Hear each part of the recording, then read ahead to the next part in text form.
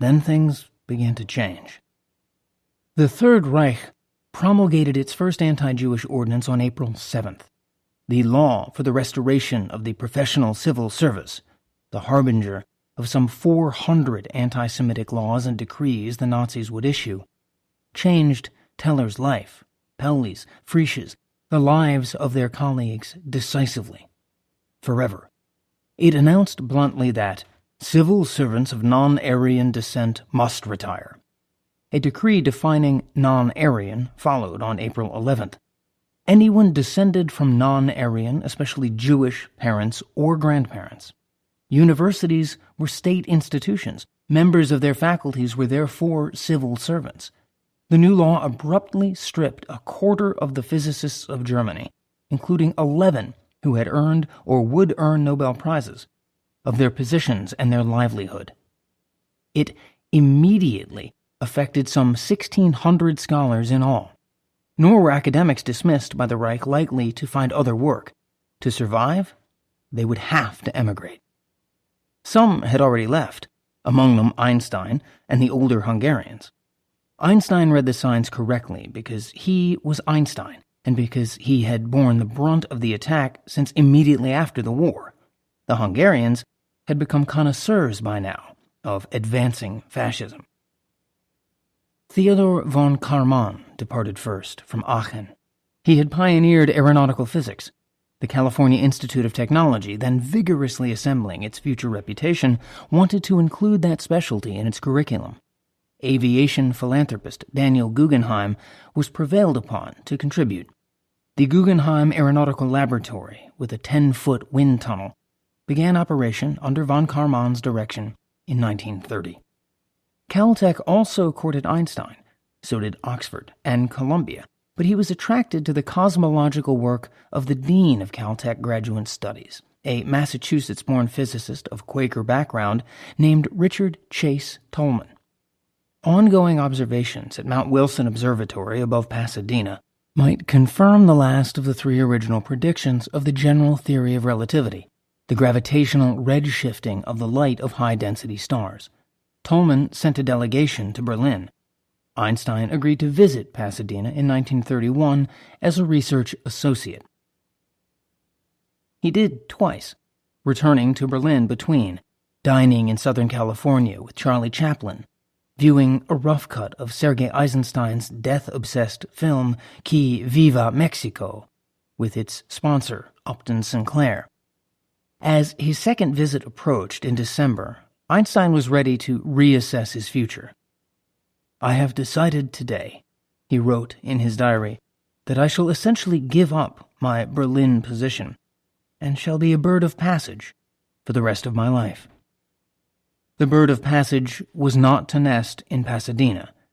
Abraham Flexner, the American educator, sought out Einstein at Caltech. Flexner was in the process of founding a new institution, not yet located or named, chartered in 1930 with a $5 million endowment. The two men strolled for most of an hour up and down the halls of the club where Einstein was staying. They met again at Oxford in May, and once more at the Einstein's summer house at Kaputh outside Berlin in June. "We sat then on the veranda and talked until evening," Flexner recalled, "when Einstein invited me to stay to supper. After supper, we talked until almost 11.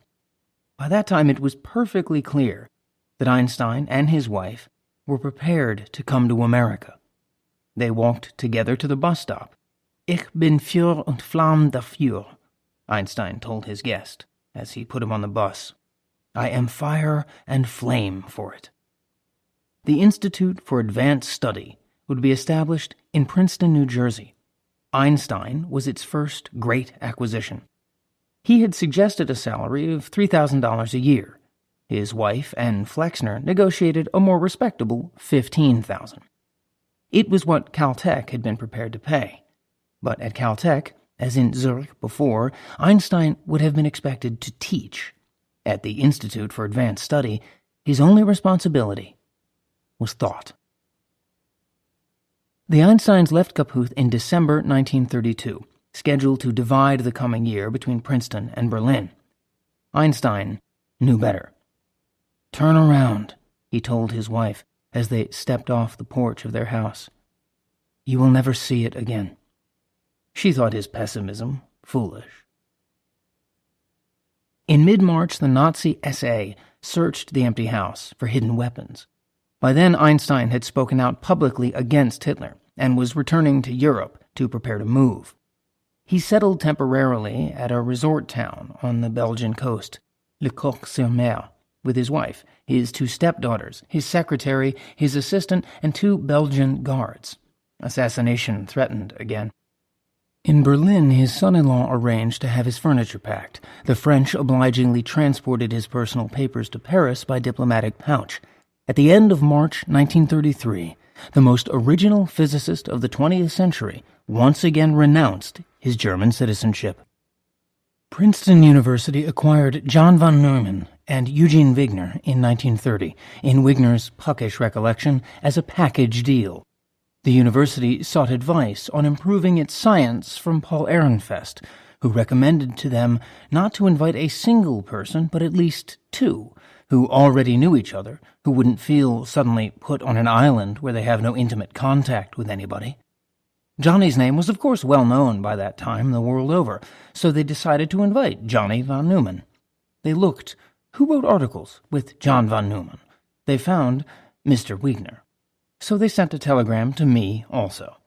In fact, Wigner had already earned a high reputation in a recondite area of physics known as group theory, about which he published a book in 1931. He accepted the invitation to Princeton to look it over and perhaps look America over as well. There was no question in the mind of any person that the days of foreigners in Germany, particularly with Jewish ancestry, were numbered. It was so obvious that you didn't have to be perceptive. It was like, well, it will be colder in December. Yes, it will be. We know it well. Leo Szilard in Berlin debated his future in a musing letter to Eugene Wigner, written on October 8, 1932. He was apparently still trying to organize his Bund. The knowledge had got into his blood that he had work to accomplish, at the moment, more noble than science, he wrote. Bad luck, it couldn't be distilled out again. He understood he wasn't allowed to complain if such work commanded no office space in the world. He was considering a professorship in experimental physics in India, since it would be essentially only a teaching post and he could therefore turn his creative energies elsewhere. Only the gods knew what might be available in Europe or on the American coast between Washington and Boston, places he might prefer, so he perforce might go to India. In any case, until he found a position, he would at least be free to do science without feeling guilty. Szilard promised to write Wigner again when he had an actual program. He did not yet know that his actual program would be organizing the desperate rescue. He parked his bags at the Harnack House in Dahlem and sat down with Lise Meitner to talk about doing nuclear physics at the Kaiser Wilhelm Institute. She had Hahn, and Hahn was superb, but he was a chemist. She could use a jack-of-all-trades like Szilard. But the collaboration was not to be. Events moved too quickly. Szilard took his train from Berlin, the train that proved him, if not more clever than most people, at least a day earlier. That was close to the 1st of April, 1933. If Pauli, safe behind the lines in Zurich, had misread events before, he was clear enough once the new law was announced. Walter Elsasser, among the first to leave, chose neutral Switzerland and trained for Zurich and homed on the physics building at the Polytechnic. On entering the main door of this building, one faces a broad and straight staircase leading directly to the second floor. Before I could take my first step on it, there appeared at the top of the stairs the moon face of Wolfgang Pauli, who shouted down, "Elsasser," he said, "you are the first to come up these stairs. I can see how in the months to come there will be many, many more to climb up here." The idea of a German dictatorship was no longer Quatsch. Long-standing anti-Semitic discrimination in academic appointments weighted the civil service law dismissals in favor of the natural sciences. fields of study that had evolved more recently than the older disciplines of the liberal arts, that German scholarship had looked down upon as materialistic, and that had therefore proved less impenetrable to Jews. Medicine incurred 423 dismissals, physics 106, mathematics 60. In the physical and biological sciences other than medicine, an immediate total of 406 scientists. The University of Berlin and the University of Frankfurt each lost a third of its faculty. The promising young theoretical physicist Hans Bethe, then at Tübingen, first heard of his dismissal from one of his students, who wrote him to say he read of it in the papers and wondered what he should do. Bethe thought the question impertinent. It was he who had been dismissed, not the student, and asked for a copy of the news story. Hans Geiger was professor of experimental physics at Tübingen at the time, having moved there from Berlin. When Bethe joined the faculty as a theoretician in November 1932, Geiger explained his experiments to me, and in other ways made a lot of me, so all seemed to be well on the personal level. Sensibly then, Bethe wrote the vacationing Geiger for advice. He wrote back a completely cold letter, saying that with the changed situation it would be necessary to dispense with my further services. Period. There was no kind word, no regret, nothing. A few days later the official notice arrived. Bethe, at 27, was sturdy, indefatigable, a skier and mountain climber, exceptionally self-confident in physics, if still socially diffident. His eyes were blue, his features Germanic, his thick, dark brown hair, cut short, stood up on his head like a brush. His custom of plowing through difficulties eventually won Bethe comparison with a battleship, except that this particularly equable vessel usually boomed with laughter. He had already published important work. Born in Strasbourg on July 2, 1906, Bethe moved during childhood to Kiel and then to Frankfurt, as his father, a university physiologist, achieved increasing academic success. He did not think of himself as a Jew. I was not Jewish. My mother was Jewish. And until Hitler came, that made no difference whatever. His father's background was Protestant and Prussian. His mother was the daughter of a Strasbourg professor of medicine. He counted 2 Jewish grandparents, more than enough to trigger the Tübingen dismissal. Bethe began university studies at Frankfurt in 1924. 2 years later, recognizing his gift for theoretical work, his advisor sent him to Arnold Sommerfeld in Munich. Sommerfeld had trained nearly a third of the full professors of theoretical physics in the German-speaking world. His protégés included Max von Laue, Wolfgang Pauli, and Werner Heisenberg. The American chemist Linus Pauling came to work with Sommerfeld while Bethe was there, as did the German Rudolf Peierls and American Edward U. Condon and I. Rabbi. Edward Teller arrived from Karlsruhe in 1928, but before the relationship between the two young men could develop into friendship, Teller was incapacitated in a streetcar accident, his right foot severed just above the ankle. By the time the amputation healed, Sommerfeld had gone off on a 60th birthday trip around the world, leaving Bethe, who had just passed his doctoral examinations, to look for a job on his own. Missing Sommerfeld, Teller chose to move on to Leipzig to study with Heisenberg. Bethe went to the Cavendish on a Rockefeller Fellowship, then to Rome before accepting appointment at Tübingen. Since Geiger refused to help challenge his Tübingen dismissal, Bethe appealed to Munich. Sommerfeld immediately replied, "You are most welcome here. I will have your fellowship again for you. Just come back." After a time in Munich, Bethe was invited to Manchester, then to Copenhagen to work with Bohr.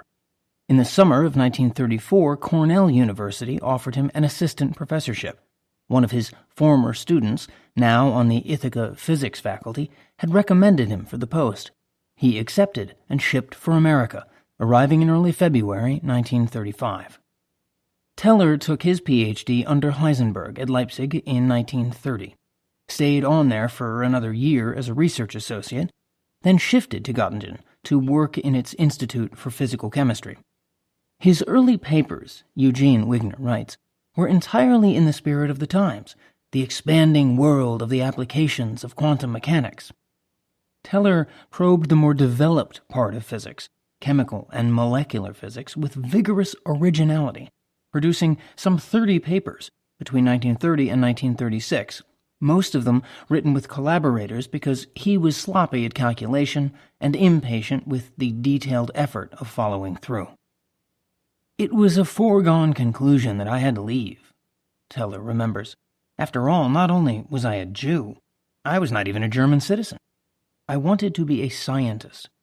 The possibility to remain a scientist in Germany and to have any chance of continuing to work had vanished with the coming of Hitler. I had to leave, as many others did, as soon as I could.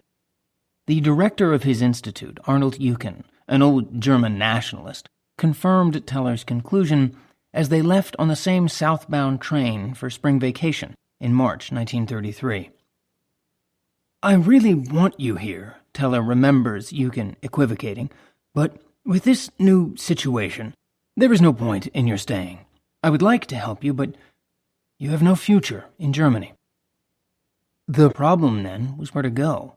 Back in Göttingen, after a tense confrontation with his parents in Budapest, they wanted him to stay in Hungary, Teller sat down to apply for a Rockefeller Fellowship to Copenhagen to work with Bohr. In Hamburg, Otto Frisch decided he would have to take Hitler seriously after all.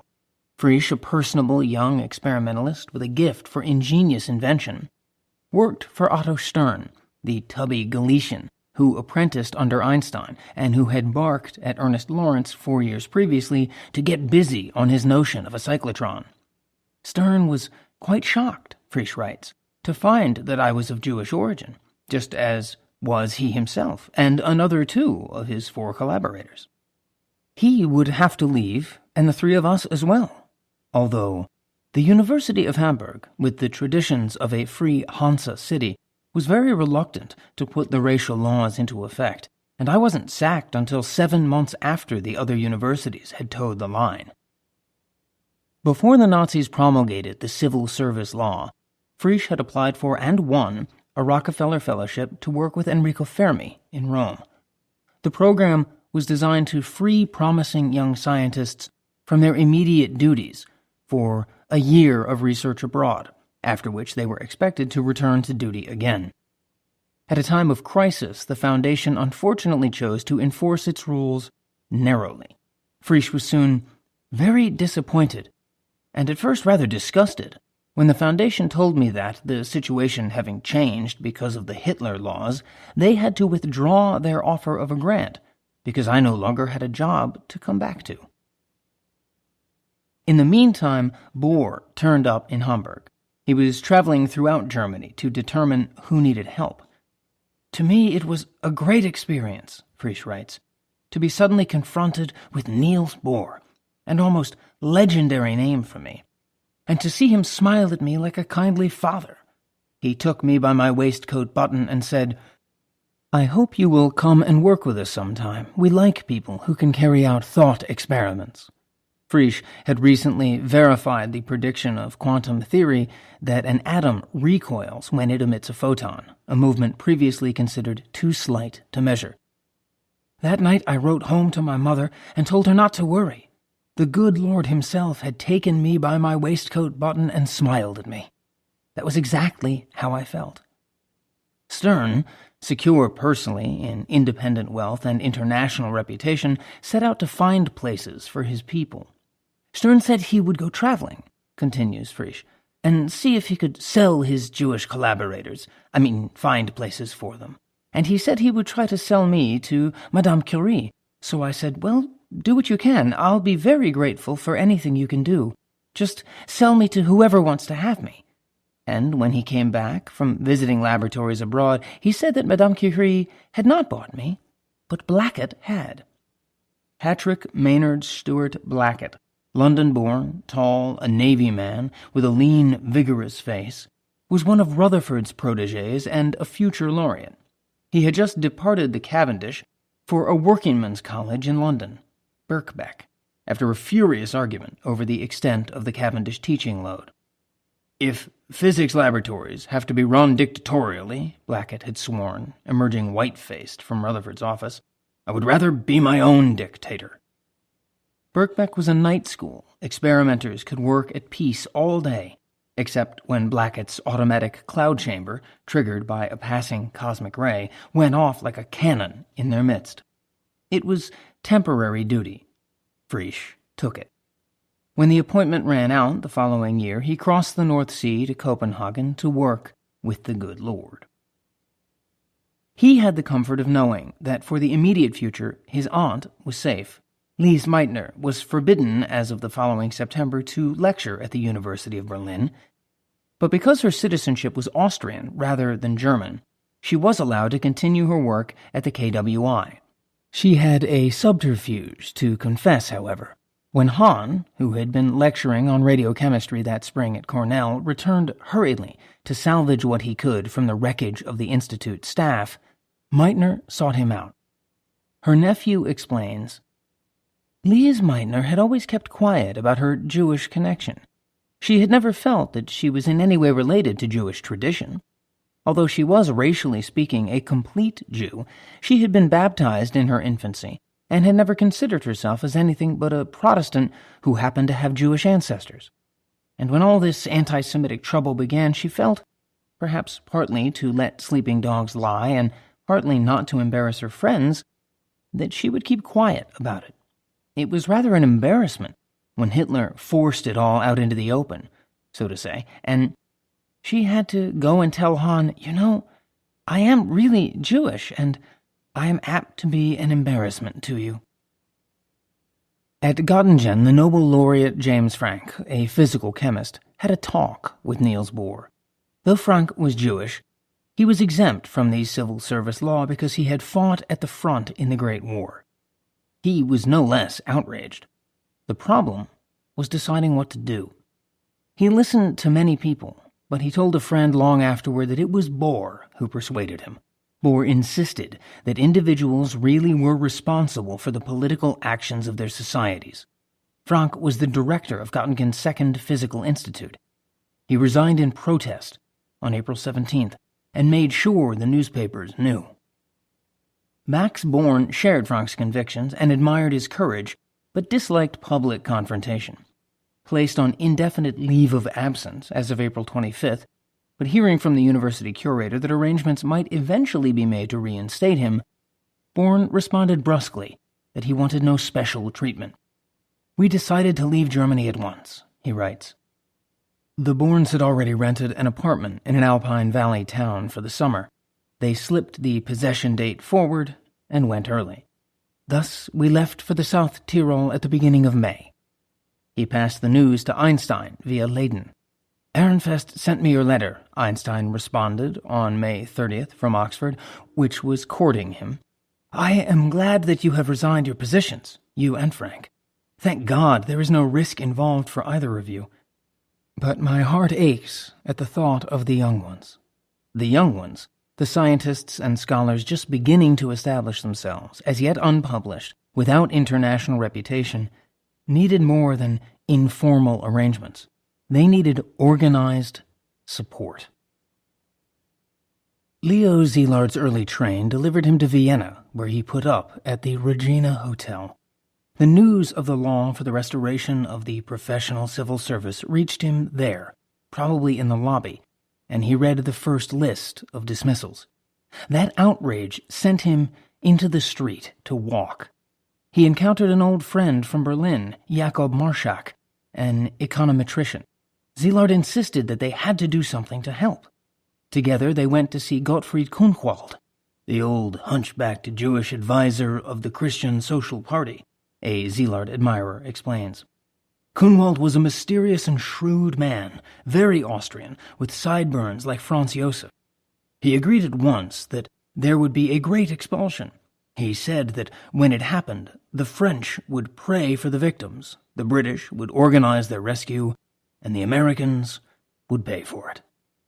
Kuhnwald sent the conspirators to a German economist then visiting Vienna.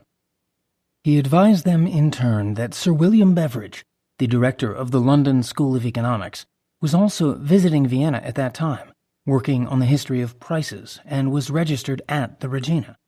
Szilard bearded the Englishman in his room and found he had not yet thought further than the modest charity of appointing one dismissed economist to the school.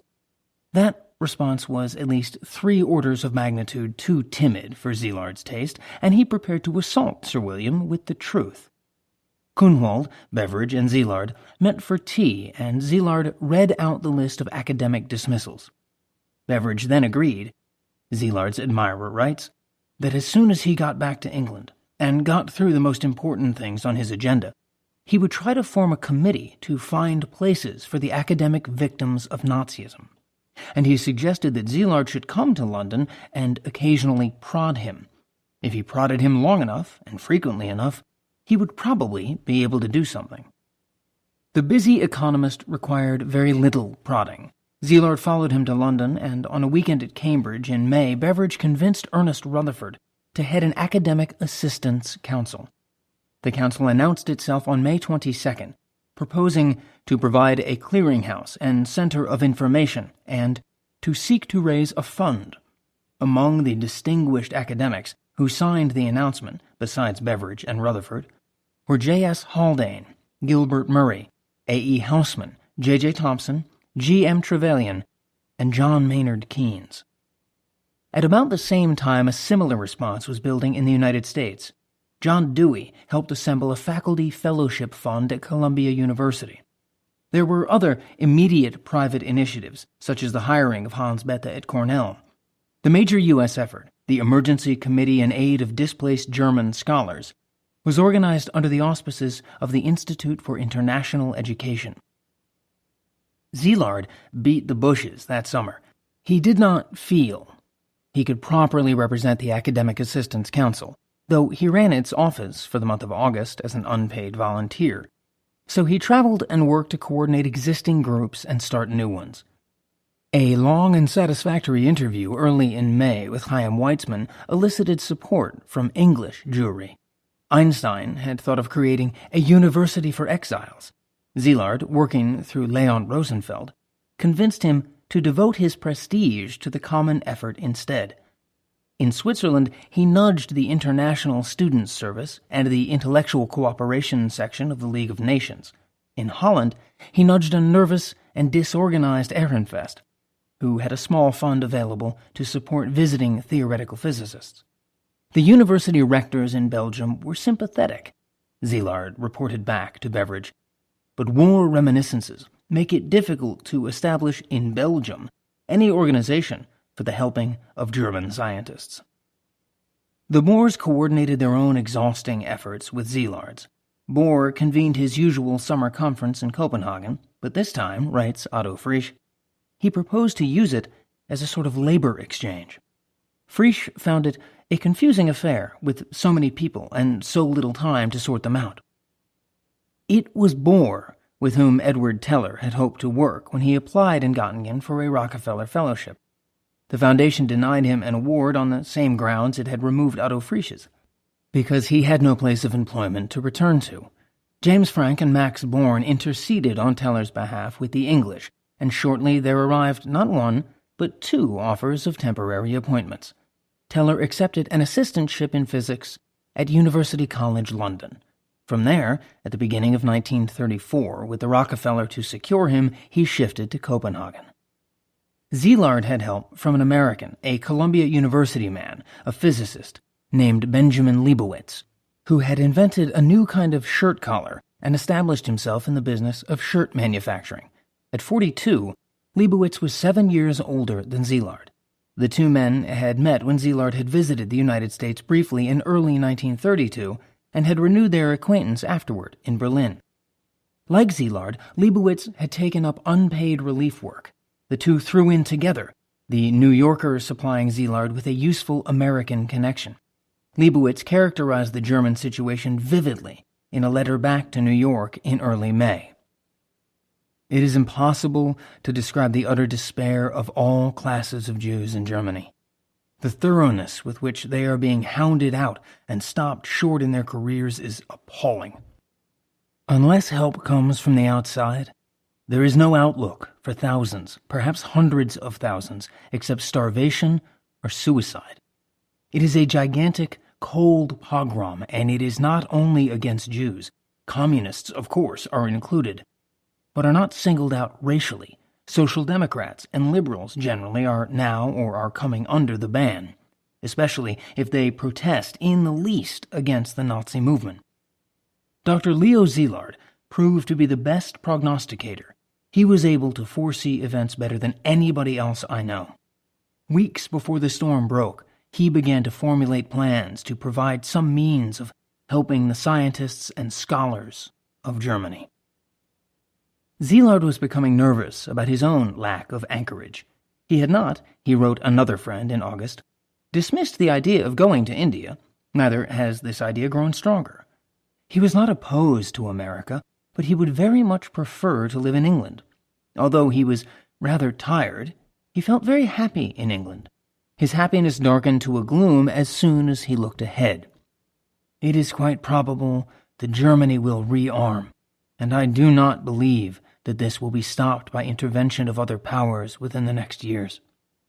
Therefore, it is likely to have in a few years 2 heavily armed antagonistic groups in Europe, and the consequence will be that we shall get war automatically, probably against the wish of either of the parties.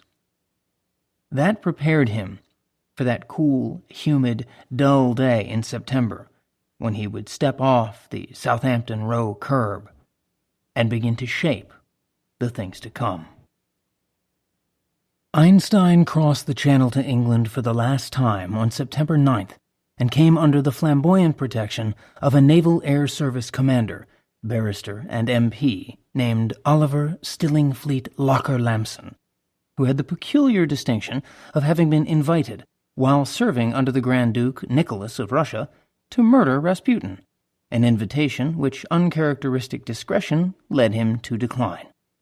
Locker-Lamson sent the distinguished physicist off the next morning to a vacation house isolated on moorlands on the east coast of England. Einstein had left Belgium at his wife's insistence. She feared for his life. While she organized their emigration, he settled in at Rotten Heath, walking the moors, talking to the goats, he said. There he learned of the suicide of Paul Ehrenfest, one of his oldest and closest friends, on September 25th. Ehrenfest had tried to kill his youngest son and blinded him, and then killed himself. The largest public event of the rescue was a mass meeting in Royal Albert Hall, the great circular auditorium in London below Kensington Gardens. Einstein was the featured speaker, and therefore all the hall's 10,000 seats were filled and the aisles crowded. Ernest Rutherford came down from Cambridge to chair the event. Afterward, Einstein packed his bags and left for America, joining his wife on the Westernland when it stopped at Southampton on its way from Antwerp to New York on October 7th. The mass meeting had been meant to raise money. It raised very little. Cambridge physicist P.B. Moon remembers Rutherford's frustration. He did a very great deal for the refugees from Hitler's Germany, finding places for some of them in his laboratory and scraping together what money he could to keep them and their families going until they could find established posts. He told me that one of them had come to him and said he had discovered something or other. I stopped him short and said, "Plenty of people know that." "But you know, Moon, these chaps are living on the smell of an oil rag. They've got to push themselves forward."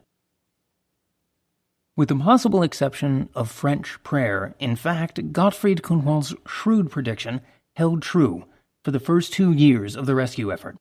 The British alone nearly equaled the rest of the world in temporary appointments, and American contributions, largely from foundations like the Rockefeller, matched the rest dollar for dollar.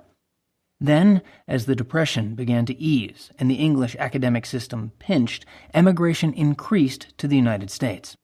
Under official emergency committee auspices, 30 scientists and scholars arrived in 1933, 32 in 1934, only 15 in 1935, but 43 came in 1938, 97 in 1939, 59 in 1940, 50 in 1941. Nor were many of these physicists. With their international network of friendships and acquaintances, the physicists were better able than most to provide for each other. About 100 refugee physicists emigrated to the United States between 1933 and 1941. Princeton, Einstein reported to his friend Elizabeth, the Queen of Belgium, is a wonderful little spot, a quaint and ceremonious village of puny demigods on stilts. Yet, by ignoring certain social conventions, I have been able to create for myself an atmosphere conducive to study and free from distraction.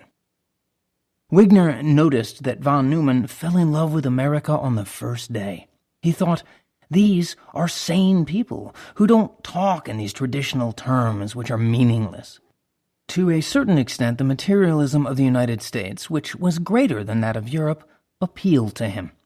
When Stanislaw Ulam arrived in Princeton in 1935, he found von Neumann comfortably ensconced in a large and impressive house. A black servant let me in. The von Neumanns gave 2 or 3 parties a week. These were not completely carefree, Ulam notes. The shadow of coming world events pervaded the social atmosphere. Ulam's own enthusiasm for America, formulated a few years later when he was a junior fellow at Harvard, was tempered with a criticism of the extreme weather. I used to tell my friends that the United States was like the little child in a fairy tale, at whose birth all the good fairies came bearing gifts, and only one failed to come. It was the one bringing the climate.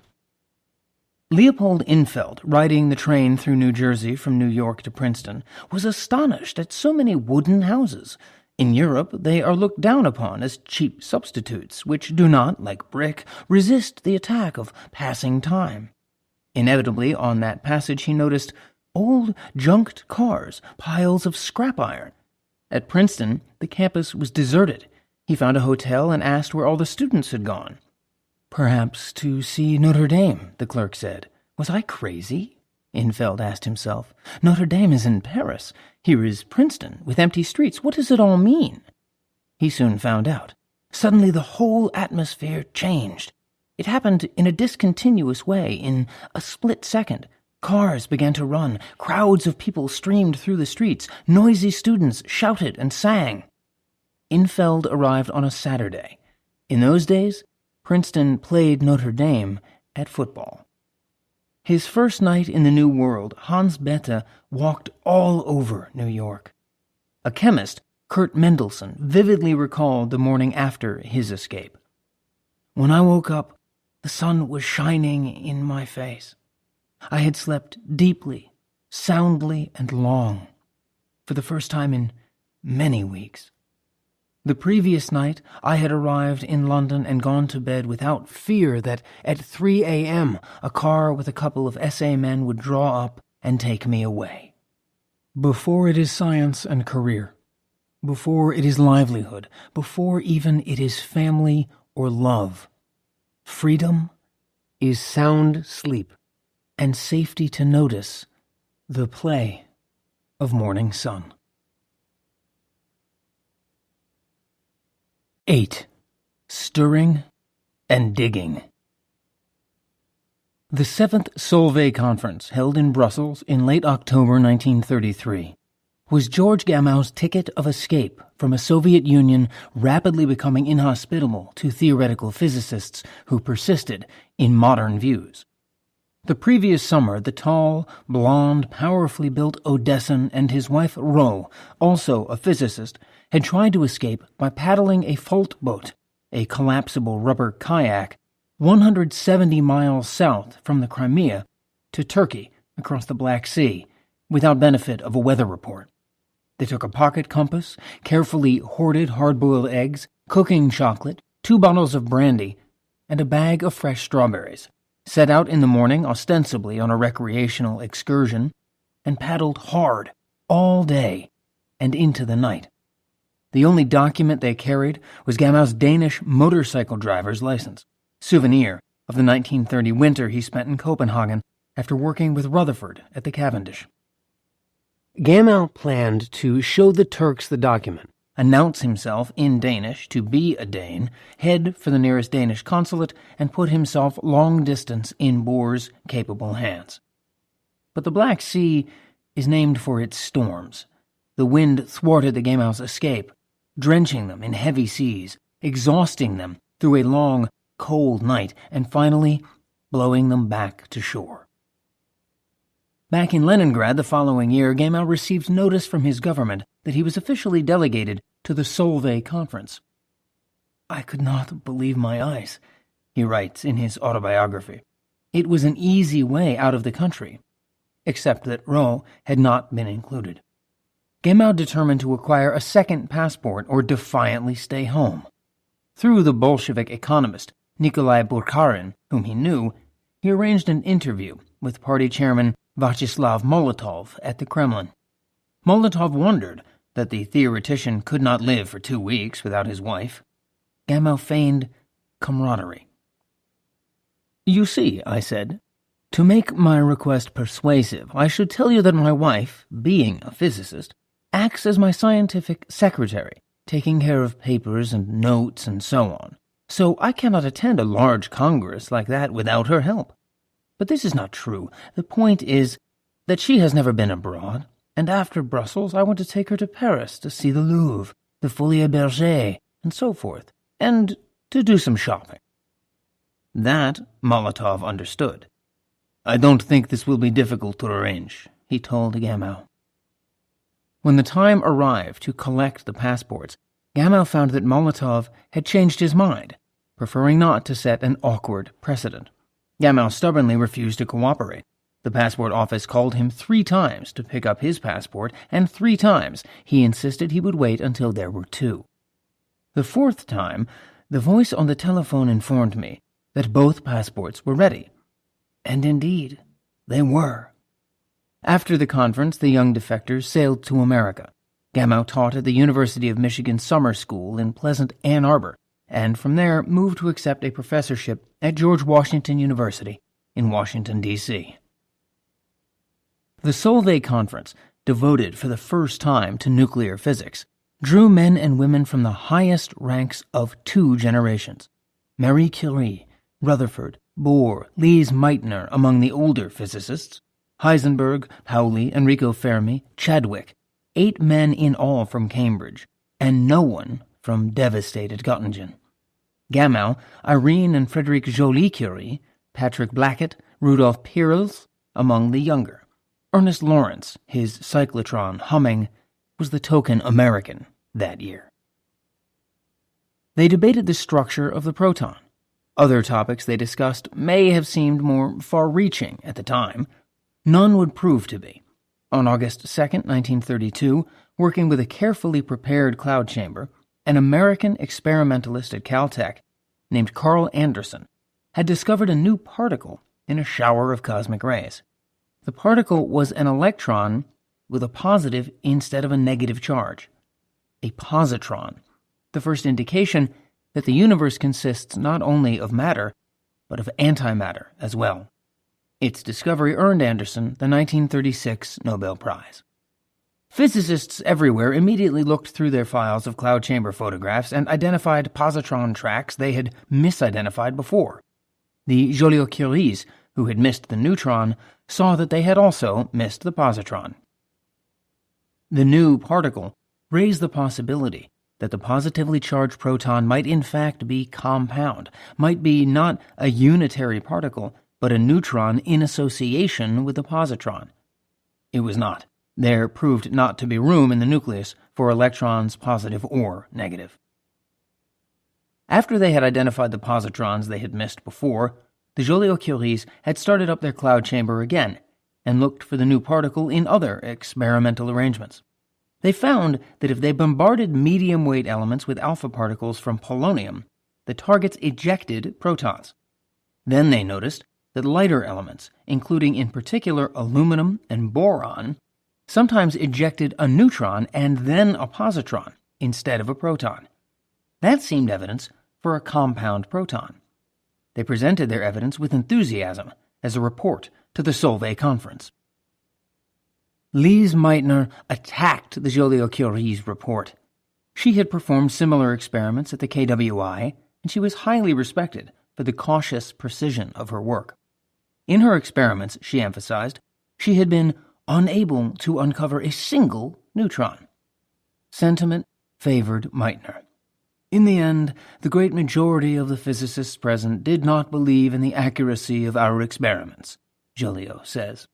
After the meeting, we were feeling rather depressed. Fortunately, the theoreticians intervened, but at that moment, Professor Niels Bohr took us aside and told us he thought our results were very important. A little later, Pauli gave us similar encouragement. The Joliot-Curies returned to Paris, determined to settle the issue, once and for all. Husband and wife were then 33 and 36 years old, with a small daughter at home. They sailed and swam together in summer, skied together in winter, worked together efficiently in the laboratory in the Latin Quarter on the Rue Pierre-Curie. Irene had succeeded her mother as director of the Radium Institute in 1932. The long-widowed pioneer was mortally ill with leukemia, induced by too many years of exposure to radiation. It seemed likely that the appearance of neutrons and positrons rather than protons might depend on the energy of the alpha particles attacking the target. The Joliot-Curies could test that possibility by moving their polonium source away from the target, slowing the alphas by forcing them to batter their way through longer ranges of air. Joliot went to work. Without question, he was seeing neutrons. When he shifted the polonium away from the aluminum foil target, the emission of neutrons ceased altogether when a minimum velocity was reached. But something else happened then to surprise him.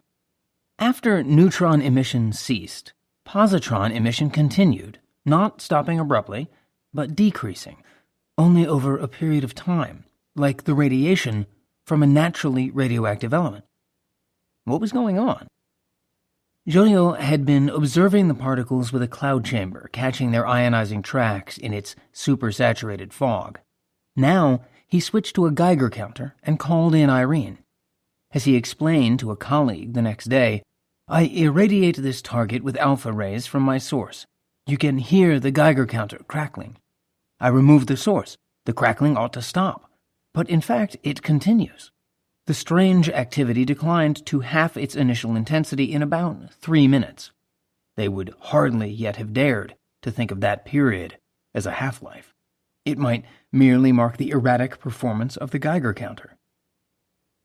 A young German physicist who specialized in Geiger counters, Wolfgang Gentner, was working at the institute that year. Joliot asked him to check the lab instruments. The couple went off to a social evening they could find no excuse to avoid.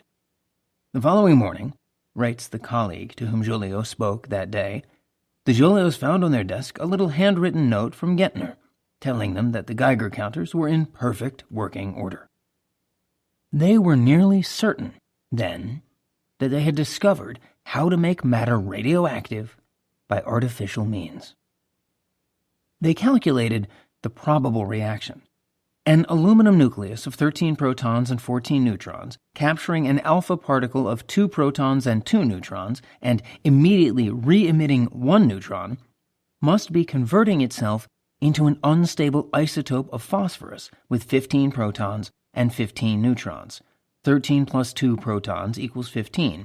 14 plus 2 minus 1 neutrons equals 15. The phosphorus then probably decayed to silicon, 14 protons, 16 neutrons. The 3-minute period was the half-life of that decay. They could not chemically trace the infinitesimal accumulation of silicon. Joliot explained why in 1935, when he and his wife accepted the Nobel Prize in Chemistry for their discovery. The yield of these transmutations is very small, and the weights of elements formed are less than 10 to the negative 15 grams, representing at most a few million atoms. Too few to find by chemical reaction alone. But they could trace the radioactivity of the phosphorus with a Geiger counter. If it did indeed signal the artificial transmutation of some of the aluminum to phosphorus, they should be able to separate the two different elements chemically. The radioactivity would go with the new phosphorus and leave the untransmuted aluminum behind. But they needed a definitive separation that could be carried out within 3 minutes before the faint induced radioactivity faded below their Geiger counter's threshold. The request perplexed a chemist in a nearby laboratory. "Never having envisaged chemistry from that point of view," says Joliot. But he contrived the necessary procedure. The Joliot-Curies irradiated a piece of aluminum foil, dropped it into a container of hydrochloric acid, and covered the container. The acid dissolved the foil, producing, by reaction, gaseous hydrogen, which should carry the phosphorus with it out of the solution. They drew off the gas into an inverted test tube. The dissolved aluminum fell silent then, but the gas made the Geiger counter chatter. Whatever was radioactive had been carried along. A different chemical test proved that the radioactive substance was phosphorus. Joliot bounded like a boy. The discovery might serve as an offering to Irene's ailing mother, who had prepared the daughter and sponsored the son-in-law. "Marie Curie saw our research work, and I will never forget the expression of intense joy which came over her when Irene and I showed her the first artificially radioactive element in a little glass tube. I can still see her taking in her fingers, which were already burnt with radium, this little tube containing the radioactive compound, as yet one in which the activity was very weak. To verify what we told her, she held it near a Geiger-Müller counter, and she could hear the rate meter giving off a great many clicks. This was doubtless the last great satisfaction of her life." The Joliot-Curies reported their work, one of the most important discoveries of the century, Emilio Segre says in his History of Modern Physics, in the Comptes Rendus on January 15, 1934, and in a letter to Nature dated 4 days later. "These experiments give the first chemical proof of artificial transmutation," they concluded proudly. Rutherford wrote them within a fortnight. "I congratulate you both on a fine piece of work, which I am sure will ultimately prove of much importance." He had tried a number of such experiments himself, he said, but without any success. High praise from the master of experiment. They had demonstrated that it was possible not only to chip pieces off the nucleus, as Rutherford had done, but also to force it artificially to release some of its energy in radioactive decay.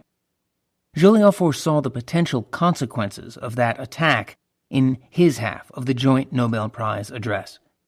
Given the progress of science, he said, "We are entitled to think that scientists, building up or shattering elements at will, will be able to bring about transmutations of an explosive type.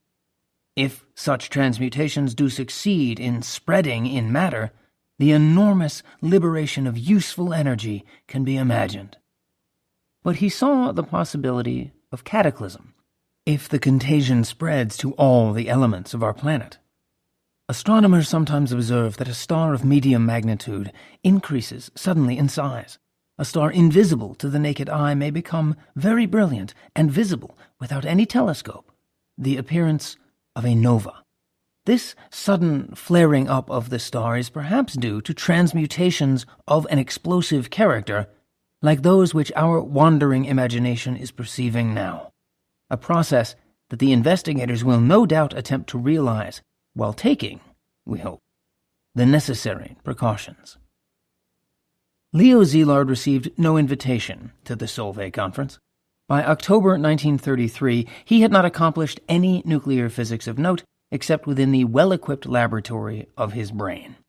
In August, he had written a friend that he was spending much money at present for traveling about, and earn, of course, nothing, and cannot possibly go on with this for very long.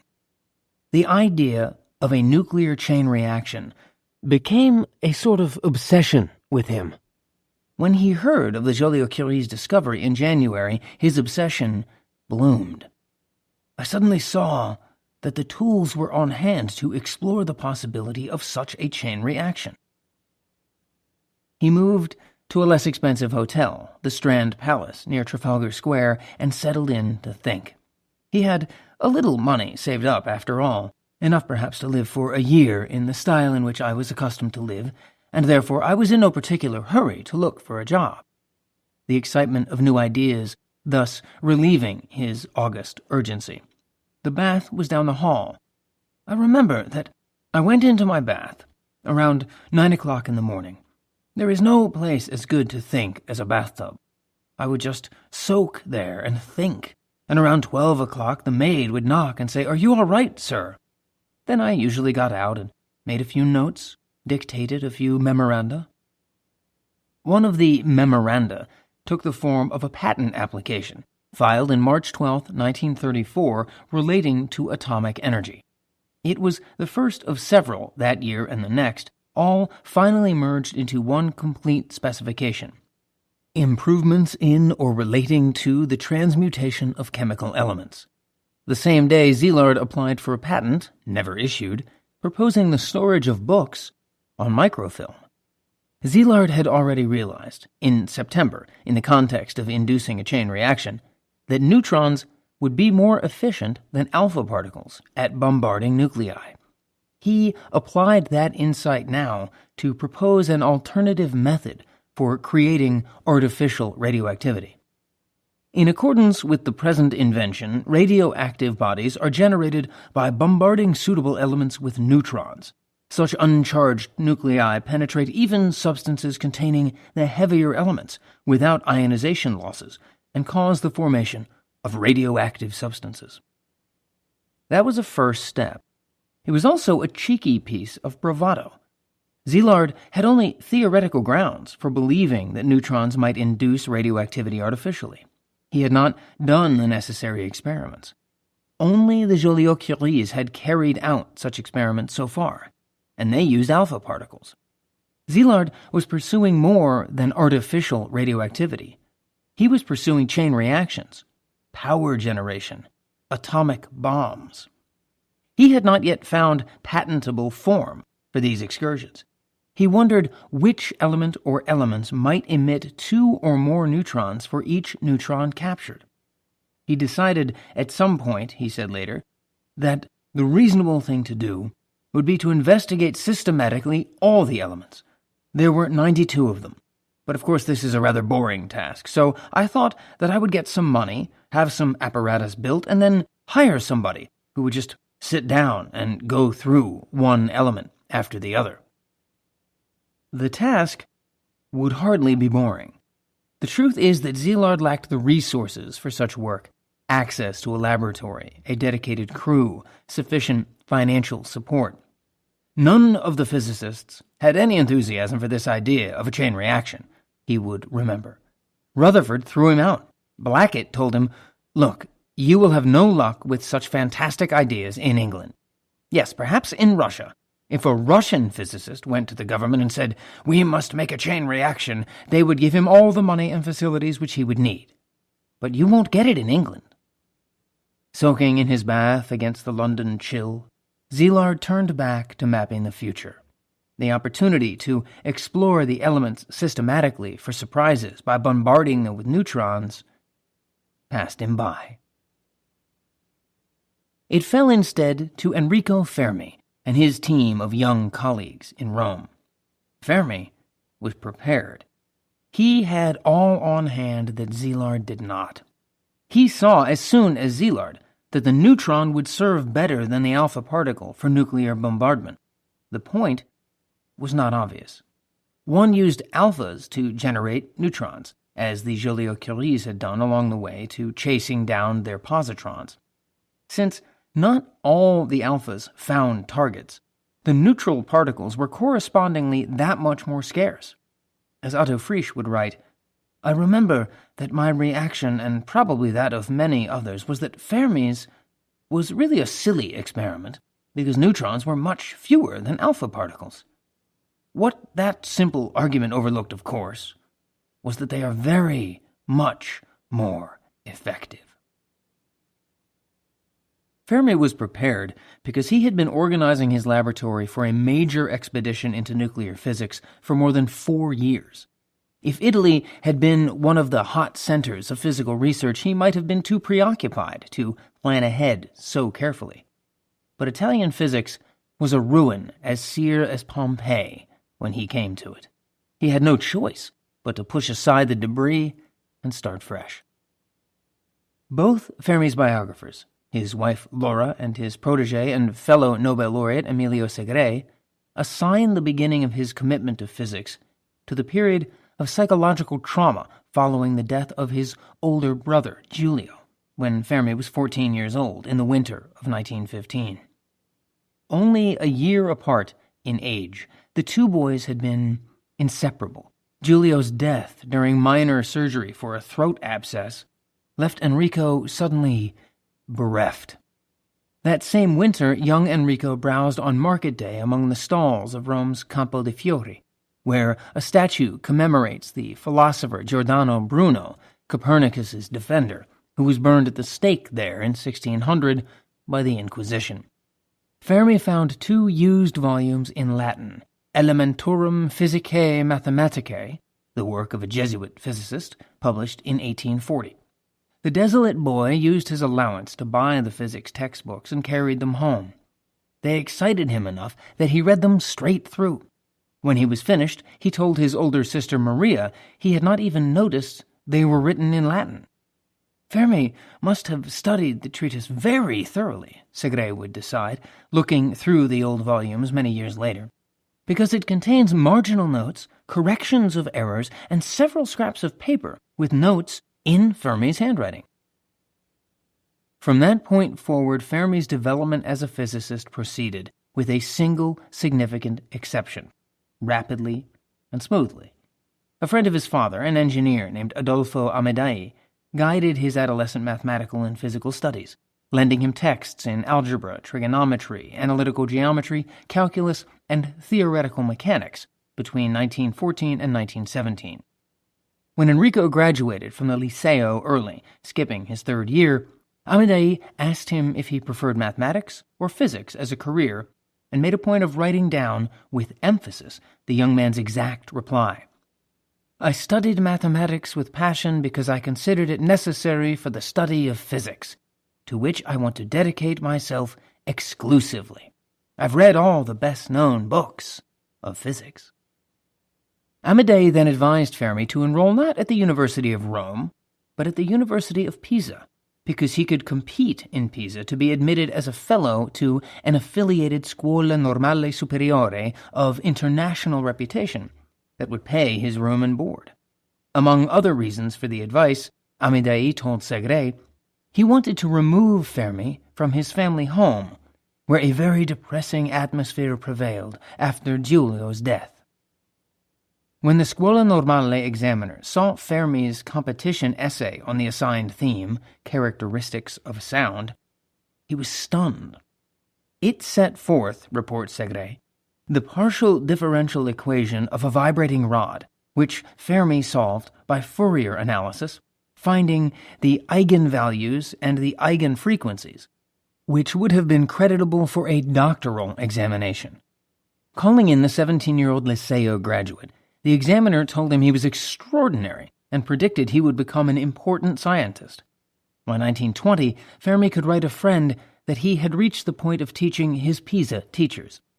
"In the physics department, I am slowly becoming the most influential authority. In fact, one of these days, I shall hold, in the presence of several magnates, a lecture on quantum theory, of which I'm always a great propagandist." He worked out his first theory of permanent value to physics while he was still a student in Pisa, a predictive deduction in general relativity. The exception to his rapid progress came in the winter of 1923, when Fermi won a postdoctoral fellowship to travel to Göttingen to study under Max Born. Wolfgang Pauli was there then, and Werner Heisenberg, and the brilliant young theoretician Pascual Jordan. But somehow Fermi's exceptional ability went unnoticed, and he found himself ignored.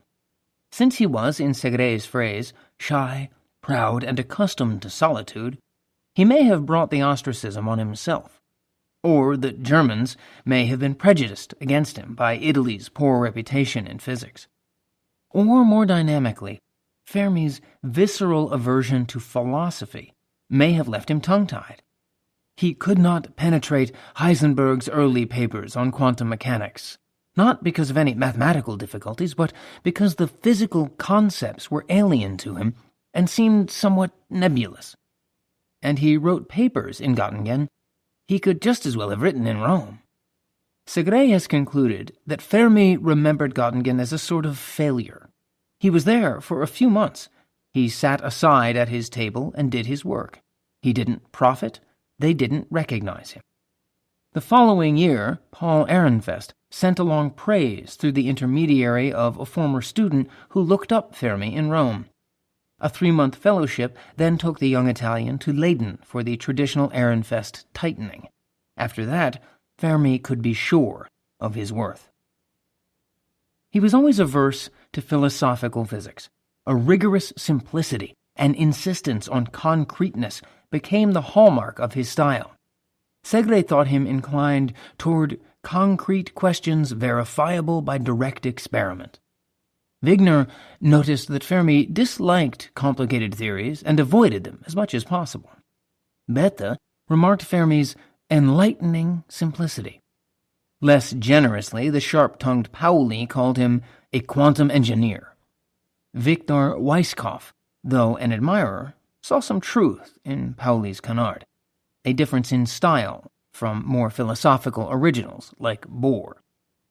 Not a philosopher, Robert Oppenheimer once sketched him. Passion for clarity. He was simply unable to let things be foggy. Since they always are, this kept him pretty active.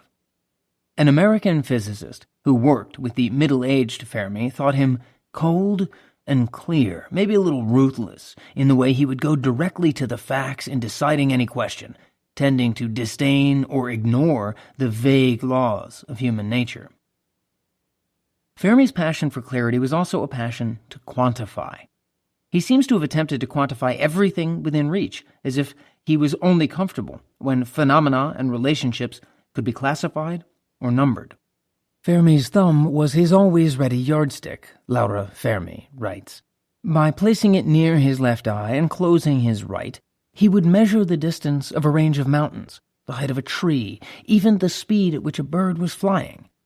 His love of classification was inborn, Laura Fermi concludes, and I have heard him arrange people according to their height, looks, wealth, or even sex appeal.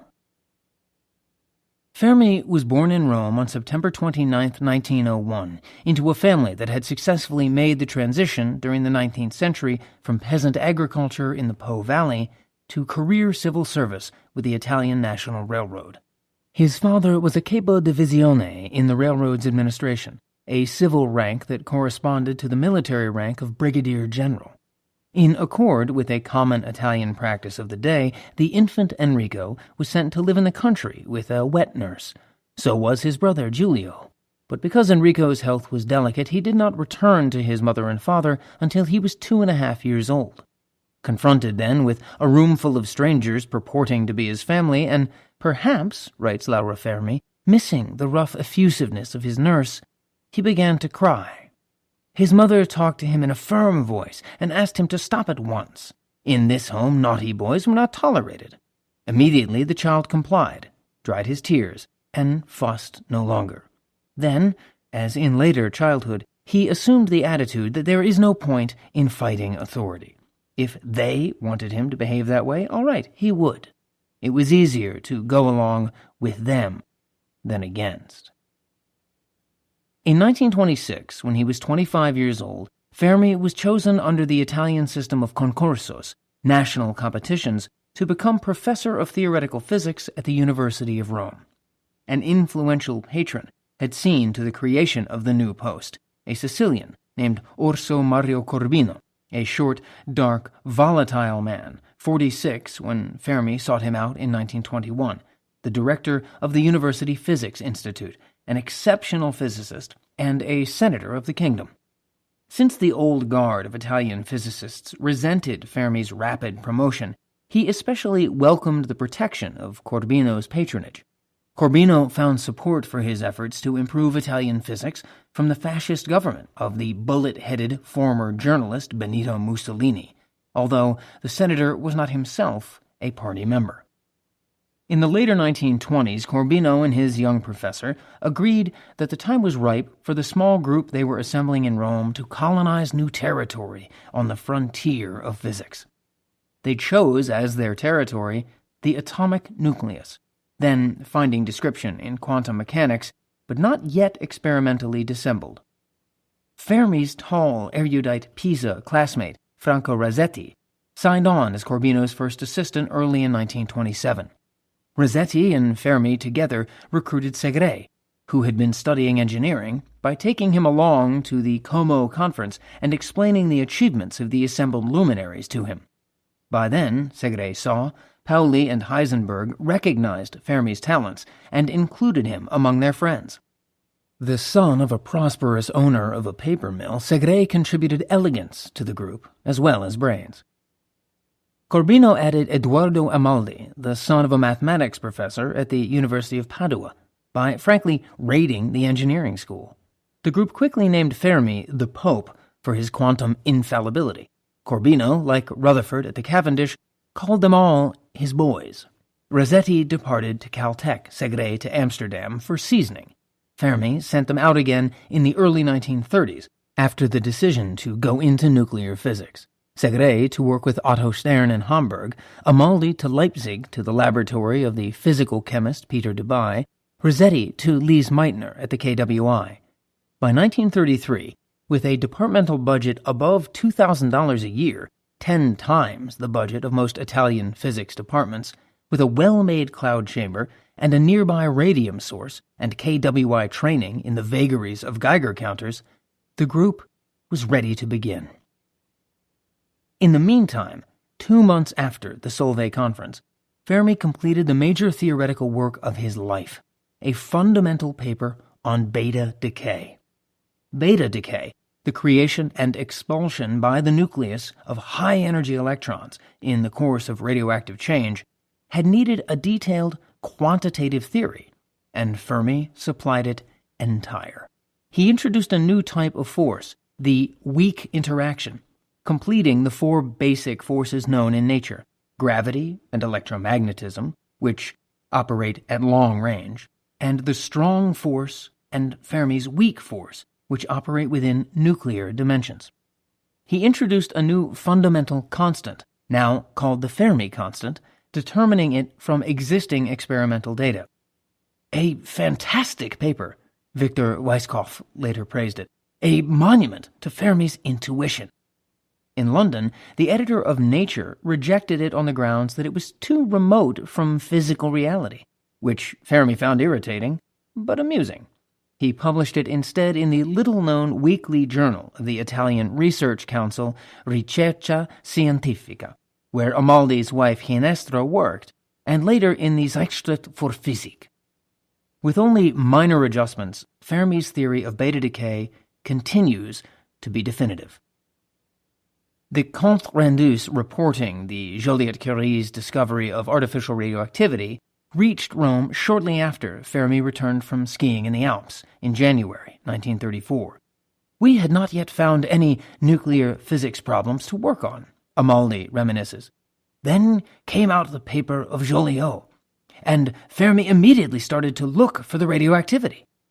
Like Szilard, Fermi saw the advantages of using neutrons. I. Rabbi catalogues those advantages in a lecture. Since the neutron carries no charge, there is no strong electrical repulsion to prevent its entry into nuclei. In fact, the forces of attraction which hold nuclei together may pull the neutron into the nucleus. When a neutron enters a nucleus, the effects are about as catastrophic as if the moon struck the Earth. The nucleus is violently shaken up by the blow, especially if the collision results in the capture of the neutron. A large increase in energy occurs and must be dissipated, and this may happen in a variety of ways, all of them interesting. When Fermi began his neutron bombardment experiments, he was 33 years old, short, muscular, dark, with thick black hair, a narrow nose, and surprisingly gray-blue eyes. His voice was deep and he grinned easily. Marriage to the petitely beautiful Laura Capon, the daughter of a Jewish officer in the Italian Navy, had encouraged him in methodical habits. He worked for several hours privately at home, arrived at the Physics Institute at 9, worked until 12:30, lunched at home, returned to the Institute at 4, and continued work until 8 in the evening, returning home then for dinner. With marriage, he had also gained weight. He and his team of young colleagues occupied the south section of the second floor of the Institute, sharing the space with Corbino and with the chief physicist of Rome's Sanità Pubblica, its health department, a generous soul named G.C. Trabacci, who lent Corbino's boys some of the instruments and supplies they needed for their experiments. In return, they cherished him, nicknaming him Divine Providence. Antonino Losordo, a frustrated old guard physicist, fended off the encroaching horde from an office at the north end of the floor. Corbino and his family lived above, the residence overlooking a private garden in back with a goldfish pond as its focus. The first floor served students. The basement held electrical generators and a lead-lined safe for the Sanita's gram of radium, worth 670,000 lira, about $34,000, in that year of its most historic use. Glass pipes passed through a wall of the special safe to carry radon, formed in the decay of radium, to a compact extraction plant, a modest refinery of glass pipe towers that purified and dried the radioactive gas. The residential upper story of the Institute, contracted above the longer lower floors to make room at one end for the dome of a small rotunda, was roofed with tile. The location of the building in a small park on a hill near the central part of Rome was convenient and beautiful at the same time. Segre recalls, the garden, landscaped with palm trees and bamboo thickets, with its prevailing silence, except at dusk when gatherings of sparrows populated the greenery, made the Institute a most peaceful and attractive center of study. A gravel path that shone white in the golden Roman sun led down to the Via Panisperna. As usual, Fermi hewed the neutron experiments by hand. In February and early March, he personally assembled crude Geiger counters from aluminum cylinders acquired by cutting the bottoms off tubes of medicinal tablets. Wired, filled with gas, their ends sealed and leads attached, the counters were slightly smaller than rolls of breath mints and 100 times less efficient than modern commercial units. But with Fermi to operate them, they served. While he built Geiger counters, he asked Rossetti to prepare a neutron source in the form of polonium evaporated into beryllium. Since polonium emits relatively low-energy alpha particles, the resulting source emitted relatively few neutrons per second, and Fermi and Rossetti irradiated several samples without success. At that point, Rossetti, showing a surprising lack of eagerness for a historic experiment, went off to Morocco for Easter vacation. Fermi cast about for some way to acquire a stronger neutron source. The rationale for using polonium in the first place, in Paris and Cambridge and Berlin as well as in Rome, had been that a stronger alpha emitter like radon also emitted strong beta and gamma radiation, which disturbed the instruments and interfered with measurements. Fermi realized suddenly that since he was trying to observe a delayed effect, he was measuring only after he removed the neutron source in any case, and therefore any beta and gamma radiation wouldn't matter, and he could use radon. Trabacci had the radon to spare and willingly dispensed it. With a half-life of only 3.82 days, it was perishable in any case, and his glowing gram of radium continually exhaled a fresh draft. To the basement of the Physics Institute on the Via Panisperna, in his gray lab coat, in mid-March, Fermi thus carried a snippet of glass tubing no larger than the first joint of his little finger. It was flame-sealed at one end and partly filled with powdered beryllium. He set the sealed end of this capsule into a container of liquid air.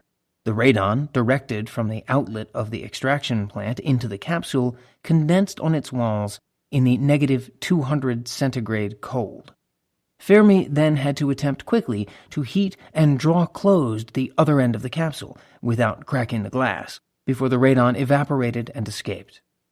When he succeeded, he finished preparing the neutron source by dropping it into a 2-foot length of glass tubing of larger diameter and sealing it into the far end, so that it could be handled at a distance safe from dangerous exposure to its gamma rays.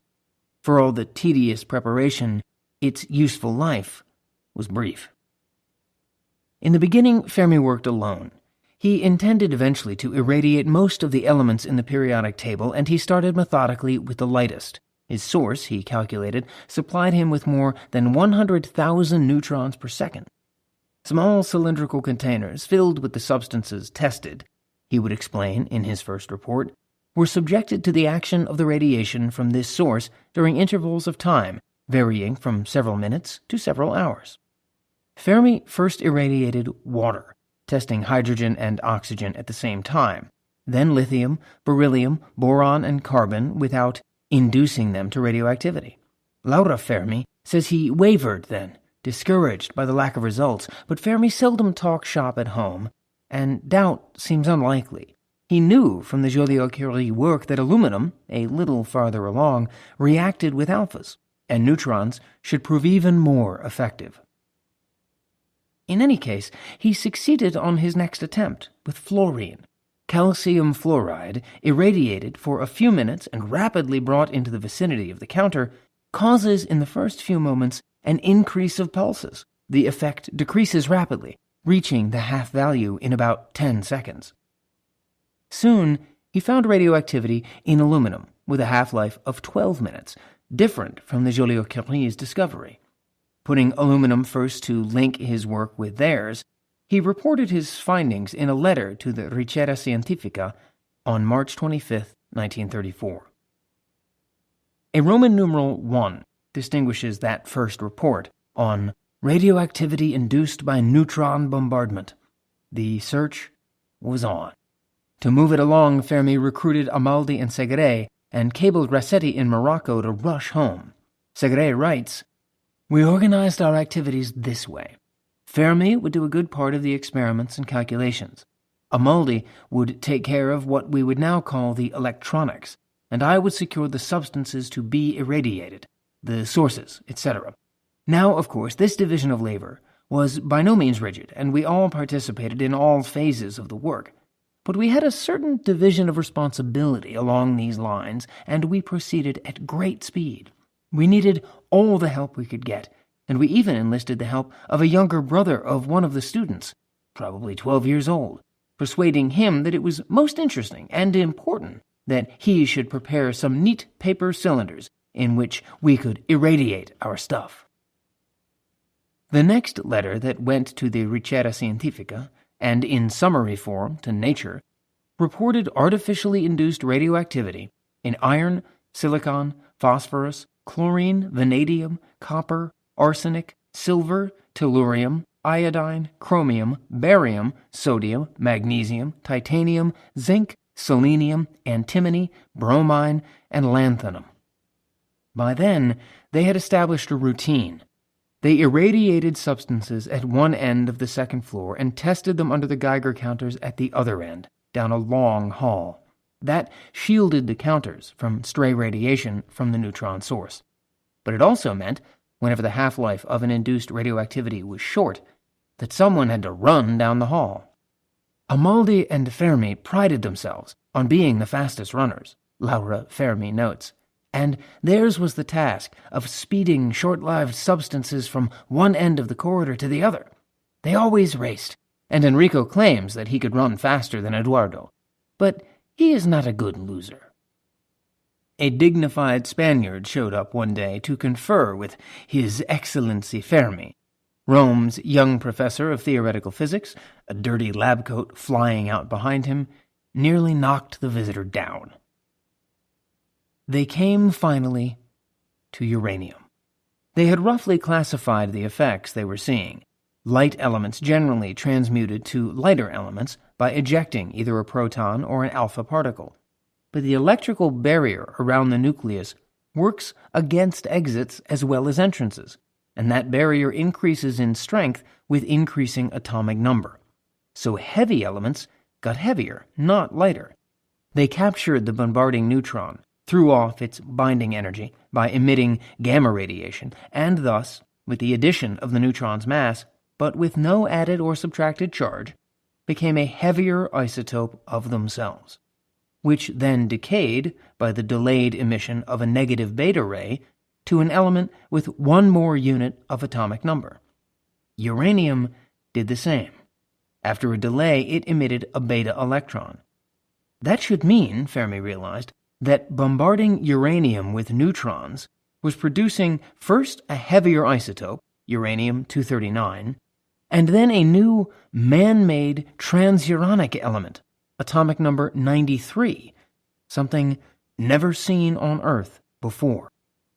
It was necessary to purify their uranium sample, uranium nitrate in solution, a light yellow liquid, of the obscuring beta activity its natural decay products gave off.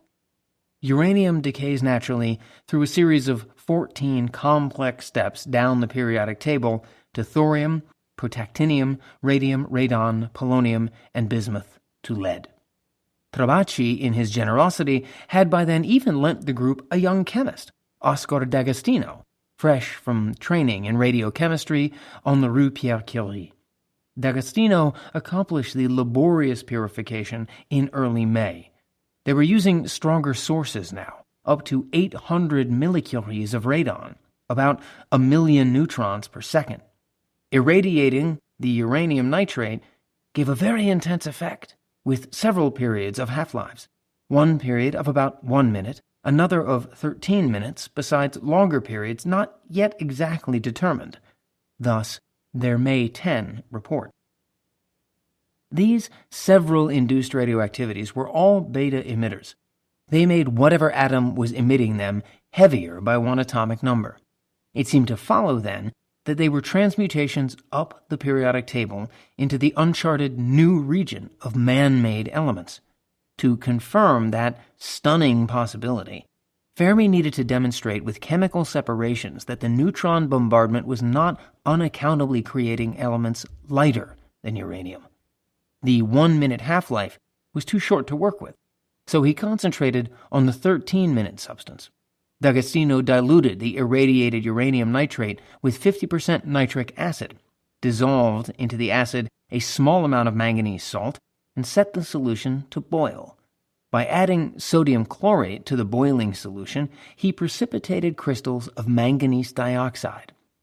When he filtered the crystals from the solution, the radioactivity went with the manganese, much as the radioactivity in the Joliot-Curies had induced in aluminum went off with the hydrogen gas.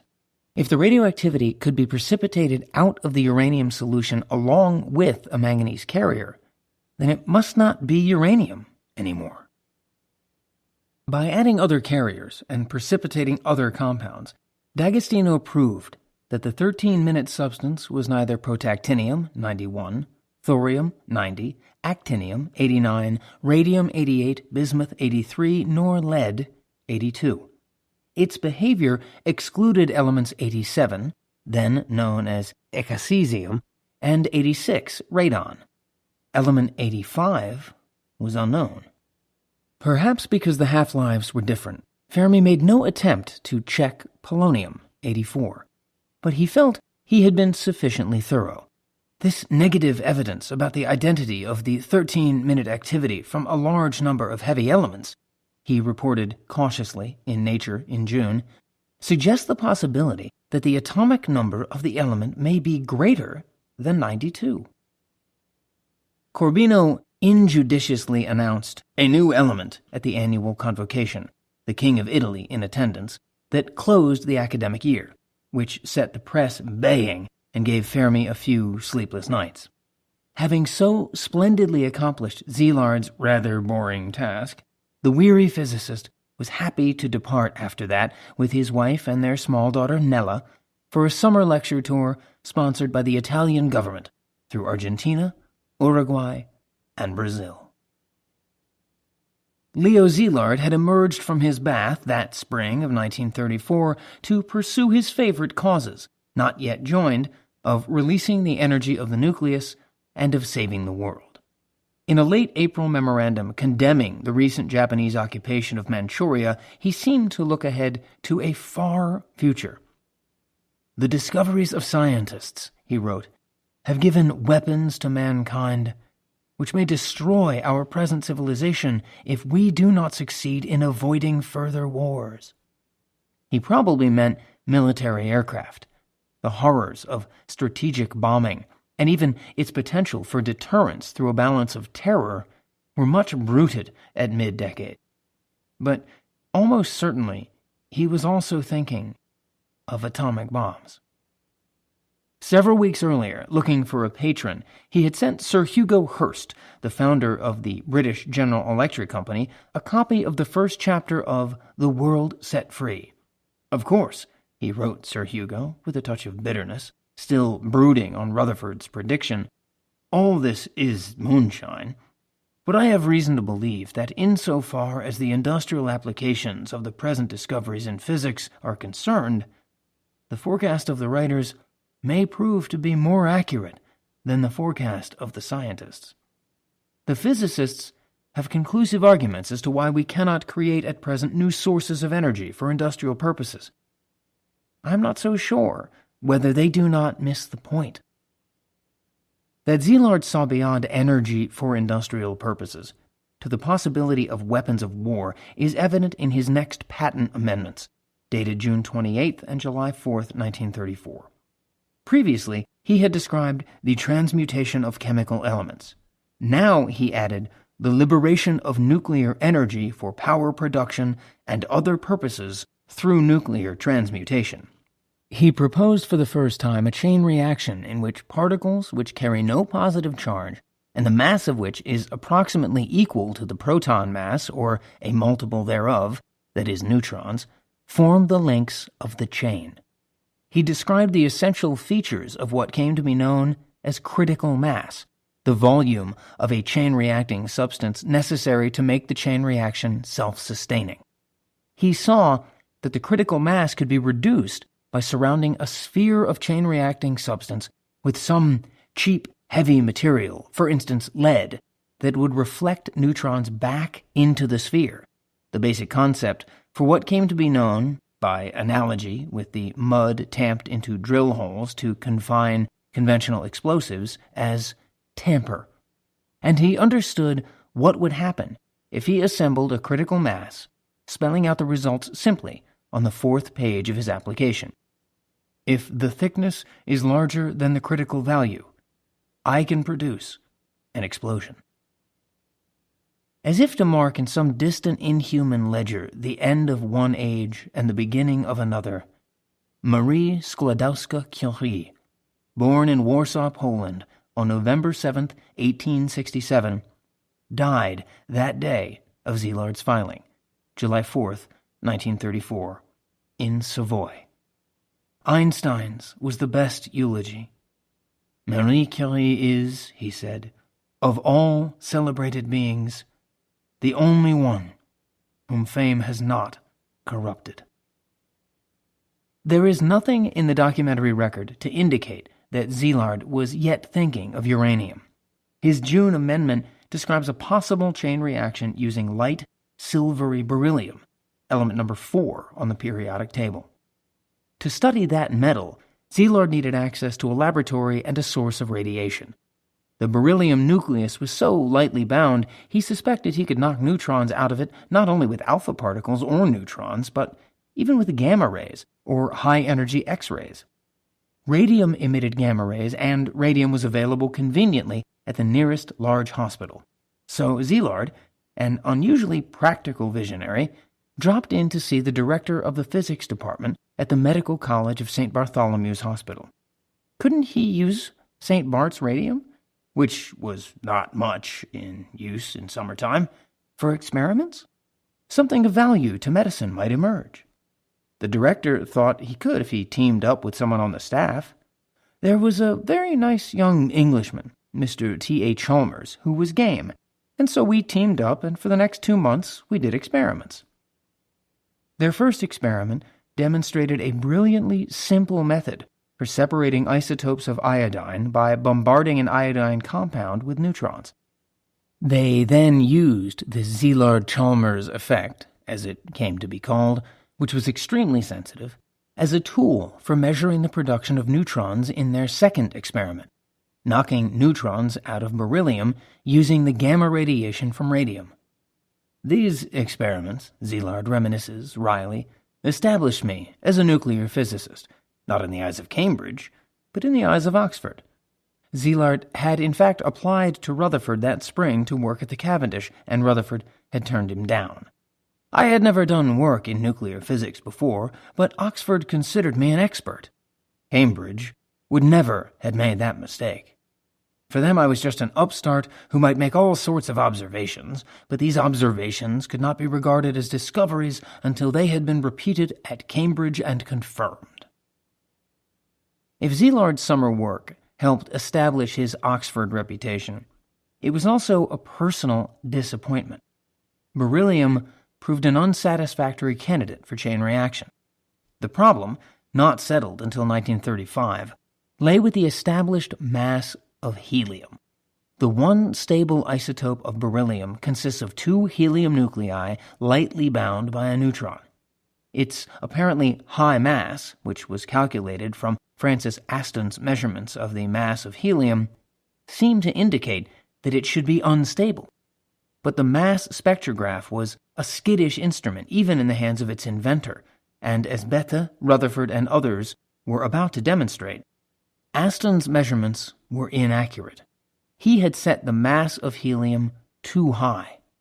One casualty of that error was beryllium's candidacy for chain reaction, for nuclear power, and atomic bombs. Emilio Segre and Eduardo Amaldi pilgrimaged to Cambridge early in July, short on English, but carrying with them a comprehensive report on the Rome neutron bombardment investigations. They met Chadwick, Kapitsa, and the other regulars at the Cavendish, observed the retired J.J. Thomson making his rounds, noted Aston, says Amaldi innocently, going on improving the accuracy of his measurements of atomic massive, and had a memorable meeting with Rutherford, whose strong personality dominated the whole laboratory. The two young physicists had come to compare experiments with two of Rutherford's boys. An unanswered question hung over the neutron work, a question that called existing nuclear theory into doubt. The Nature paper they brought with them discussed the difficulty frankly. It concerned what is called radiative capture, the typical reaction of the heavy elements to neutron bombardment. A nucleus captures a neutron, emits a photon of gamma radiation to stabilize itself energetically, and thus becomes an isotope one mass unit heavier. Theory at the time treated the nucleus as if it was one large particle. As such, it had a definite diameter, which was modest enough that a speeding neutron could go in one side and exit out the other in about 10 to the negative 21 seconds, a billion times less than a trillionth of a second. Any capture process would have to work within that brief interval of time. Otherwise, the neutron would be gone. Capturing a neutron means stopping it within a nucleus. To do that, the nucleus has to absorb the neutron's energy of motion. The nucleus, in turn, has to get rid of the excess energy, which it does by emitting a gamma photon. But the gamma emission times Fermi's group had measured were different from what theory said they ought to be. The nuclei the Rome group had studied took at least 10 to the negative 16 seconds to get around to gamma emission, 100,000 times too long, and that was unaccountable. Definite proof of radiative capture would sharpen the challenge to theory. That required proving beyond doubt by experiment that a heavier isotope really forms when a heavy nucleus captures a neutron. The Cavendish team Segre and Amaldi came to visit in the summer of 1934 accomplished the first part of the proof, using sodium, while the Italians were on hand. They then returned to Rome and enlisted D'Agostino's help to perform the confirming chemistry. In the heat of Roman August, they looked for additional clear-cut examples and won a double prize. We also found a second case of proven radiative capture, Amaldi writes, which was based on the discovery of a new radioisotope of aluminum with a lifetime of almost 3 minutes. Fermi planned to stop off in London for an international physics conference on his way home from South America. His young colleagues sent him word of their aluminum discovery. He reported to the conference on the neutron work. Szilard also attended, happy to hear praise for his summer experiments and well launched toward a paying fellowship at Oxford. Fermi said his group had studied 60 elements so far and had induced radioactivity in 40 of them. Discussing the radiative capture problem, he cited the Cavendish results and those of Amaldi and Segre on aluminum, which were both, he said, to be considered particularly important. Segre describes the tempestuous aftermath. "Shortly afterwards, I caught a cold and could not go to the laboratory for several days. Amaldi tried to repeat our experiments and found a different half-life for irradiated aluminum, which showed that our so-called NY reaction, that is, neutron in, gamma photon out, did not occur. This was hurriedly relayed to Fermi, who resented having communicated a result which now looked to be in error. He strongly criticized us and did not conceal his displeasure. The whole business was becoming very troublesome because we could not find any fault with the various experiments which gave inconsistent results." The chastened junior members had their work cut out for them. A new recruit joined them, a tall, broad-shouldered, handsome tennis champion from Pisa named Bruno Pontecorvo, as they set about polishing their first rough work. Neutron bombardment activated some elements more intensely than others. They had previously categorized that activation only generally as strong, medium, or weak. Now they proposed to establish a quantitative scale of activability. They needed some standard intensity against which to measure the intensity of other activations. They chose the convenient 2.3-minute half-life period that neutron bombardment induced in silver. Amaldi and Pontecorvo got the assignment. They immediately found, to their surprise, that their silver cylinders activated differently in different parts of the laboratory. In particular, writes Amaldi, there were certain wooden tables near a spectroscope in a dark room which had miraculous properties, since silver irradiated on those tables gained much more activity than when it was irradiated on a marble table in the same room. That was a mystery worth exploring.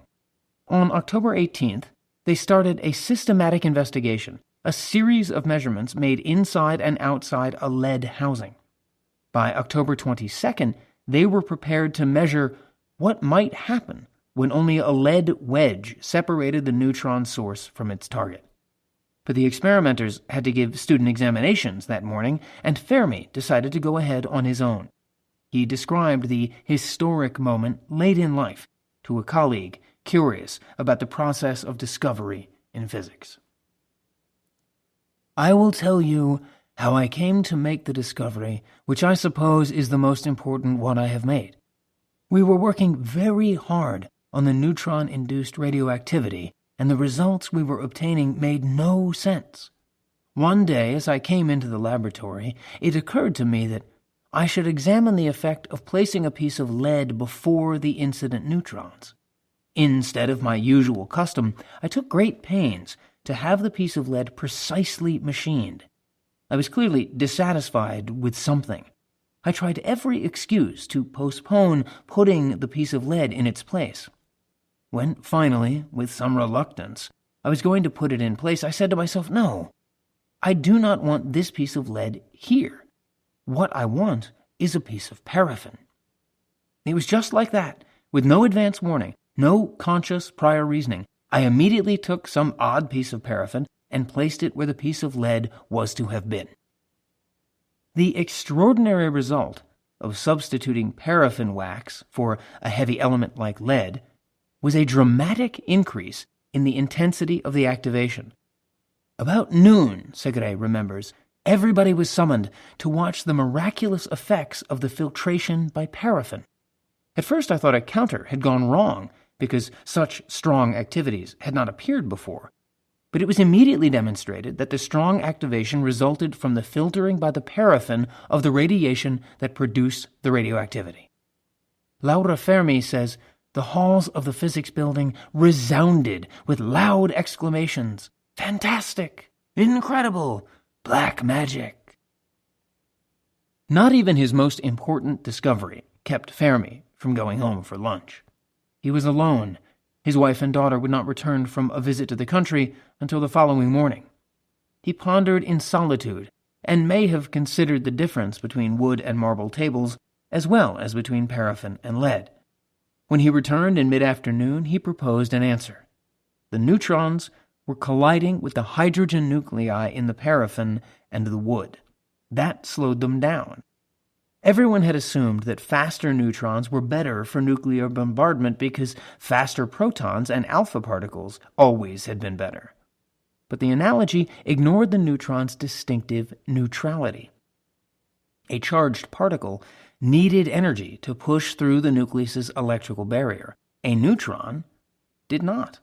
Slowing down a neutron gave it more time in the vicinity of the nucleus, and that gave it more time to be captured. The simplest way to test Fermi's theory was to try some other material besides paraffin that contained hydrogen. Other light nuclei would also work to slow neutrons down, but hydrogen would work best. Its nuclei are protons, about the same size and mass as neutrons, and they therefore bounce hardest and soak up the most energy per collision. Down to the first floor and out the back door they marched with their silver cylinder and their neutron source extended in its long glass tube to the pond in Corbino's garden, where Rossetti had experimented with raising salamanders, where they had all caught the fad one summer of sailing candle-powered toy boats, where the dark, curving leaves and leathery gray droops of an almond tree shaded the lively goldfish. The hydrogen in water, and in goldfish, worked as well as paraffin. Back in the lab, they quickly tested whatever they could lay hands on to irradiate: silicon, zinc, phosphorus, which did not seem to be affected by the slow neutrons, copper, iodine, aluminum, which did. They tried radon without beryllium to make sure the paraffin was affecting neutrons and not gamma rays. They replaced the paraffin with an oxygen compound and found much less increase in induced radioactivity. They went home to make dinner, but met afterward at Amaldi's, whose wife had a typewriter, to prepare a first report. Fermi dictated while I wrote, Segre remembers. He stood by me. Rossetti, Amaldi, and Pontecorvo paced the room excitedly, all making comments at the same time. Laura Fermi recreates the scene. They shouted their suggestions so loudly, they argued so heatedly about what to say and how to say it, they paced the floor in such audible agitation, they left the Amaldi's house in such a state that the Amaldi's maid timidly inquired whether the guests had all been drunk. Canestra Amaldi delivered the typed paper, Influence of Hydrogenous Substances on the Radioactivity Produced by Neutrons, 1, to the director of the Ricerca Scientifica the next morning. Tucked away in its historic paragraphs was a quiet justification for the confusion over aluminum. The case of aluminum is noteworthy. In water, it acquires an activity showing a period slightly shorter than 3 minutes. This activity, under normal conditions, is so weak that it almost disappears compared to other activities generated in the same element. Amaldi and Segre had not been wrong about aluminum. They had simply irradiated different samples of the element on different tables. The hydrogen in the wood table had slowed down some of the neutrons and enhanced the almost 3-minute activity. As Hans Bethe once noted wittily, the efficiency of slow neutrons might never have been discovered if Italy were not rich in marble. A marble table gave different results from a wooden table. If it had been done in America, it would all have been done on a wooden table and people would never have found out. The discovery of slow neutron radioactivity meant that Fermi's group had to work its way through the elements again, looking for different and enhanced half-lives, which is to say, different isotopes and decay products. While that work proceeded, a paper appeared in the Physical Review criticizing the group's earlier study of uranium. The paper's primary author was Aristide von Grosse. who had been one of Otto Hahn's assistants at the KWI and who had purified the first substantial sample of protactinium, the element Hahn and Meitner had discovered in 1917. Von Gross argued that when Fermi irradiated uranium, he had created protactinium, atomic number 91, not a new transuranic element. The Rome group took the paper as a challenge to further experiment. At the same time, Hahn and Meitner decided proprietarily to repeat Fermi's previous uranium work. It was a logical decision, Hahn explains in his scientific autobiography. Having been the discoverers of protactinium, we knew its chemical characteristics. The increasing number of different half-lives that investigators in Berlin and Paris found when they irradiated uranium were puzzling. Hahn correctly felt that he was better qualified than anyone else in the world to accomplish the subtle radiochemistry necessary to sort everything out. In January and February 1935, in the midst of other projects, Amaldi set to work looking for alpha-emitting reactions in uranium in addition to the beta reactions the group had originally found. If uranium emitted alpha particles when it captured neutrons, it would be transmuting down the periodic table rather than up, which might indeed produce protactinium along the way. Amaldi chose to use an ionization chamber connected to a linear amplifier to capture and measure the radiation. I began to irradiate some foils of uranium, he writes, and put them immediately after irradiation in front of the thin window ionization chamber. Nothing happened. Conceivably, the half-lives were too brief for the run down the hall from the irradiation area to the ionization chamber. Amaldi decided to try irradiating his samples directly in front of the chamber. That required screening out unwanted radiation. The gamma rays from his neutron source, which would have disturbed the ionization chamber, he blocked by setting a piece of lead between the source and the chamber. The desirable neutrons would find the lead no obstacle. He wanted to filter out uranium's natural alpha background. To do that, he took advantage of the basic law of radioactivity, that shorter half-lives mean more energetic radiation. The half-life of natural uranium is about 4.5 billion years. Its alphas are proportionately mild enough to be blocked by a layer of aluminum foil. On the other hand, if there really were half-lives in his experiment so short that he had to irradiate directly in front of the ionization chamber to catch them, their alphas should be energetic enough to breeze easily through the aluminum and the chamber window and enter the chamber for counting. So Amaldi wrapped his uranium samples with aluminum foil. It did not occur to him that his shielding might also screen out other reaction products. In 1935, alpha, beta, and gamma radiation were the only reaction products anyone knew. The experiments, Amaldi concludes, gave negative results. He found no artificially induced alphas from uranium. The Italians thought it even more probable then that by irradiating uranium they were creating new man-made elements. Hahn and Meitner reported they thought so too. Fermi's group rounded up its work in the Proceedings of the Royal Society in a paper Rutherford approvingly passed along to that journal on February 15th. Through these experiments, our hypothesis that the 13-minute and 100-minute induced activities of uranium are due to transuranic elements seems to receive further support. The simplest interpretation consistent with the known facts is to assume that the 15-second, 13-minute, and 100-minute activities are chain products, that is, one decays into the next, probably with atomic number 92, 93, and 94 respectively, and atomic weight 239. But the truth was uranium was a confusion, and no one yet knew. What else besides beryllium? Leo Szilard asked himself in London. Beryllium looked suspicious. What other elements might chain react? He answered with an amended patent specification on April 9, 1935. Other examples for elements from which neutrons can liberate multiple neutrons are uranium and bromine. He was guessing, and without research funds he saw no way to experiment. The physicists he talked to remained profoundly skeptical of his ideas.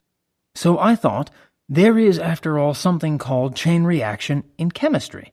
It doesn't resemble a nuclear chain reaction, but still it's a chain reaction. So I thought I would talk to a chemist. The chemist he thought he would talk to was someone even more skillful than Leo Szilard at raising funds, Chaim Weizmann, who now lived and worked in London. Weizmann received Szilard and understood what I told him. He asked Szilard how much money he needed. Szilard said £2,000, about $10,000. Though he was certainly hard-pressed for funding himself, Weizmann said he would see what he could do. Szilard recalls, "I didn't hear from him for several weeks, but then I ran into Michael Polanyi, who by that time had arrived in Manchester and was head of the chemistry department there. Polanyi told me that Weizmann had come to talk to him about my ideas for the possibility of a chain reaction, and he wanted Polanyi's advice on whether he should get me this money. Polanyi thought that this experiment should be done." A decade passed before Szilard and Weizmann met again. A gulf of history. Weizmann had not neglected Szilard's request, he explained then in apology in late 1945. He had only not succeeded in raising the funds. Since the beginning of his rescue work in England, Szilard had been in occasional contact with the physicist Frederick Alexander Lindemann, who was professor of experimental philosophy at Oxford and director of the Clarendon Laboratory there. It was Lindemann, wealthy and well-connected, who was arranging a fellowship for Szilard, part of his continuing campaign to arm the decrepit Oxford Science Laboratory against its splendid Cambridge rival. Lindemann had made effective use in that campaign of the Nazi expulsion of the Jewish academics, but had given as good as he got.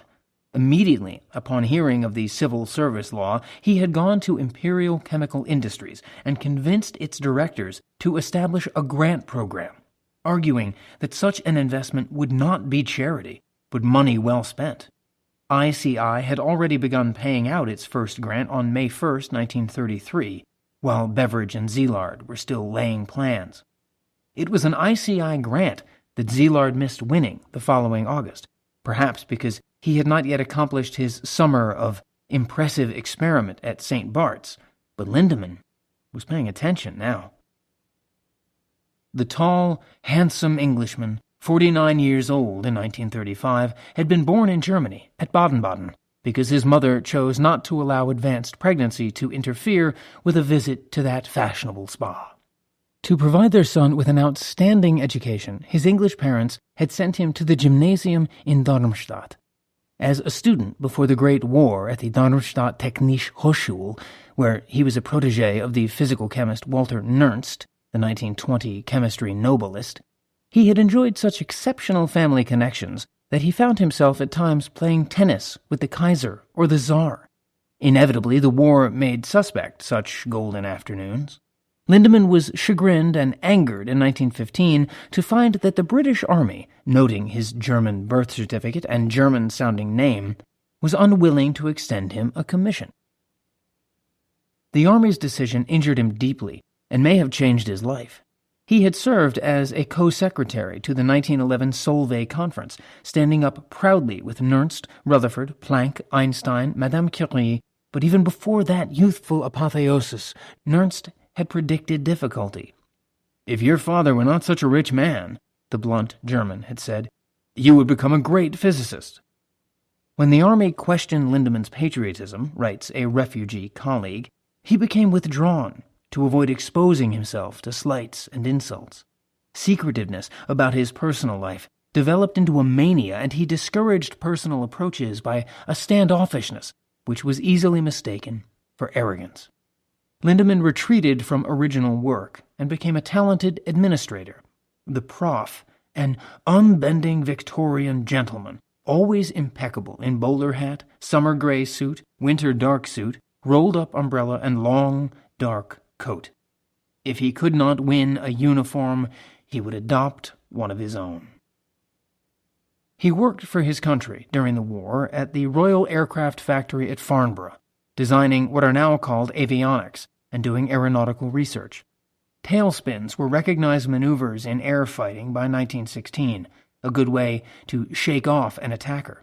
Lindemann was the first to study them scientifically. To do so, he took flying lessons, only changing from civilian clothes to flying clothes on the runway beside the plane, then coolly flew spin after spin, memorizing his instrument readings as he plummeted and writing them down after he had recovered level flight. After the war, Lindemann accepted appointment to an Oxford still donishly disdainful of science. He escaped from that further condescension, says his colleague, into gracious living, enjoying weekends with a nobility that were seldom vouchsafed to less well-born Oxford dons. By then, a Rolls-Royce was part of his regalia. In June 1921, on a weekend at the country estate of the Duke and Duchess of Westminster, Lindemann met Winston Churchill, 12 years his senior. The two men, so different in background and character, took to each other immediately, and their acquaintance soon turned into a close friendship. Churchill recalled that he saw a great deal of Frederick Lindemann during the 1930s. Lindemann was already an old friend of mine. We came much closer from 1932 onwards, and he frequently motored over from Oxford to stay with me at Chartwell. Here we had many talks into the small hours of the morning about the dangers which seemed to be gathering upon us. Lindemann became my chief adviser on the scientific aspects of modern war. To this illustrious personage, a vegetarian who daily consumed copious quantities of olive oil and Port Salut, Szilard turned in the early summer of 1935 to discuss the question whether or not the liberation of nuclear energy can be achieved in the immediate future. If double neutrons could be produced, Szilard wrote Lindemann on June 3rd, then it is certainly less bold to expect this achievement in the immediate future than to believe the opposite. That meant trouble, Szilard thought, if Germany achieved a chain reaction first, and he argued for an attempt, whatever small chance of success it may have, to control this development as long as possible. Secrecy was the way to achieve such control. First, by winning agreement from the scientists involved to restrict publication, and second, by taking out patents. Michael Polanyi had cautioned Szilard late in 1934 that there is an opposition to you on account of taking patents. The British scientific tradition that opposed patents assumed that those who filed them did so for mercenary purposes. Szilard explained his patents to Lindemann to clear his name. Early in March last year, it seemed advisable to envisage the possibility that the release of large amounts of energy might be imminent. Realizing to what extent this hinges on the double neutron, I have applied for a patent along these lines. Obviously, it would be misplaced to consider patents in this field private property and pursue them with a view to commercial exploitation for private purposes. When the time is ripe, some suitable body will have to be created to ensure their proper use. For the time being, Szilard proposed to work at Oxford on finding his double neutrons, possibly raising £1,000 on the side from private persons, so that he could hire a helper or two. To bait Lindemann's Clarendon ambitions, he argued in conclusion that this type of work could greatly accelerate the building up of nuclear physics at Oxford, as indeed, had it gone forward, it might have done. When he learned, possibly from Lindemann, that he could keep his patents secret only by assigning them to some appropriate agency of the British government, Szilard offered them first to the War Office. Director of Artillery J. Coombs turned them down on October 8th, noting that there appears to be no reason to keep the specifications secret so far as the War Department is concerned. If Lindemann heard of the rejection, he must have remembered his own rejection by the Army in 1915. The following February, 1936, he intervened on Szilard's behalf with the Admiralty, Churchill's old bailiwick, writing the head of the Department of Scientific Research and Development, cannily, "I dare say you remember my ringing you up about a man working here who had a patent which he thought ought to be kept secret. I enclose a letter from him on the subject as you suggested. I'm naturally somewhat less optimistic about the prospects than the inventor, but he is a very good physicist, and even if the chances were 100 to 1 against, it seems to me it might be worth keeping the thing secret, as it is not going to cost the government anything." The patent, Szilard explained in the letter Lindemann enclosed, contains information which could be used in the construction of explosive bodies, very many thousand times more powerful than ordinary bombs. He was concerned about the disasters which could be caused by their use on the part of certain powers which might attack this country. Wisely, and withal inexpensively, the Admiralty accepted the patent into its safekeeping. 8 months in Copenhagen had suited Edward Teller. He met George Gamow on the Odessans' last visit there, after the Solvay conference of the previous autumn. The two of them roared across Denmark and back during Easter vacation on Gamow's motorcycle, working over a problem in quantum mechanics. The Rockefeller Foundation did not approve of marriage during a fellowship period, but James Franck had interceded on his behalf, and Teller had married his childhood sweetheart, Michi Harkanyi, in Budapest on February 26th. He had also written an important paper. He returned to London with Michi in the summer of 1934 with his reputation enhanced, and again took up his lectureship at University College. Assuming they would settle in England, the Tellers signed a 9-year lease just before Christmas on a pleasant 3-room flat. 2 offers arrived in January, one of which changed Teller's mind. The first was from Princeton, a lectureship. The second was from Gamow, a full professorship at George Washington University. GWU wanted to strengthen its physics department. Gamow wanted company and liked Teller's verve. Teller was 26 years old and a newlywed. He was less than sure about living in the United States, but a full professorship was not something he could sensibly refuse. His wife found someone to sublet the flat. The U.S. State Department refused non-quota immigration visas because Teller had only taught for 1 year. The Copenhagen time counted merely as a fellowship, and was required to have taught for 2. He had not, however, tried for visas on the Hungarian immigration quota because he assumed the quota was full. In fact, there was room. The Tellers followed the Gamows across the Atlantic in August 1935. Niels Bohr celebrated his 50th birthday on October 7th. Bohr in those days seemed at the height of his powers, bodily and mentally, Otto Frisch observes. When he thundered up the steep staircase of the Institute 2 steps at a time, there were few of us younger ones that could keep pace with him. The peace of the library was often broken by a brisk game of ping-pong, and I don't remember ever beating Bohr at that game. To honor Denmark's leading physicist, George de Hevesy organized a fundraising campaign. The Danish people contributed 100,000 kroner to buy Bohr 0.6 gram of radium for his birthday. De Hevesy divided the radium in liquid solution into 6 equal parts, mixed each with beryllium powder, and allowed them to dry, making 6 potent neutron sources. He had them mounted on the ends of long rods and stored them in a dry well in the basement of the Institute that had been dug originally to supply vibration-free housing for a spectrograph. The Institute's annual Christmas party continued to be held in the well room, Stefan Rosenthal recalls. The lid of the well served as a table, a Christmas tree stood in the middle, and all the personnel were gathered, from the chief down to the youngest apprentice in the workshop, and served a modest meal of sausages and beer. During the party, Niels Bohr used to make a speech in which he gave a sort of survey of the past year. Safely below the sausages, stuck in a gallon flask of carbon disulfide, the neutron sources silently transmuted sulfur to radioactive phosphorus for de Hevesy's biological radioisotope studies. Bohr had won national distinction for his work and the enduring gratitude of refugees for his aid. He had also faced personal pain.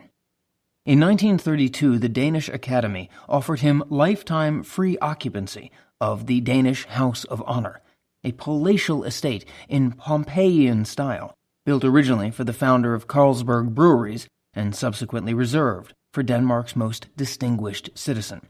Knud Rasmussen, the polar explorer, was its previous occupant.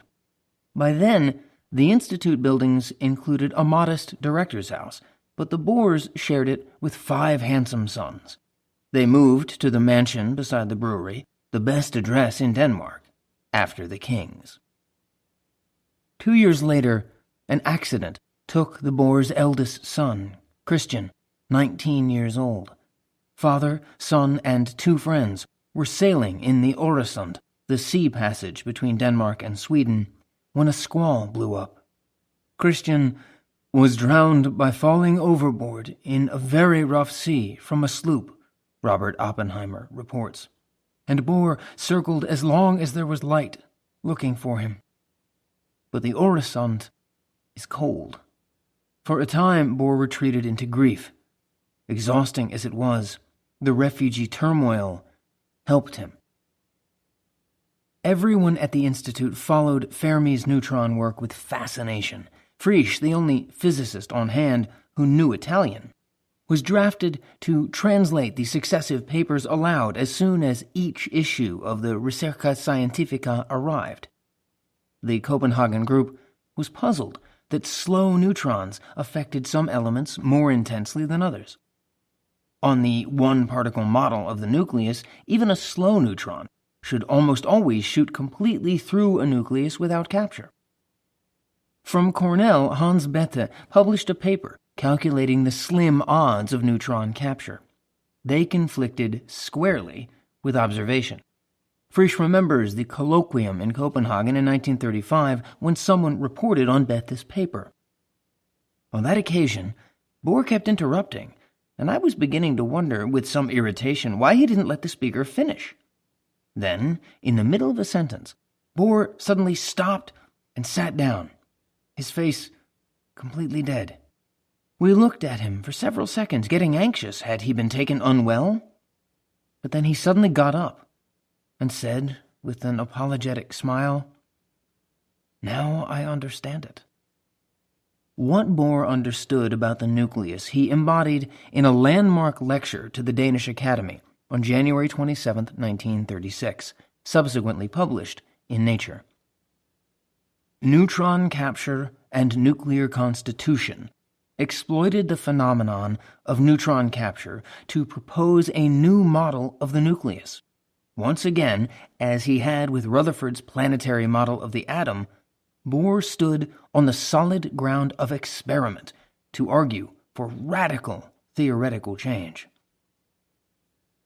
He visualized a nucleus made up of neutrons and protons closely packed together, a model now familiar, rather than a single particle.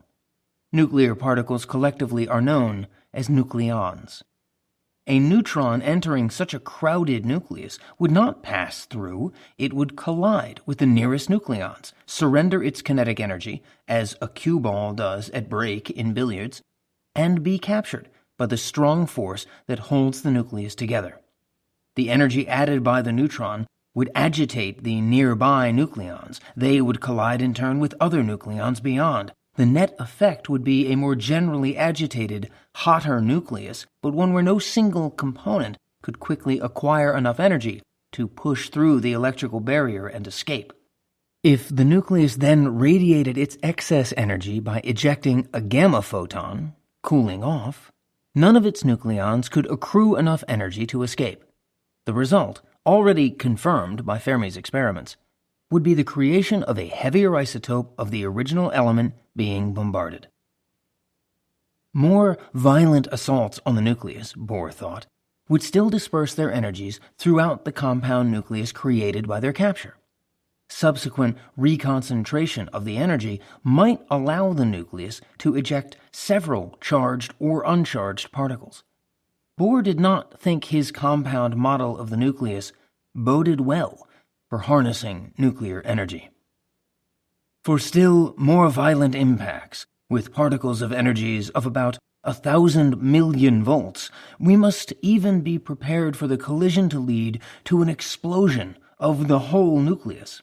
Not only are such energies, of course, at present far beyond the reach of experiments, but it does not need to be stressed that such effects would scarcely bring us any nearer to the solution of the much-discussed problem of releasing the nuclear energy for practical purposes. Indeed, the more our knowledge of nuclear reactions advances, the remoter this goal seems to become. Thus, by the mid-1930s, The three most original living physicists had each spoken to the question of harnessing nuclear energy. Rutherford had dismissed it as moonshine. Einstein had compared it to shooting in the dark at scarce birds. Bohr thought it remote in direct proportion to understanding. If they seem less perceptive in their skepticism than Szilard, they also had a better grasp of the odds. The essential future is always unforeseen. They were experienced enough not to long for it. In his lecture, Bohr preferred to state only general principles, but to trace the consequences of the general argument here developed. He had a specific mathematical model in mind. He published a discussion of that model the following year in 1937. It reached all the way back to his doctoral dissertation on the surface tension of fluids to demonstrate the usefulness of treating the atomic nucleus as if it were a liquid drop. The tendency of molecules to stick together gives liquids a skin of surface tension. A falling raindrop thus rounds itself into a small, perfect sphere. But any force acting on a liquid drop deforms it. Think of the wobbles of a water-filled balloon thrown into the air and caught. Surface tension and deforming forces work against each other in complex ways. The molecules of the liquid bump and collide, the drop wobbles and distorts. Eventually, the added energy dissipates as heat, and the drop steadies again. The nucleus, Bohr proposed, was similar. The force that stuck the nucleons together was the nuclear strong force. Counteracting that strong force was the common electrical repulsion of the positively charged nuclear protons. The delicate balance between the two fundamental forces made the nucleus liquid-like. Energy added from the outside by particle bombardment deformed it. It wobbled like a liquid drop, oscillating complexly just as the braided streams of water Bohr had studied for his dissertation had oscillated. Which meant he could use Rayleigh's classical formula for the surface tension of liquids to understand the complex nuclear energy levels and exchanges that Fermi's work had revealed. This 1937 paper had to close with many issues not cleared up, writes the American theoretical physicist John Archibald Wheeler, who helped Bohr clear up more of them later. The liquid drop model proved useful, however, and Frisch in Copenhagen and Meitner in Berlin, among others, took it to heart. One fine October Thursday in 1937, Ernest Rutherford, a vigorous 66, went out into the garden of his house on the green Cambridge backs to trim a tree. He took a bad fall. He was seedy later in the day, Mary Rutherford said, nausea and indigestion, and she arranged for a masseur.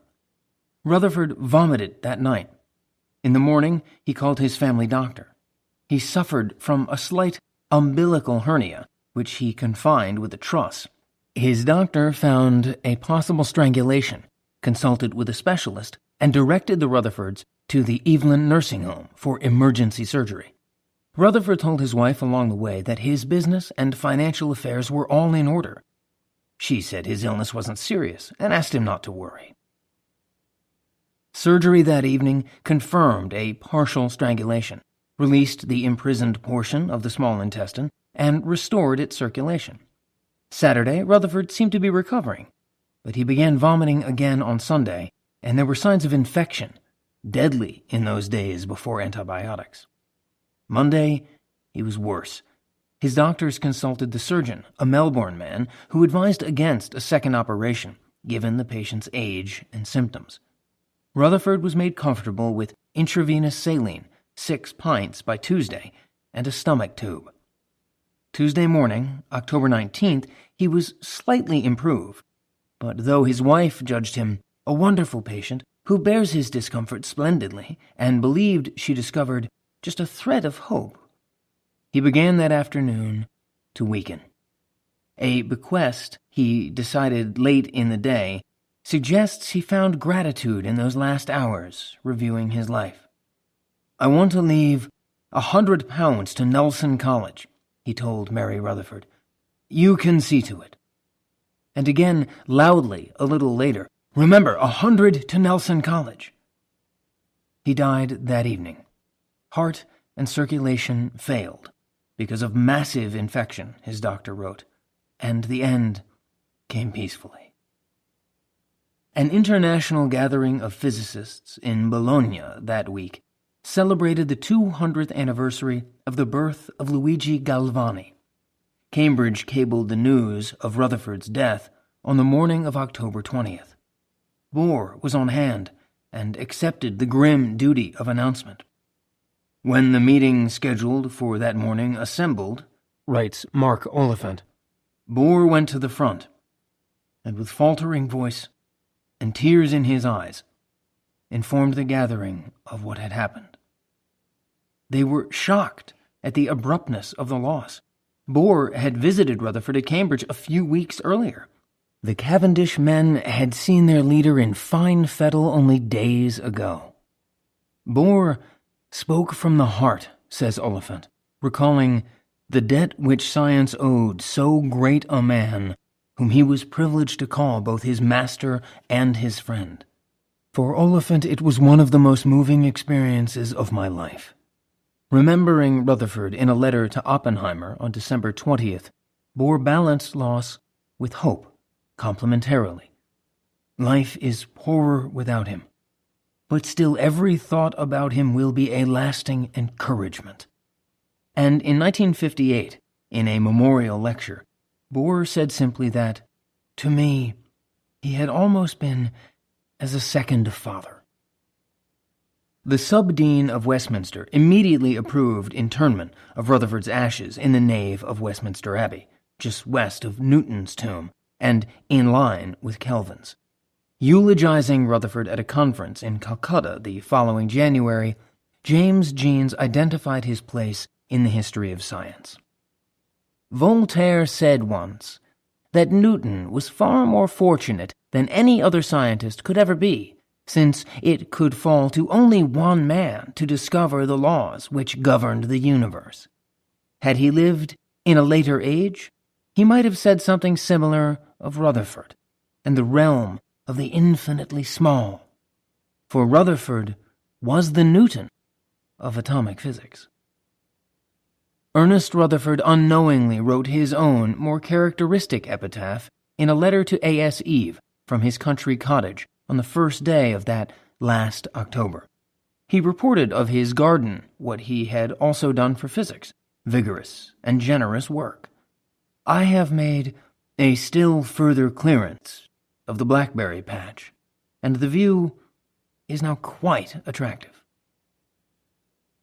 In September 1934, in the wake of Fermi's June Nature article, Possible Production of Elements of Atomic Number Higher Than 92, a curious paper appeared in a publication seldom read by physicists, the Zeitschrift für Angewandte Chemie, the Journal of Applied Chemistry. Its author was a respected German chemist, Ida Noddack, co-discoverer with her husband in 1925 of the hard platinum-white metallic element rhenium, atomic number 75. The paper was titled simply On Element 93, and it severely criticized Fermi's work. His method of proof was not valid, Noddack wrote bluntly. He had demonstrated that his new beta emitter was not protactium, and then distinguished it from several other elements, descending down the periodic table to lead, but it was not clear why he chose to stop at lead. The old view that the radioactive elements form a continuous series beginning at uranium and ending at lead, wrote Noddack, was exactly what the Joliot-Curie's discovery of artificial radioactivity had disproved. Fermi therefore ought to have compared his new radio element with all known elements. The fact was, Noddack went on, any number of elements could be precipitated out of uranium nitrate with manganese.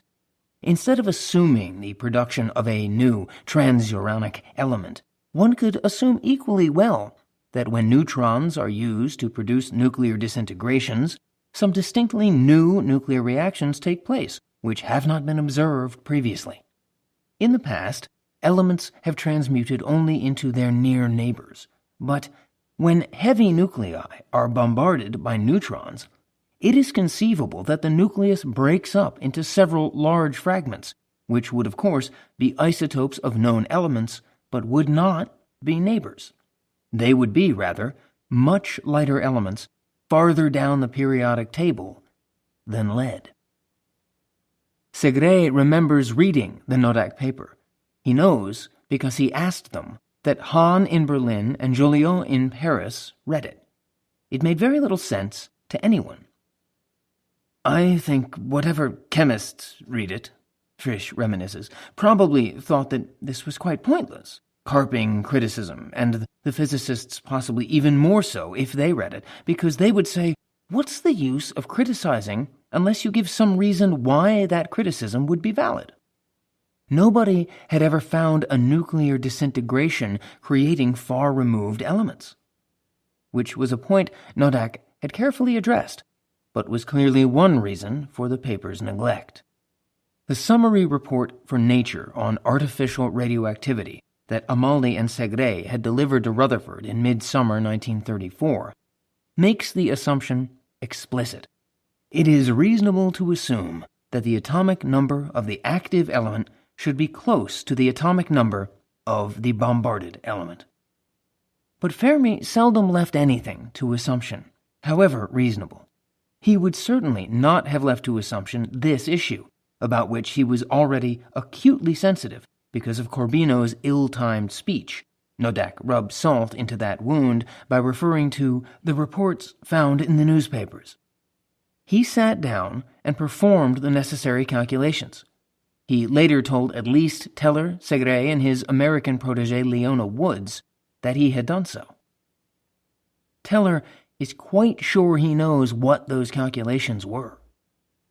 Fermi refused to believe Nodak. He knew how to calculate whether or not uranium could break in two. He performed the calculation Mrs. Nodak suggested and found that the probability was extraordinarily low. He concluded that Mrs. Nodak's suggestion could not possibly be correct, so he forgot about it. His theory was right, but it was based on the wrong experimental information. Here, Teller indicts Aston's measurement of the mass of helium, the same that misled Szilard to beryllium, which introduced a systematic error into calculating the mass and energy of nuclei. Segre finds Teller's version of the story possible, but not persuasive.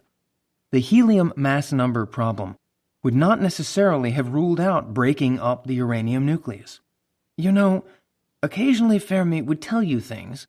Then you asked him, "But really, how? Show me." And then he would say, "Oh, well, I know this on CIF."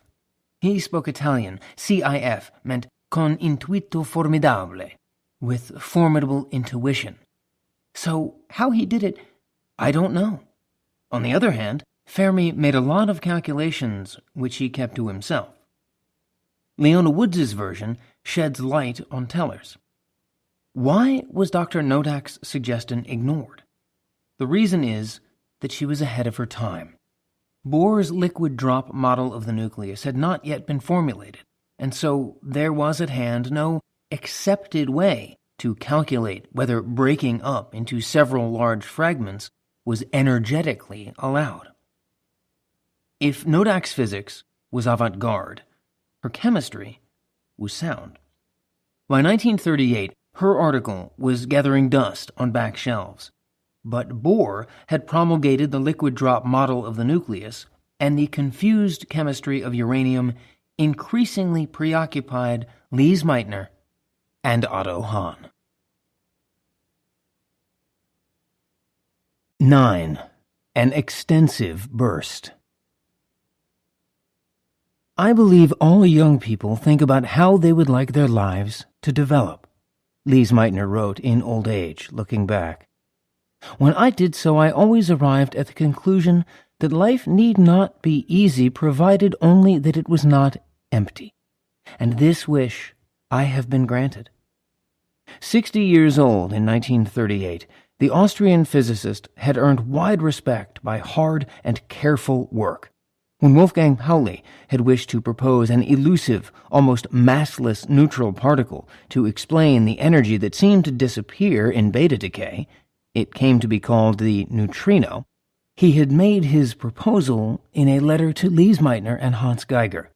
James Chadwick was quite convinced that she would have discovered the neutron if it had been firmly in her mind, if she had had the advantage of, say, living in the Cavendish for years, as I had done. Slight in figure and shy by nature, as her nephew Otto Frisch describes her, she was nevertheless formidable. During the Great War, she had volunteered as an X-ray technician with the Austrian army. There, says Frisch, she had to cope with streams of injured Polish soldiers, not understanding their language, and with her medical bosses who interfered with her work, not understanding X-rays. She arranged her leaves from duty to coincide with Otto Hahn's and hurried to the Kaiser Wilhelm Institute for Chemistry in Dahlem to work with him. That was when they identified the element next down from uranium that they named protactinium. After the war, she did physics separately until 1934, when, challenged by Fermi's work, she persuaded Otto Hahn to renew our direct collaboration to explore the consequences of bombarding uranium with neutrons. Meitner headed the physics department at the institute then, of which Hahn had become the director. She had attained by middle age, Hahn remarks fondly, not only the dignity of a German professor, but also one of his proverbial attributes, absent-mindedness. At a scientific gathering, a male colleague greeted her by saying, "We met on an earlier occasion." Not remembering that earlier occasion, she replied in all seriousness, "You probably mistake me for Professor Hahn." Hahn supposed she was thinking of the many papers they had published together.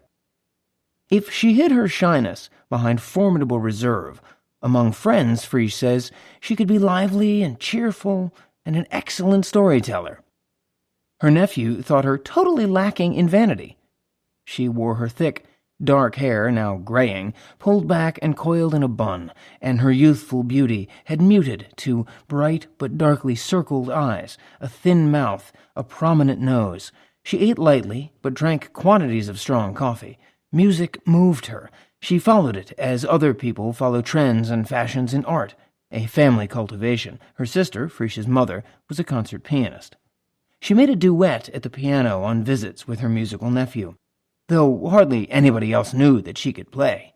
She lived in an apartment at the KWI, and when there was time, she took long walks, 10 miles or more a day. "It keeps me young and alert." Her most holy commitment, Frisch thought, the vision she never lost that filled her life, was of physics as a battle for final truth. The truth she battled for through the later 30s was hidden somewhere in the complexities of uranium. She and Hahn, and beginning in 1935, a young German chemist named Fritz Strassmann, worked to sort out all the substances into which the heaviest of natural elements transmuted under neutron bombardment.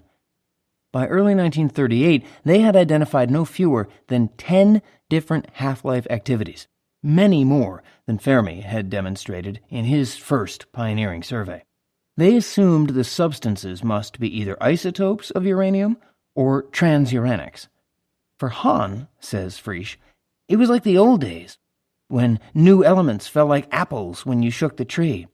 But Lise Meitner found the energetic reactions necessary to produce such new elements unexpected and increasingly hard to explain. Meanwhile, Irene Curie had begun looking into uranium with a visiting Yugoslav, Pavel Savic. They described a 3.5-hour activity the Germans had not reported and suggested it might be thorium, element 90, with which Curie had years of experience.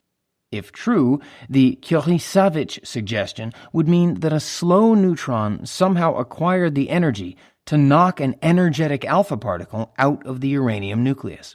The KWI trio scoffed, looking for the 3.5-hour activity, failed to find it, and wrote the Radium Institute suggesting a public retraction. The French team identified the activity again and discovered they could separate it from their uranium by carrier chemistry using lanthanum element 57, a rare earth. They proposed, therefore, that it must either be actinium, element 89, chemically similar to lanthanum, but even harder than thorium to explain, or else a new and mysterious element. Either way, their findings called the KWI work into doubt. Hahn met Joliot in May at a chemistry congress in Rome and told the Frenchman cordially but frankly that he was skeptical of Curie's discovery and intended to repeat her experiment and expose her error. By then, as Joliot undoubtedly knew, his wife had already raised the stakes, had tried to separate the actinium from its lanthanum carrier, and had found it would not separate. No one imagined the substance could actually be lanthanum. How could a slow neutron transmute uranium into a much lighter rare earth 34 places down the periodic table? It seems, Curie and Savitch reported that May in the Compte Rendu, that this substance cannot be anything except a transuranic element, possessing very different properties from those of other known transuranics, a hypothesis which raises great difficulties for its interpretation. In the course of this exotic debate, Meitner's status changed. Adolf Hitler bullied the young Chancellor of Austria to a meeting at the German dictator's Berchtesgaden retreat in Bavaria in mid-February. "Who knows?" Hitler threatened him. "Perhaps I shall be suddenly overnight in Vienna, like a spring storm." On March 14th, he was, triumphantly parading. The day before, with the raw new German Wehrmacht occupying its capital, Austria had proclaimed itself a province of the Third Reich, and its most notorious native son had wept for joy. The Anschluss, the annexation, made Meitner a German citizen, to whom all the ugly anti-Semitic laws applied that the Nazi state had been accumulating since 1933. The years of the Hitler regime were naturally very depressing, she wrote near the end of her life.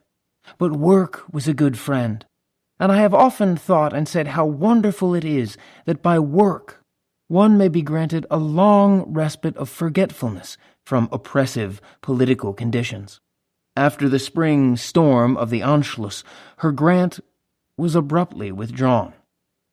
Max von Laue sought her out then. He had heard that Heinrich Himmler, head of the Nazi SS and chief of German police, had issued an order forbidding the emigration of any more academics.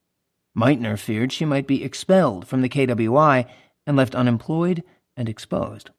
She made contact with Dutch colleagues, including Dirk Koster, the physicist who had worked in Copenhagen with George de Hevesy in 1922 to discover hafnium. The Dutchmen persuaded their government to admit Meitner to Holland without a visa, on a passport that was nothing more now than a sad souvenir. Koster traveled to Berlin on Friday, July 16th, arriving in the evening, and went straight to Dahlem to the KWI. The editor of Naturwissenschaften, Paul Rosbaud, an old friend, showed up as well, and together with Hahn, the men spent the night helping Meitner pack. "I gave her a beautiful diamond ring," Hahn remembers, "that I had inherited from my mother, and which I had never worn myself, but always treasured. I wanted her to be provided for in an emergency." Meitner left with Koster by train on Saturday morning.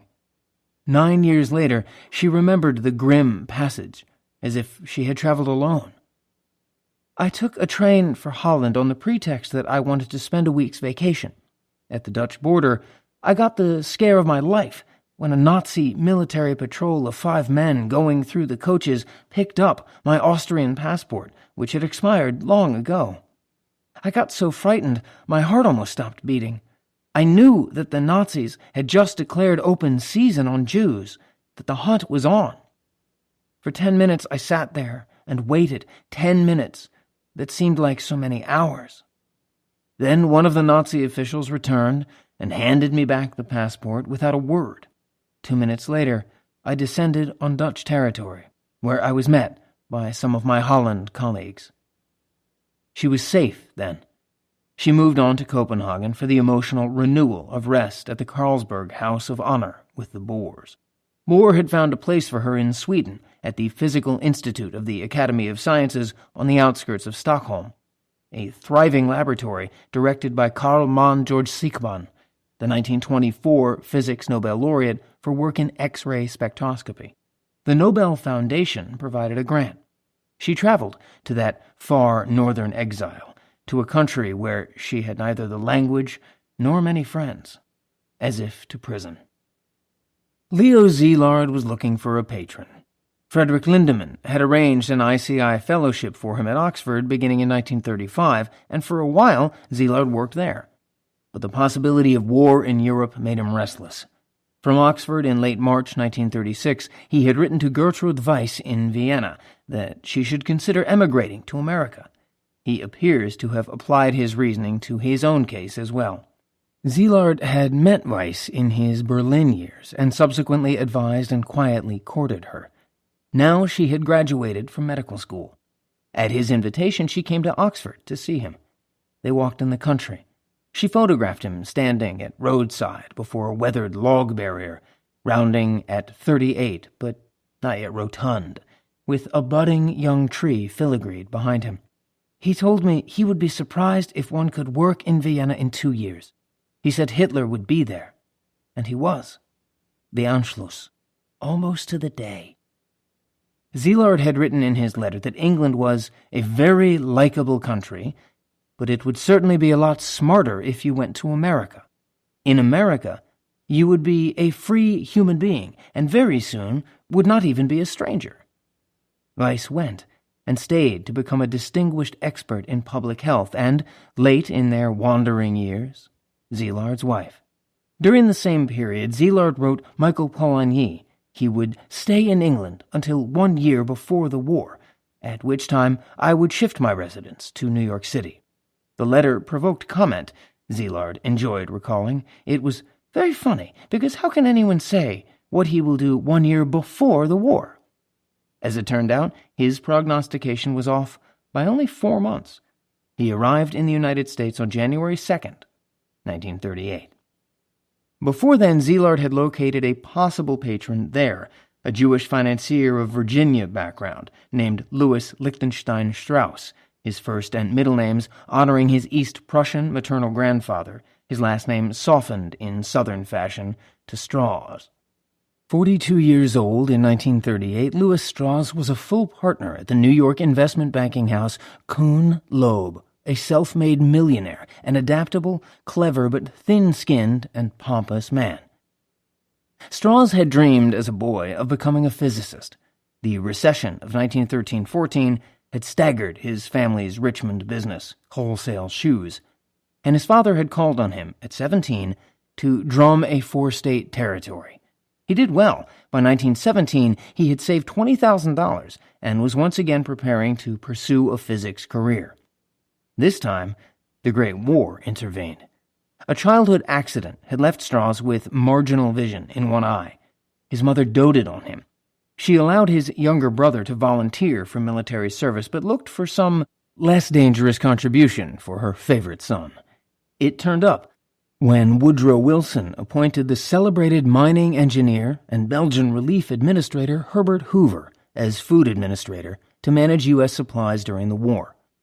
The wealthy Hoover was serving in Washington without pay and assembling a prosperous, unpaid young staff, Rhodes scholars preferred. Rosa Lichtenstein Strauss sent her boy. He was 21, knew how to ingratiate himself, knew also how to work. Improbable as it appears against a field of Rhodes scholars, within a month, Hoover appointed the high school graduate wholesale shoe drummer as his private secretary. After the armistice, young Strauss shifted with Hoover to Paris, hastily picked up French at tutoring sessions over lunch, and helped organize the allocation of 27 million tons of food and supplies to 23 countries. On the side, he assisted the Jewish Joint Distribution Committee in its work of relieving the suffering of the hundreds of thousands of Jewish refugees streaming from Eastern Europe in the wake of war. Strauss believed God had planned his life, which contributed greatly to his self-confidence. God let him take up employment when he was 23 in 1919 at Kuhn Loeb, a distinguished house with a number of major railroads among its clients. 4 years later, he married Alice Hanauer, daughter of one of the partners. His salary and participation reached $75,000 a year in 1926. The following year, it escalated to $120,000. In 1929, he became a partner himself and settled into prosperous gentility. The 1930s brought him pain and grief. After resisting Chaim Weizmann's attempts to convert him to Zionism at a Jewish conference in London in 1933, "My boy, you are difficult," Weizmann told him. "We will have to grind you down." He returned to the United States to discover his mother terminally ill with cancer. She died early in 1935. The disease took his father as well in the hot summer of 1937. Strauss looked for a suitable memorial. "I became aware," he reports in his memoirs, "of the inadequate supply of radium for the treatment of cancer in American hospitals. He established the Louis and Rosa Strauss Memorial Fund and turned up a young refugee physicist from Berlin, Arno Brasch. Brasch had designed a capacitor-driven discharge tube for producing bursts of high-energy X-rays, a surge generator. When Leo Szilard was working at St. Bart's with Chalmers in the summer of 1934, he had arranged for Brasch and his colleagues in Berlin to break up beryllium with hard X-rays. The experiment had been a success, and Brasch and 4 other contributors had signed the report to Nature, along with Chalmers and Szilard. If X-rays could break up beryllium, they might at least induce radioactivity in other elements. An isotope of cobalt thus produced, writes Strauss, would be radioactive and would emit gamma rays similar to the radiation produced by radium. Radioactive cobalt could be made at a cost of a few dollars a gram. Radium was then priced at about $50,000 a gram. I foresaw the possibility of producing the isotope in quantity and giving it to hospitals as a memorial to my parents." Enter Leo Szilard, still in England. August 30, 1937. Dear Mr. Strauss, I understand that you are interested in the development of a surge generator with the view of using it for producing artificially radioactive elements. At present, I am not in the position of offering manufacturing rights under this patent. It is possible, however, that at a later date I shall obtain full liberty of action concerning this patent. If this happens, I shall let you have a non-exclusive license, royalty-free, but limited to the production of radioactive elements by means of high voltage generated by a surge generator. Yours very truly, Leo Szilard. Brasch and Szilard owned the patent in question jointly. Szillard's letter offers to give his interest away free of charge non-exclusively to Strauss, a politic salutation to a rich man. But not even Leo Szilard could live on air, and as Strauss makes clear in his memoirs, the 2 young physicists eventually asked me to finance them in the construction of a surge generator. On the other hand, Szilard, as usual, seems to have sought no personal financial gain from the project beyond perhaps basic support. In the time he could spare from observing the developing disaster in Europe, he was apparently trying to promote the building of equipment with which he might further explore the possibility of a chain reaction. He crossed the Atlantic in late September to reconnoiter. A friend remembers discussing the feasibility of an atomic bomb with Szilard during this period. In the same conversation, he spoke of his ideas for preserving peaches in tins in such a way that they would retain the texture and taste of the fresh fruit. When the surge generator negotiations bogged down in debates among the lawyers, the resourceful Szilard distracted Strauss with the idea of using radiation to preserve and protect the natural products of farm and field. The tobacco worm might be exterminated, for example. But would irradiation harm the tobacco? Among Szillard's surviving papers is lodged a fading letter from Dr. M. Lenz of the Montefiore Hospital for Chronic Diseases that reports the decisive experiment. On April 14, 1938, at 2:30 p.m., your 6 cigars were irradiated with 100 Kelvin, a filter focus distance of 20 centimeters, with 10 minutes in front and 10 minutes over the back of each cigar. This gave them 1,000 R in front and 1,500 R in back of each cigar. I hope that your friend finds the taste unchanged. Szilard also bought pork from a meat market on Amsterdam Avenue, saving the receipt, and arranged its irradiation to see if X-rays might kill the parasitic worm of trichinosis. He even dispatched his brother Bela to Chicago to discuss the matter with Swift and Company, which reported it had in fact made similar experiments of its own. The surge generator project developed through the year, incidentally giving Strass the opportunity to meet Ernest Lawrence, who dropped by to pitch the new 60-inch cyclotron he was building. The pole pieces were 60 inches across, but the magnet would weigh nearly 200 tons. Lawrence and his brother John, a physician, had arrested their mother's cancer with accelerator radiation and intended to use the big cyclotron to further that research. Strass remained loyal to the surge generator. Segre encountered Strass's Hungarian wizard in New York that summer. The elegant Italian was professor of physics at Palermo by then, married to a German woman who had fled Breslau to escape the Nazis with a young son. I left Palermo with a return ticket, and I arrived in New York. I met Szilard. "Oh, what are you doing here?" He was a good friend of mine. I knew him quite well. "What are you doing here? What's going on?" I said, "I'm going to Berkeley to look at the short-lived isotopes of element 43, which was my plan. I'll work there this summer, and then I'll go back to Palermo." He said, "You are not going back to Palermo. By this fall, God knows what will happen. You can't go back." I said, "Well, I have a return ticket. Let's hope for the best." But I had gotten a passport for my wife and my son before leaving, because I smelled that the situation was dangerous. So I took the train in New York, Grand Central, and I bought the newspaper in Chicago. I still remember it. I will remember it as long as I live. I opened the newspaper, and I found out that Mussolini had started the anti-Semitic campaign and had fired everybody. So there I was. So I had the ticket and went to Berkeley. I started to work on my short-lived isotopes of technetium, but at the same time I tried to get some job. Then I got my wife here.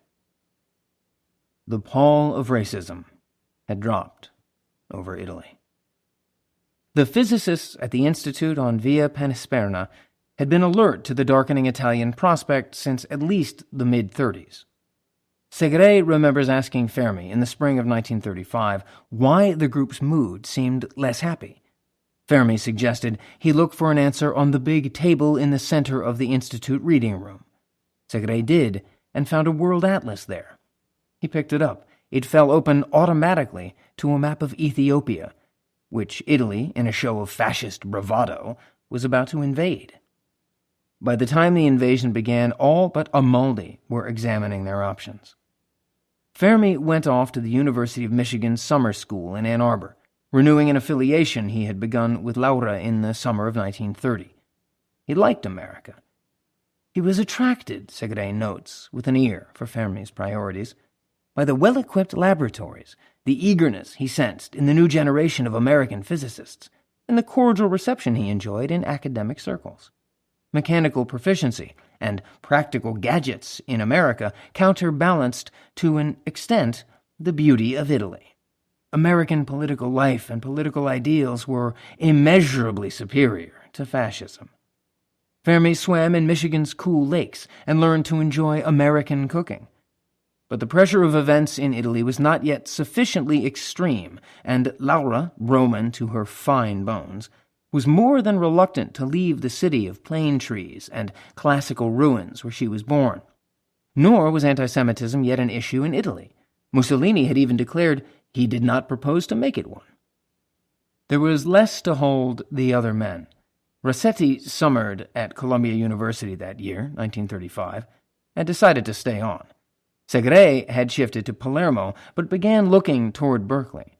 Pontecorvo moved to Paris. D'Agostino went to work for the Italian National Research Council. Amaldi and Fermi pushed on alone, Amaldi remembers. Fermi even jettisoning his daily routine for the distraction of experiment. We worked with incredible stubbornness. We would begin at 8 in the morning and take measurements. They were examining the unaccountably differing absorption of neutrons by different elements, almost without a break, until 6 or 7 in the evening, and often later. The measurements were repeated every 3 or 4 minutes, according to need, and for hours and hours for as many successive days as were necessary to reach a conclusion on a particular point. Having solved one problem, we immediately attacked another. Physics as soma was our description of the work we performed, while the general situation in Italy grew more and more bleak.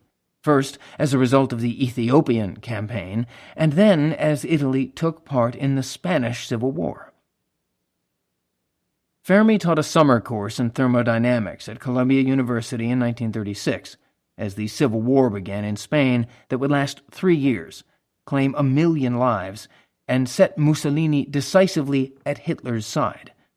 The following January, Corbino died unexpectedly of pneumonia at 61, and the hostile occupant at the north end of the Institute's second floor, Antonio Lo Sordo, a good fascist, was appointed to succeed him. That was a sign that Fermi's fortunes were declining in Italy, Segre notes. America, he concludes of those depressing years, looked like the land of the future, separated by an ocean from the misfortunes, follies, and crimes of Europe. If the Anschluss was a test of Hitler's strength, it was also a test of Mussolini's willingness to acquiesce to complicity in crime. He had posed as Austria's protector. On the night of the March 1938 invasion, Hitler waited near hysteria at the Chancellery in Berlin for a response from Rome to a letter he had sent justifying his action. The call came at 10:25 p.m., and the Führer snatched up the phone. "I have just come back from the Palazzo Venezia," his representative reported. "The Duce accepted the whole thing in a very friendly manner. He sends you his regards. Mussolini said that Austria would be immaterial to him." Hitler replied, "Then please tell Mussolini I will never forget him for this. Never, never, never, no matter what happens. As soon as the Austrian affair has been settled, I shall be ready to go with him through thick and thin, through anything." The Führer visited Rome in triumph in May, parading into districts the Duce had ordered hastily facelifted to conceal their decay. Fermi's circle repeated the verse passed around the city by word of mouth, by which an indignant Roman poet greeted the Nazi dictator. "Rome of Travernine splendor, patched with cardboard and plaster, welcomes the little house painter as her next lord and master." Italy would only be saved, Fermi told Segre bitterly, if Mussolini went crazy and crawled on all fours. The summer of 1938, July 14th, brought the anti-Semitic Manifesto della Razza, of which Segre read in the Chicago newspaper on his way from New York to Berkeley. Italians are Aryans, the manifesto claimed, but Jews do not belong to the Italian race. In Germany, the vicious distinction had been commonplace. In Italy, it was shocking. Italian Jews, only 1 in 1,000, were largely assimilated. The Fermi's 2 children, Giulio, a son, had been born in 1936, might be exempted since they were Catholic, born of a nominally Catholic father. But Laura was a Jew. She was spending the summer with the children in the Dolomites, the South Tyrol district, named for the magnesium limestone that rings broad basin meadows with the flat, sharp formations Italians call shovels.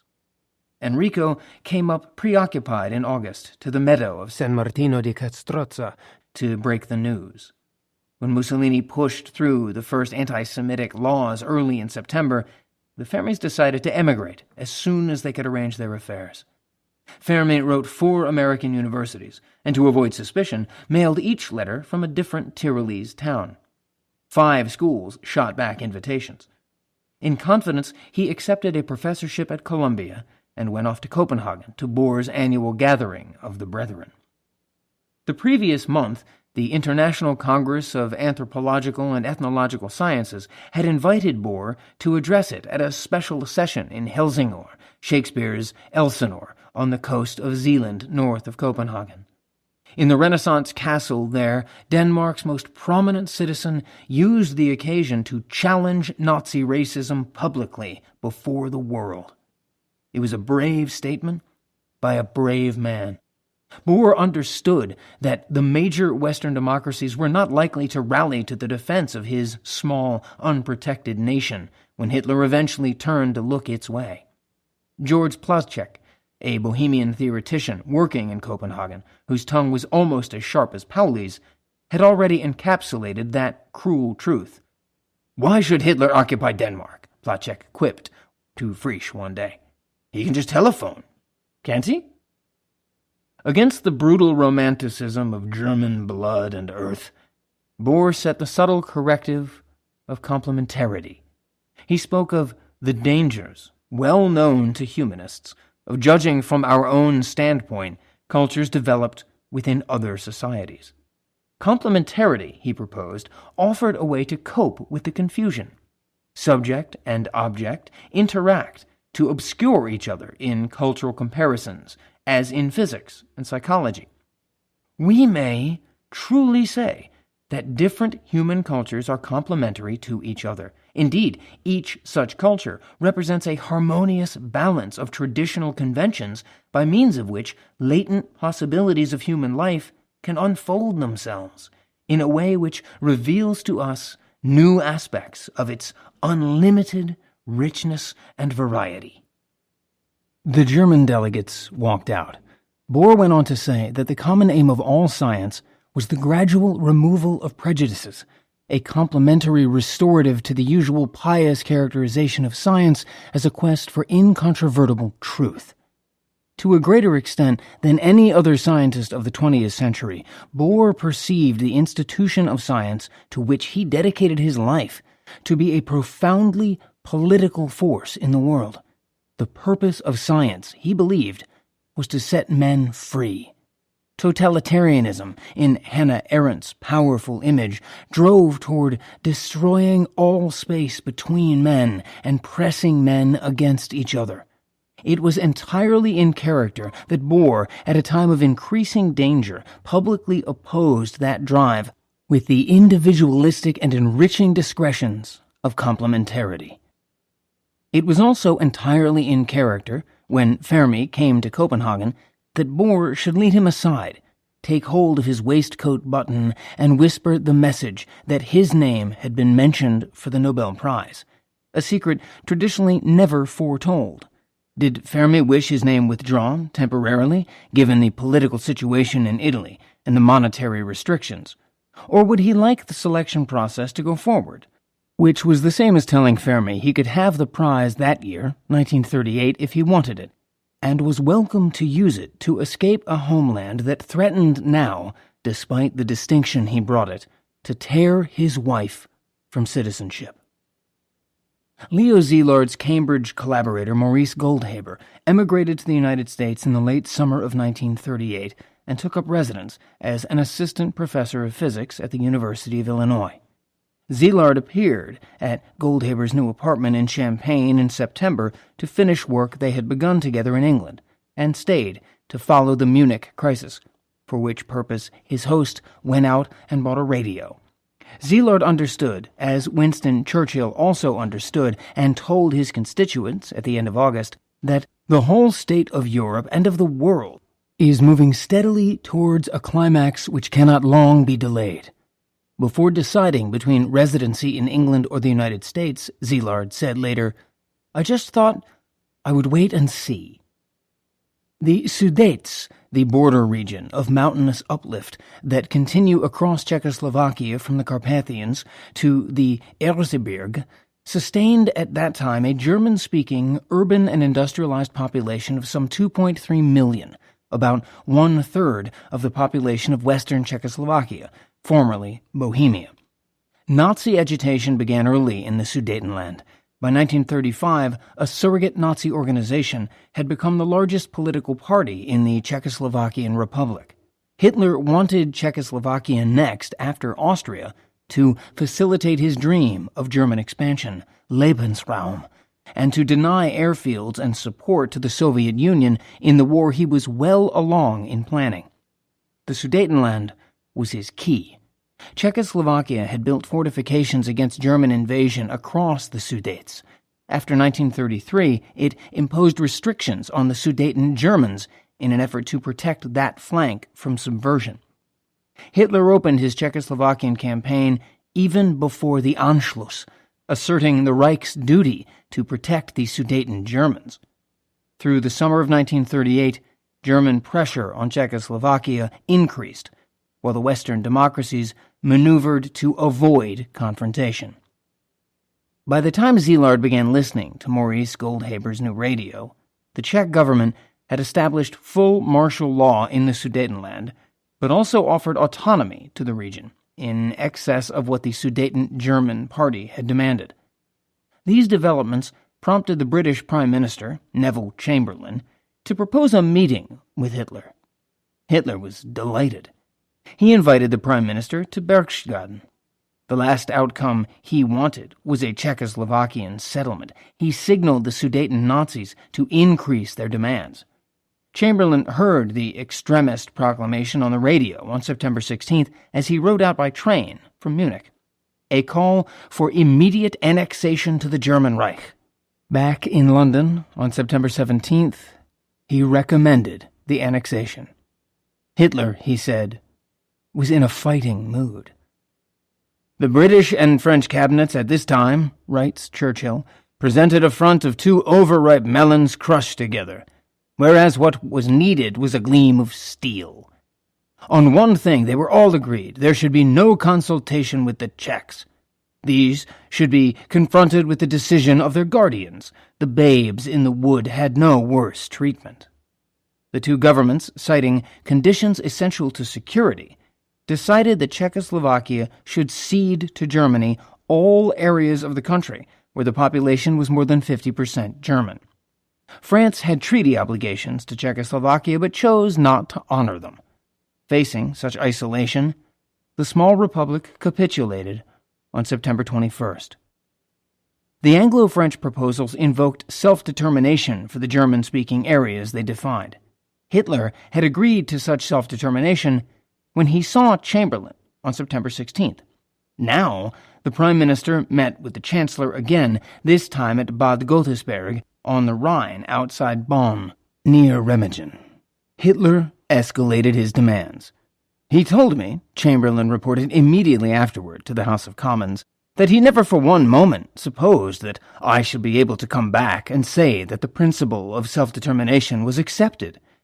Hitler wanted Czech acquiescence without self-determination by September 28th, or he would invade. Chamberlain did not believe, however, he informed the Commons, that Hitler was deliberately deceiving him. The Nazi leader also told the Prime Minister that this was the last of his territorial ambitions in Europe, and that he had no wish to include in the Reich people of other races than Germans. The Czechs mobilized 1.5 million men. The French partly mobilized their army. The British fleet went active. At the same time, a secret struggle may have been taking place between Hitler and the German General Staff, which resisted any further plunge toward war. The result should have been stalemate. But Chamberlain moved again to concession. Appeasement was at that time a popular and not a pejorative word. How horrible, fantastic, incredible it is, the Prime Minister admonished the British people by radio on September 27th, the night before Hitler's deadline, that we should be digging trenches and trying on gas masks here because of a quarrel in a faraway country between people of whom we know nothing. He volunteered to pay even a third visit to Germany. He was, he said, a man of peace to the depths of my soul. He made the offer of a visit to Hitler at the same time directly by letter, and the Führer took him up on it the following afternoon. Chamberlain, French Premier Édouard Daladier, Mussolini, and Hitler met at Munich on the evening of September 29th. By 2 a.m. the following morning, the four leaders had agreed to Czech evacuation of the Sudetenland without self-determination within 10 days, beginning October 1st. At Chamberlain's suggestion, he and Hitler then met privately and agreed further to regard the agreement signed last night as symbolic of the desire of our two peoples never to go to war with one another again. Before he left Munich, closeted with Mussolini, the Führer discussed Italian participation in the eventual invasion of the British Isles. Chamberlain flew home. He read the joint declaration to the crowd gathered at the airport in welcome. Back in London, he waved the declaration from an upper window of the Prime Minister's residence. "This is the second time there has come back from Germany to Downing Street peace with honor," he told the multitude below. "I believe it is peace in our time." A group of refugee scientists was gathered outside the Clarendon Laboratory at Oxford the next morning, discussing the Munich Agreement, when Frederick Lindemann drove up. Churchill had described the Czechoslovakian partition as amounting to the complete surrender of the Western democracies to the Nazi threat of force. Lindemann, Churchill's intimate advisor, was equally disgusted. One of the refugees asked him if he thought Chamberlain had something up his sleeve. "No," the prof snapped, "something down his pants." A cable came along to Lindemann then. "Have, on account of international situation, with great regret postponed my sailing for an indefinite period. Stop. Would be very grateful if you could consider absence as leave without pay. Stop. Writing. Stop. Please communicate my sincerely felt good wishes to all in these days of grave decisions. Szilard." Szilard and Goldhaber found time during the crisis to write up a series of experiments with indium that they had started in England in 1937 and that Goldhaber and an Australian student, R.D. Hill, had completed before leaving for the United States. Szilard had thought indium might be a candidate for chain reaction, but the results indicated that the radioactivity in indium, of which Szilard had been suspicious, was caused by a new type of reaction process, inelastic neutron scattering without neutron capture or loss. Szilard was discouraged. "As my knowledge of nuclear physics increased," he said later, "my faith in the possibility of a chain reaction gradually decreased. If other kinds of radiation also induced radioactivity in indium without producing neutrons, then he would have no more candidates for neutron multiplication, and he would have to give up his belief in the process he still nicknamed moonshine." That final experiment would be worked by friends at the University of Rochester in upstate New York, where he would travel in early December. Otto Hahn opened the September 1938 issue of the Comptus Rendus to a shock.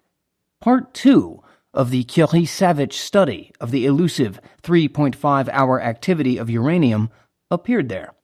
Amid much conjecture, its most challenging conclusion was, taken together, the properties of R3.5H are those of lanthanum, from which it is not possible to separate it except by fractionation. Curie and Savage believed that their R3.5H activity could be at least partly separated from lanthanum. It apparently did not occur to them that what was crystallizing out of solution might be another activity with a similar half-life, leaving a 3.5-hour lanthanum activity behind. They still could not believe, nor could anyone else, that uranium bombardment might produce an element 35 steps away down the periodic table. A Canadian radiochemist, then visiting Dahlem, records their German critic's response. You can readily imagine Hahn's astonishment. His reaction was that it just could not be, and that Curie and Savage were very muddled up. Despite his threat to Joliot in May, Hahn had not yet repeated the Curie-Savage work. Now he passed the Comptes Rendus along to Fritz Strassmann. Strassmann studied the French paper and speculated that the muddle might have a physical cause. Two similar radioactivities mixed together in the same solution. He told Hahn. Hahn laughed. The conclusion seemed improbable. On second thought, it was worth examining. As the Czechoslovakian crisis broke across Europe, the two men bombarded uranium in peaceful Dahlem.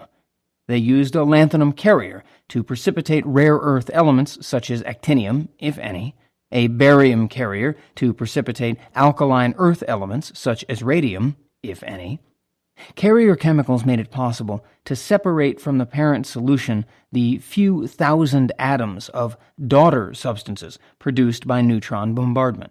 A chemically similar daughter substance, traceable by its unique half-life, would lodge in the spaces of the carrier's crystals as those regular solids formed from solution by chemical precipitation and would thus be carried away. Which carrier accomplished the carrying gave a clue to the part of the periodic table to which the unknown daughter substance belonged. Then it became a matter of further separating the daughter substance from the carrier by fractional crystallization, following it as before by tracing its characteristic radioactivity. After a hard week's work, Hahn and Strassmann succeeded in identifying no fewer than 16 different activities. Their barium separations gave them their most startling results. 3 previously unknown isotopes which they believed to be radium. They reported their findings in November in Naturwissenschaften. The creation of radium, element 88, from uranium, they pointed out, must be due to the emission of 2 successive alpha particles. If the physicists had found it hard to swallow that slow neutron bombardment might produce thorium-90 or actinium-89, they found it even harder to swallow that it might produce radium. Lise Meitner wrote in Warning from Stockholm, suggesting pointedly that the two chemists check and recheck their results. Bohr invited Hahn to Copenhagen to lecture on these strange findings and tried to concoct a sufficiently crazy explanation. Bohr was skeptical and asked me if it was not highly improbable. I had to reply that there was no other explanation, for our artificial radium could be separated only with weighable quantities of barium as carrier substance. So apart from the radium, only barium was present, and it was out of the question that it was anything but radium. Bohr suggested that these new radium isotopes of ours might perhaps in the end turn out to be strange transuranic elements. Of the 16 activities they had identified in neutron-bombarded uranium, Hahn and Strassmann therefore now turned their full attention to the 3 controversial activities carried out of solution by barium. Laura Fermi woke to the telephone early on the morning of November 10th. A call would be placed from Stockholm, the operator advised her. Professor Fermi could expect it that evening at 6.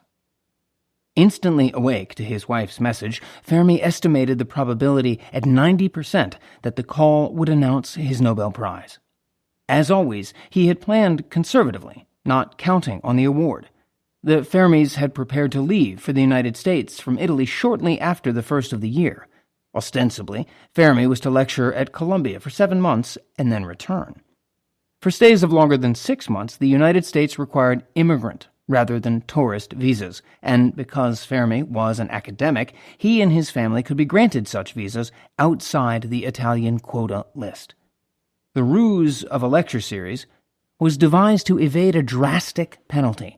Citizens leaving Italy permanently could take only the equivalent of $50 with them out of the country. But the plan required circumspection. The Fermis could not sell their household goods or entirely empty their savings account without risking discovery.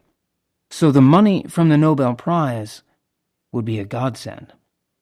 In the meantime, they invested surreptitiously in what Fermi called the refugees' trousseau. Laura's new coat was beaver, and they distracted themselves on the day of the Stockholm call shopping for expensive watches. Diamonds, which had to be registered, they chose not to risk. Near 6 o'clock, the phone rang. It was Hinestra Amaldi, wondering if they had heard. Everyone had gathered at the Amaldis to wait for the call, she reported.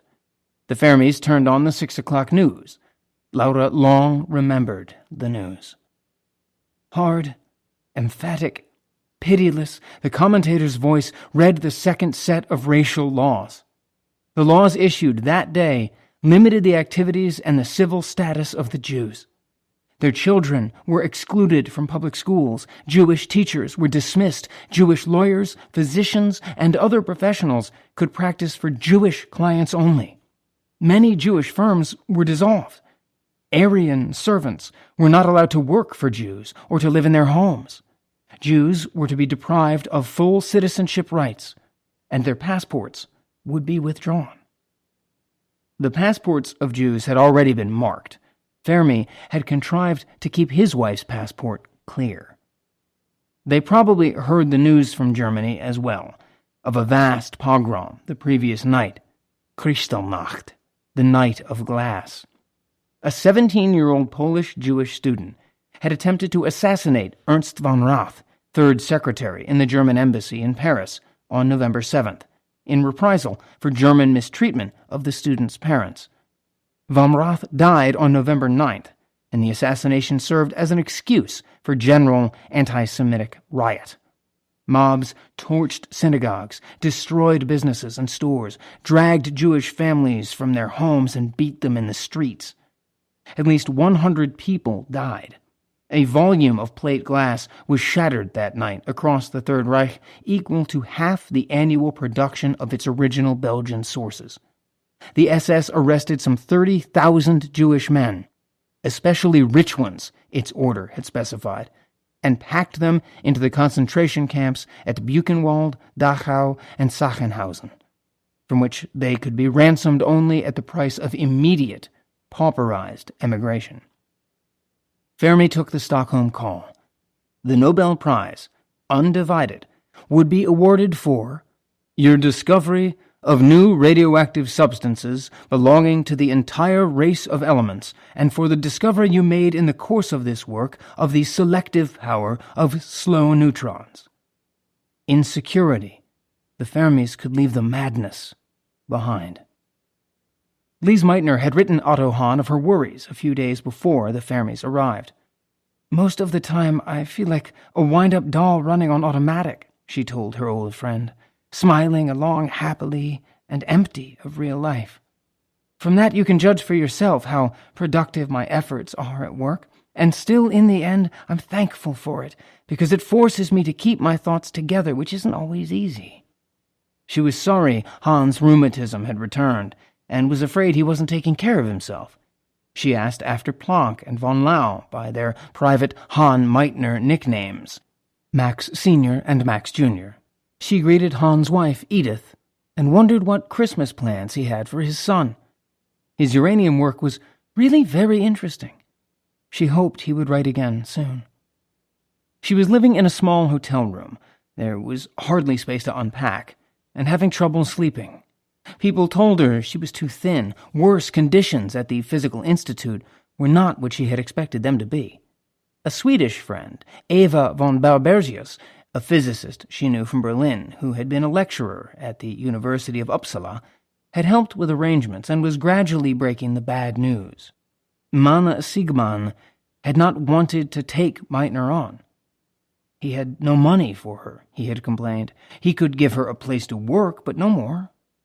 Von Barbergius had pursued the Nobel Foundation grant, but it provided nothing for equipment or assistance.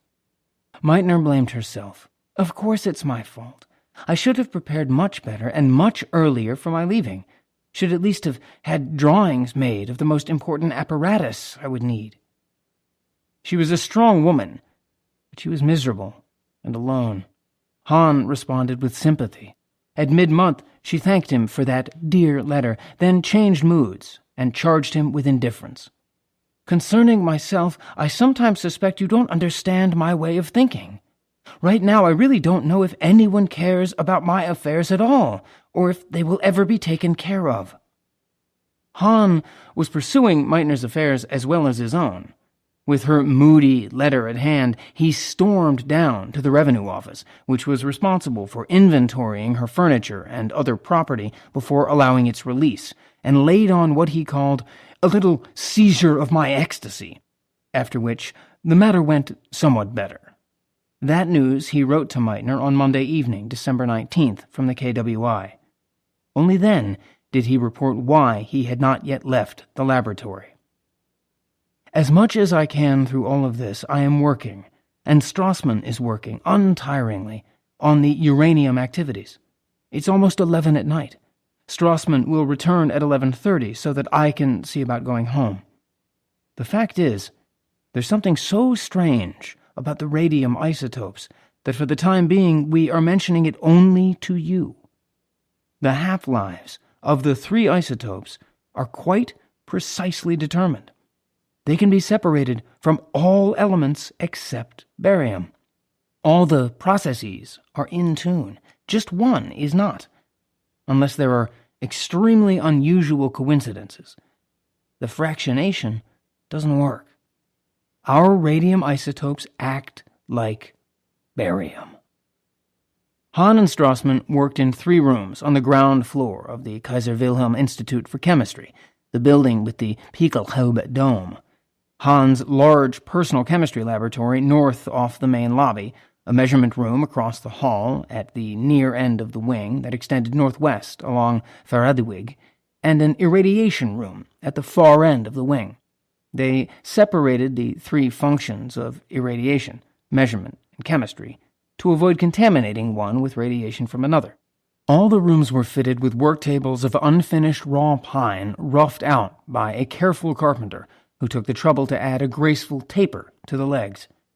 On the table in the irradiation room rested cylinders of beeswax-colored paraffin, like angel food cakes, drilled for the neutron sources, which were gram-strength radium salts mixed with beryllium powder. Handmade Geiger counters, fixed in hinged, hollowed-out bricks of lead shielding on the table in the measurement room, connected through thin coiling wires back to breadboard amplifiers worked by silvered vacuum tubes like inverted bud vases. The amplifiers actuated gleaming brass clockwork counters with numbers showing black through angled miniature windows on their spines. Craftboard-covered 90-volt Petrix dry batteries that powered the system hacked a shelf below the table. Hahn's laboratory table held the brackets, beakers, flasks, funnels, and filters of radiochemistry. The 2 men moved in their work from room to room on a regular schedule determined by the duration of the half-lives they were studying. There would have been a pungency of nitrates in the air, mingled with the aroma of Hahn's inevitable cigar.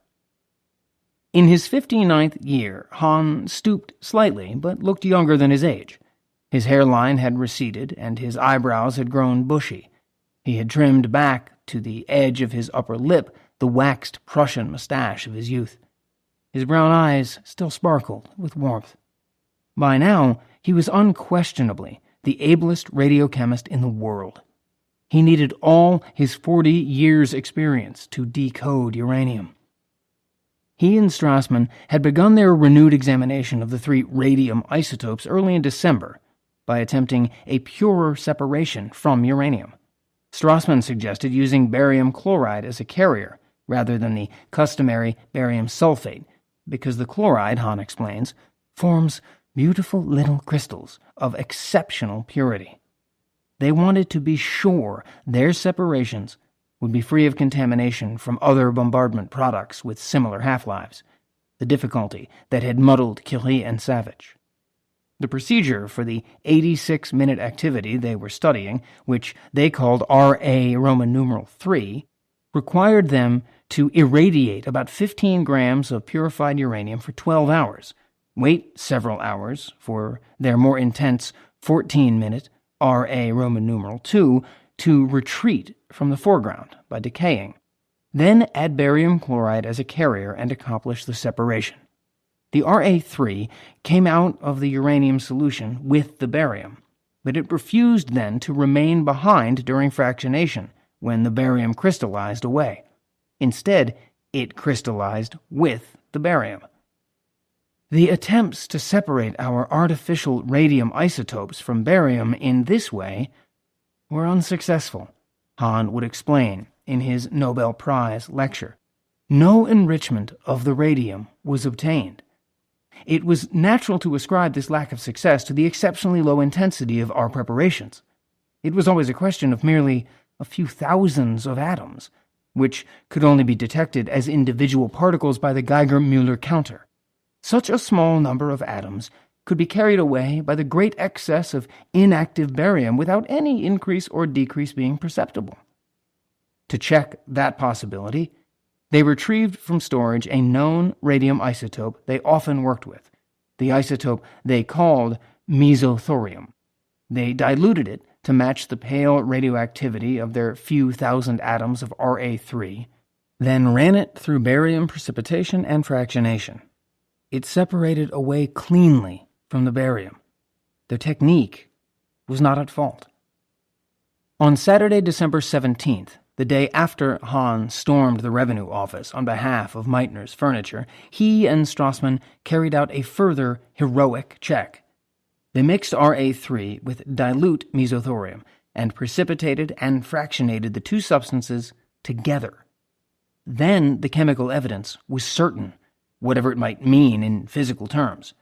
The mesothorium remained in solution when the barium carrier crystallized out, but Ra3 went off with the barium, distributing itself uniformly and indivisibly throughout the small, pure crystals. Hahn wrote an enthusiastic note in his pocket appointment book to mark the day. Exciting fractionation of radium/barium/mesothorium. It seemed their radium isotopes must be barium, element 56, slightly more than half as heavy as uranium, and with just over half its charge. Hahn and Strassman could hardly believe it. They conceived an even more convincing experiment. If their radium was really radium, then by beta decay it ought to transform itself one step up the periodic table to actinium 89. If, on the other hand, it was barium 56, then by beta decay it ought to transform itself one step up to lanthanum 57. And lanthanum could be separated from actinium by fractionation. They were carrying out this definitive project late Monday night, December 19th, when Hahn sent Meitner the news. "Perhaps we can suggest some fantastic explanation," he wrote. "We understand that it really can't break up into barium. So try to think of some other possibility. Barium isotopes with much higher atomic weights than 137? If you can think of anything that might be publishable, then the three of us would be together in this work after all. We don't believe this is foolishness or that contaminations are playing tricks on us." He closed by wishing his friend a somewhat bearable Christmas. Fritz Strassman added, "Very warm greetings and best wishes." Hahn posted the letter to Stockholm late at night on his way home. The two men took time from their readings to attend the annual KWI Christmas party the next day, though Hahn had little joy of it with Meitner gone.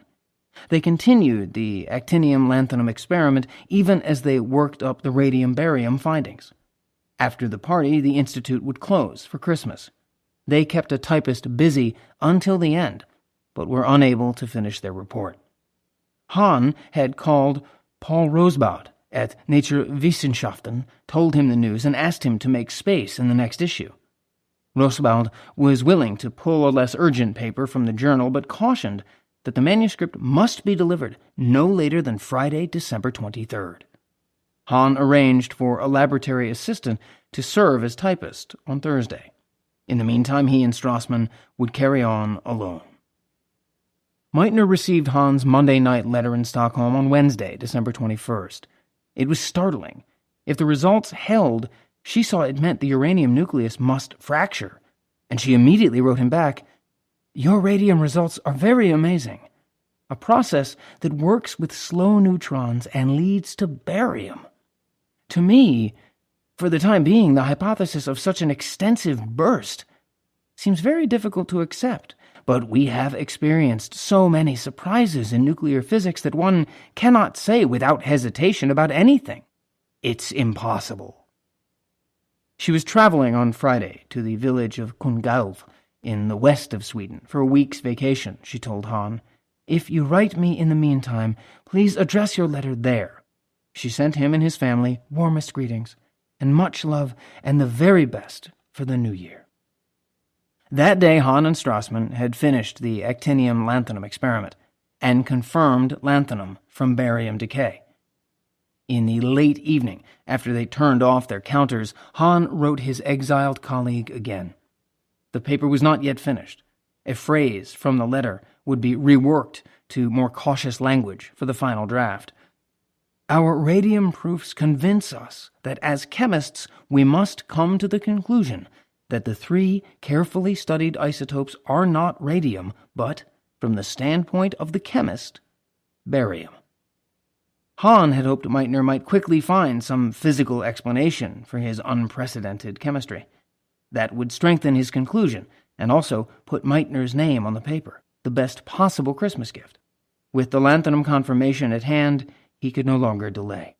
As it was, he had withheld the news from physicists on his own staff and at the New Physics Institute nearby. Someone else, Curie and Savage, for example, might very well have made the same discovery.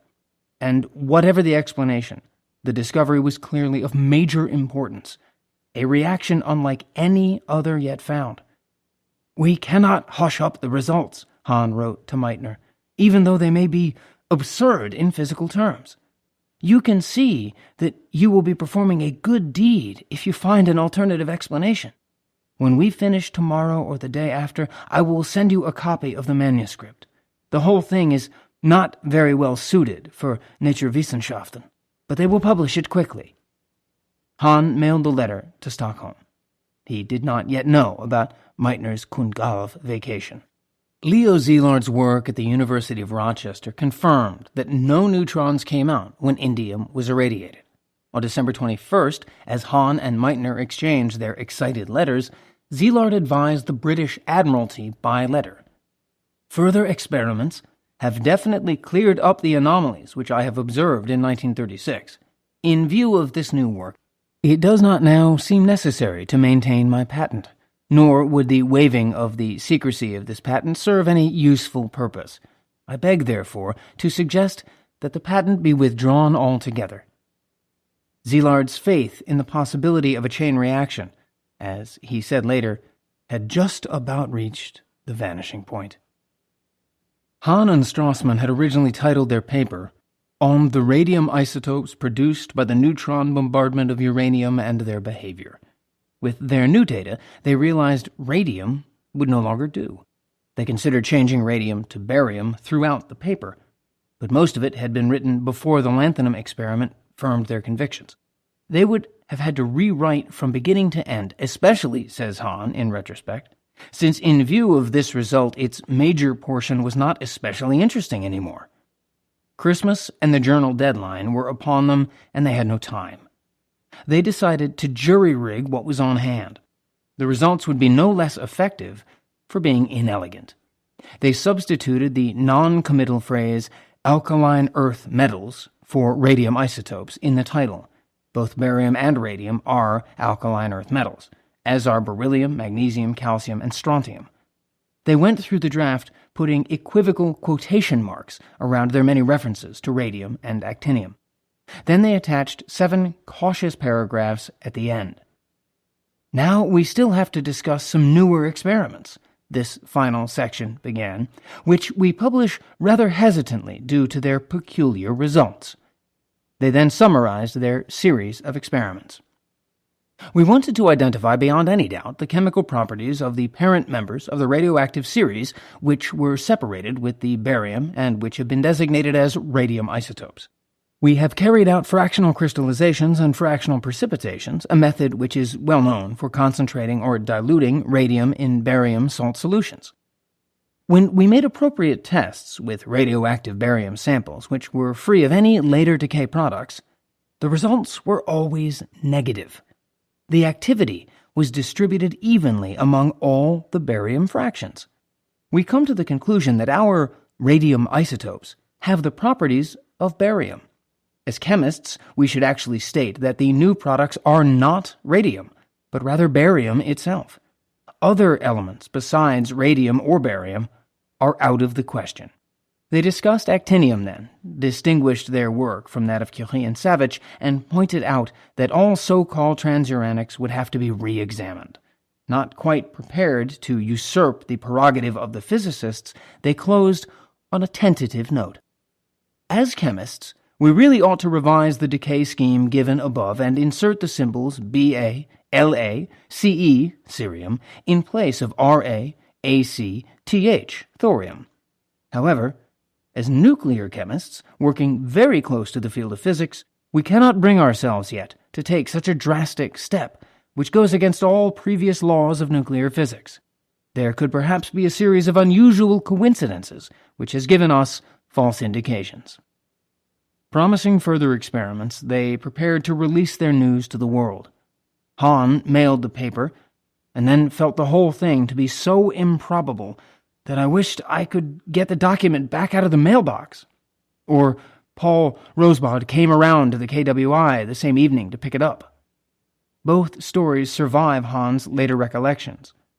Since Rosbaud knew the paper's importance and dated its receipt December 22, 1938, he probably picked it up. But Hahn also visited the mailbox that night to send a carbon copy of the seminal paper to Lise Meitner in Stockholm. His misgivings at publishing without her, or some dawning glimmer of the fateful consequences that might follow his discovery, may have accounted for his remembered apprehension. The Swedish village of Kungälv, the name means King's River, is located some 10 miles above the dominant western harbor city of Göteborg and 6 miles inland from the Kattegat coast. The river, now called North River, descends from Lake Vänern, the largest freshwater lake in Western Europe. At Kungälv, it has cut a sheer granite southward-facing bluff, the precipice of Fontaine, 335 feet high. The modern village is built along a single cobblestone lane on the narrow talus between the bluff and the river, its back to the wall. As Norwegian Kongehala, the village was founded at a less constricted place downstream around AD 800. But an island hill rises from the river at Kungälv and is thus guarded by a natural moat, a defensive geography which the precipice of Fontaine reinforces. In 1308, to mark the border there between Norway and Sweden, the Norwegians began to build on that island hill a monumental granite fortress, Bohusfasta, that is, King Bohus Fort. Sod-ridged block walls mazing inward and upward to a cylindrical tower of thick stone with a conical roof that dominates the entire coastal valley. An accident of placement of 3 of the deep windows that penetrate the tower, 2 open above, 1 centered below, transforms it into a face staring with hollow eyes toward the Fontaine Bluff. To soften the grimness of that face, the people of the valley named the tower Fars Hat, Father's Hat, as if it evoked a workman in a cap. Through 400 years of occupation, Bohusfasta was besieged 14 times, while the settlements in the valley were put to the torch and the graveyard filled on the island below its hard walls. The village was ordered moved upriver onto the island in 1612. The Danes ruled Norway from the 15th century to the early 19th century. They ceded the Kungälv region, Bohuslän, to Sweden by the Treaty of Roskilde in 1658. Fire in 1676 burned the island village, and its burghers shifted for safety to the narrow shore. They laid out their lane and strip of houses extended west and east from a cobblestone marketplace where the talus widened to make room. Despite its fortress, Kungälv is peaceful, especially in winter, with the river frozen and a depth of clean snow on the ground. Its snug wooden houses, painted pastel, enclose rooms cozy with ship's chests and china cabinets and lace curtains, warmed by corner fireplaces faced with decorative tile, aromatic with coffee and baking. Eva von Barbergius and her husband Niklas built a house there in 1927, larger than most Kungälv houses, but constructed in the same style. In 1938, Lise Meitner was alone in Stockholm. Otto Frisch was alone in Copenhagen. His mother, Meitner's sister, beyond reach in Vienna. His father incarcerated at Dachau, a victim of Kristallnacht. The Bergiuses therefore considerately invited aunt and nephew to Kungälv for Christmas dinner. Meitner left Stockholm Friday morning, 2 days before Christmas. Frisch took the train ferry across from Denmark. His aunt arrived before him and registered at a quiet inn on Vastragatan, West Street, where they both would stay, a pale green building much like its modest neighbors, but with a cafe on the ground floor. It faced a shadowed strip of garden, north across the lane.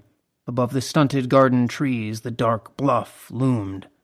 The other way, behind the inn, the flat, snow-covered floodplain of the river extended into open woods. The Burgess' house was a short walk eastward, past the marketplace and the white church. Tired from travel, Frisch and Meitner met only briefly in the evening, when Frisch came in.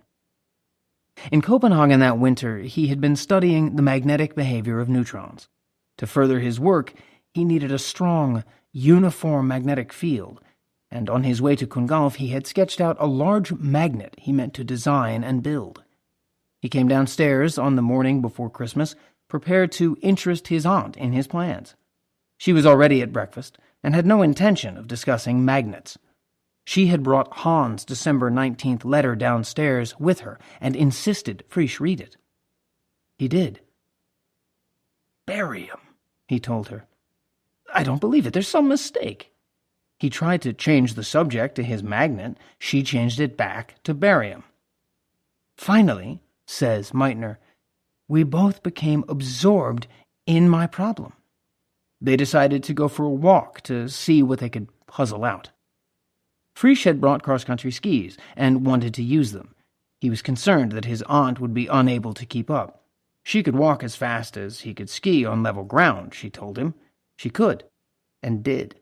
He fetched his skis, and they went out, probably eastward to the Kungälv marketplace, which gave onto the floodplain of the river, then across the frozen river, and into the open woods beyond. "But it's impossible," Frisch remembers them saying in their collective effort to understand. "You couldn't chip 100 particles off a nucleus in one blow. You couldn't even cut it across. If you tried to estimate the nuclear forces, all the bonds you'd have to cut all at once. It's fantastic. It's quite impossible that a nucleus could do that." 30 years afterward, Frisch summarized their thinking in more formal terms. But how could barium be formed from uranium? No larger fragments than protons or helium nuclei, alpha particles, had ever been chipped away from nuclei, and the thought that a large number of them should be chipped off at once could be dismissed. Not enough energy was available to do that.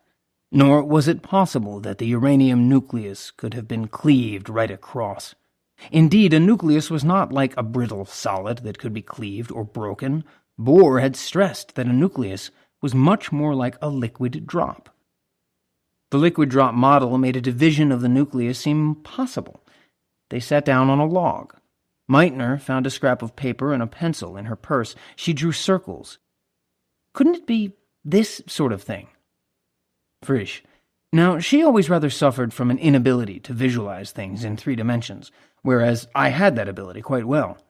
I had, in fact, apparently come around to the same idea, and I drew a shape like a circle squashed in at 2 opposite points. "Well, yes," Meitner said, "that is what I mean." She had meant to draw what Frisch had drawn, a liquid drop elongated like a dumbbell, but had drawn it end-on, indicating with a smaller dashed circle inside a larger solid circle the dumbbell's waist. Frisch, I remember that I immediately, at that instant, thought of the fact that electric charge diminishes surface tension. The liquid drop is held together by surface tension, the nucleus by the analogous strong force. But the electrical repulsion of the protons in the nucleus works against the strong force, and the heavier the element, the more intense the repulsion. Frisch continues. And so I promptly started to work out by how much the surface tension of a nucleus would be reduced. I don't know where we got all our numbers from, but I think I must have had a certain feeling for the binding energies and could make an estimate of the surface tension. Of course, we knew the charge and the size reasonably well, and so, as an order of magnitude, the result was that at a charge, that is an atomic number of approximately 100, the surface tension of the nucleus disappears, and therefore uranium at 92 must be pretty close to that instability. They had discovered the reason no elements beyond uranium exist naturally in the world. The 2 forces working against each other in the nucleus eventually cancel each other out. They pictured the uranium nucleus as a liquid drop gone wobbly with the looseness of its confinement, and imagined it hit by even a barely energetic slow neutron. The neutron would add its energy to the whole. The nucleus would oscillate. In one of its many random modes of oscillation, it might elongate. Since the strong force operates only over extremely short distances, the electric force repelling the two bulbs of an elongated drop would gain advantage. The two bulbs would push further apart. A waist would form between them. The strong force would begin to regain the advantage within each of the two bulbs. It would work like surface tension to pull them into spheres.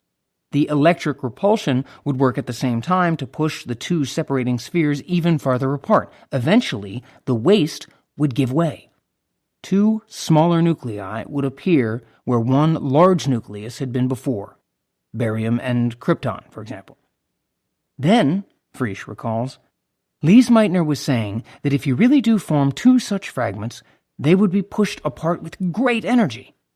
They would be pushed apart by the mutual repulsion of their gathered protons at 1/30th the speed of light. Meitner or Frisch calculated that energy to be about 200 MeV, 200 million electron volts. An electron volt is the energy necessary to accelerate an electron through a potential difference of 1 volt. 200 million electron volts is not a large amount of energy, but it is an extremely large amount of energy from one atom. The most energetic chemical reactions release about 5 eV per atom. Ernest Lawrence was that year building a cyclotron with a nearly 200-ton magnet with which he hoped to accelerate particles by as much as 25 MeV. Frisch would calculate later that the energy from each bursting uranium nucleus would be sufficient to make a visible grain of sand visibly jump. In each mere gram of uranium, there are about 2.5 times 10 to the 21st atoms, an absurdly large number, 25, followed by 20 zeros. They asked themselves what the source of all that energy could be. That was the crux of the problem, and the reason no one had credited the possibility before. Neutron captures that had been observed before had involved much smaller energy releases. When she was 31 in 1909, Meitner had met Albert Einstein for the first time at a scientific conference in Salzburg. He gave a lecture on the development of our views regarding the nature of radiation. At that time, I certainly did not yet realize the full implications of his theory of relativity. She listened eagerly. In the course of the lecture, Einstein used the theory of relativity to derive his equation E equals mc squared, with which Meitner was then unfamiliar. Einstein showed thereby how to calculate the conversion of mass into energy. These two facts, she reminisced in 1964, were so overwhelmingly new and surprising that to this day, I remember the lecture very well. She remembered it in 1938, on the day before Christmas. She also had the packing fractions in her head, says Frisch. She had memorized Francis Aston's numbers for the mass defects of nuclei. If the large uranium nucleus split into two smaller nuclei, the smaller nuclei would weigh less in total than their common parent. How much less? That was a calculation she could easily work. About 1/5 the mass of a proton less. Process 1/5 of the mass of a proton through E equals mc squared. 1/5 of a proton mass, Frisch exclaims, was just equivalent to 200 MeV. So here was the source for that energy. It all fitted. They converted not quite so suddenly as that. They may have been excited, but Meitner at least was profoundly wary. This new work called her previous 4 years' work with Hahn and Strassmann into doubt. If she was right about the one, she was wrong about the other, just when she had escaped from Germany into the indifferent world of exile and needed most to confirm her reputation. Lise Meitner sort of kept saying, "We couldn't have seen it. This was so totally unexpected. Hahn is a good chemist, and I trusted his chemistry to correspond to the elements he said they corresponded to.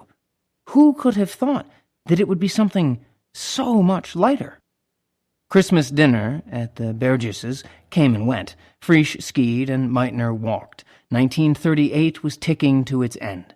With a week to pass in a small village, they would certainly have visited the fortress and looked down from its ramparts onto the snow-covered valley, onto centuries of violent graves. Though they understood its energetics now, the discovery was still only physics to them. They did not yet imagine a chain reaction. Hans' letter of December 21st, confirming lanthanum, was still not forwarded from Stockholm, nor was the carbon copy of the Naturwissenschaften paper. Hahn was eager to win Meitner's support and wrote Kungolf directly on the Wednesday after Christmas to woo her. Careful not to seem to usurp her place, he called the discovery his barium fantasy and questioned everything except the presence of barium and the absence of actinium, taking the humble chemist's part. Naturally, I would be very interested to hear your frank opinion. Perhaps you could compute and publish something. He had continued to hold off telling other physicists, though he itched for physical confirmation of his chemistry. It was as though a maker of hand axes had discovered fire by striking flints, while the sorcerers pondered how to harness lightning. He might hardly believe his luck, and urgently seek their authentication, even though he knew what burned his hand was real. The letter reached Kungolf on Thursday. By return mail that day, Meitner responded that the radium-barium finding was very exciting. Otto, Robert, and I have already puzzled over it. But she let slip no answer to the puzzle, and she asked about the lanthanum result. Friday, she sent Hahn a postcard. Today, the manuscript arrived. An important page was missing, but it was all very amazing. Nothing more. Hahn must have bitten his lip. In Dahlem, Rosbaud passed along the galley proofs. Hahn was more certain now of his findings. The manuscript had set the barium results against all previous laws of nuclear physics. He moderated the phrase in proof to against all previous experience. But even with the carbon copy, the missing page, and the December 21 letter finally at hand in Kungolf, Meitner hesitated to leap. On January 1st, after conveying New Year's greetings to Hahn, she wrote, "We have read your work very thoroughly and consider it, perhaps, possible energetically, after all, that such a heavy nucleus bursts." She veered off to worry about their misbegotten transuranics. Not a good reference for my new start. Frisch added a New Year's wish of his own and a more genial reservation. "If your new findings are really true, it would certainly be of the greatest interest, and I am very curious about further results." Meitner returned to Stockholm later that day and Frisch to Copenhagen. He was keen to submit our speculations. It really wasn't more than that, at that time, to Bohr. The note of hesitancy in their letter to Hahn suggests they sought the authority of Bohr's blessing. Frisch saw him on January 3rd. I had hardly begun to tell him when he struck his forehead with his hand and exclaimed, "Oh, what idiots we have all been! Oh, but this is wonderful! This is just as it must be!" Their conversation lasted only a few minutes, Frisch wrote his aunt that day, since Bohr immediately and in every respect was in agreement with us. He still wants to consider this quantitatively this evening and to talk with me again about it tomorrow. In Stockholm that day, Meitner had received Hahn's revised proofs. Independently, they quieted her doubt. She wrote Hahn emphatically, "I am fairly certain now that you really have a splitting toward barium, and I consider it a wonderful result, for which I congratulate you and Strassmann very warmly.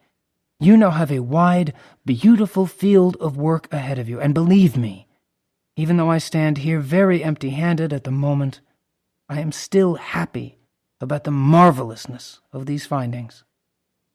Now those findings needed interpretation. Aunt and nephew outlined a theoretical paper by long-distance telephone. Frisch drafted it Friday, January 6th, and that evening took the trolley to the House of Honor to discuss it with Bohr, who was leaving for the United States the next morning for a term of work at the Institute for Advanced Study. There was time the next morning to type only part of the draft. Frisch delivered 2 pages to Bohr at the train station, from which he and his 19-year-old son Eric were departing for Göteborg harbor. On the assumption that Frisch would immediately send the paper along to Nature, Bohr promised not to mention it to their American colleagues until he heard from Frisch that it had been received and was in press. Among the notes he brought to that final discussion, Frisch mentioned an experiment to confirm by physical means the Dahlem chemistry. Hans and Strassmann's article had been published in Berlin on January 6th. When it arrived in Copenhagen the next day, Frisch thought to go over the whole business with George Plaschek. Plaschek was characteristically skeptical and characteristically witty about it. Uranium already suffered from alpha decay, Frisch remembers him scoffing. To think that it could be made to burst as well was like dissecting a man killed by a falling brick and finding that he would have died of cancer.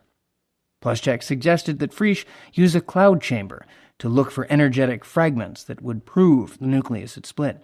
The Institute's radium-based neutron sources would fog a cloud chamber photograph with gamma radiation, Frisch realized, but a simple ionization chamber would do. One would expect fast-moving nuclei of atomic number about 40 to 50, and atomic weight 100 to 150, and up to 100 MeV energy to emerge from a layer of uranium bombarded with neutrons. He explained his experiment in a subsequent report. In spite of their high energy, these nuclei should have a range in air of a few millimeters only on account of their high effective charge, which implies very dense ionization. In the course of their short passage, his highly charged nuclear fragments would strip about 3 million electrons from the nuclei of air gases.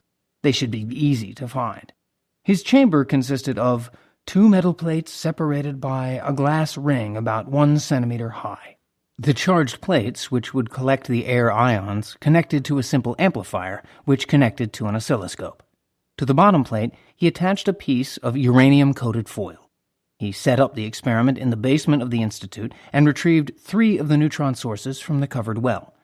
He placed the sources close to the foil and looked for the expected nuclei to emerge. Since they were highly energetic and strongly ionizing, they would create quick, sharp, vertical pulses of the sweeping green beam of the oscilloscope. Frisch started measurements on the afternoon of Friday, January 13th, and pulses at about the predicted amplitude and frequency, 1 or 2 per minute, were seen within a few hours. He ran checks with either the neutron sources or the uranium lining removed. He wrapped the sources with paraffin to slow the neutrons and enhanced the effect by a factor of 2. He continued measurements until 6 in the morning to verify that the apparatus was working consistently. As had Werner Heisenberg before him, he lived upstairs at the Institute. Exhausted, he climbed the stairs to bed. He remembers thinking that 13 had proved once again to be his lucky number. Even luckier than that, at 7 in the morning, I was knocked out of bed by the postman who brought a telegram to say that my father had been released from concentration camp. His parents would move to Stockholm and share an apartment with his aunt, whose possessions, thanks to Hahn, were eventually shipped. In a state of slight confusion, Frisch spent the next day repeating the experiment for anyone who cared to see. One who came down in the morning to the basement laboratory was a black-haired, blue-eyed American biologist of Irish heritage named William A. Arnold, who was studying on a Rockefeller Fellowship with George de Hevesy. Arnold was 34, Frisch's age, on leave from the Hopkins Marine Station at Pacific Grove, California. He had made his way to Europe from San Francisco the previous September by freighter with his wife and young daughter. He could have gone to Berkeley to pick up radioisotope technique, but would have missed living in Copenhagen, learning from de Hevesy, would have missed contributing a coinage to the gamble that is history. Frisch showed the American the experiment and pointed out the pulses on the oscilloscope. From the size of the spikes, Arnold recalls, it was clear that they must represent 100 to 200 MeV, very much larger than the spikes from uranium's natural background of alpha particles. Later that day, Frisch looked me up and said, "You work in a microbiology lab. What do you call the process in which one bacterium divides into 2? And I answered, binary fission. He wanted to know if you could call it fission alone, and I said you could. Frisch, the sketch artist, good at visualizing as his aunt was not, had metamorphosed his liquid drop into a dividing, living cell. Thereby the name for a multiplication of life became the name for a violent process of destruction.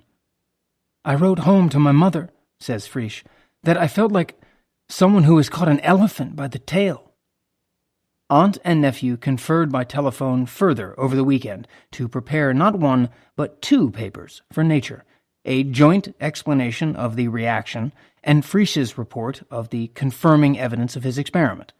Both reports, Disintegration of Uranium by Neutrons, a New Type of Nuclear Reaction, and Physical Evidence for the Division of Heavy Nuclei Under Neutron Bombardment, used the new term fission.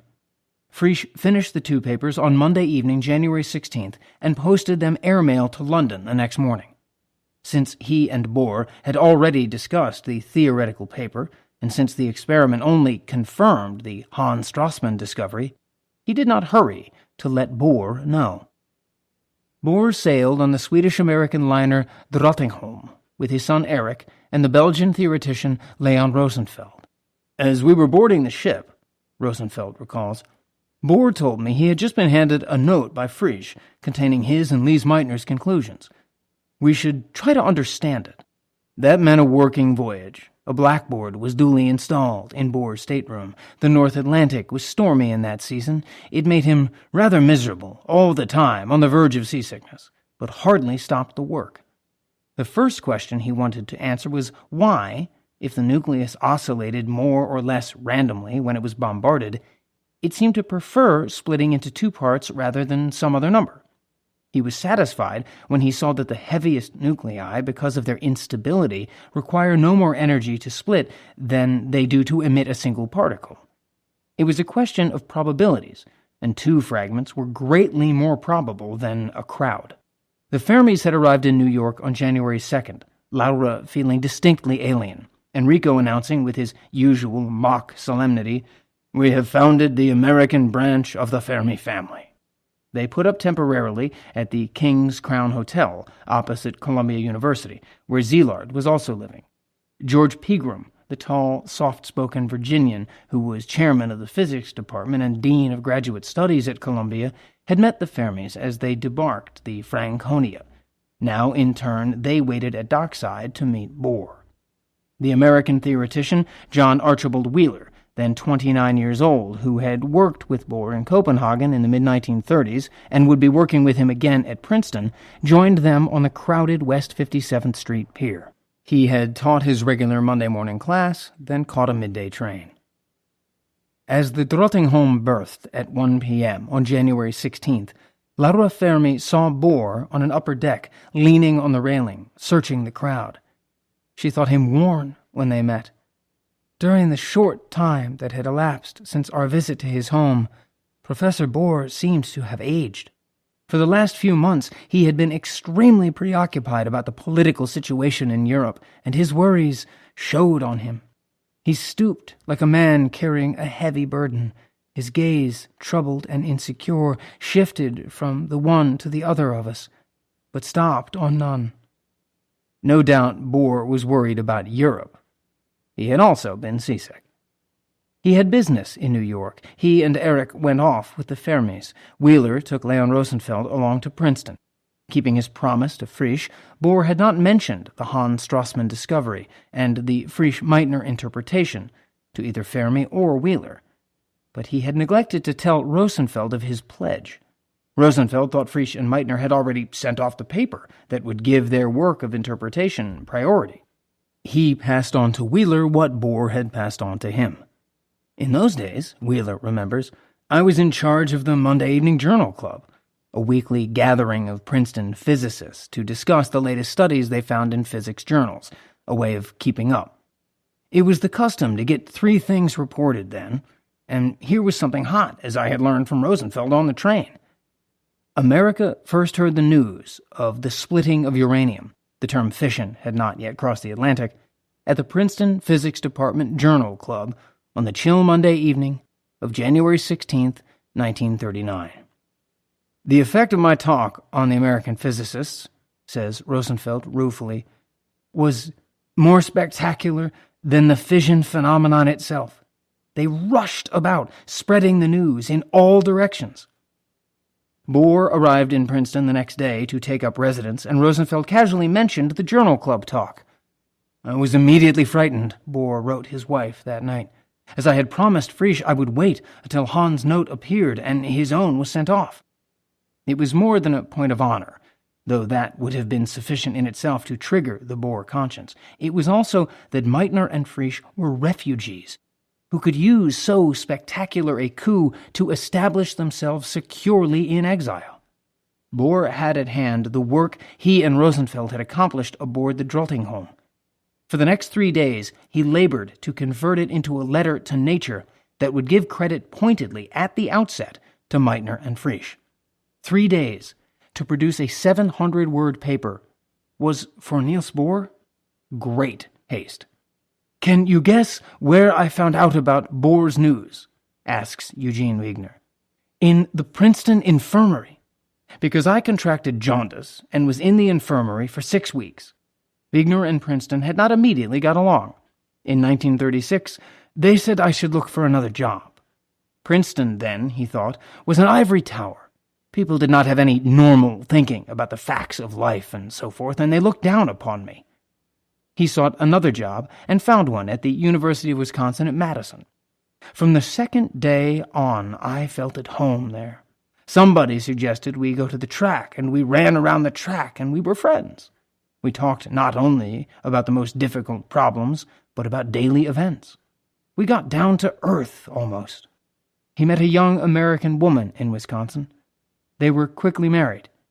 She became ill. I tried to conceal it from her that she had cancer, and that there was no hope for her surviving. She was in a hospital in Madison, and then she went to see her parents, and I went with her, but I didn't want to stay with her parents, of course, because I was, after all, a stranger to her parents. I went for a little while away to Michigan, Ann Arbor, and then I came back and saw her in bed at her parents'. And then she told me, essentially, that she knows that she is close to death. She said, 'Should I tell you where our suitcases are?' So she knew when she talked to me. I tried to conceal it from her because I felt that it would be better if a reasonably young person does not realize that she is doomed. Of course, we are all doomed." He returned to Princeton in 1938, the university by then having more sensibly assessed his worth. A sophisticated and highly respected theoretician, Wigner shared the Nobel Prize in Physics in 1963 for his work on the structure of the nucleus. After Bohr's arrival, Szilard traveled down from New York to visit his sick friend and won a long-overdue surprise. "Wigner told me of Hahn's discovery. Hahn found that uranium breaks into 2 parts when it absorbs a neutron. When I heard this, I immediately saw that these fragments, being heavier than corresponds to their charge, must emit neutrons, and if enough neutrons are emitted, then it should be, of course, possible to sustain a chain reaction. All the things which H.G. Wells predicted appeared suddenly real to me." At Wigner's bedside in the Princeton infirmary, the two Hungarians debated what to do. In the meantime, Bohr had sent his letter for Nature to Frisch in Copenhagen, asking him to forward it on. "If, as I hope, Hahn's article has already been published and your aunt's note has already been submitted," he asked for the latest news on that front and wondered how the experiments are proceeding. In a postscript, he added that he had just seen the Hans Strassmann paper in Naturwissenschaften. Ideas infect like viruses. The point of origin of the fission infection was Dahlem. From there it spread to Stockholm, to Kongalv, to Copenhagen. It crossed the Atlantic with Bohr and Rosenfeld. I. Rabi and the young California-born theoretician Willis Eugene Lamb, Jr., 2 Columbia men working at Princeton that week, both heard the news. Lamb, perhaps from Wheeler, Rabi from Bohr himself. They returned to New York, probably Friday night, Lamb thinks. Rabi says he told Fermi. In 1954, Fermi credited Lamb. And remember one afternoon, Willis Lamb came back very excited and said that Bohr had leaked out great news. Lamb recalls spreading it around, but does not recall specifically telling Fermi. Possibly both men talked to the Italian laureate within a space of hours. It was information he, of all physicists, would most need to hear, since the Nobel lecture he had delivered only a month earlier, not yet printed, was now partly obsolete and an embarrassment. Fermi confined revision to a footnote. The discovery by Hahn and Strassmann makes it necessary to re-examine all the problems of the transuranic elements, as many of them might be found to be products of a splitting of uranium. The many other radioactivities he and his group identified, and his slow neutron discovery, still secured his Nobel Prize. Szilard also hoped to talk to Fermi. I thought that if neutrons are in fact emitted in fission, this fact should be kept secret from the Germans. So I was very eager to contact Joliot and to contact Fermi, the two men who were most likely to think of this possibility. He had borrowed Wigner's apartment and had not yet left Princeton. I got up one morning and wanted to go out. It was raining, cats and dogs. I said, "My God, I'm going to catch cold." Because at that time, the first years I was in America, each time I got wet, I invariably caught a bad cold. He had to go out anyway. I got wet and came home with a high fever, so I was not able to contact Fermi. Fever or not, by January 25th, Wednesday, Szilard had returned to New York, had seen the Hans Strassmann paper, and was writing Louis Strauss, whose patronage might now be more important than ever. I feel I ought to let you know of a very sensational new development in nuclear physics. In a paper, Hahn reports that he finds when bombarding uranium with neutrons, the uranium breaking up. This is entirely unexpected and exciting news for the average physicist. The Department of Physics at Princeton, where I spent the last few days, was like a stirred-up ant heap. Apart from the purely scientific interest, there may be another aspect to this discovery, which so far does not seem to have caught the attention of those to whom I spoke. First of all, it is obvious that the energy released in this new reaction must be very much higher than all previously known cases. This in itself might make it possible to produce power by means of nuclear energy, but I do not think that this possibility is very exciting, for the cost of investment would probably be too high to make the process worthwhile. I see possibilities in another direction. These might lead to large-scale production of energy and radioactive elements, unfortunately also perhaps to atomic bombs. This new discovery revives all the hopes and fears in this respect which I had in 1934 and 1935, and which I have as good as abandoned in the course of the last 2 years. At present, I am running a high temperature and am therefore confined to my four walls, but perhaps I can tell you more about these new developments some other time.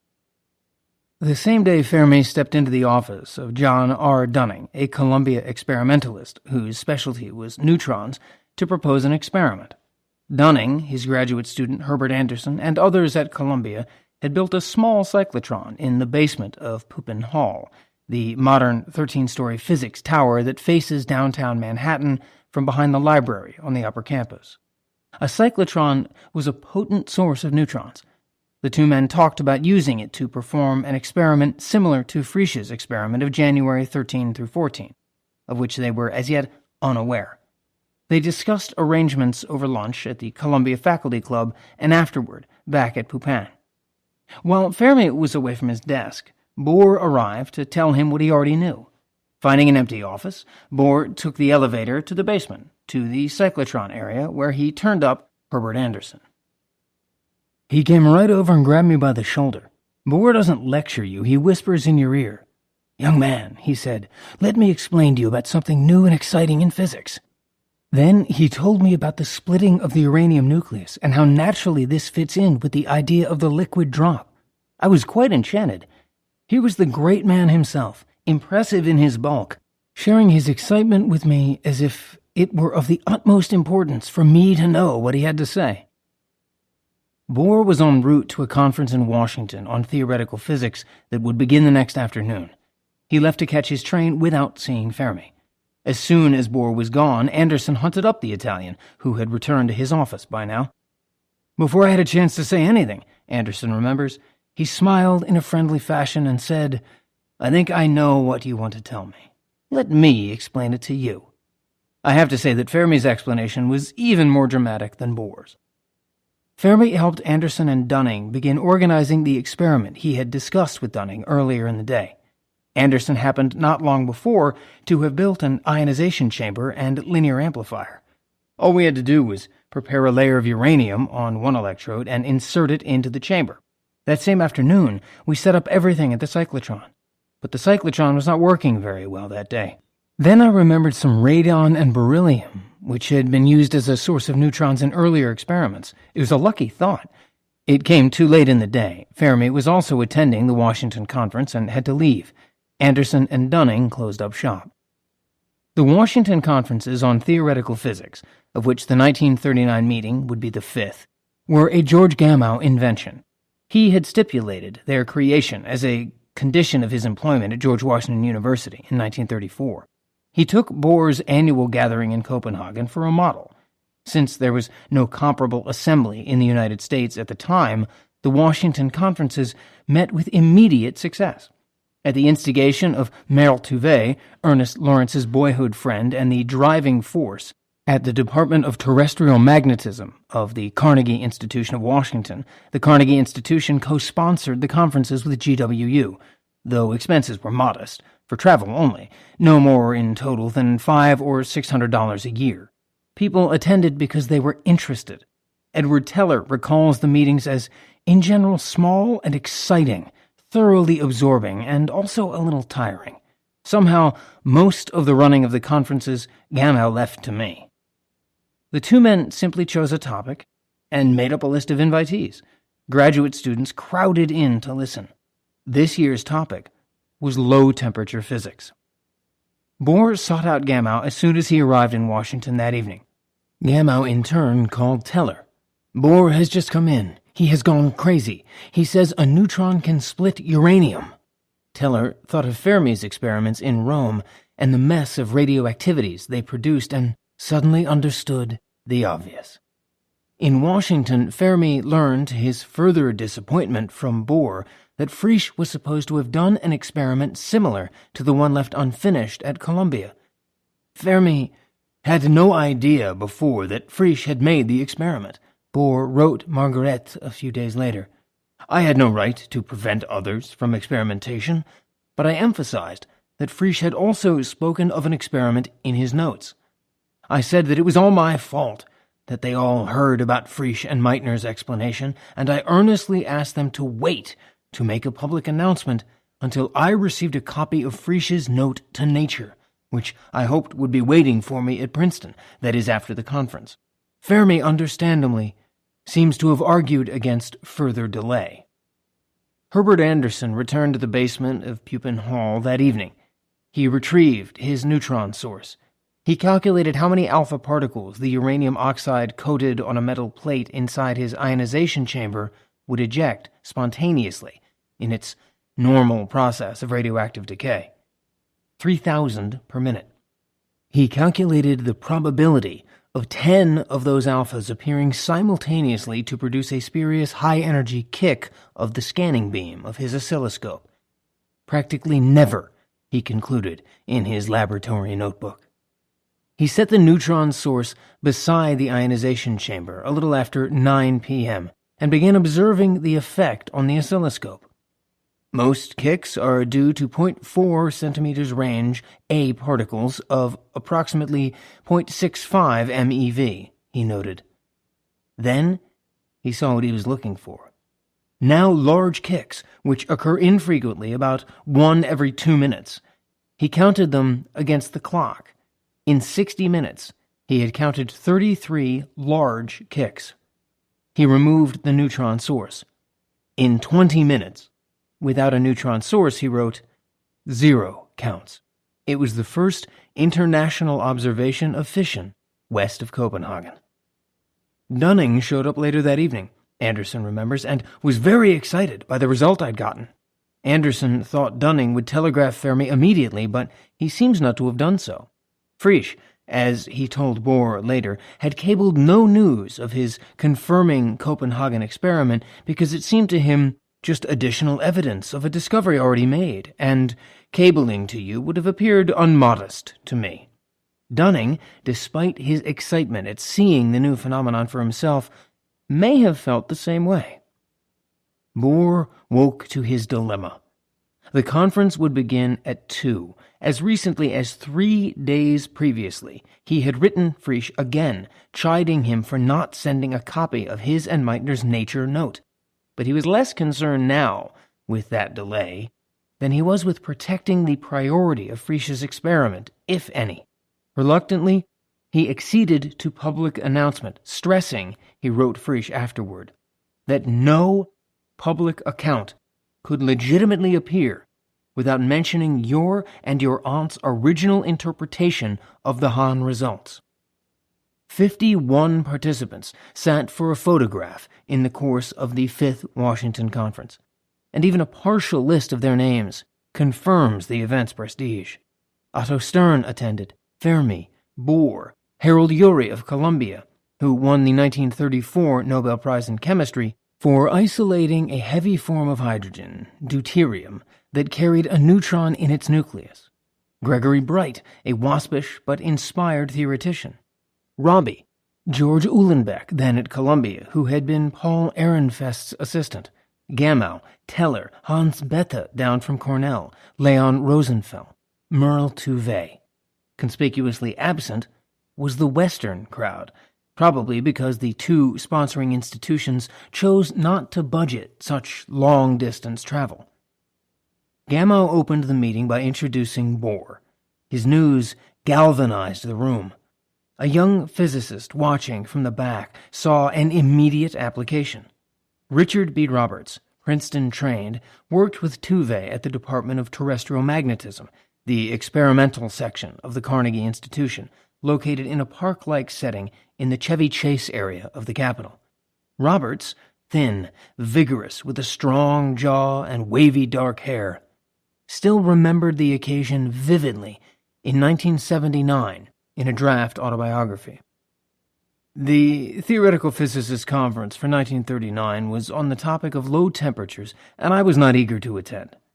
However, I went down to sit in the back row of the meeting. Bohr and Fermi arrived, and Bohr proceeded to reveal his news concerning the Hahn and Strassmann experiments.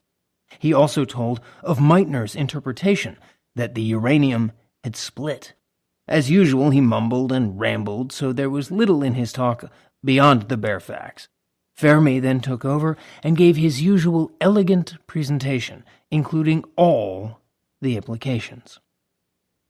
Roberts noted in a letter to his father the Monday after the conference ended that Fermi also described an obvious experiment to test the theory. Frisch's experiment, Fermi's, Dunning's, and Anderson's experiment. The remarkable thing is that this reaction results in 200 million volts of energy liberated and brings back the possibility of atomic power. Bohr was calling the fission fragments splitters. For the time being, everyone borrowed that comical usage. Lawrence R. Hofstad, a longtime associate of Touvet, was sitting beside Roberts. When Fermi finished, the 2 men looked at each other, got up, left the meeting, and lit out for the DTM.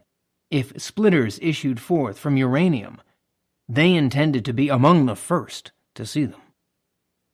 In New York that day, Szilard dragged himself to the nearest Western Union office and cabled the British Admiralty. "Kindly disregard my recent letter. Stop. Writing. The secret patent had revived." Naturwissenschaften reached Paris about January 16th. One of Frédéric Joliot's associates recalls that in a rather moving meeting, Joliot made a report on this result to Madame Joliot and myself, after having locked himself in for a few days and not talked to anybody. The Joliot-Curies were once again appalled to find they had barely missed a major discovery. In the next few days, Joliot independently deduced the large energy release and considered the possibility of a chain reaction, as Szilard had thought he might. He tried to track down the neutrons from fission first, found that approach difficult, then set up an experiment somewhat like Frisch's. He detected fission fragments on January 26th. The newest building on the DTM grounds was the Atomic Physics Observatory, the working contents of which had just been brought online 2 weeks before. A new 5-megavolt pressure Van de Graaff generator that Tuve, Roberts, and their colleagues had built for $51,000 to extend their studies in the structure of the nucleus.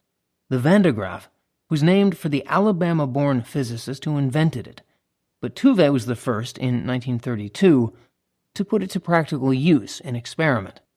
It was essentially a monumental static electricity generator, an insulated, motor-driven pulley belt that picked up ions from discharged needles in its metal base, carried them up through an insulated support cylinder into a smooth metal storage sphere, and deposited them on the sphere.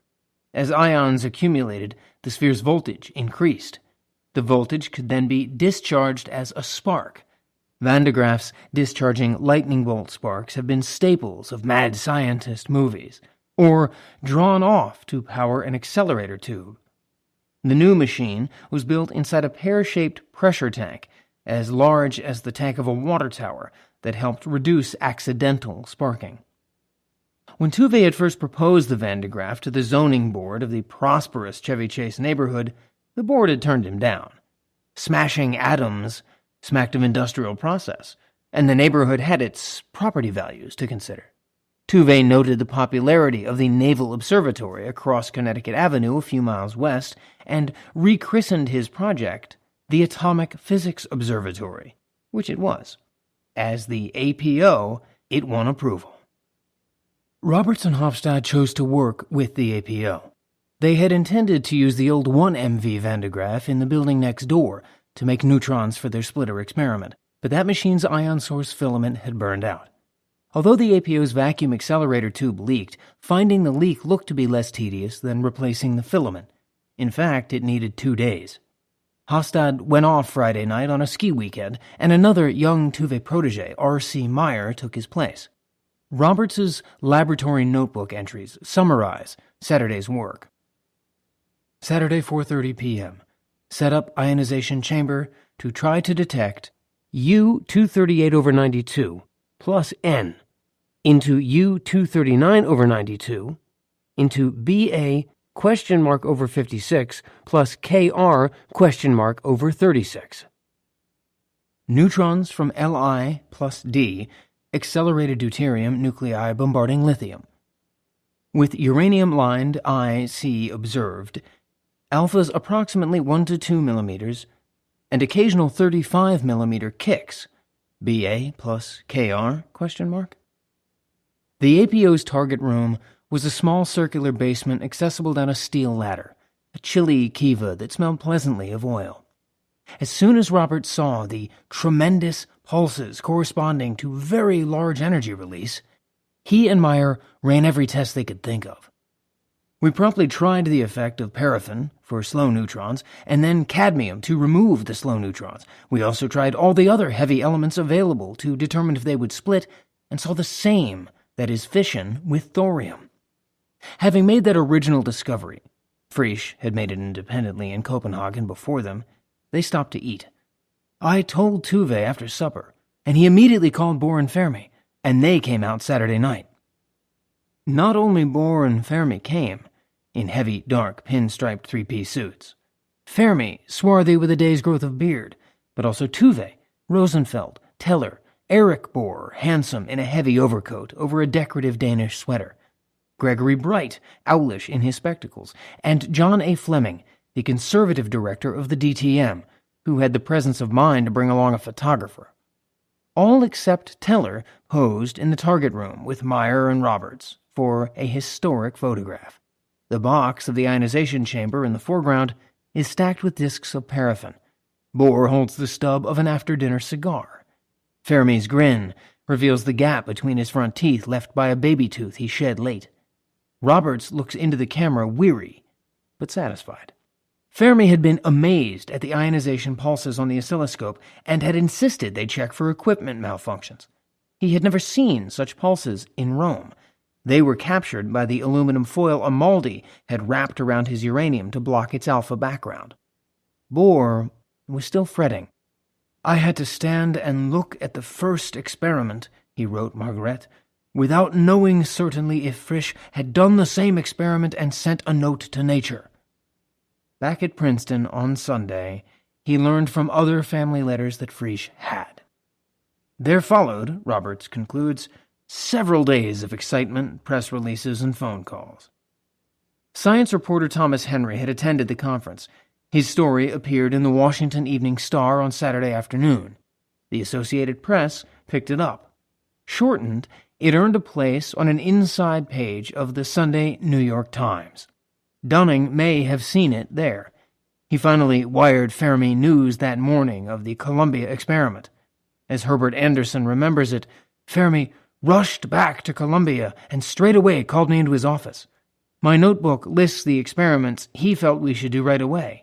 The date was January 29th, 1939. They had already agreed, says Anderson, that I would teach him Americana and he would teach me physics. Both lessons began in earnest. The San Francisco Chronicle picked up the wire service story.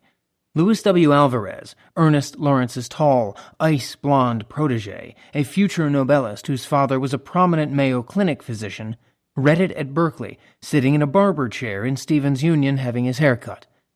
So I told the barber to stop cutting my hair, and I got right out of that barber chair and ran as fast as I could to the radiation lab, where my student, Phil Abelson, had been trying to identify what transuranium elements were produced when neutrons hit uranium. He was so close to discovering fission that it was almost pitiful. Abelson still remembers the painful moment. About 9:30 a.m., I heard the sound of running footsteps outside, and immediately afterward Alvarez burst into the laboratory. When he told me the news, I almost went numb, as I realized that I had come close, but had missed a great discovery. For nearly 24 hours I remained numb, not functioning very well. The next morning I was back to normal, with a plan to proceed. By the end of the day, Abelson found iodine as a decay product of tellurium from uranium irradiation, another way the nucleus could split, that is, tellurium-52 plus zirconium-40 equals U-92. Alvarez wired Gamow for details, learned of the Frisch experiment, then tracked down Oppenheimer. I remember telling Robert Oppenheimer that we were going to look for ionization pulses from fission, and he said, "That's impossible," and gave a lot of theoretical reasons why fission couldn't really happen. When I invited him over to look at the oscilloscope later, when we saw the big pulses, I would say that in less than 15 minutes, Robert had decided that this was indeed a real effect, and he had decided that some neutrons would probably boil off in the reaction, and that you could make bombs and generate power, all inside a few minutes. It was amazing to see how rapidly his mind worked, and he came to the right conclusions. The following Saturday, Oppenheimer discussed the discovery in a letter to a friend at Caltech, outlining all the experiments Alvarez and others had accomplished during the week, and speculating on applications. "The U business is unbelievable. We first saw it in the papers, wired for more dope, and have had a lot of reports since.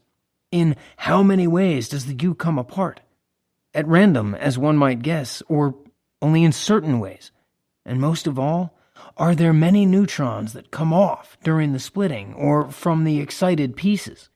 If there are, then a 10-centimeter cube of U-deuteride, one would need the D-deuterium heavy hydrogen to slow them without capture, should be quite something. What do you think?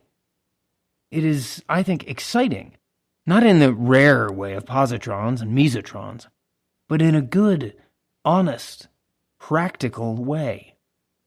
The next day, in a letter to George Uhlenbeck at Columbia, quite something became, "might very well blow itself to hell." One of Oppenheimer's students, the American theoretical physicist Philip Morrison, recalls that, when fission was discovered, within perhaps a week, there was on the blackboard in Robert Oppenheimer's office a drawing, a very bad, an execrable drawing, of a bomb.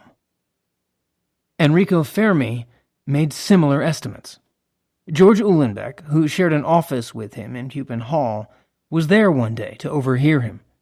Fermi was standing at his panoramic office window high in the physics tower, looking down the gray winter length of Manhattan Island, its streets alive as always with vendors and taxis and crowds. He cupped his hands as if he were holding a ball. "A little bomb like that," he said simply, for once not lightly mocking, "and it would all disappear." Part 2. A Peculiar Sovereignty. The Manhattan District bore no relation to the industrial or social life of our country. It was a separate state, with its own airplanes and its own factories and its thousands of secrets. It had a peculiar sovereignty, one that could bring about the end, peacefully or violently, of all other sovereignties.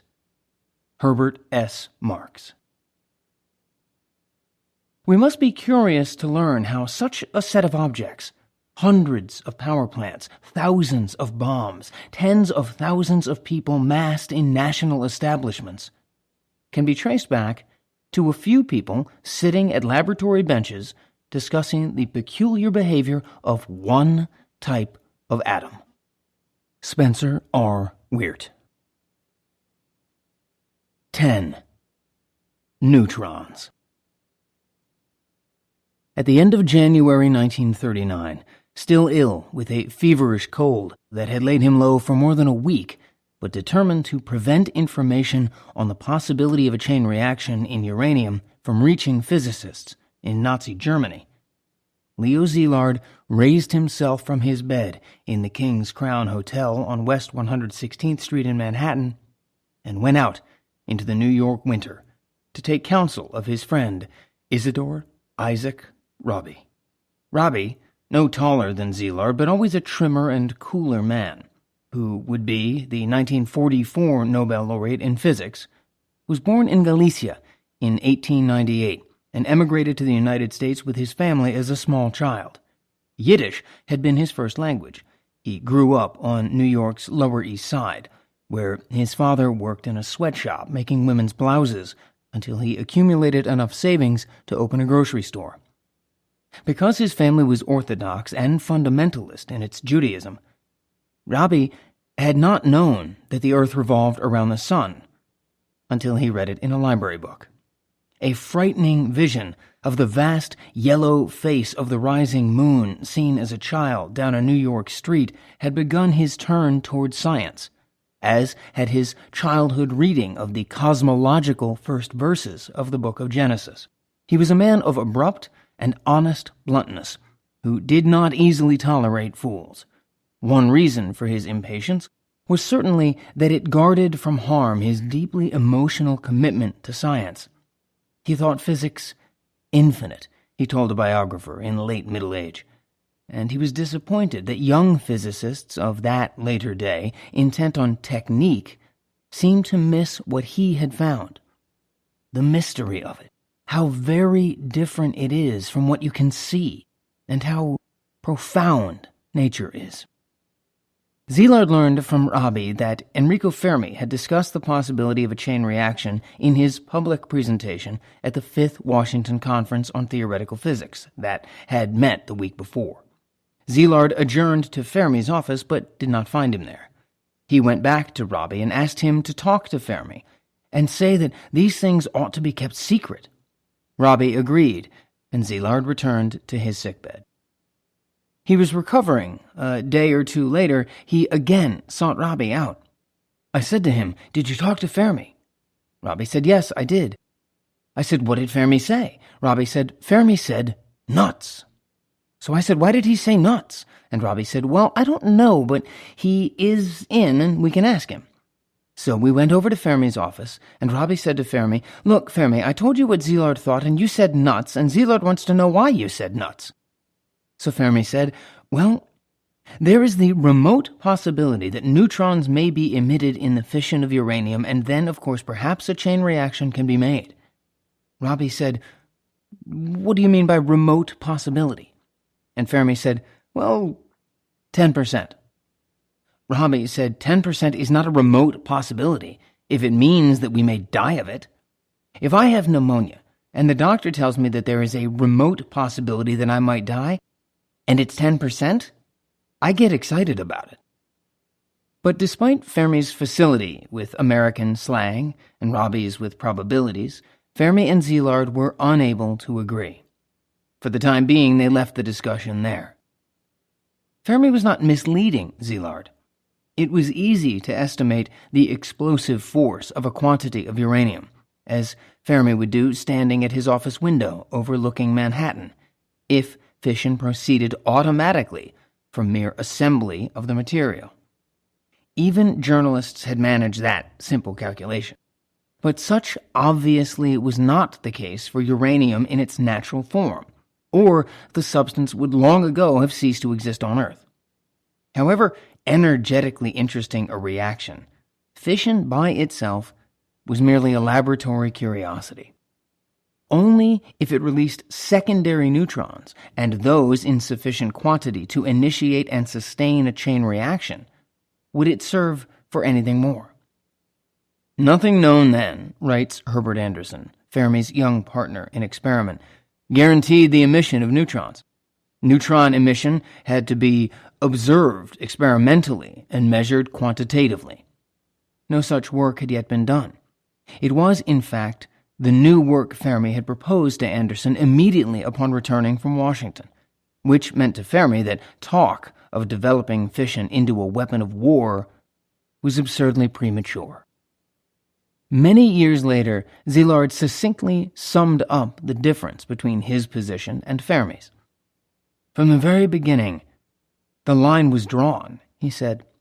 Fermi thought that the conservative thing was to play down the possibility that a chain reaction may happen. And I thought the conservative thing was to assume that it would happen and take all the necessary precautions. Once he was well again, Szilard had catching up to do. He cabled Oxford to ship him the cylinder of beryllium he had left behind at the Clarendon when he came to the United States, preliminary to mounting a neutron emission experiment of his own. At Louis Strauss's request, he spent a day with the financier discussing the possible consequences of fission, which included, Strauss notes wistfully in his memoirs, making the performance of our surge generator in Pasadena insignificant. The device had just been completed. The surge generator, in which he had invested some tens of thousands of dollars, had been cut down to size. The Strausses were scheduled to leave that evening by overnight train for a Palm Beach vacation. Szilard rode along as far as Washington to continue the discussion. He was massaging his patron. He needed to rent radium to combine with his beryllium to make a neutron source, and hoped Strauss might be persuaded to support the expense. Arriving late at Union Station in Washington, Szilard called the Edward Tellers. They were still recovering from the work of hosting the Washington Conference. Michi Teller protested the surprise visit, her husband remembers. "No, we are both much too tired. He must go to a hotel." They met Szilard anyway, whereupon, to Teller's surprise, Michi invited their countrymen to stay with them. We drove to our home, and I showed Szilard to his room. He felt the bed suspiciously, then turned to me suddenly and said, "Is there a hotel nearby?" There was, and he continued, "Good, I have just remembered sleeping in this bed before. It is much too hard." But before he left, he sat on the edge of the hard bed and talked excitedly. "You heard Bohr on fission?" "Yes," I replied. Szilard continued, "You know what that means." What it meant to Szilard, Teller remembers, was that Hitler's success could depend upon it.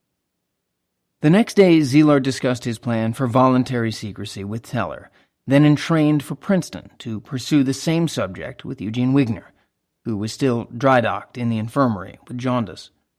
Szilard was thus present in Princeton when yet another momentous insight struck Niels Bohr. Bohr and Leon Rosenfeld were staying at the Nassau Club, the Princeton Faculty Center. On Sunday, February 5th, George Placzek joined them at breakfast in the club dining room. The Bohemian theoretician had arrived in Princeton from Copenhagen the night before, another refugee from Nazi persecution. talk turned to fission. "It is a relief that we are now rid of those transuranians," Rosenfeld remembers Bohr saying, referring to the confusing radioactivities Hahn, Meitner, and Strassmann had found in the late 1930s that Bohr assumed could now be attributed to existing lighter elements, barium, lanthanum, and the many other fission products researchers were beginning to identify. Placzek was skeptical. "The situation is more confused than ever," he told Bohr. He began then to specify the sources of confusion. He was directly challenging the relevance of Bohr's liquid drop model of the nucleus. The Danish laureate paid attention. Physicists use a convenient measurement they call a cross-section to indicate the probability that a particular nuclear reaction will or will not happen. The theoretical physicist Rudolf Peierls once explained the measurement with this analogy.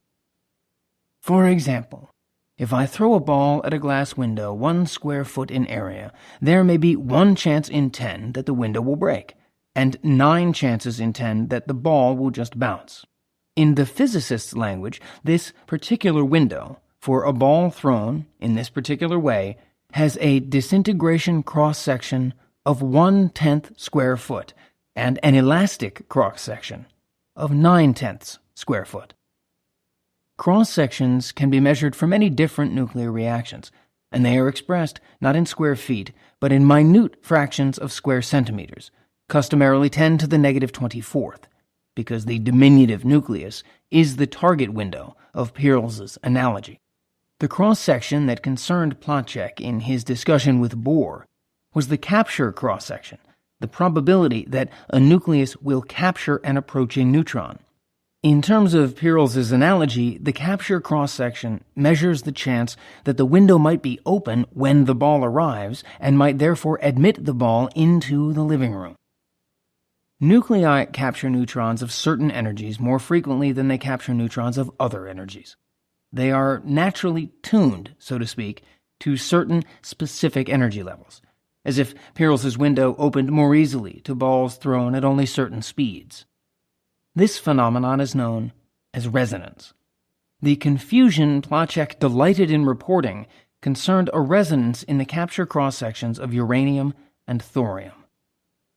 Placzek pointed out that uranium and thorium both exhibit a capture resonance for neutrons with medium-range energies of about 25 electron volts. That meant, first of all, that although fission was one behavior uranium could exhibit under neutron bombardment, capture and subsequent transmutation continued to be another. Bohr was not ever to be rid of those inconvenient transuranians. Some of them were real. If a neutron penetrated a uranium nucleus, for example, the result might be fission. But if the neutron happened to be traveling at the appropriate energy when it penetrated, somewhere around 25 eV, the nucleus would probably capture it without fissioning. Beta decay would follow. Increasing the nuclear charge by 1 unit, the result should be a new, as yet unnamed, transuranic element of atomic number 93. That was one of Placzek's points. It would prove in time to be crucial. The other source of confusion was more straightforward. It was also more immediately relevant to the question of how to harness nuclear energy. It concerned differences between uranium and thorium. Thorium, element 90, a soft, heavy, lustrous silver-white metal, was first isolated by the celebrated Swedish chemist Jöns Jacob Berzelius in 1828. Berzelius named the new element after Thor, the Norse god of thunder.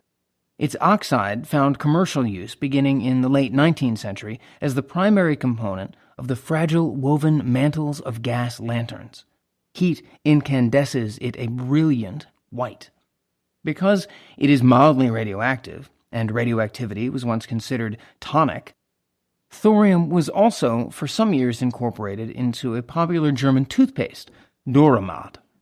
Auer, the company that made German gas mantles, also made the toothpaste. Hahn, Meitner, and Strassmann, the Joliot-Curies, and others had regularly studied thorium alongside uranium. Its behavior was often similar. Otto Frisch had first demonstrated that it fissioned. He bombarded it next after uranium in the course of his January experiment in Copenhagen, the experiment he had discussed with Bohr after he returned from Kungalv and Bohr had worked so hard in the United States to protect. Frisch was then also first to notice that the fission characteristics of thorium differed from those of uranium. Thorium did not respond to the magic of paraffin. It was unaffected by slow neutrons.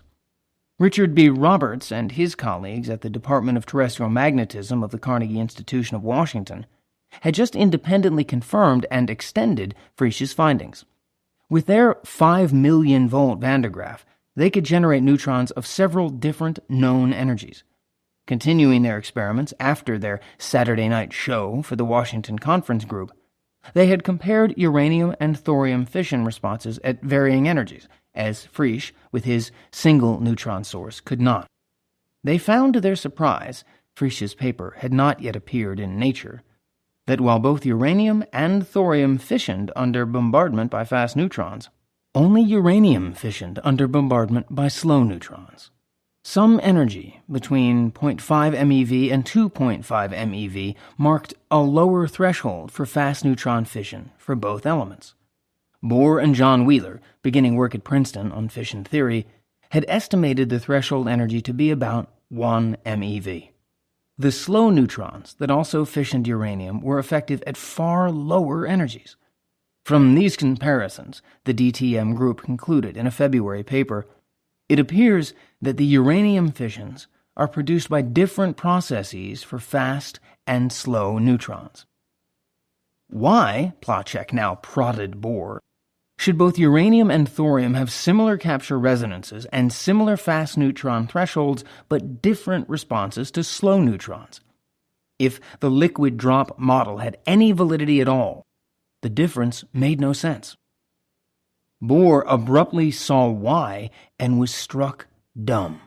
Not to lose what he had only barely grasped, oblivious to courtesy, he pushed back his chair and strode from the room and from the club. Rosenfeld hurried to follow. Taking a hasty leave of Placzek, I joined Bohr, who was walking silently, lost in deep meditation, which I was careful not to disturb. The two men tramped speechless through the snow across the Princeton campus to Fine Hall, the neo-Gothic brick building where the Institute for Advanced Study was then lodged. They went into Bohr's office, borrowed from Albert Einstein. It was spacious, with leaded windows, a fireplace, a large blackboard, an oriental rug to warm the floor. No peripatetic like Bohr, Einstein had judged it too large and moved into a small secretarial annex nearby. As soon as we entered the office, Rosenfeld remembers, Bohr rushed to the blackboard, telling me, "Now listen, I have it all." And he started, again without uttering a word, drawing graphs on the blackboard. In the first graph Bohr drew, the horizontal axis plotted neutron energy left to right, low to high, slow to fast. The vertical axis charted cross-sections, the probability of a particular nuclear reaction, and served a double purpose. The lazy S that filled most of the frame represented thorium's cross-section for capture at different neutron energies, the steep central peak demonstrating the 25 eV resonance in the middle range. The tail that waved from the horizontal axis on the right side represented a different thorium cross-section, its cross-section for fission beginning at that high 1 MeV threshold. What Bohr had drawn was thus a visualization of thorium's changing response to bombardment by neutrons of increasing energy. Bohr moved to the next section of blackboard and drew a second graph.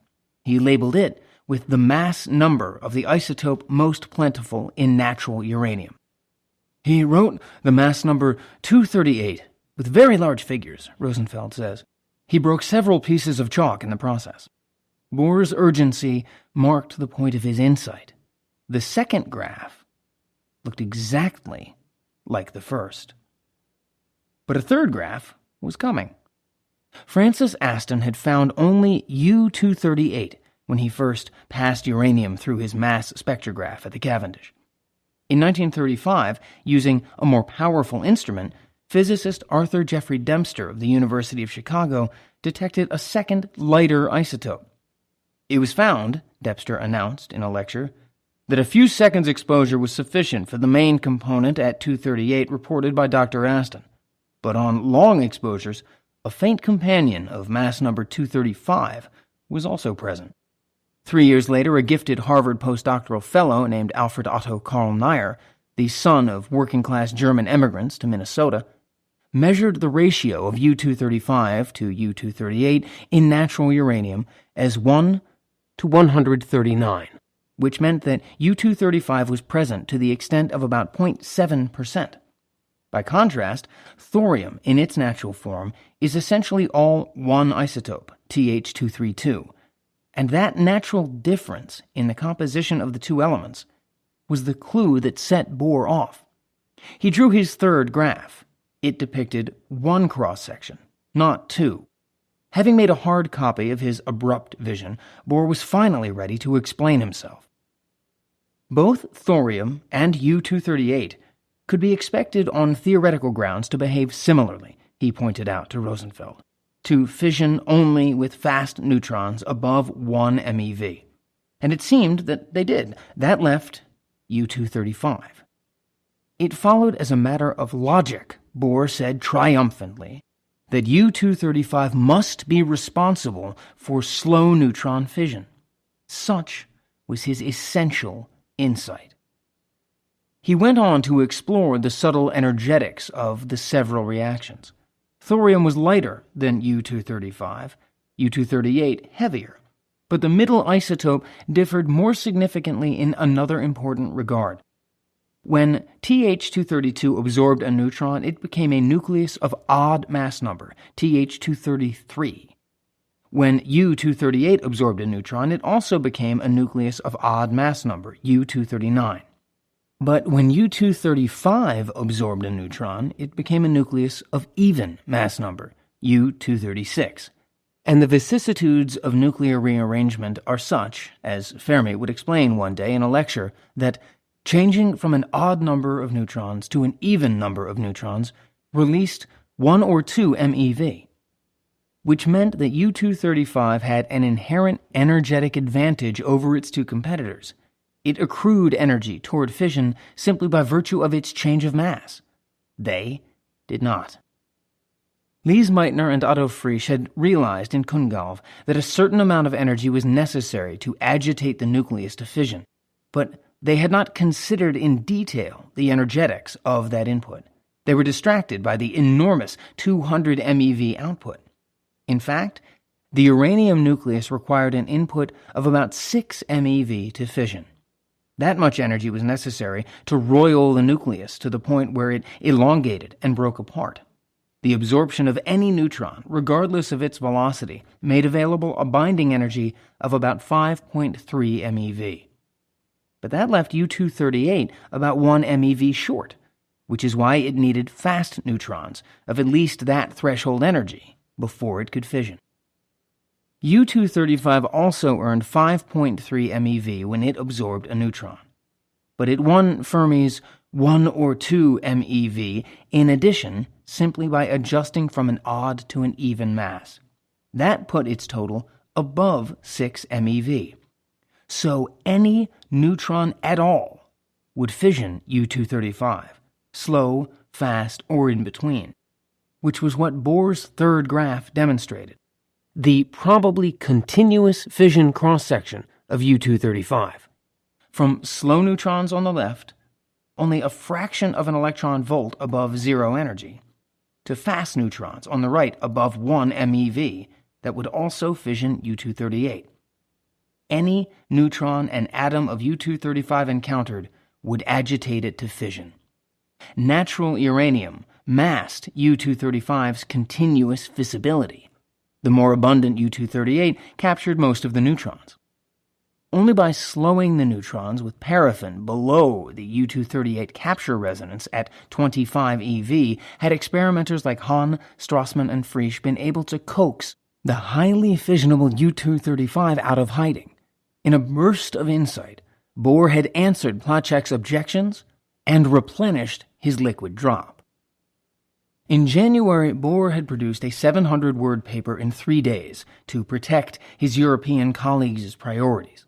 Now, in his eagerness to spread the news of U-235's special role in fission, he produced an 1,800-word paper in 2 days, mailing it to the Physical Review on February 7th. Resonance in uranium and thorium disintegrations and the phenomenon of nuclear fission was nevertheless written with care, more care than it received in the reading. Everyone understood its basic hypothesis that U-235, not U-238, is responsible for slow neutron fission in uranium, though not everyone concurred without the confirmation of experiment. But probably because, as Fermi recalled, isotopes at that time were considered almost magically inseparable, everyone overlooked its further implications. Szilard explained to Lewis Strauss that month that slow neutrons seem to split a uranium isotope, which is present in an abundance of about 1% in uranium. Richard Roberts at the DTM, in a 1940 draft report of considerable significance, asserted that Bohr ascribed the slow neutron reaction to U-235 and the fast neutron reaction to U-238. Roberts's misstatement was probably no more than a rough first approximation that he would have corrected in a polished report. Szilard's and Roberts's comments illustrate, however, that the slow neutron fission of U-235 preoccupied the physicists at first to the exclusion of a more ominous potentiality. Bohr acknowledged it indirectly in his paper for the Physical Review. The slow neutron fission of U-235 occupied the foreground of his discussion because it explained the puzzling difference between uranium and thorium. But Bohr also considered U-235's behavior under fast neutron bombardment. For fast neutrons, he wrote near the end of the paper, because of the scarcity of the isotope concerned, the fission yields will be much smaller than those obtained from neutron impacts on the abundant isotope. The statement implies, but does not ask a pregnant question. What would the yields be for fast neutrons if U-235 could be separated from U-238? The latest incarnation of Orso Corbino's garden fish pond in Rome was a tank of water 3 feet wide and 3 feet deep that Fermi and Anderson set up that winter in the basement of Pupin Hall. They planned to insert a radon beryllium neutron source into the center of a 5-inch spherical bulb and suspend the bulb in the middle of the tank. Neutrons from the beryllium would then diffuse through the surrounding water, which would slow them down. The neutrons would induce a characteristic 44-second half-life in strips of rhodium foil, Fermi's favorite neutron detector, set at various distances away from the bulb. Once he established a baseline of neutron activity using the Rn plus Be source alone, Fermi intended to pack uranium oxide into the bulb around the source and make a second series of measurements. If more neutrons turned up in the water tank with uranium than without, he could deduce that uranium produced secondary neutrons when it fissioned, and could roughly estimate their number. 1 neutron out for each neutron in was not enough to sustain a chain reaction, since inevitably some would be captured and others drift away. It needed something more than 1 secondary for each primary, preferably at least 2. Upstairs on the 7th floor, Szilard discovered a different experiment in progress. Walter Zinn, a tall, blond Canadian postdoctoral research associate who taught at City College, was bombarding uranium with 2.5 MeV neutrons from a small accelerator. He had reasoned in terms of neutron energy rather than quantity. He was trying to demonstrate secondary neutron production by looking for neutrons faster than the 2.5 MeVs he supplied. So far, he had managed only inconclusive results. Szilard watched my experiment with great interest, Zinn recalls, and then suggested that perhaps it would be more successful if lower energy neutrons were available. I said, "That's fine, but where do you get them?" Leo said, "Just leave it to me. I'll get them." Szilard meant to help Zinn, but he also coveted Zinn's ionization chamber.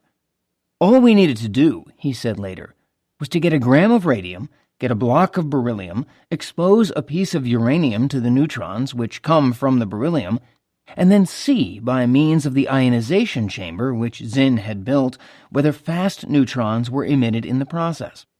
Such an experiment need not take more than an hour or two to perform once the equipment has been built, and if you have the neutron source. But, of course, we had no radium. The problem was still money. The Radium Chemical Company of New York and Chicago, a subsidiary of the Union Minière de Haute-Katanga of Belgium, the dominant source of world radium supplies, was willing to rent a gram of radium for a minimum of 3 months for $125 a month.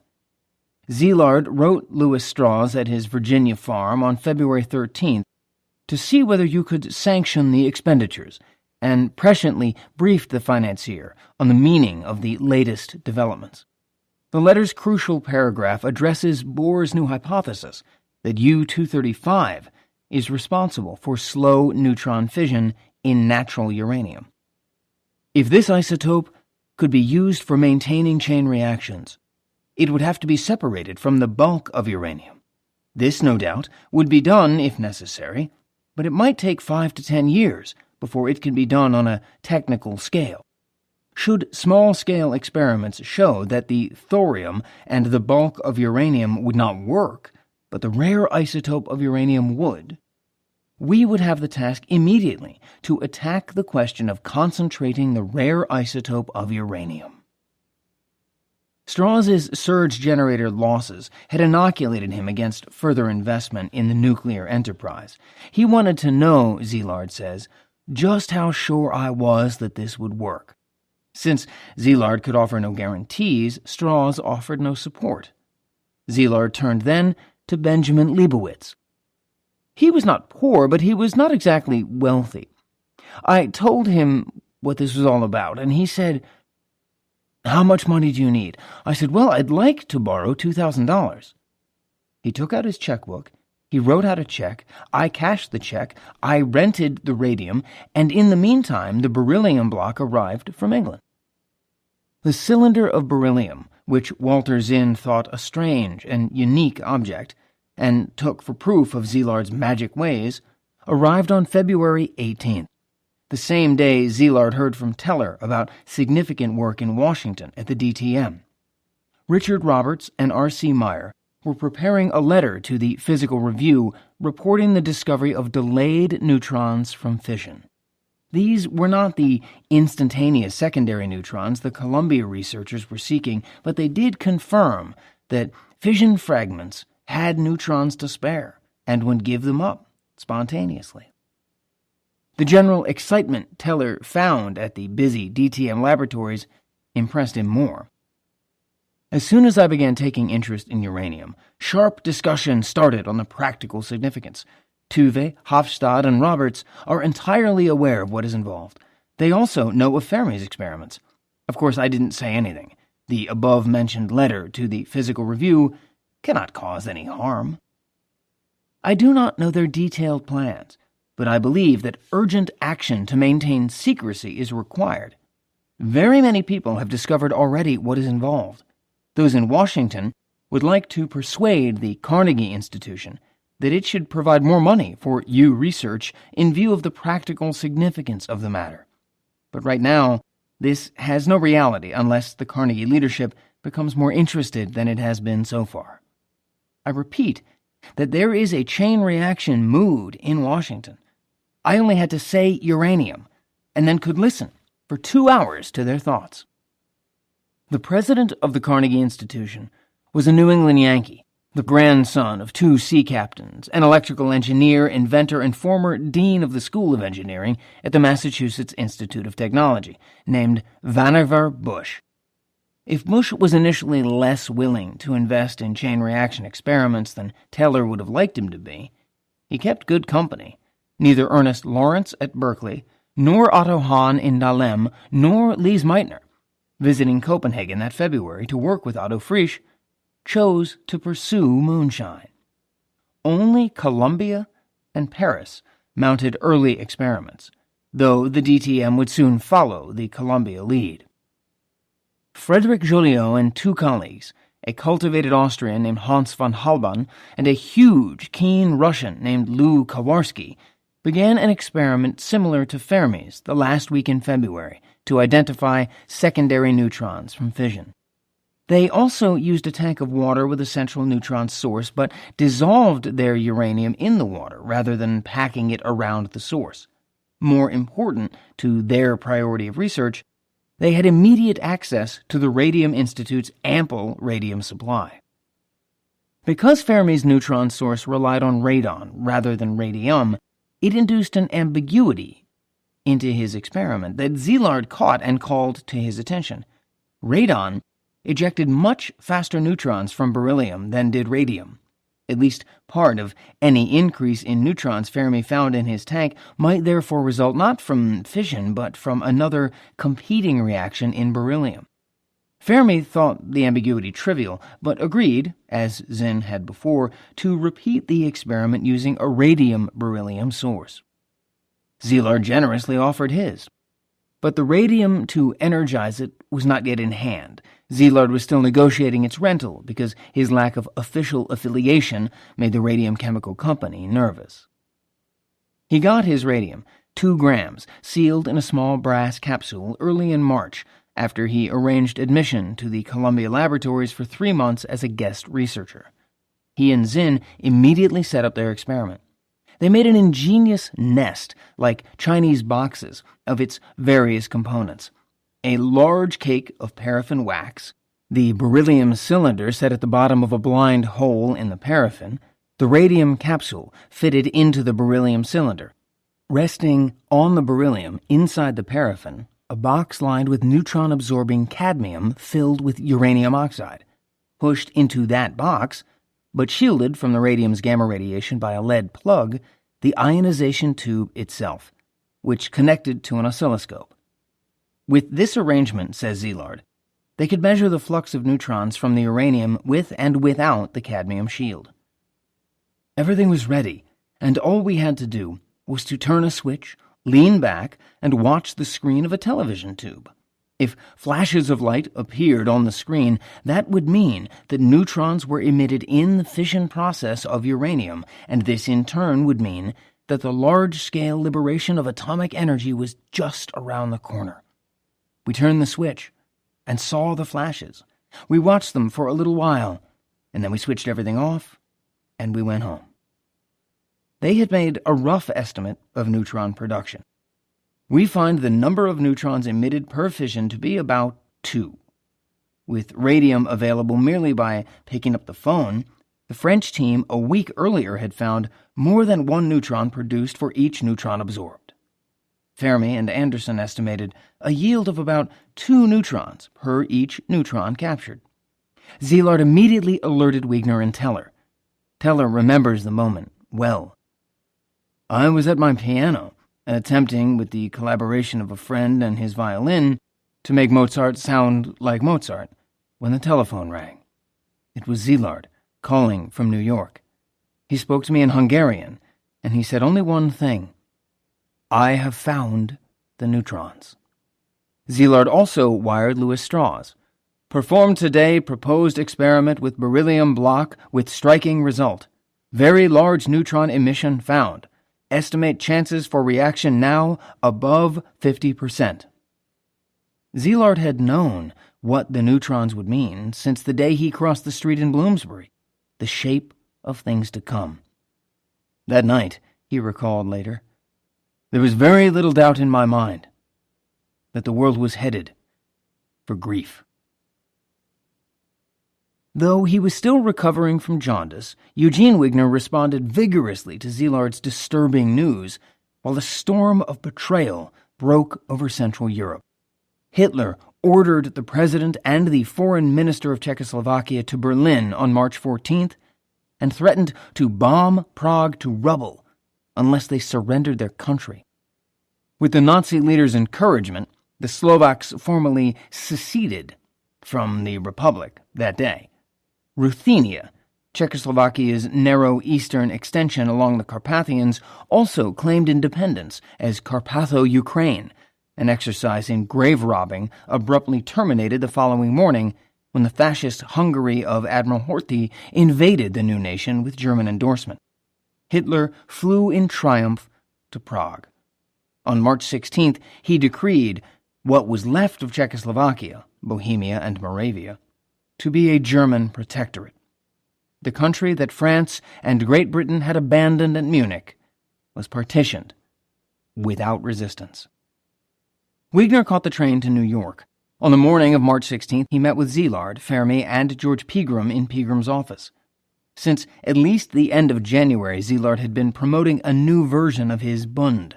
He called it the Association for Scientific Collaboration, to monitor research, collect and disperse funds, and maintain secrecy, a civilian organization that might guide the development of atomic energy. He had discussed it with Louis Strauss on the train to Washington, with Teller after the night of the hard bed, with Wigner in Princeton the weekend Bohr drew his graphs. As far as Wigner was concerned, the time for such amateurism was over. He strongly appealed to us, says Szilard, immediately to inform the United States government of these discoveries. It was such a serious business that we could not assume responsibility for handling it. At 63, George Braxton Pegram was a generation older than the two Hungarians and the Italian who debated in his office that morning. A South Carolinian who had earned his Ph.D. from Columbia in 1903 working with thorium, he had studied under Max Planck at the University of Berlin and corresponded with Ernest Rutherford when Rutherford was still progressing in fruitful exile at McGill. Pegram was tall and athletic, a champion at tennis well into his 60s, a canoeist when young who enjoyed paddling and sailing an 18-foot sponson around Manhattan Island. His interest in radioactivity may have been aroused by his father, a chemistry professor. Probably the most important problem before the physicists today, the senior Pegram told the North Carolina Academy of Sciences in 1911, is that of making the enormous energy within the atom available for the world's work. The next year, an associate professor of physics at Columbia, Pegram had written Albert Einstein, encouraging him to come to New York to lecture on relativity theory. Pegram had brought Rabi and Fermi to Columbia, building the university's international reputation for nuclear research. He was gray now, with thinning hair, wire-rimmed glasses, protuberant ears, a strong, square, wide-chinned jaw. Radioactivity intrigued him still, but a university dean's well-worn conservatism counseled him to caution. He knew someone in Washington, he told Wigner. Charles Edison, Undersecretary of the Navy. Wigner insisted Pegram immediately call the man. Pegram was willing to do so, but first the group should discuss logistics. Who would carry the news? Fermi was traveling to Washington that afternoon to lecture in the evening to a group of physicists. He could meet with the Navy the next day. His Nobel Prize should give him exceptional credibility. Pegram called Washington. Edison was unavailable. His office directed Pegram to Admiral Stanford C. Hooper, technical assistant to the Chief of Naval Operations. Hooper agreed to hear Fermi out. Pegram's call was the first direct contact between the physicists of nuclear fission and the United States government. The next topic on the morning's agenda was secrecy. Fermi and Szilard had both written reports on their secondary neutron experiments and were ready to send them to the Physical Review. With Pegram's concurrence, they decided to go ahead and mail the reports to the review to establish priority, but to ask the editor to delay publishing them until the secrecy issue could be resolved. Both papers went off that day. Pegram prepared a letter of introduction for Fermi to carry along to his appointment. It stated a hesitant case, dense with hypotheticals. Experiments in the physics laboratory at Columbia University reveal that conditions may be found under which the chemical element uranium may be able to liberate its large excess of atomic energy, and that this might mean the possibility that uranium might be used as an explosive that would liberate 1,000,000 times as much energy per pound as any known explosive. My own feeling is that the probabilities are against this, but my colleagues and I think that the bare possibility should not be disregarded." Thus, lightly armed, Fermi departed to engage the Navy. The debate was hardly ended, nor Wigner's long day done. He returned to Princeton with Szilard in tow for an important meeting with Niels Bohr. It had been planned in advance. John Wheeler and Leon Rosenfeld would attend, and Taylor was making a special trip up from Washington. If Bohr could be convinced to swing his prestige behind secrecy, the campaign to isolate German nuclear physics research might work. They met in the evening in Wigner's office.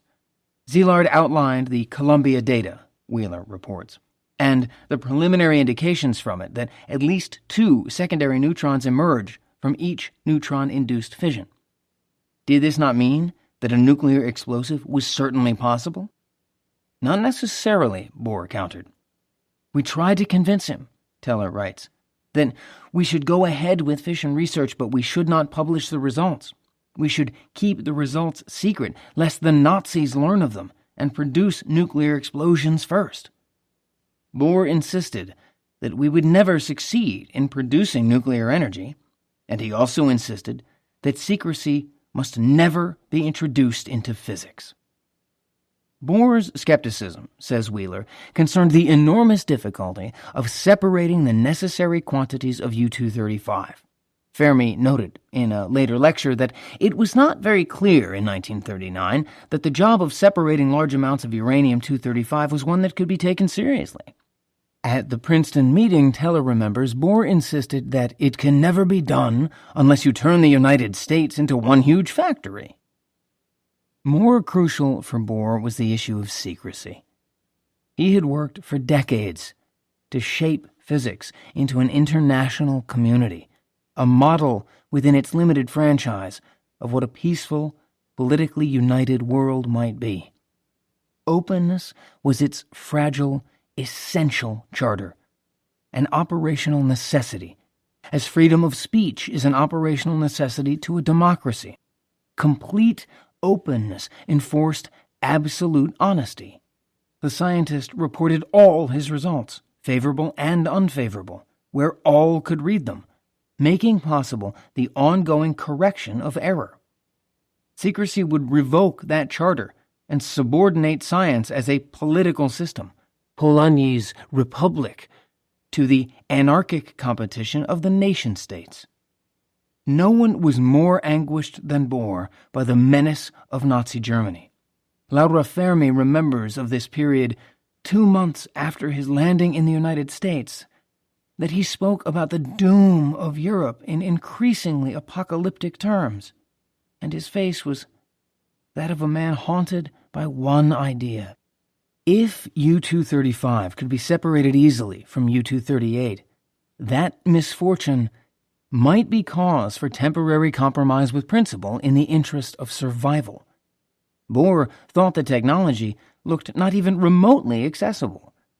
The meeting dragged on inconclusively past midnight. The next afternoon, Fermi turned up at the Navy Department on Constitution Avenue for his appointment with Admiral Hooper. He had probably planned a conservative presentation. The contempt of the desk officer who went in to announce him to the Admiral encouraged that approach. "There's a wop outside," Fermi overheard the man say. So much for the authority of the Nobel Prize. In what Louis Strauss, by now a Navy volunteer, calls a ramshackle old boardroom, Hooper assembled an audience of naval officers from the Army's Bureau of Ordnance, and 2 civilian scientists attached to the Naval Research Laboratory.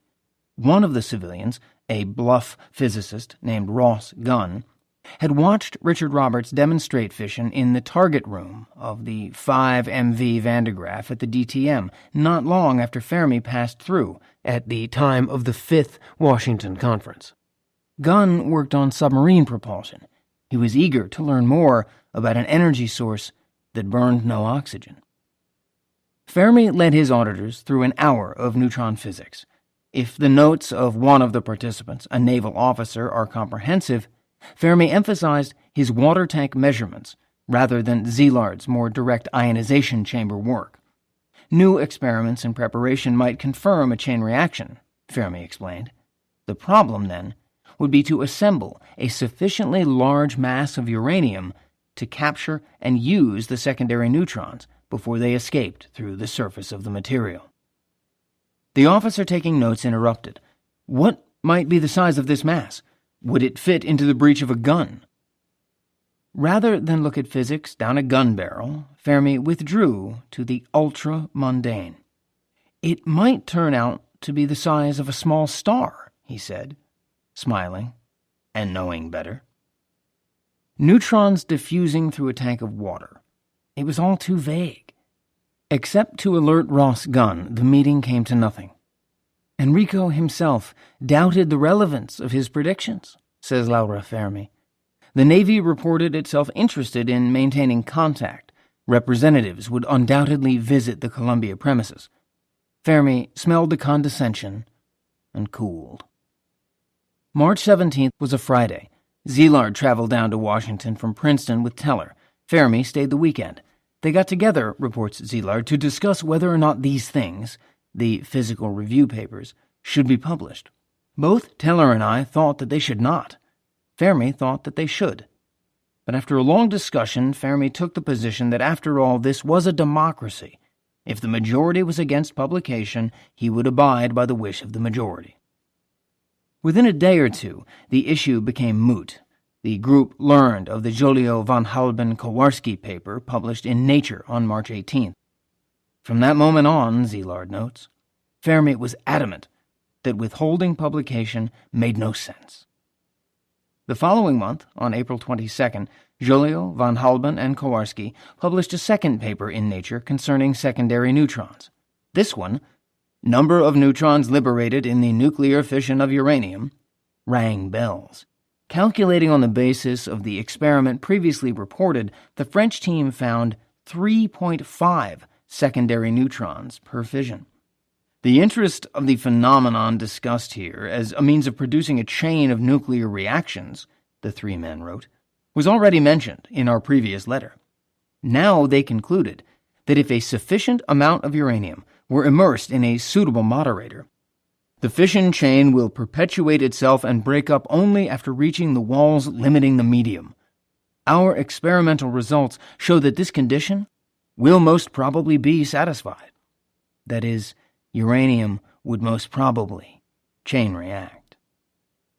Joliot's was an authoritative voice. G.P. Thompson, J.J.'s son, who was professor of physics at Imperial College London, heard it. I began to consider carrying out certain experiments with uranium, he told a correspondent later. What I had in mind was something rather more than a piece of pure research, for at the back of my thoughts there lay the possibility of a weapon.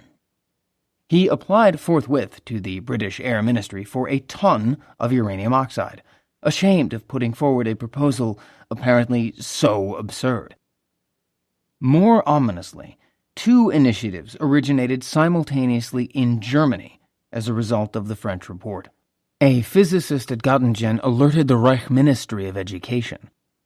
That led to a secret conference in Berlin on April 29th, which led in turn to a research program, a ban on uranium exports, and provision for supplies of radium from the Czechoslovakian mines at Joachimsthal. Otto Hahn was invited to the conference, but arranged to be elsewhere. The same week, a young physicist working at Hamburg, Paul Hartek, wrote a letter jointly with his assistant to the German War Office. We take the liberty of calling to your attention the newest development in nuclear physics, which, in our opinion, will probably make it possible to produce an explosive many orders of magnitude more powerful than the conventional ones. That country which first makes use of it has an unsurpassable advantage over the others. The Hartek letter reached Kurt Diebner, a competent nuclear physicist stuck unhappily in the Wehrmacht's ordnance department studying high explosives. Diebner carried it to Hans Geiger. Geiger recommended pursuing the research. The War Office agreed. A public debate in Washington on April 29th paralleled the secret conference in Berlin. The New York Times account accurately summarizes the divisions in the U.S. physics community at the time. Tempers and temperatures increase visibly today among members of the American Physical Society as they close their spring meeting with arguments over the probability of some scientist blowing up a sizable portion of the Earth with a tiny bit of uranium, the element which produces radium. Dr. Niels Bohr of Copenhagen, a colleague of Dr. Albert Einstein at the Institute for Advanced Study, Princeton, New Jersey, declared that bombardment of a small amount of the pure isotope U-235 of uranium with slow neutron particles of atoms would start a chain reaction, or atomic explosion, sufficiently great to blow up a laboratory and the surrounding country for many miles.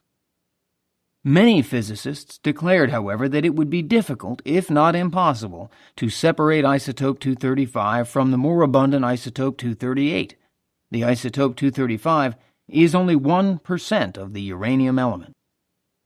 Dr. L. Onsager of Yale University described, however, a new apparatus in which, according to his calculations, the isotopes of elements can be separated in gaseous form in tubes, which are cooled on one side and heated to high temperatures on the other. Other physicists argued that such a process would be almost prohibitively expensive, and that the yield of isotope 235 would be infinitesimally small. Nevertheless, they pointed out that if Dr. Onsager's process of separation should work, the creation of a nuclear explosion, which would wreck as large an area as New York City, would be comparatively easy. A single neutron particle, striking the nucleus of a uranium atom, they declared, would be sufficient to set off a chain reaction of millions of other atoms. The Times story assumes the truth of Bohr's argument in favor of U-235, although even Bohr was apparently still emphasizing only a slow neutron reaction. Fermi and others were not yet convinced of U-235's role. The two uranium isotopes might not easily be separated in quantity, but it had occurred to John Dunning earlier in the month that they could be separated in microscopic amounts in Alfred Nair's mass spectrograph. Dunning had immediately written Nair a long, impassioned letter asking him, in effect, to resolve the dispute between Fermi and Bohr and push chain reaction research dramatically forward. Nair, Dunning, and Fermi all attended the American Physical Society meeting. In person, Dunning urged Nair to try for a separation, much as he had urged him in the key paragraph of his letter. There is one line of attack that deserves strong effort, and that is where we need your cooperation. It is of the utmost importance to get some uranium isotopes separated in enough quantities for a real test. If you could separate effectively even tiny amounts of the two main isotopes, a third isotope, U-234, is present in natural uranium to the trace extent of 1 part in 17,000. There is a good chance that Eugene T. Booth and I could demonstrate, by bombarding them with the cyclotron, which isotope is responsible. There is no other way to settle this business. If we could all cooperate, and you aid us by separating some samples, then we could, by combining forces, settle the whole matter. The important point for Dunning, the reason for his passion, was that if U-235 was responsible for slow neutron fission, then its fission cross-section must be 139 times as large as the slow neutron fission cross-section of natural uranium, since it was present in the natural substance to the extent of only 1 part in 140. By separating the 235 isotope, Herbert Anderson emphasizes in a memoir, it would be much easier to obtain the chain reaction. More than this, with the separated isotope, the prospect for a bomb with unprecedented explosive power would be very great. Fermi urged Nair in similar terms. Nair recalls that he went back and figured out how we might soup up our apparatus some in order to increase the output. I did work on the problem, but at first it seemed like such a far-fetched thing that I didn't work on it as hard as I might have. It was just one of a number of things I was trying to do. Fermi, in any case, was more interested in pursuing a chain reaction in natural uranium than in attempting to separate isotopes. He was not discouraged by the small cross-section for fission in the natural element, comments Anderson. "Stay with me," he advised. "We'll work with natural uranium. You'll see. We'll be the first to make the chain reaction." I stuck with Fermi. By mid-April, Szilard had managed to borrow about 500 pounds of black, grimy uranium oxide free of charge from the El Dorado Radium Corporation, an organization owned by the Russian-born Pregel brothers, Boris and Alexander. Boris had studied at the Radium Institute in Paris.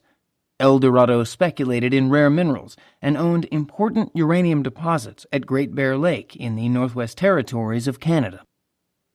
Like Fermi's and Anderson's previous experiment, the new project involved measuring neutron production in a tank of liquid. For a more accurate reading, the experimenters needed a longer exposure time than their customary rhodium foils activated to 44-second half-life would allow. They planned instead simply to fill the tank with a 10% solution of manganese, an iron-like metal that gives amethyst its purple color and that activates upon neutron bombardment to an isotope with a nearly 3-hour half-life. The radioactivity induced in manganese, they explained afterward in their report, is proportional to the number of slow neutrons present. So the hydrogen in the water would serve to slow both the primary neutrons from the central neutron source and any secondary neutrons from fission, and the manganese in the water would serve to measure them, a nice economy of design. Atoms on the surface of a mass of uranium are exposed to neutrons more efficiently than atoms deeper inside. Fermi and Szilard therefore decided not to bulk their 500 pounds of uranium oxide into one large container, but to distribute it throughout the tank by packing it into 52 cans as tall and narrow as lengths of pipe, 2 inches in diameter and 2 feet long. Packing cans and mixing manganese solutions, which had to be changed and the manganese concentrated after each experimental run, was work. So was staying up half the night taking readings of manganese radioactivity. Fermi accepted the challenge with gusto. He liked to work harder than anyone else, Anderson notes, but everyone worked very hard. Except Szilard. Szilard thought he ought to spend his time thinking. Fermi was insulted. Szilard made a mortal sin, Segre remembers, echoing Fermi. He said, "Oh, I don't want to work and dirty my hands like a painter's assistant." When Szilard announced that he had hired a stand-in, a young man whom Anderson remembers as very competent, Fermi acceded to the arrangement without comment. But he never again pursued an experiment jointly with Szilard. In the arrangement, as finally consummated, Szilard's Ra and Be source stands in the center of the tank, which holds 143 gallons of manganese solution. The 52 cans of UO2 gather around. It worked. The 3 physicists found neutron activity about 10% higher with uranium oxide than without it. This result shows that in our arrangement, more neutrons are emitted by uranium than are absorbed by uranium. But the experiment raised puzzling questions. Resonance absorption, for example, was clearly a problem, capturing neutrons that might otherwise serve the chain reaction. The report estimates an average emission of secondary neutrons of about 1.2 neutrons per thermal neutron, but notes that this number should be increased to perhaps 1.5 because some of the neutrons had obviously been captured without fissioning, demonstrating the big capture resonance around 25 eV that Bohr had attributed on his graphs to U-238. Another problem was the use of water as a moderator. As Fermi's team had discovered in Rome in 1934, hydrogen was more efficient than any other element at slowing down neutrons, and slow neutrons avoided the parasitic capture resonance of U-238. But hydrogen itself also absorbed some slow neutrons, reducing further the number available for fission. And it was already clear that every possible secondary neutron would have to be husbanded carefully if a chain reaction was to be initiated in natural uranium. George Plachek came down from Cornell, where he had found a new home, for a visit, looked over the arrangement, and insightfully foreclosed its future. As Szilard tells it, "We were inclined to conclude that, The water-uranium system would sustain a chain reaction. Plotchek said that our conclusion was wrong, because in order to make a chain reaction go, we would have to eliminate the absorption of neutrons by the water. That is, we would have to reduce the amount of water in the system, and if we reduce the water in the system, we would increase the parasitic absorption of neutrons by uranium, because with less water, fewer neutrons would be slowed. He recommended that we abandon the water-uranium system and use helium for slowing down the neutrons. To Fermi, this sounded funny, and Fermi referred to helium thereafter invariably as Plotchek's helium. In June, the Columbia team wrote up its experiment and sent the resulting paper, Neutron Production and Absorption in Uranium, to the Physical Review, which received it on July 3rd. Fermi left for the Summer School of Theoretical Physics at Ann Arbor. His attention diverted, says Anderson, by an interesting problem in cosmic rays. Either Fermi did not share Szilard's sense of the urgency of chain reaction research, or he was withdrawing for a time from the Navy's indifference and Plotchek's persuasive criticism of his uranium-water system. Probably both. Anderson settled down to study resonance absorption in uranium, a project that would evolve into his doctoral dissertation. Szilard remained in the steamy city. I was left alone in New York. I still had no position at Columbia. My 3 months of laboratory privileges were up. But there were no experiments going on anyway, and all I had to do was think. Szilard thought first about an alternative to water. The next common material up the periodic table that might work, that had a capture cross-section considerably smaller than hydrogen's, that was cheap, that would be thermally and chemically stable, was carbon. The mineral form of carbon, chemically identical to diamond, but the product of a different structure of crystallization, is graphite, a black, greasy, opaque, lustrous material that is the essential component of pencil lead. Although carbon slows neutrons much less rapidly than hydrogen, even that difference might be put to advantage by careful design. Louis Strauss was leaving for Europe the week of July 2nd, hoping that the financier might coax support for uranium research from Belgium's Union Minière. Szilard sent Strauss a last-minute letter arguing that a chain reaction in uranium is an immediate possibility, but chose not to mention his new uranium-graphite conception. Apparently, he wanted to discuss it first with Fermi. The same day, July 3rd, he wrote the Italian laureate at length. It seems to me now, he reported, that there is a good chance that carbon might be an excellent element to use in place of hydrogen, and there is a strong temptation to gamble on this chance. He wanted to try a large-scale experiment with a carbon-uranium oxide mixture, as soon as they could acquire enough material.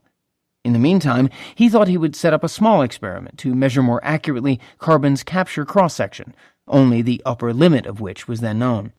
If carbon should prove unsuitable, their next best guess might be heavy water, rich in deuterium, though they would need a few tons of that scarce and expensive liquid. Deuterium, H2, has a much smaller cross-section for neutron capture than ordinary hydrogen. Across the 163rd anniversary of the Declaration of Independence, Szilard's ideas evolved rapidly. On July 5th, he visited the National Carbon Company of New York to look into purchasing graphite blocks of high purity, because impurities such as boron with large capture cross-sections would soak up too many neutrons. He wrote Fermi his finding the same day. It seems that it will be possible to get sufficiently pure carbon at a reasonable price. He also mentioned arranging the uranium and carbon in layers. Fermi sat down in Ann Arbor at the end of the week to respond to Szilard's first report. Independently, he had arrived at a similar plan. Thank you for your letter. I was also considering the possibility of using carbon for slowing down the neutrons. According to my estimates, a possible recipe might be about 39,000 kilograms of carbon mixed with 600 kilograms of uranium. If it were really so, the amounts of materials would certainly not be too large.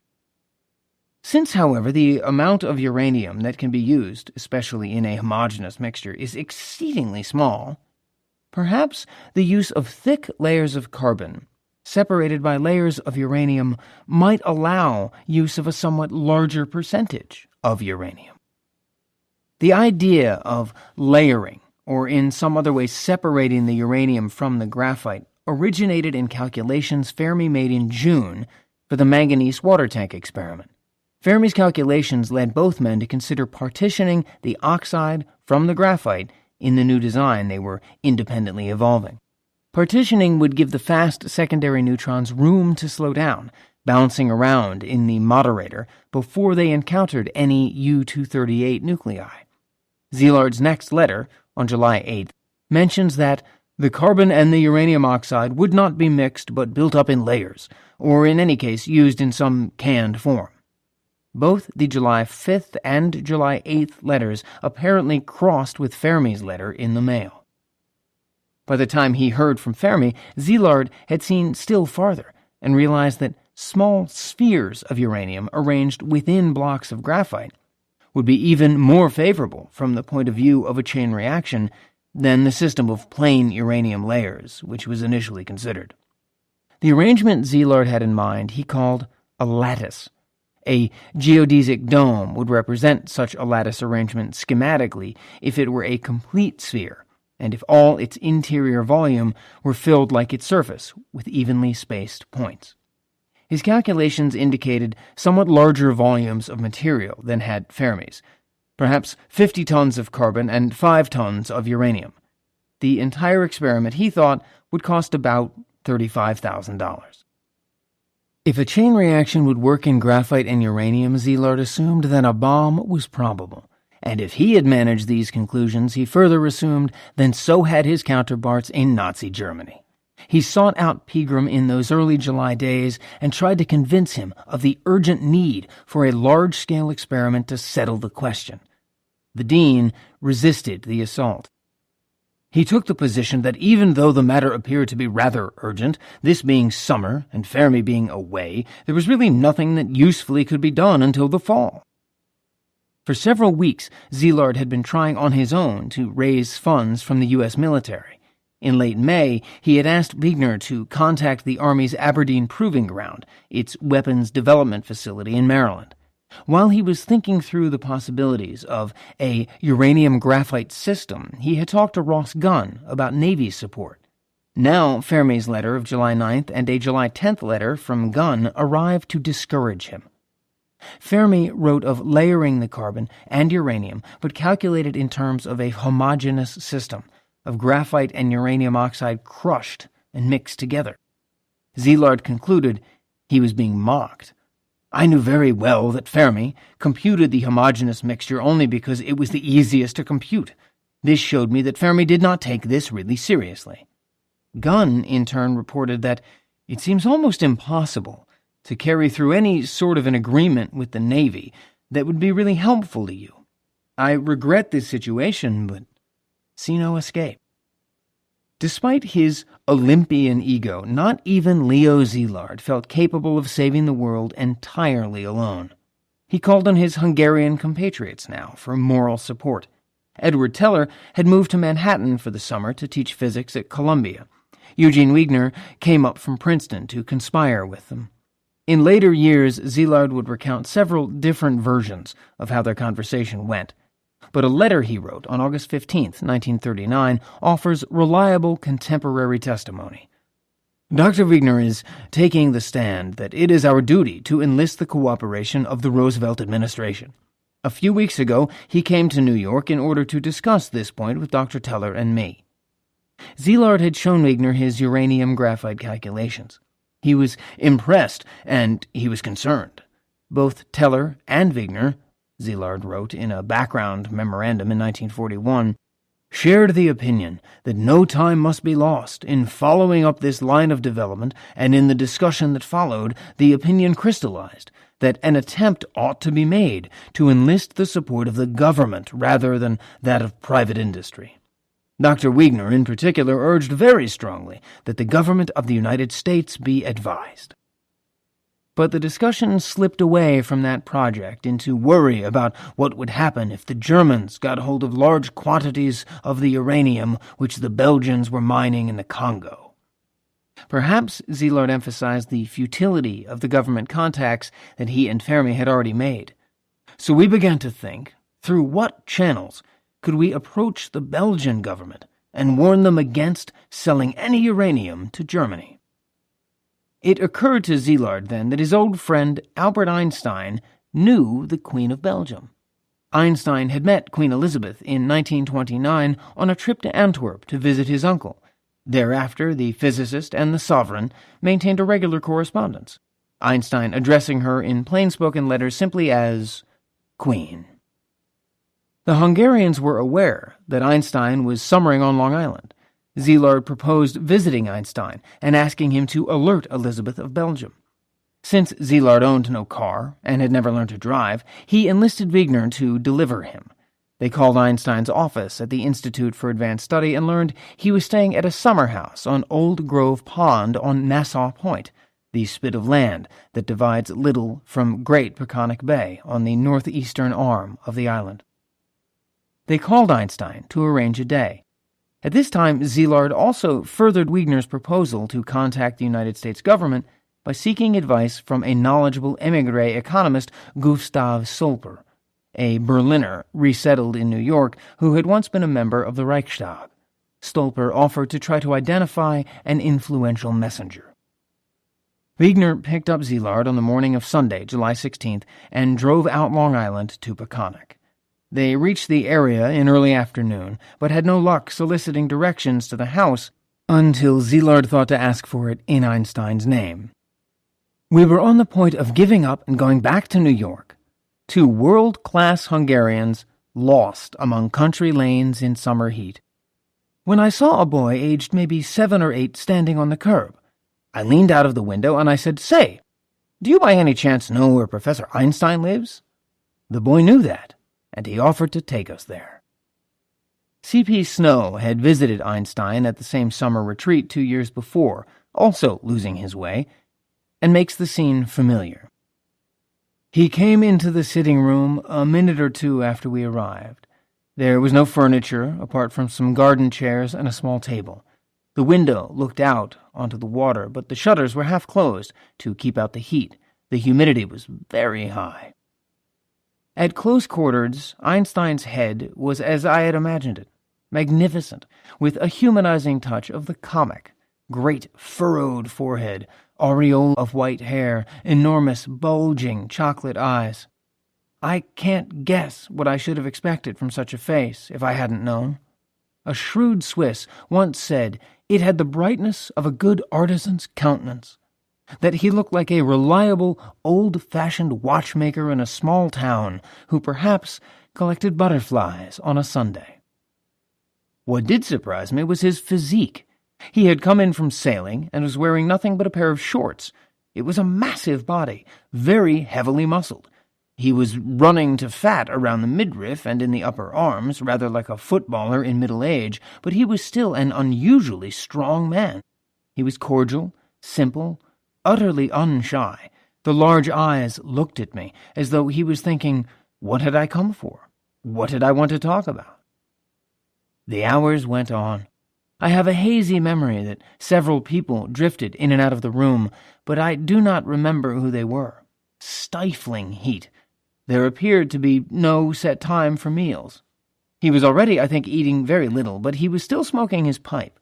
Trays of open sandwiches, various kinds of wurst, cheese, cucumber, came in every now and then. It was all casual and Central European. We drank nothing but soda water. Similarly settled, Szilard told Einstein about the Columbia secondary neutron experiments and his calculations toward a chain reaction in uranium and graphite. Long after, he would recall his surprise that Einstein had not yet heard of the possibility of a chain reaction. When he mentioned it, Einstein interjected, "Daran hab ich gar nicht gedacht." I never thought of that. He was, nevertheless, says Szilard, very quick to see the implications, and perfectly willing to do anything that needed to be done. He was willing to assume responsibility for sounding the alarm, even though it was quite possible that the alarm might prove to be a false alarm. The one thing most scientists are really afraid of is to make fools of themselves. Einstein was free from such a fear, and this, above all, is what made his position unique on this occasion. Einstein hesitated to write Queen Elizabeth, but was willing to contact an acquaintance who was a member of the Belgian cabinet. Wigner spoke up to insist again that the United States government should be alerted, pointing out, Szilard goes on, that we should not approach a foreign government without giving the State Department an opportunity to object. Wigner suggested that they send the Belgian letter with a cover letter through State. All three men thought that made sense. Einstein dictated a letter to the Belgian ambassador, a more formal contact appropriate to their State Department plan, and Wigner took it down in longhand in German. At the same time, Szilard drafted a cover letter. Einstein's was the first of several such compositions. They served in succession as drafts, and the origin of most of the statements that ultimately found their way into the letter he actually sent. Wigner carried the first Einstein draft back to Princeton, translated it into English, and on Monday gave it to his secretary to type. When it was ready, he mailed it to Szilard. Then he left Princeton to drive to California on vacation. A message from Gustav Stolper awaited Szilard at the King's Crown.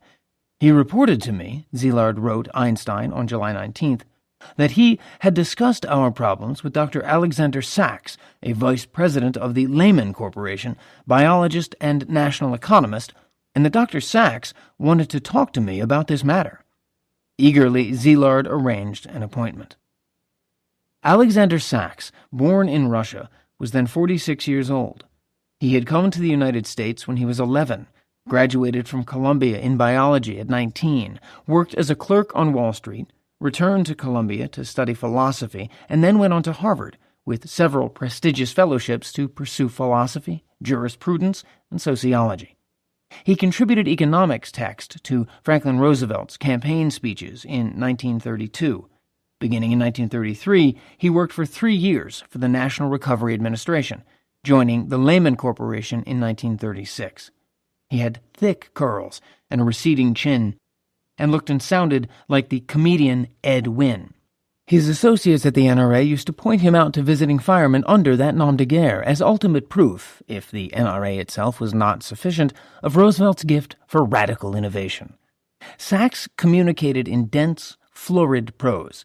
He had been thinking that spring of writing a book entitled The Interwar Retreat from Reason as Exemplified in the Mishistory of the Recent Past and in the Contemporaneous Conduct of International Political and Economic Affairs by the United States and Great Britain, but could coruscate in committee. Sachs heard Szilard out. Then, as Szilard wrote Einstein, he took the position and completely convinced me that these were matters which first and foremost concerned the White House, and that the best thing to do, also from the practical point of view, was to inform Roosevelt. He said that if we gave him a statement, he would make sure it reached Roosevelt in person. Among those who valued Sachs's opinions and called him from time to time for talks, it seems, was the President of the United States. Szilard was stunned. The very boldness of the proposal won his heart, after all the months when he had confronted caution and skepticism. Although I have seen Dr. Sachs once, he told Einstein, and really was not able to form any judgment about him, I nevertheless think that it could not do any harm to try this way, and I also think that in this regard he is in a position to fulfill his promise. Szilard met Sachs shortly after returning from Peconic, between Sunday and Wednesday. Unable at midweek to reach Wigner en route to California, he tracked down Teller, who thought Sachs' proposal preferable to the plan they had previously worked out. Drawing on the first Einstein draft, Szilard now prepared a draft letter to Roosevelt. He wrote it in German because Einstein's English was insecure, added a cover letter, and mailed it to Long Island. Perhaps you will be able to tell me over the telephone whether you would like to return the draft with your marginal comments by mail, he proposed in the cover letter, or whether I should come out to discuss the whole thing once more with you. If he visited Peconic again, Szilard wrote, he would ask Teller to drive him, not only because I believe his advice is valuable, but also because I think you might enjoy getting to know him. He is particularly nice. Einstein preferred to review a letter to the President in person. Teller therefore delivered Szilard to Peconic probably on Sunday, July 30th, in his sturdy 1935 Plymouth. "I entered history as Szilard's chauffeur," Teller aphorizes the experience. They found the Princeton laureate in old clothes and slippers. Elsa Einstein served tea. Szilard and Einstein composed a third text together, which Teller wrote down. Yes, Teller remembers Einstein commenting. "This would be the first time that man releases nuclear energy in a direct form rather than indirectly." Directly from fission, he meant, rather than indirectly from the sun, where a different nuclear reaction produces the copious radiation that reaches the Earth as sunlight. Einstein apparently questioned if Sachs was the best man to carry the news to Roosevelt. On August 2nd, Szilard wrote Einstein hoping, at long last, for a decision upon whom we should try to get as middleman. He had seen Sachs in the interim, the economist, who certainly coveted the assignment of representing Albert Einstein to the president, had generously listed the financier Bernard Baruch or Carl T. Compton, the president of MIT, as possible alternates. On the other hand, he had strongly endorsed Charles Lindbergh, though he must have known that Roosevelt despised the famous aviator for his outspoken pro-German isolationism. Szilard wrote that he and Sachs had discussed a somewhat longer and more extensive version of the letter Einstein had written with Szilard at their second Peconic meeting. He now enclosed both the longer and shorter versions and asked Einstein to return his favorite, along with a letter of introduction to Lindbergh. Einstein opted for the longer version, which incorporated the shorter statement that had originated with him, but carried additional paragraphs contributed by Szilard in consultation with Sachs. He signed both letters and returned them to Szilard in less than a week, with a note hoping that you will finally overcome your inner resistance. It's always questionable to try to do something too cleverly. That is, be bold and get moving. We will try to follow your advice, Szilard rejoined on August 9th, and as far as possible overcome our inner resistances which admittedly exist.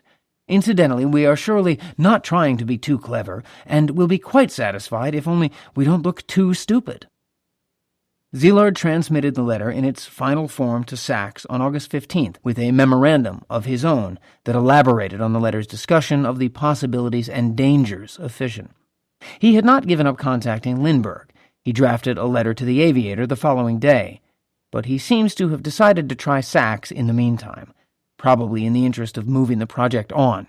He pointedly asked Sachs either to deliver the letter to Roosevelt or to return it.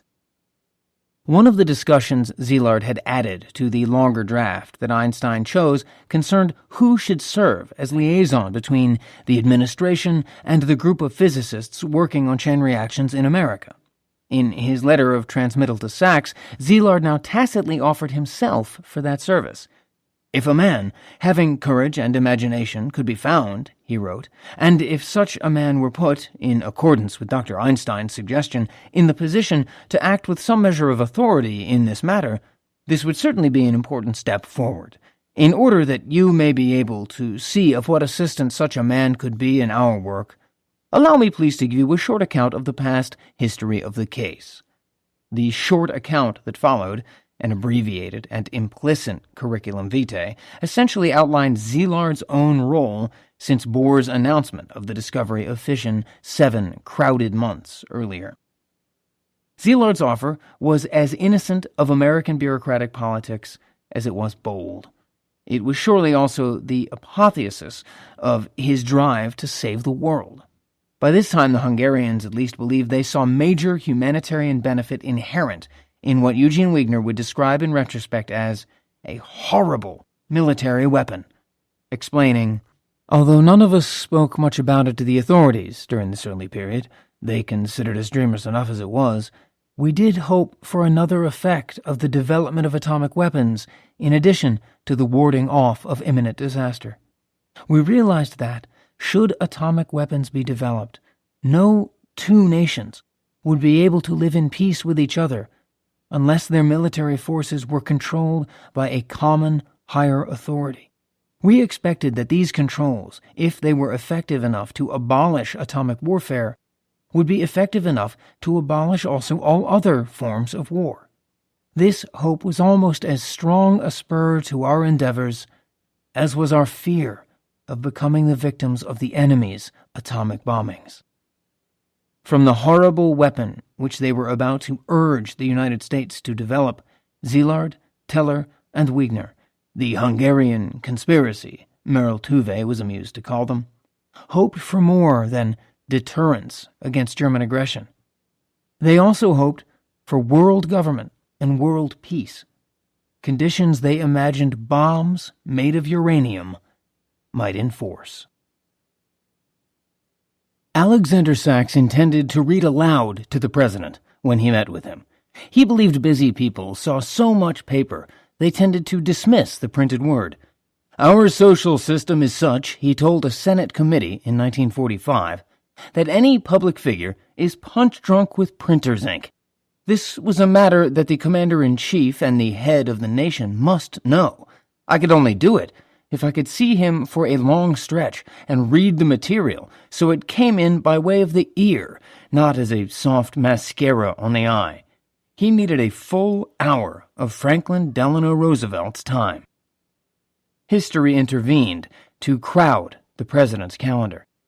Having won the Rhineland, Austria, and Czechoslovakia simply by taking them, having signed the Pact of Steel with Italy on May 22nd, and a 10-year treaty of non-aggression and neutrality with the USSR on August 23rd, Adolf Hitler ordered the invasion of Poland, beginning at 4:45 a.m. on September 1st, 1939, and precipitated the Second World War. The German invasion fielded 56 divisions against 30 Polish divisions strung thinly along the long Polish frontier. Hitler had 10 times the aircraft, including plentiful squadrons of Stuka dive bombers and 9 divisions of Panzer tanks, against Polish horse cavalry armed with swords and spears. The assault was a perfect specimen of the modern blitzkrieg, writes Winston Churchill. The close interaction on the battlefield of Army and Air Force, the violent bombardment of all communications and of any town that seems an attractive target, the arming of an active fifth column, the free use of spies and parachutists, and above all, the irresistible forward thrusts of great masses of armor. The mathematician Stanislaw Ulam had just returned from visiting Poland, bringing with him on a student visa his 16-year-old brother, Adam. Adam and I were staying in a hotel on Columbus Circle. It was a very hot, humid New York night. I could not sleep very well. It must have been around 1 or 2 in the morning when the telephone rang. Dazed and perspiring, very uncomfortable, I picked up the receiver, and the somber, throaty voice of my friend, the topologist Witold Hjorowicz, began to recite the horrible tale of the start of war. "Warsaw has been bombed. The war has begun," he said. This is how I learned about the beginning of World War II. He kept describing what he had heard on the radio. I turned on my own. Adam was asleep. I did not wake him. There would be time to tell him the news in the morning. Our father and sister were in Poland. So were many other relatives. At that moment, I suddenly felt as if a curtain had fallen on my past life, cutting it off from my future. There has never been a different color and meaning to everything ever since. One of Roosevelt's first acts was to appeal to the belligerents to refrain from bombing civilian populations. Revulsion against the bombing of cities had grown in the United States since at least the Japanese bombing of Shanghai in 1937. When Spanish fascists bombed Barcelona in March 1938, Secretary of State Cordell Hull had condemned the atrocity publicly. "No theory of war can justify such conduct," he told reporters. "I feel that I'm speaking for the whole American people." In June, the Senate passed a resolution condemning the inhuman bombing of civilian populations. As war approached, revulsion began to give way to impulses of revenge. In the summer of 1939, Herbert Hoover could urge an international ban on the bombing of cities and still argue that one of the impelling reasons for the unceasing building of bombing planes is to prepare reprisals Bombing was bad because it was enemy bombing. Scientific American saw through to a darker truth. Although aerial bombing remains an unknown, indeterminate quantity, the world may be sure that the unwholesome atrocities which are happening today are but curtain raisers on insane dramas to come.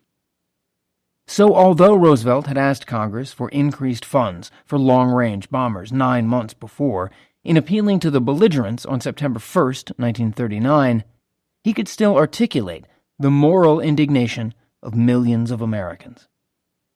The ruthless bombing from the air of civilians in unfortified centers of population during the course of the hostilities which have raged in various quarters of the earth during the past few years, which has resulted in the maiming and in the death of thousands of defenseless men, women, and children, has sickened the hearts of every civilized man and woman and has profoundly shocked the conscience of humanity.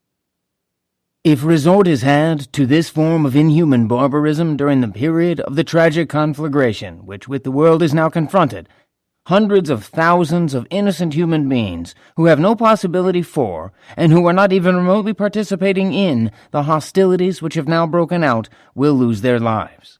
I am therefore addressing this urgent appeal to every government which may be engaged in hostilities publicly to affirm its determination that its armed forces shall in no event and under no circumstances undertake the bombardment from the air of civilian populations or of unfortified cities, upon the understanding that these same rules of warfare will be scrupulously observed by all of their opponents. I request an immediate reply. Great Britain agreed to the President's terms the same day. Germany, busy bombing Warsaw, concurred on September 18th. The invasion of Poland brought Britain and France into the war on September 3rd. Abruptly, Roosevelt's schedule filled to overflowing. In early September in particular, he was working overtime with a reluctant Congress to revise the Neutrality Act to terms more favorable to Britain. Sachs was unable even to discuss arranging an interview until after the first week in September. By September, Kurt Deibner's new War Office Department had consolidated German fission research under its authority. Deibner enlisted a young Leipzig theoretician named Erich Bagge, and together the two physicists planned a secret conference to consider the feasibility of a weapons project. They had the authority to enlist the services of any German citizen they wished, and they used it, sending out papers that left Hans Geiger, Walter Botha, Otto Hahn, and a number of other exceptional older men nervously uncertain if they were being invited to Berlin for consultation or ordered to active military service. At the conference in Berlin on September 16th, the physicists learned that German intelligence had discovered the beginnings of uranium research abroad, meaning presumably in the United States and Britain. They discussed the long, thorough theoretical paper by Niels Bohr and John Wheeler, The Mechanism of Nuclear Fission, that had been published in the September Physical Review, and especially its conclusion, which Bohr and Wheeler had elaborated from Bohr's Sunday morning graph work, that U-235 was probably the isotope of uranium responsible for slow neutron fission. Hahn, like Bohr, argued that isotope separation was difficult to the point of impossibility. Bagge proposed calling in Werner Heisenberg, his superior at Leipzig, to adjudicate. Heisenberg therefore attended a second Berlin conference on September 26th and discussed two possible ways to harness the energy from fission: by slowing secondary neutrons with a moderator to make a uranium burner, and by separating U-235 to make an explosive. Paul Hartek, the Hamburg physicist who had written the War Office the previous April, traveled to the second conference armed with a paper he had just finished on the importance of layering uranium and moderator to avoid the U-238 capture resonance, the same insight that had come independently to Fermi and Szilard in early July. Hartek's study, however, considered using heavy water as a moderator, Even though Hartek had worked with Rutherford at the Cavendish and knew from personal experience how expensive heavy water production could be, water in which deuterium replaced hydrogen had to be tediously distilled from tons of ordinary H2O. Deibner and Bag had outlined for the second conference a preparatory working plan for initiating experiments on the exploitation of nuclear fission. Heisenberg would head up theoretical investigation. Bag would measure deuterium's cross-section for collision to establish how effectively heavy water might slow secondary neutrons. Hartek would look into isotope separation. Others would experiment to determine other significant nuclear constants. The War Office would take over the Kaiser Wilhelm Institute of Physics, finished in 1937 and beautifully equipped. Adequate funds would be forthcoming. The German atomic bomb project was well begun. It may have been no less complicated by humanitarian ambiguities than the project the Hungarians in the United States proposed. One young but highly respected German physicist involved in the work from near the beginning was Carl Friedrich von Weizsäcker, the son of the German Undersecretary of State. In a 1978 memoir, von Weizsäcker remembers discussing the possibility of a bomb with Otto Hahn in the spring of 1939. Hahn opposed the secrecy, then partly on the grounds of scientific ethics, but also partly because he felt that if it were to be made, it would be worse for the entire world, even for Germany, if Hitler were to be the only one to have it. Like Szilard, Teller, and Wigner, von Weizsäcker remembers realizing in discussions with a friend that this discovery could not fail to radically change the political structure of the world. To a person finding himself at the beginning of an era, its simple fundamental structures may become visible like a distant landscape in the flash of a single stroke of lightning. But the path toward them in the dark is long and confusing. At that time, 1939, we were faced with a very simple logic. Wars waged with atom bombs as regularly recurring events, that is to say, nuclear wars as institutions, do not seem reconcilable with the survival of the participating nations. But the atom bomb exists. It exists in the minds of some men. According to the historically known logic of armaments and power systems, it will soon make its physical appearance. If that is so, then the participating nations, and ultimately mankind itself, can only survive if war as an institution is abolished. Both sides might work from fear of the other, but some on both sides would be working also paradoxically, believing they were preparing a new force that would ultimately bring peace to the world. As September extended its violence, Szilard grew impatient. He had heard nothing from Alexander Sachs. Pursuing Sachs's previous suggestions and his own leads, he arranged for Eugene Wigner to give him a letter of introduction to MIT President Carl T. Compton, recontacted a businessman of possible influence whom he had once interested in the Einstein-Szilard refrigerator pump, read a newspaper account of a Lindbergh speech, and reported to Einstein that the aviator is in fact not our man. Finally, the last week in September, he and Wigner visited Sachs and found to their dismay that the economist still held Einstein's letter. He says he has spoken repeatedly with Roosevelt's secretary, Szilard reported to Einstein on October 3rd, and has the impression that Roosevelt is so overburdened that it would be wiser to see him at a later date. He intends to go to Washington this week. The two Hungarians were ready to start over. There is a distinct possibility that Sachs will be of no use to us. If this is the case, we must put the matter in someone else's hands. Wigner and I have decided to accord Sachs 10 days' grace. Then I will write you again and let you know how matters stand. But Alexander Sachs did indeed travel to Washington, not that week, but the next, and on Wednesday, October 11th, presented himself, probably in the late afternoon, at the White House. Roosevelt's aide, General Edwin M. Watson, pa to Roosevelt and his intimates, sitting with his own executive secretary and military aide, reviewed Sachs's agenda. When he was convinced that the information was worth the president's time, Watson let Sachs into the Oval Office. "Alex," Roosevelt hailed him, "what are you up to?" Sachs liked to warm up the president with jokes. His sense of humor tended to learned parables. Now he told Roosevelt the story of the young American inventor who wrote a letter to Napoleon.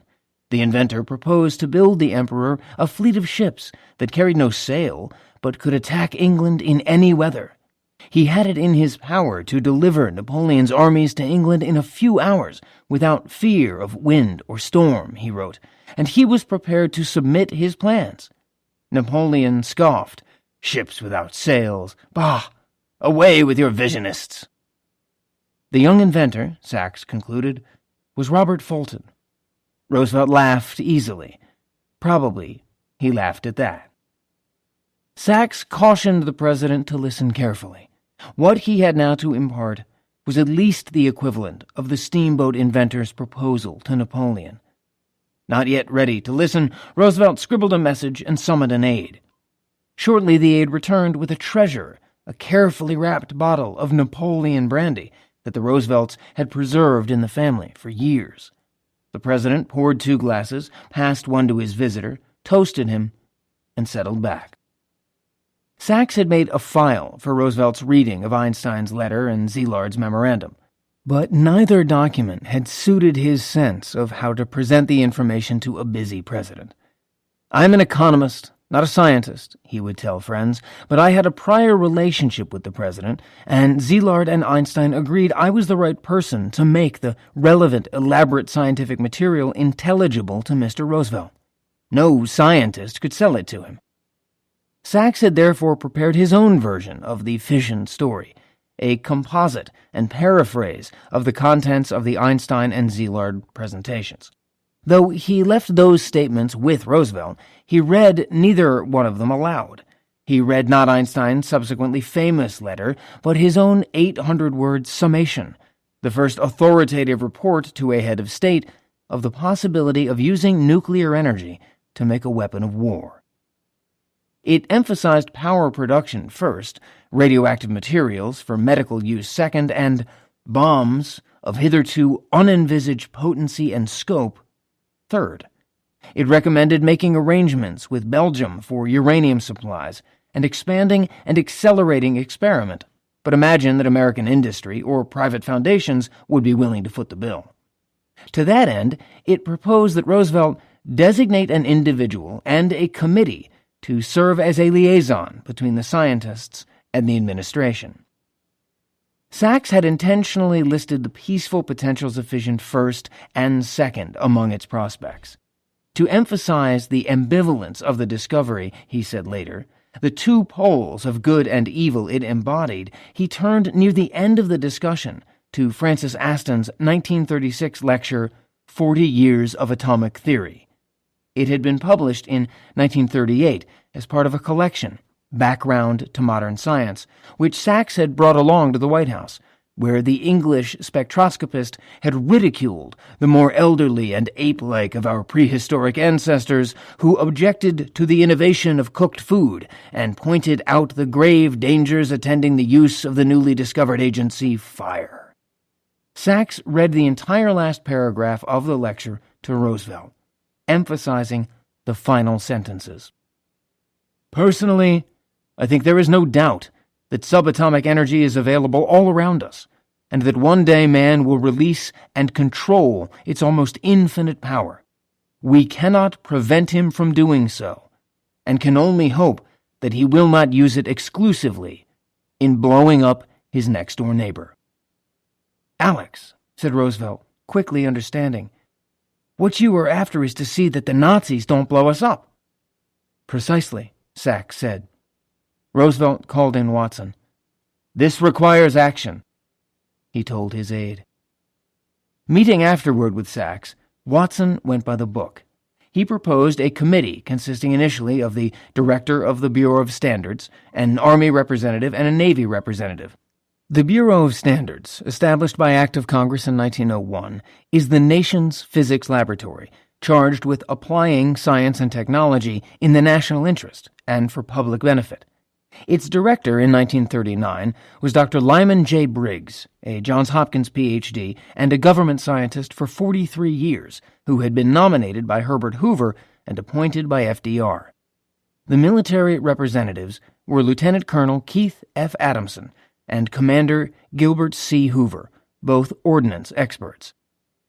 "Don't let Alex go without seeing me again," Roosevelt had directed Watson. Sachs met the same evening with Briggs, briefed him, and proposed he and his committee of two get together with the physicists working on fission. Briggs agreed. Sachs saw the president again and declared himself satisfied. That was good enough for Roosevelt. Briggs set a first meeting of the Advisory Committee on Uranium for October 21st in Washington, a Saturday. Sachs proposed to invite the émigrés.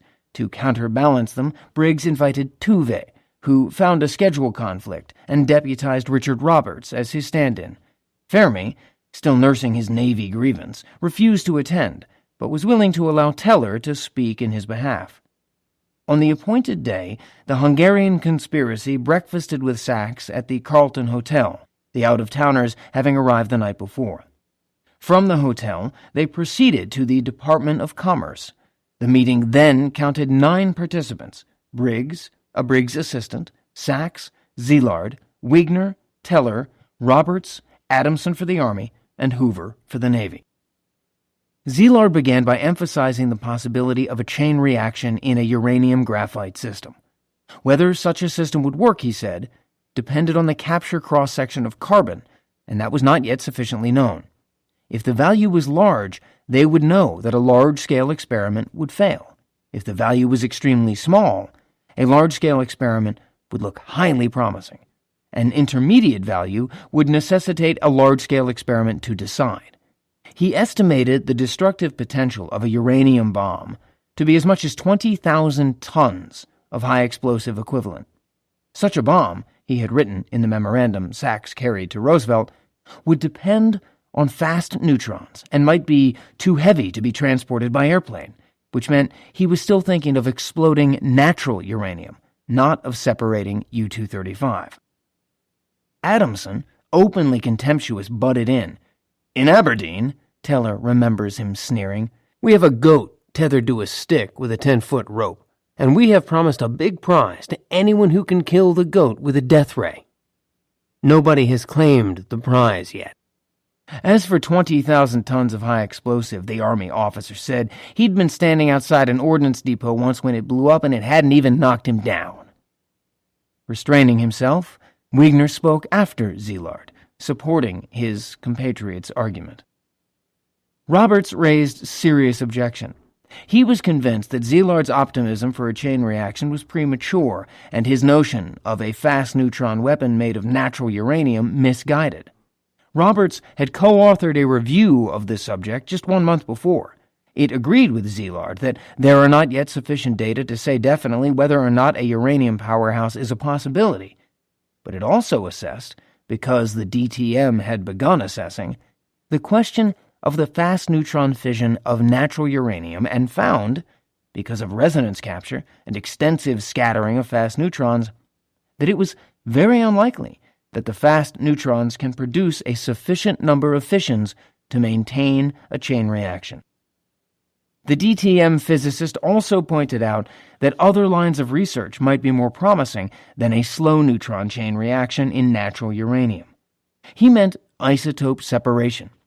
At the University of Virginia, Jesse Beams, formerly Ernest Lawrence's colleague at Yale, was applying to the task the high-speed centrifuges he was developing there. Roberts thought answers to these questions might require several years of work and that research should be left in the meantime to the universities. Briggs spoke up to defend his committee. He argued vigorously that any assessment of the possibilities of fission at a time when Europe was at war had to include more than physics. It had to include the potential impact of the development on national defense. Szilard was astonished as he told Pegram the next day at Sachs's active and enthusiastic participation in the meeting. Sachs seconded Briggs and the Hungarians. The issue was too important to wait, he recalled his argument, and the important thing was to be helpful. Because if there was something to it, there was danger of our being blown up. We had to take time by the forelock, and we had to be ahead. Then it was Teller's turn. For himself, he announced in his deep, heavily accented voice he strongly supported Szilard, but he had also been given the task of serving as messenger for Fermi and Tuve, who had discussed these issues in New York and had come to some agreement about them. I said that this needed a little support. In particular, we needed to acquire a good substance to slow down the neutrons. Therefore, we needed pure graphite, and this is expensive. Jesse Beam's centrifuge work also required support, Teller added. How much money do you need? Commander Hoover wanted to know. Szilard had not planned to ask for money. The diversion of government funds for such purposes as ours appears to be hardly possible, he explained to Pegram the next day, and I have therefore myself avoided to make any such recommendation. But Teller answered Hoover promptly, probably speaking for Fermi. For the first year of this research, we need $6,000, mostly in order to buy the graphite. My friends blamed me because the great enterprise of nuclear energy was to start with such a pittance, Teller reminisces. They haven't forgiven me yet. Szilard, who would write Briggs on October 26th that the graphite alone for a large-scale experiment would cost at least $33,000, must have been appalled. Adamson had anticipated just such a raid on the public treasury. At this point, says Szilard, the representative of the army started a rather longish tirade. He told us that it was naive to believe that we could make a significant contribution to defense by creating a new weapon. He said that if a new weapon is created, it usually takes 2 wars before one can know whether the weapon is any good or not. Then he explained rather laboriously that it is in the end not weapons which win the wars, but the morale of the troops. He went on in this vein for a long time, until suddenly Wigner, the most polite of us, interrupted him. Wigner said in his high-pitched voice that it was very interesting for him to hear this. He always thought that weapons were very important, and that this is what costs money, and this is why the army needs such a large appropriation. But he was very interested to hear that he was wrong. It's not weapons, but the morale which wins the wars, and if this is correct, perhaps one should take a second look at the budget of the army, and maybe the budget could be cut. All right, Adamson snapped. You'll get your money. The Uranium Committee produced a report for the president on November 1st. It narrowly emphasized exploring a controlled chain reaction as a continuous source of power in submarines. In addition, it noted, if the reaction turns out to be explosive in character, it would provide a possible source of bombs, with a destructiveness vastly greater than anything now known. The committee recommended adequate support for a thorough investigation. Initially, the government might undertake to supply 4 tons of pure graphite. This would allow Fermi and Szilard to measure the capture cross-section of carbon, and, if justified later, 50 tons of uranium oxide. Briggs heard from Pa Watson on November 17th. The president had read the report, Watson wrote, and wanted to keep it on file. On file is where it remained, mute and inactive, well into 1940. Even with Szilard and Fermi stalled, fission studies continued at many other American laboratories. Prodded by a late October letter from Fermi, for example, Alfred Nair at the University of Minnesota finally began preparing to separate enough U-235 from U-238 using his mass spectroscope to determine experimentally which isotope is responsible for slow neutron fission. But to American physicists and administrators in and out of government, a bomb of uranium seemed a remote possibility at best. However intense their sympathies, the war was still a European war. 11. Cross-sections. In the days before the war, Otto Frisch remembers, in Hamburg with Otto Stern, he used to run experiments by day and think intensely about physics well into the night. I regularly came home, Frisch told an interviewer once, had dinner at 7, had a quarter of an hour's nap after dinner, and then I sat down happily with a sheet of paper and a reading lamp and worked until about 1 o'clock at night. until I began to have hallucinations. I began to see queer animals against the background of my room, and then I thought, oh, well, better go to bed. The young Austrian's hypnagogic visions were unpleasant feelings, but otherwise it was an ideal life. I'd never had such a pleasant life, ever. This concentrated 5 hours work every night. Through the spring of 1939, in contrast, after his early experiments with fission, Frisch found himself in a state of complete doldrums. I had a feeling war was coming. What was the use of doing any research? I simply couldn't brace myself. I was in a pretty bad state, feeling nothing I start now is going to be any good. As his aunt, Lise Meitner, worried about her isolation in Stockholm, Frisch worried about his vulnerability in Copenhagen. When British colleagues visited, he uncharacteristically campaigned among them. I first spoke to Blackett and then Oliphant when they passed through Copenhagen, and said that I had a fear that Denmark would soon be overrun by Hitler, and if so, would there be a chance for me to go to England in time? Because I'd rather work for England than do nothing, or be compelled in some way or other to work for Hitler, or be sent to a concentration camp. Mark Oliphant directed the physics department at the University of Birmingham.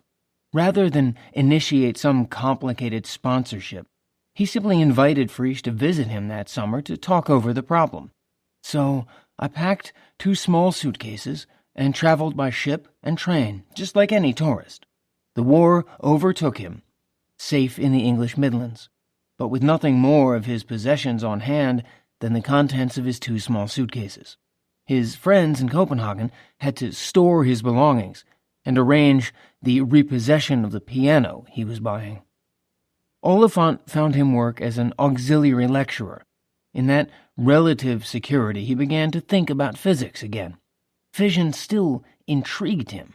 He lacked the neutron source he would need for direct attack, but he had followed Bohr's theoretical work.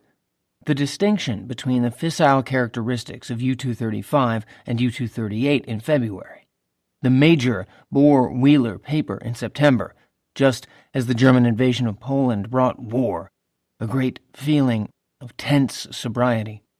He wondered if Bohr was right, that U-235 was the isotope responsible for slow neutron fission. He conceived a way to find out by preparing a sample of uranium in which the proportions of the 2 isotopes were changed. That meant at least partly separating the isotopes, as Fermi and Dunning had encouraged Nair to do for the same reason. Frisch read up on methods. The simplest, he decided, was gaseous thermal diffusion, a technique developed by the German physical chemist Klaus Clusius. For equipment, it required little more than a long tube standing on end with a heated rod inside running down its center. Fill the tube with some gaseous form of the material to be separated. Cool the tube wall by flushing it with water, and material enriched in the lighter isotope would accumulate near the top, while the heavier isotope would tend to go to the bottom. Frisch set out to assemble his Clusius tube. Progress was slow. He planned to make the tube of glass, but the laboratory glassblower's first priority was Oliphant's secret war work about which Frisch, technically an enemy alien, was not supposed to know. 2 physicists on Oliphant's staff, James Randall and H.A.H. Boot, were in fact developing the cavity magnetron, an electron tube capable of generating intense microwave radiation for ground and airborne radar. In C.P. Snow's assessment, the most valuable English scientific innovation in the Hitler War. Meanwhile, the British Chemical Society asked Frisch to write a review of advances in experimental nuclear physics for its annual report. I managed to write that article in my bedsitter, where in daytime, with the gas fire going all day, the temperature rose to 42 degrees Fahrenheit, while at night the water froze in the tumbler at my bedside. He wore his winter coat, set his typewriter on his lap, and pulled his chair close to the fire. The radiation from the gas fire stimulated the blood supply to my brain, and the article was completed on time.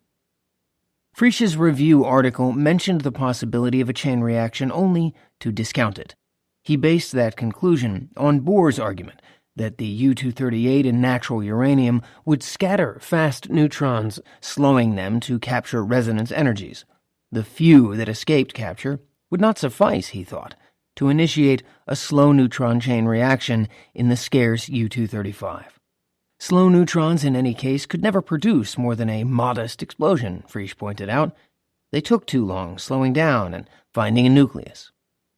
As he explained later, that process would take times of the order of a sizable part of a millisecond, that is, 1,000th of a second, and for the whole chain reaction to develop would take several milliseconds.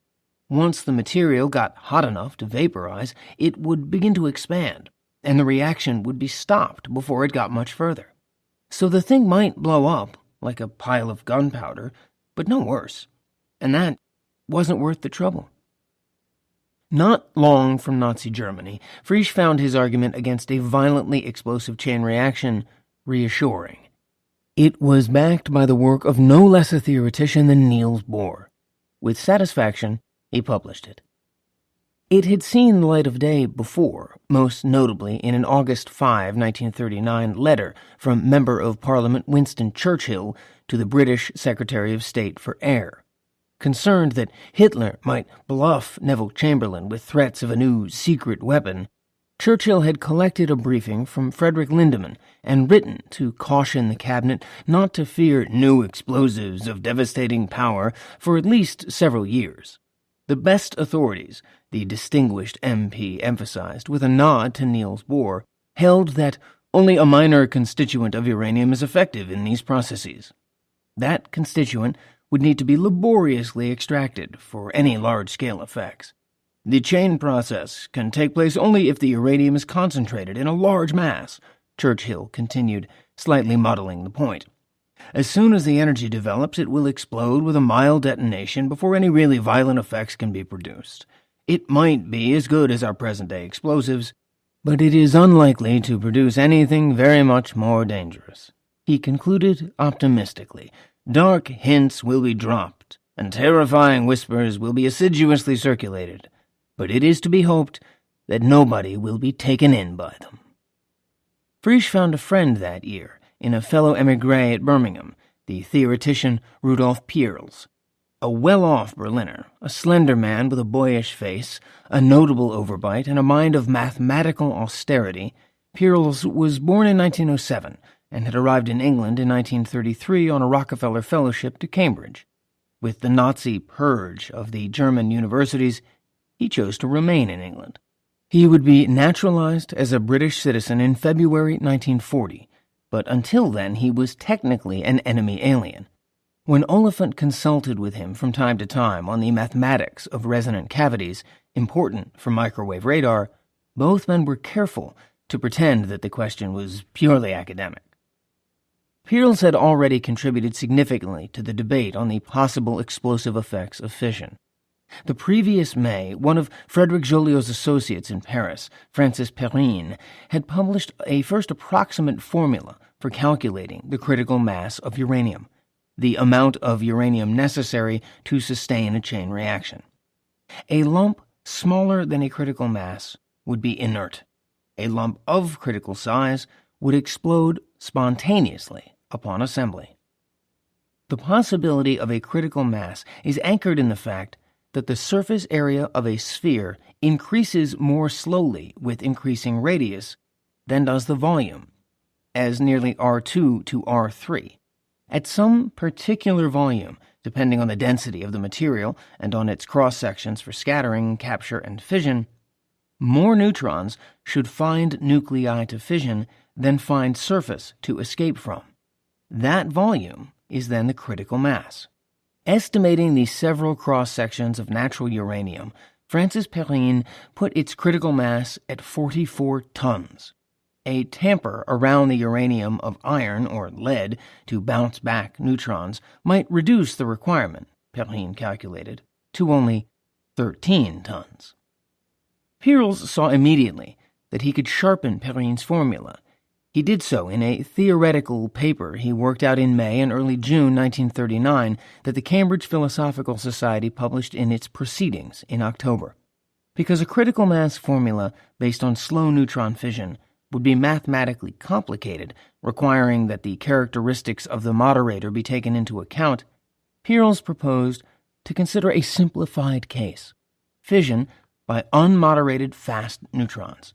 Plugging in the fission cross-section of natural uranium, which was essentially the fission cross-section of U-238, gave a critical mass, notes Peierls, on the order of tons. As a weapon, an object of that size was too unwieldy to take seriously. There was, of course, no chance of getting such a thing into any aeroplane, and the paper appeared to have no practical significance. Peierls was aware of the British and American concern for secrecy, but in this case he saw no reason not to publish. The USSR opportunistically invaded Finland at the end of November. In the rest of Europe, the strange standoff prevailed that isolationist Idaho Senator William Borah would label the phony war. The Peierlses moved to a larger house. Early in the new year, they generously invited Frisch to live with them. Genia Peierls, who was Russian, took the bachelor Austrian in hand. She ran her house, writes Frisch, with cheerful intelligence, a ringing Manchester voice, and a Russian's sovereign disregard of the definite article. She taught me to shave every day, and to dry dishes as fast as she washed them, a skill that has come in useful many times since. Life at the Peierlses was entertaining, but Frisch walked home through ominous blackouts, so dark that he sometimes stumbled over roadside benches and could distinguish fellow pedestrians only by the glow of the luminous cards they had taken to wearing in their hatbands. Thus, reminded of the continuing threat of German bombing, he found himself questioning his confident Chemical Society review. Is that really true, what I have written? Sometime in February 1940, he looked again. There had always been 4 possible mechanisms for an explosive chain reaction in uranium. 1. Slow neutron fission of U-238. 2. Fast neutron fission of U-238. 3. Slow neutron fission of U-235. And 4. Fast neutron fission of U-235. Bohr's logical distinction between U-238 and thorium on the one hand and U-235 on the other ruled out 1. U-238 was not fissioned by slow neutrons. 2 was inefficient because of scattering and the parasitic effects of the capture resonance of U-238. 3 was possibly applicable to power production, but too slow for a practical weapon. But what about 4? Apparently no one in Britain, France, or the United States had asked the question quite that way before. If Frisch now glimpsed an opening into those depths, he did so because he had looked carefully at isotope separation and had decided it could be accomplished even with so fugitive an isotope as U-235. He was therefore prepared to consider the behavior of the pure substance unalloyed with U-238, as Bohr, Fermi, and even Szilard had not yet been. I wondered, assuming that my Clusius separation tube worked well, if one could use a number of such tubes to produce enough uranium-235 to make a truly explosive chain reaction possible, not dependent on slow neutrons. How much of the isotope would be needed? He shared the problem with Peierls. Peierls had his critical mass formula. In this case, it required the cross-section for fast neutron fission of U-235, a number no one knew because no one had yet separated a sufficient amount of the rare isotope to determine its cross-section by experiment, the only way the number could be reliably known. Nevertheless, says Peierls, we had read the paper of Bohr and Wheeler and had understood it, and it seemed to convince us that in those circumstances for neutrons in U-235, the cross-section would be dominated by fission. Peierls could state simply what followed. If a neutron hit the U-235 nucleus, something was bound to happen. What followed thus made the cross-section intuitively obvious. It would be more or less the same as the familiar cross-section that expressed the odds of hitting the uranium nucleus with a neutron at all, the geometric cross-section. 10 to the negative 23 square centimeters, an entire order of magnitude larger than the fission cross-section previously estimated for natural uranium, that were small multiples of 10 to the negative 24. Just sort of playfully, Frisch writes, he plugged 10 to the negative 23 cm squared into Peierls's formula. To my amazement, the answer was very much smaller than I had expected. It was not a matter of tons, but something like a pound or two. A volume less than a golf ball for a substance so heavy as uranium. But would that pound or two explode or fizzle? Peierls easily produced an estimate. The chain reaction would have to proceed faster than the vaporizing and swelling of the heating metal ball. Peierls calculated the time between neutron generations, between 1 times 2 times 4 times 8 times 16 times 32 times 64, to be about 4 millionths of a second, much faster than the several thousandths of a second Frisch had estimated for slow neutron fission. Then how destructive was the consequent explosion? Some 80 generations of neutrons, as many as could be expected to multiply before the swelling explosion separated the atoms of U-235 enough to stop the chain reaction, still millionths of a second in total, gave temperatures as hot as the interior of the sun, pressures greater than the center of the Earth, where iron flows as a liquid. I worked out the results of what such a nuclear explosion would be, says Peierls. Both Frisch and I were staggered by them. And finally, practically, could even a few pounds of U-235 be separated from U-238? Frisch writes, I had worked out the possible efficiency of my separation system with the help of Clusius's formula, and we came to the conclusion that with something like 100,000 similar separation tubes, one might produce a pound of reasonably pure uranium-235 in a modest time, measured in weeks. At that point, we stared at each other and realized that an atomic bomb might, after all, be possible. The cost of such a plant, Frisch adds, for perspective, would be insignificant compared with the cost of the war. Look, shouldn't somebody know about that? Frisch then asked Peierls. They hastened their calculations to Mark Oliphant. They convinced me, Oliphant testifies. He told them to write it all down. They did, succinctly, in 2 parts. One part 3 typewritten pages, the other even briefer. Talking about it made them nervous, Peierls recalls. By then it was March, and the exceptional cold had given way to warmer weather. I remember we were writing our memorandum, together in my room in the physics lab on the ground floor. It was a fine day, and the window was open, and while we were discussing the wording, a face suddenly appeared in the open window. And we were a little worried. It turned out that just underneath the window, which was facing south, people were growing some tomato plants, and somebody had been there bending down, inspecting what these plants were doing. The first of the 2 parts they titled On the Construction of a Super Bomb, based on a nuclear chain reaction in uranium.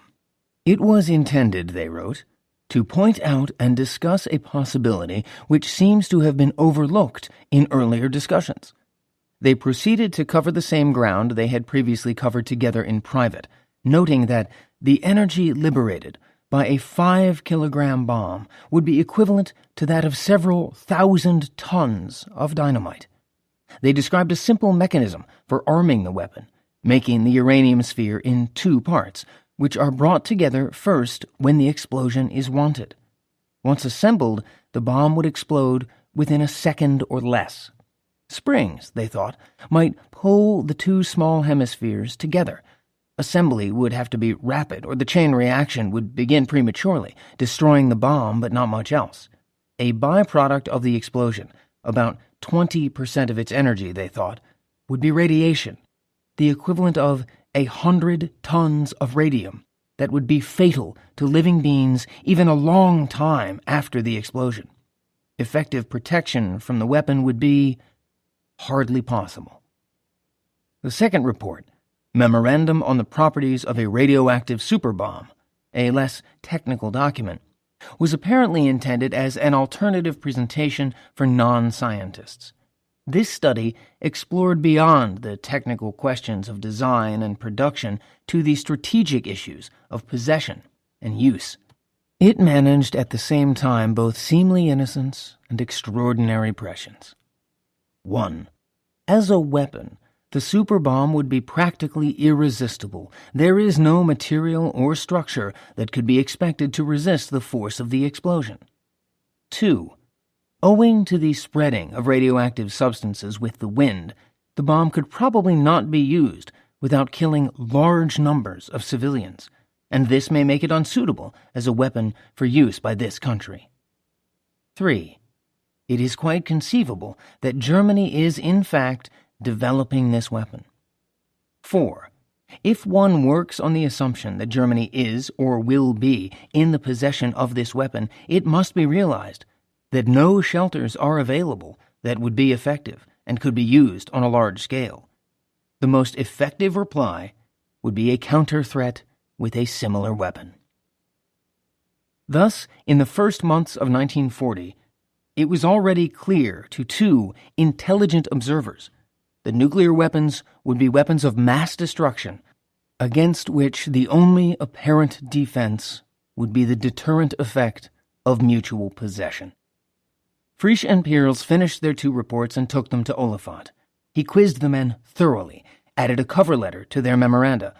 I have considered these suggestions in some detail and have had considerable discussion with the authors, with the result that I am convinced that the whole thing must be taken rather seriously, if only to make sure that the other side are not occupied in the production of such a bomb at the present time.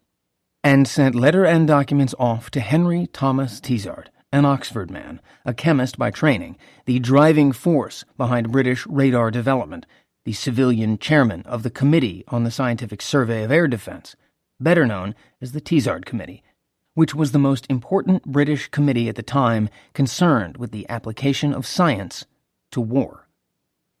I have often been asked, Otto Frisch wrote many years afterward, of the moment when he understood that a bomb might be possible after all, before he and Peierls carried the news to Mark Oliphant, why I didn't abandon the project there and then, saying nothing to anybody.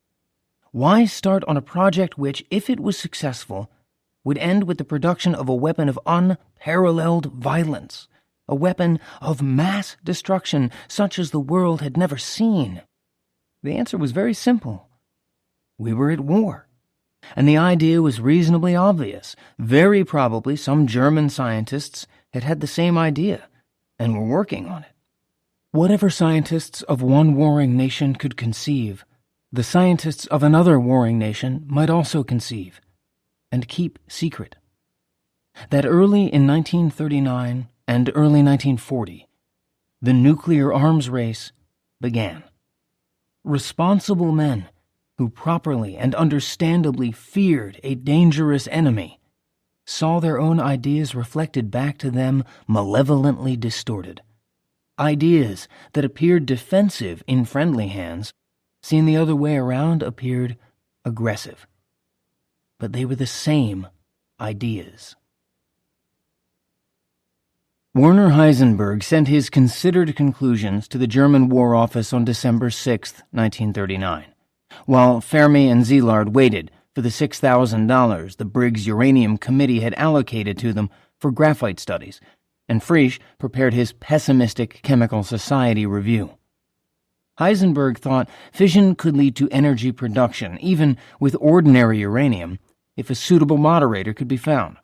Water would not do, but heavy water, or very pure graphite would, on the other hand, suffice on present evidence.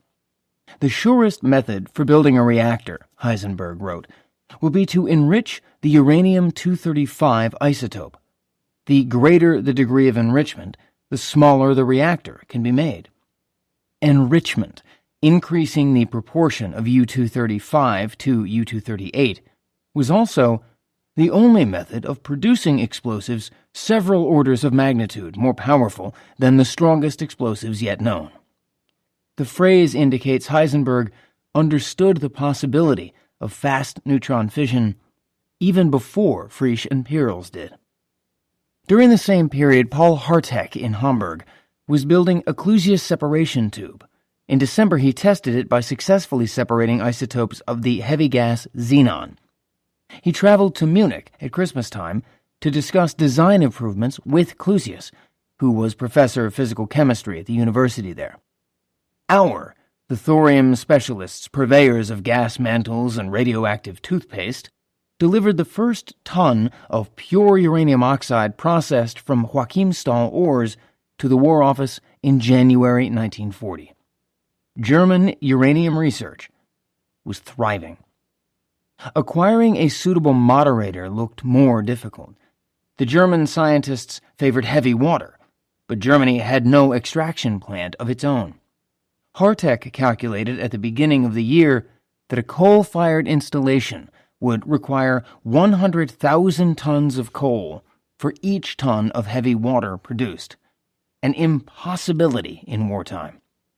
The only source of heavy water in quantity in the world was an electrochemical plant built into a sheer 1,500-foot granite bluff beside a powerful waterfall at Vermok near Røyken, 90 miles west of Oslo in southern Norway. Norsk Hydroelektriske Wasserstoffselskab produced the rare liquid as a byproduct of hydrogen electrolysis for synthetic ammonia production. IG Farben, the German chemical cartel assembled by Bayer's Karl Duisberg in the 1920s, owned stock in Norsk Hydro. Learning of the War Office's need, it approached the Norwegians with an offer to buy all the heavy water on hand, about 50 gallons worth some $120,000, and to order more at the rate of at least 30 gallons a month. Norsk Hydro was then producing less than 3 gallons a month, enough in the pre-war years to glut the small physics laboratory market. It wanted to know why Germany needed so vast a quantity. IG Farben chose not to say. In February, the Norwegian firm refused either to sell its existing stock or to increase production. Heavy water also impressed the French team, a fact Joliot passed on to the French Minister of Armament, Raoul Dautry. When Dautry heard about the German bid for Norsk Hydro's supply, he decided to win the water for France. A French bank, the Banque de Paris et des Pays-Bas, controlled a majority interest in the Norwegian company, and a former bank officer, Jacques Allier, was now a lieutenant in Dautry's ministry. Dautry briefed the balding, bespectacled Allier with Joliot on hand on February 20th. The minister wanted the lieutenant to lead a team of French Secret Service agents to Norway to acquire the heavy water. Allier slipped into Oslo under an assumed name and met with the general manager of Norsk Hydro at the beginning of March. The French officer was prepared to pay up to 1.5 million kroner for the water, and even to leave half for the Germans. But once the Norwegian heard what military purpose the substance might serve, he volunteered his entire stock and refused payment. The water, divided among 26 cans, left Vermork by car soon afterward on a dark midnight. From Oslo, Allier's team flew it to Edinburgh in 2 loads. German fighters forced down for inspection a decoy plane Allier had pretended to board at the time of the first landing, and then transported it by rail and channel ferry to Paris, where Joliot prepared through the winter and spring of the phony war to use it in both homogeneous and heterogeneous uranium oxide experiments. Nuclear research in the Soviet Union during this period was limited to skillful laboratory work. 2 associates of Soviet physicist Igor Kurchatov reported to the Physical Review in June 1940 that they had observed rare spontaneous fissioning in uranium. The complete lack of any American response to the publication of the discovery, writes the American physicist Herbert F. York, was one of the factors which convinced the Russians that there must be a big secret project underway in the United States. It was not yet big, but by then it had begun to be secret. Japanese studies toward an atomic bomb began first within the military. The director of the Aviation Technology Research Institute of the Imperial Japanese Army, Takeo Yasuda, a lieutenant general and an alert electrical engineer, conscientiously followed the international scientific literature that related to his field. In the course of his reading in 1938 and 1939, he noticed and tracked the discovery of nuclear fission. In April 1940, foreseeing fission's possible consequences, he ordered an aide who was scientifically trained, Lieutenant Colonel Tatsusaburo Suzuki, to prepare a full report. Suzuki went to work with a will. Niels Bohr had returned from Princeton to Copenhagen at the beginning of May 1939, preoccupied with the gathering European apocalypse. His friends had urged him to send for his family and remain in the United States. He had not been tempted. Refugees still escaping from Germany and now fleeing Central Europe as well needed him. His institute needed him. Denmark needed him. Hitler proposed on May 31st to compromise the neutrality of the Scandinavian countries with non-aggression pacts. The pragmatic Danes alone accepted, fully aware the pact was worthless and even demeaning, but unwilling to invite invasion for a paper victory. By autumn, when the John Wheelers offered to shelter one of Bohr's sons in Princeton for the duration of the conflict, Bohr reserved the offer against future need. "We are aware that a catastrophe might come any day," he wrote in the midst of Poland's agony.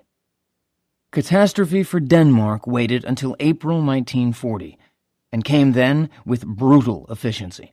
Bohr was lecturing in Norway. The British had announced their intention to mine Norwegian coastal waters against shipment of Norwegian iron ore to Nazi Germany. On the final evening of his lecture tour, April 8th, Bohr dined with the King of Norway, Håkon VII, and found king and government lost in gloom at the prospect of a German attack. After dinner, he boarded the night train for Copenhagen. A train ferry carried the cars across the Øresund at night to Helsingør, while the passengers slept. Danish police pounding on compartment doors woke them to the news. The Germans had invaded not only Norway, but Denmark as well. 2,000 German troops hidden in coal freighters moored near Langelinie, the Copenhagen pier of Hans Christian Andersen's Little Mermaid, had stormed ashore in the early morning. So unexpected a sight that night shift workers bicycling home thought a motion picture was being filmed. A major German force had marched north through Schleswig-Holstein onto the Danish peninsula as well, crossing the border before dawn. German aircraft, marked with black crosses, dominated the air. German warships commanded the Kattegat and Skagerrak passages that opened Denmark and southern Norway to the North Sea. The Norwegians fought back, determined that their king, court, and parliament must escape to exile. The Danes, in their flat country where panzers might roll, did not. Rifle fire crackled in the streets of Copenhagen in the early morning, but King Christian X ordered an immediate ceasefire, which took effect at 6:25 a.m. By the time Bohr's train arrived in the capital city, what Churchill would call this ruthless coup was complete.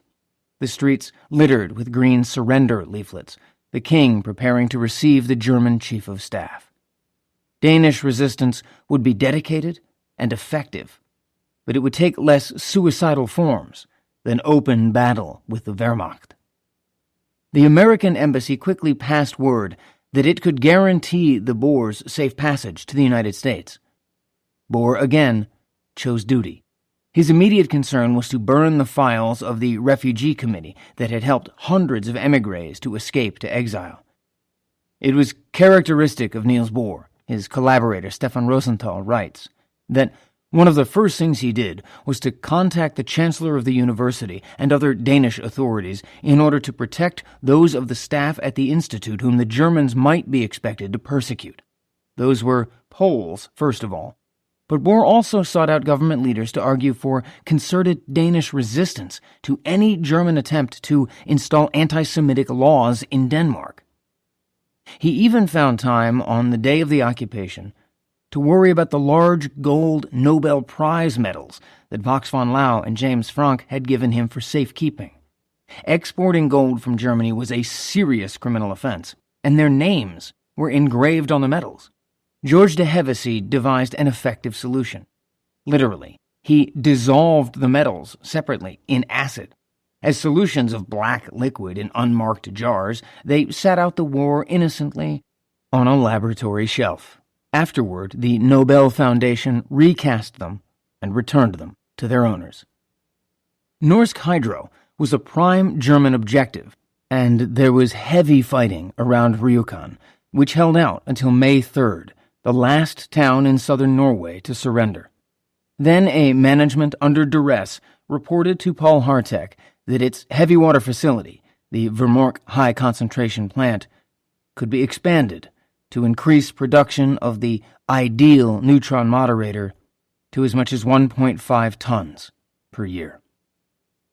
"What I should like," Henry Tizard wrote Mark Oliphant after he had studied the Frisch-Peierls memoranda, "would be to have quite a small committee to sit soon to advise what ought to be done, who should do it, and where it should be done, and I suggest that you, Thompson, and, say, Blackett, would form a sufficient nucleus for such a committee." Thompson was G.P. Thompson, J.J.'s son, the Imperial College physicist who had ordered up a ton of uranium oxide the previous year to study and felt ashamed at the absurdity. He had concluded after neutron bombardment experiments that a chain reaction in natural uranium was unlikely, and a war project therefore impractical.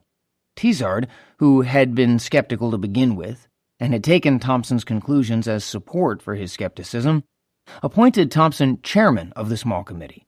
James Chadwick, now at Liverpool, his assistant P.B. Moon, and Rutherford protege Don Douglas Cockcroft were added to the list. Blackett was busy with other war work, although he would join the committee later. The group met informally for the first time on April 10th in the Royal Society's quarters at Burlington House. It probably met as much to hear a visitor, the ubiquitous Jacques Allier of the Banque de Paris and the French Ministry of Armament, as to discuss the Frisch-Peierls work. Allier warned the British physicists about the German interest in heavy water production and bid for collaboration on nuclear research between Britain and France. Only then, Thompson notes in the minutes he kept, did they consider the possibility of separating isotopes, and it was agreed that the prospects were sufficiently good to justify small-scale experiments on uranium hexafluoride, a gaseous uranium compound. They proposed, rather ungenerously, to remind Frisch to avoid any possible leakage of news in view of the interest shown by the Germans. They were willing to inform him that his memorandum was being considered but not to supply details. Peierls' name seems not yet to have made an impression on Thompson, and Tizard apparently retained the second Frisch-Peierls memorandum in his files. "We entered the project with more skepticism than belief," the committee would report later, though we felt it was a matter which had to be investigated. Thompson's minutes make that skepticism evident. Tizard, for his part, wrote Lindemann's brother Charles, a science advisor to the British Embassy in Paris, that he considered the French unnecessarily excited about the perils of German nuclear research. "I still think that the probability of anything of real military significance is very low," he estimated in a note written the same week to the British War Cabinet staff. It might have been as unpromising a start as the first meeting of the Briggs Uranium Committee had been, but the men on the Thompson Committee were active, competent physicists, not military ordnance specialists. And whatever their initial skepticism, they understood where the numbers Frisch and Peierls had used came from and what they might mean. At a second meeting on April 24th, Thompson recorded laconically that Dr. Frisch produced some notes to show that the uranium bomb was feasible. Many years later, Oliphant recalled a more expansive response. The committee generally was electrified by the possibility. Chadwick's good opinion helped. He had just begun exploring fast neutron fission himself with his new Liverpool cyclotron, the first in England, when he saw the Frisch-Peierls memorandum. At the April 24th meeting, he awarded the émigré's work chagrined confirmation.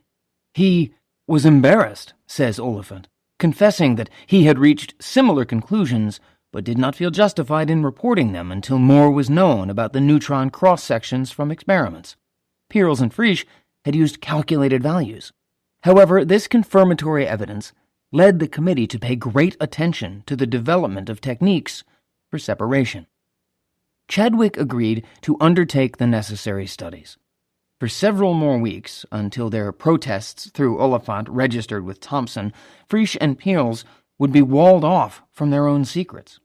But work toward a bomb of chain-reacting uranium was now fairly begun, and this time it had found the right, fast track. Szilard chafed. The months after the first Uranium Committee meeting became the most curious period of my life.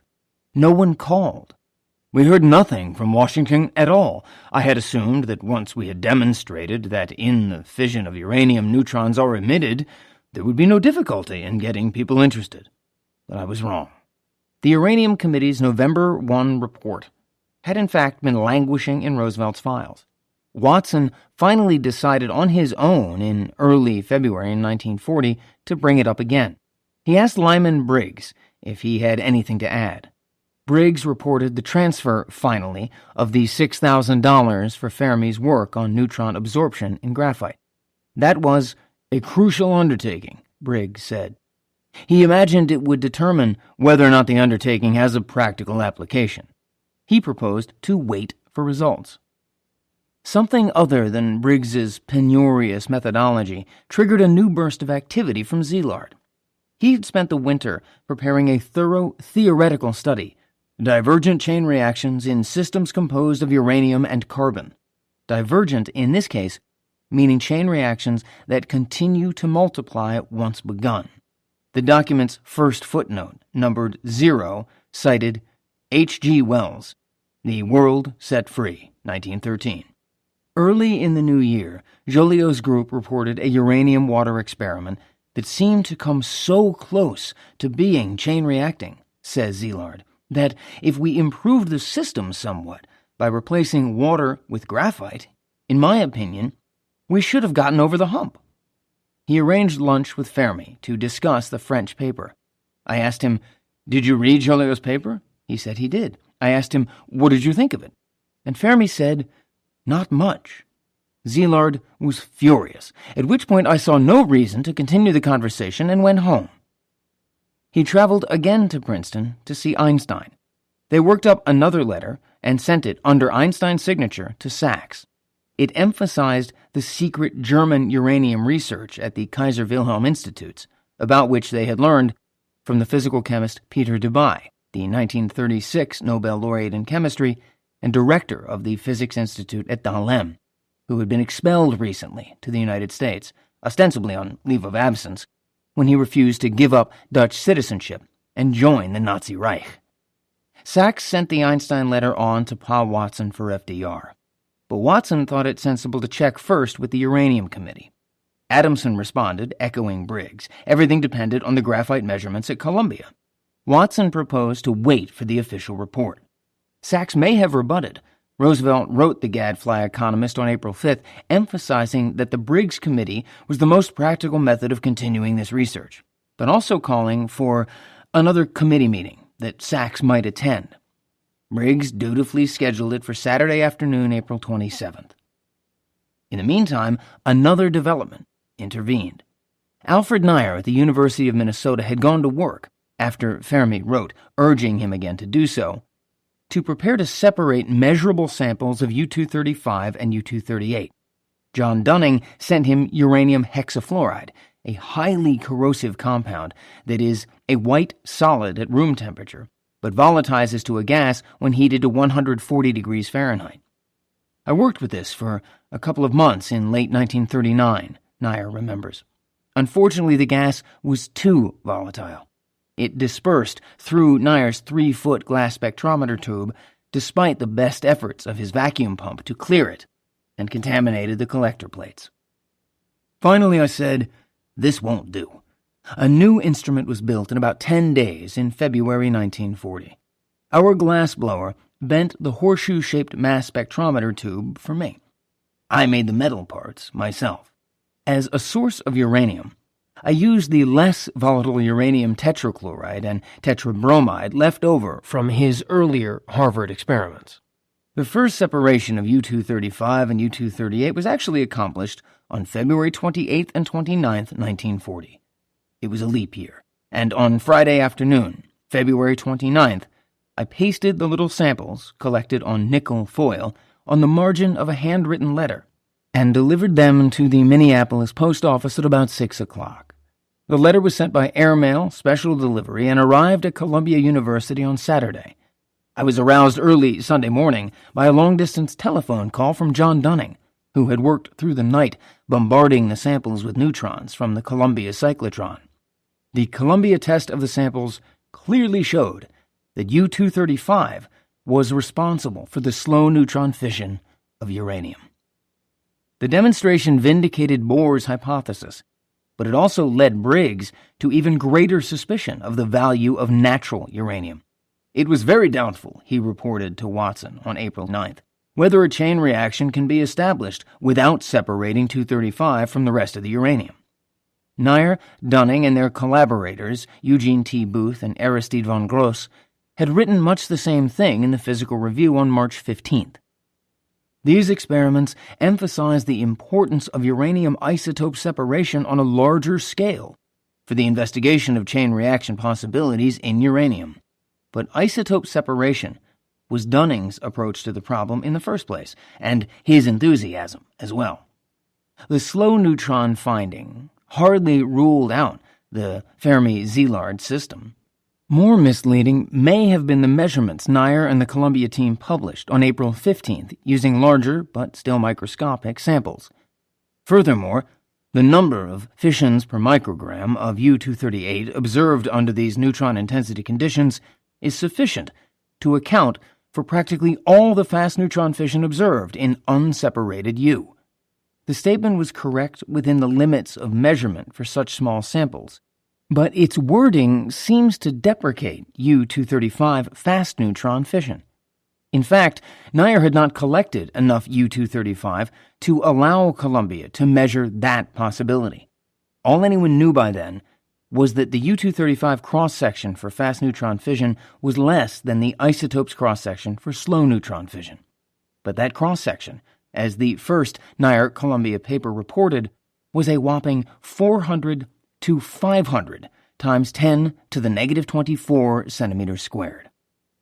Predictably then, when the Uranium Committee met on April 27th, with Sachs, Pegram, Fermi, Szilard, and Wigner in attendance, it listened to the renewed debate, squared its shoulders at Sachs' exhortation to plunge ahead, and never wavered in its adamant conviction that a large-scale uranium graphite experiment should await the outcome of Fermi's graphite measurements. Now that the $6,000 had been paid, Columbia was able to buy the graphite Szilard had tracked down for Fermi's use. Cartons of carefully wrapped graphite bricks began to arrive at the Pupin laboratory. Herbert Anderson remembers, 4 tons in all. Fermi returned to the chain reaction problem with enthusiasm. This was the kind of physics he liked best. Together we stacked the graphite bricks in a neat pile. We cut narrow slots in some of the bricks for the rhodium foil detectors we wanted to insert, and soon we were ready to make measurements. So the physicists on the 7th floor of Pupin Laboratory started looking like coal miners, adds Fermi, and the wives to whom these physicists came back tired at night were wondering what was happening. The arrangement was designed to determine how far neutrons from a radon beryllium source set in paraffin on the floor under the graphite column would diffuse up the column through the graphite, after first slowing down in scattering collisions. The farther the neutrons traveled, the smaller was carbon's absorption cross-section, and therefore the better moderator it would be. The Pupin 7th floor became a racetrack like the 2nd floor of the Institute in Rome. Anderson describes the scene. A precise schedule was followed for each measurement. With the rhodium in place in the graphite, the source was inserted in its position inside the pile and removed after a 1-minute exposure. To get the rhodium foil under the Geiger counter in the allotted 20 seconds, because its induced half-life is only 44 seconds, took coordination and some fast legwork. The division of labor was typical. I removed the source on signal. Fermi, stopwatch in hand, grabbed the rhodium and raced down the hall at top speed. He had just enough time to place the foil carefully into position, close the lead shield, and, at the prescribed moment, start the count.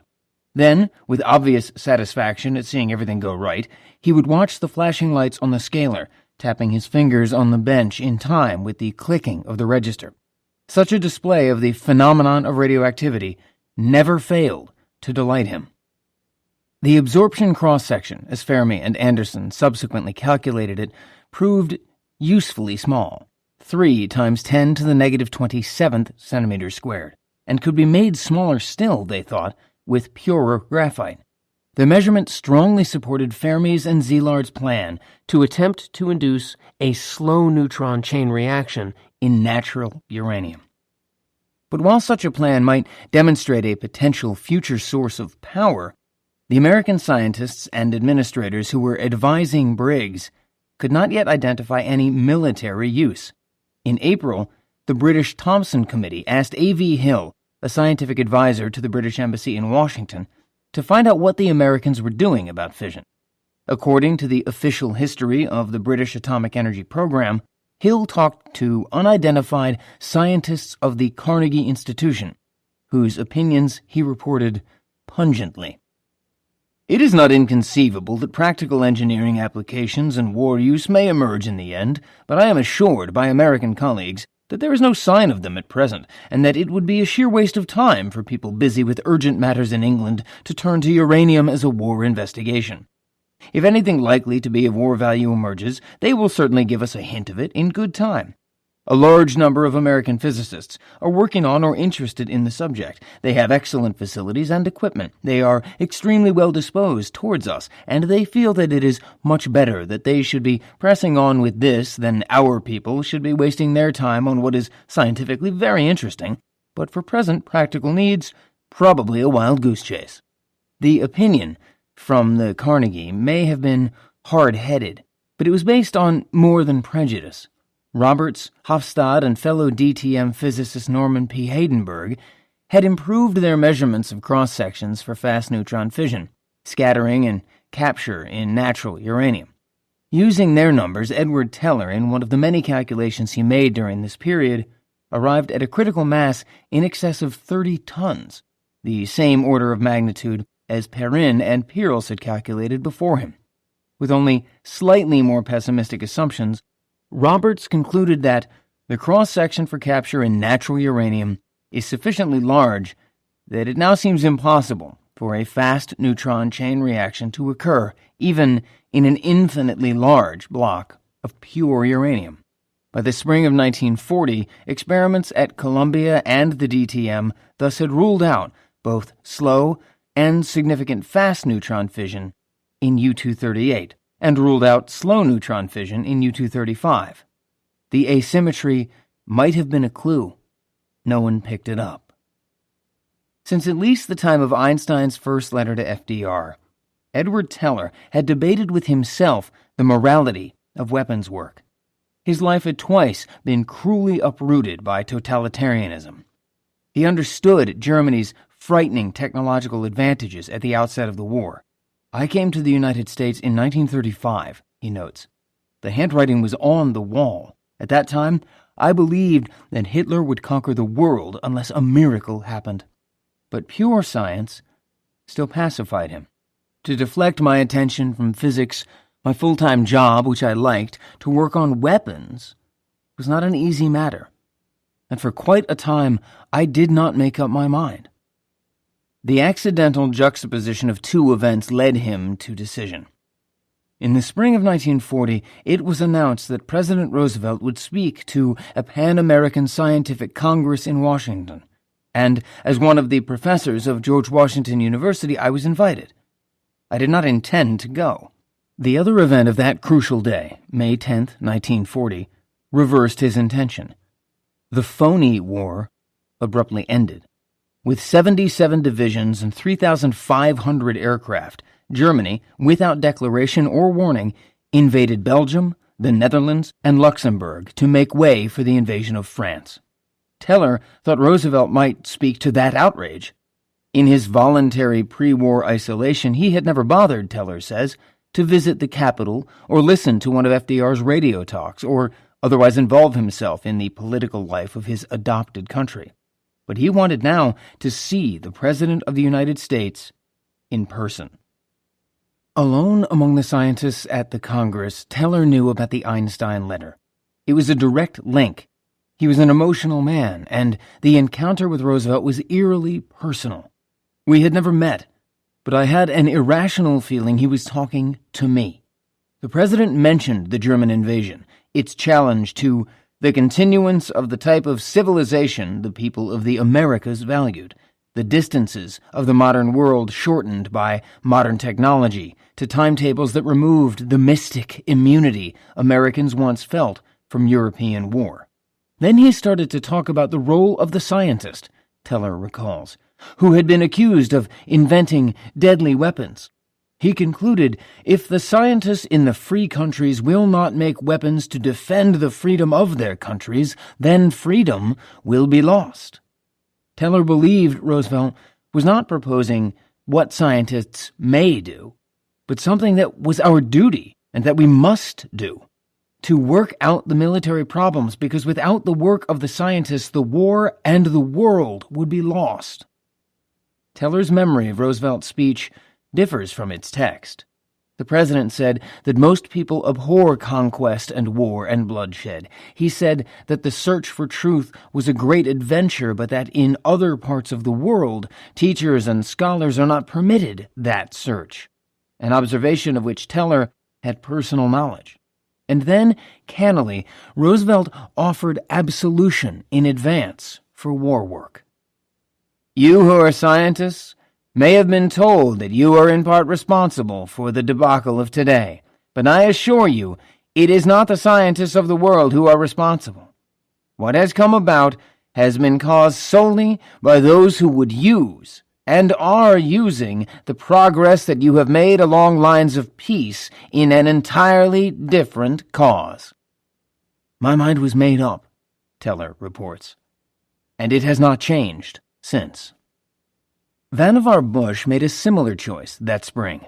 The sharp-eyed Yankee engineer, who looked like a beardless Uncle Sam, had left his MIT vice presidency for the Carnegie Institution in the first place to position himself closer to the sources of government authority as war approached.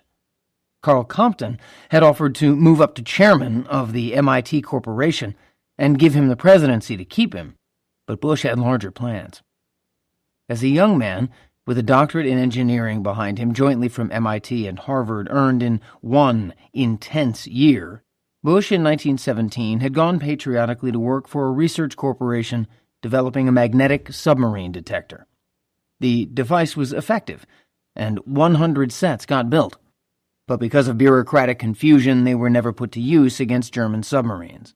That experience, Bush writes in a memoir, forced into my mind pretty solidly the complete lack of proper liaison between the military and the civilian in the development of weapons in time of war, and what that lack meant.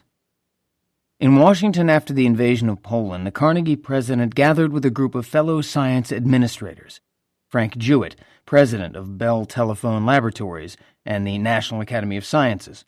James Bryant Conant, the young president of Harvard, a distinguished chemist. Richard Tolman of Caltech, the theoretician who had wooed Einstein. Carl Compton, to worry about the approaching conflict. It was during the period of the phony war. We were agreed that the war was bound to break out into an intense struggle, that America was sure to get into it one way or another sooner or later, that it would be a highly technical struggle, that we were by no means prepared in this regard, and finally, and most importantly, that the military system as it existed would never fully produce the new instrumentalities which we would certainly need. They devised a national organization to do the job. Bush had learned his way around Washington and took the lead. The organization Bush wanted needed independent authority. He thought it should report directly to the president rather than through military channels, and should have its own source of funds. He drafted a proposal. Then he arranged an introduction to Harry Hopkins.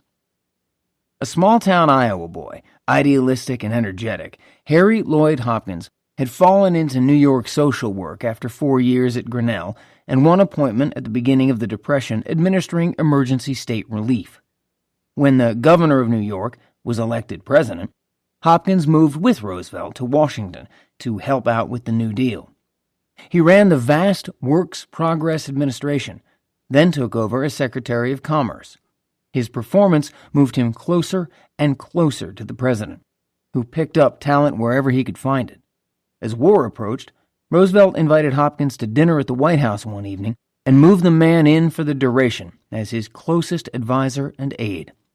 Hopkins was tall, a chain smoker, and emaciated to the point of cachexia, his ghastly health the result of cancer surgery that took most of his stomach and left him unable to absorb much protein, and therefore slowly starving to death. He kept an office in the White House basement, but usually worked out of a cluttered bedroom suite, the Lincoln bedroom, down the hall from FDR's. When Bush met Hopkins, though the presidential aide was a liberal Democrat, and the Carnegie president an admirer of Herbert Hoover and a self-styled Tory, something meshed, writes Bush, and we found we spoke the same language. Hopkins had a scheme for an inventors' council. Bush countered with his more comprehensive National Defense Research Council. Each of us was trying to sell something to the other. Bush won. Hopkins liked his plan.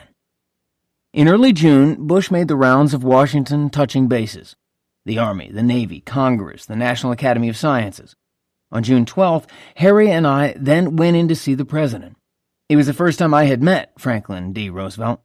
I had the plan for the NDRC in 4 short paragraphs in the middle of a sheet of paper. The whole audience lasted less than 10 minutes. Harry had no doubt been there before me. I came out with my OK FDR, and all the wheels began to turn. The National Defense Research Council immediately absorbed the Uranium Committee. That had been part of its purpose. Briggs was a cautious and frugal man, but his committee had also lacked the authority of a source of funds independent of the military. The white-haired director of the National Bureau of Standards would continue to be responsible for fission work. He would report now to James Bryant Conant, Harvard's wiry president, boyish in appearance but in practice cool and reserved, whom Bush had enlisted as soon as FDR authorized the new council. The NDRC gave research in nuclear fission an articulate lobby within the executive branch. But though Bush and Conant felt challenged by German science, a threat of a possible atomic bomb, writes Bush, was in all our minds, both men, concerned about scarce scientific resources, were initially more interested in proving the impossibility of such a weapon than in rushing to build one. The Germans could not do what could not be done. When Briggs wrapped up his pre-NDRC committee work in a report to Bush on July 1st, he asked for $140,000. $40,000 of it for research on cross-sections and other fundamental physical constants. $100,000 for the Fermi-Szilard large-scale uranium graphite experiment. The military had decided to grant $100,000 on its own through the Naval Research Laboratory to isotope separation studies. Bush allotted Briggs only the $40,000. Once again, Fermi and Szilard were left to bide their time. Winston Churchill had accepted George VI's invitation to form a government upon Neville Chamberlain's resignation the day Germany invaded the lowlands. He shouldered the prime ministership calmly, but felt the somber weight of office. C.P. Snow recalls a more paradoxical mood. I remember, I shall not forget it while I live, the beautiful, cloudless, desperate summer of 1940. Oddly enough, most of us were very happy in those days. There was a kind of collective euphoria over the whole country. I don't know what we were thinking about. We were very busy. We had a purpose. We were living in constant excitement, usually, if we examined the true position, of an unpromising kind. In one's realistic moments, it was difficult to see what chance we had. But I doubt if most of us had many realistic moments, or thought much at all. We were all working like mad. We were sustained by a surge of national emotion of which Churchill was both symbol and essence, evocator and voice. Not only native-born Englishmen felt that surge, so did the émigré scientists whom Britain had sheltered. Franz Simon, an outstanding chemist whom Frederick Lindemann had extracted from Germany in 1933 for the Clarendon, wrote his old friend Max Born on the eve of the Battle of France that he longed to use my whole force in the struggle for this country. Though he may not yet have realized it, Simon's opportunity had already arrived. Early in the year, when Frisch and Peierls were first beginning to discuss the ideas that would lead to their important memoranda, Peierls had consulted Simon about methods of isotope separation. Frisch had chosen to work with gaseous thermal diffusion, his Clusius tube, because it seemed to him the simplest method. But Simon had begun then to think about other systems. Half a dozen approaches had been tried in the past. You couldn't spit on the floor without separating isotopes, Simon joked. The problem was to collect them. He wanted to find a method adaptable to mass production because with a 1 to 139 isotope ratio, uranium separation would have to proceed on a vast scale, as Frisch's calculation of 100,000 Clusius tubes demonstrated. Frisch dramatized the difficulty with a simile. It was like getting a doctor who had, after great labor, made a minute quantity of a new drug and then saying to him, "Now we want enough to pave the streets." The surge of national emotion sustained Mark Oliphant as well, and in that mood he found even less patience than usual for obstructive rules. When P.B. Moon questioned the assumption that gaseous thermal diffusion was the method of choice for isotope separation, he won no encouragement from the Thompson Committee. But back in Birmingham, Oliphant simply told him to go ahead and talk it over with Peierls. Within a week or two, writes Moon, Peierls identified ordinary diffusion as a logically superior process and wrote directly to Thompson on the matter. Peierls proposed that the Thompson Committee consult with Simon, the best man around. The committee hesitated, even though Simon was a naturalized citizen. Oliphant then authorized Peierls out of hand to visit Simon at Oxford. Simon, in the meantime, had been working to convert a skeptical Lindemann. At Simon's suggestion, Peierls had written to Lindemann on June 2nd. Together at Oxford later in June, they approached Lindemann in person. "I do not know him sufficiently well to translate his grunts correctly," Peierls reported of the meeting. But he felt sure he had convinced him that the whole thing ought to be taken seriously. Like Peierls, Simon had settled on ordinary gaseous diffusion, as opposed to gaseous thermal diffusion, as the best method of isotope separation after winnowing through the alternatives. Gases diffuse through porous materials at rates that are determined by their molecular weight, lighter gases diffusing faster than heavier gases. Francis Aston had applied this principle in 1913 when he separated two isotopes of neon by diffusing a mixed sample several thousand times over and over through pipe clay, that is, unglazed bisque of the sort used to make clay pipes. Thick materials like pipe clay work too slowly to be effective at factory scale. Simon sought a more efficient mechanism and concluded that a metal foil punctured with millions of microscopic holes would work faster. Divide a cylinder down its length with such a foil barrier. Pump a gas of mixed isotopes into one side of the divided cylinder, and gas would diffuse through the barrier as it flowed from one end of the cylinder to the other. Compared to the gas left behind, the gas that diffused through the barrier would be selectively enriched in lighter isotopes. In the case of uranium hexafluoride, the enrichment factor would be slight, 1.0043 under ideal conditions. But with enough repetitions of the process, any degree of enrichment was possible, up to nearly 100%.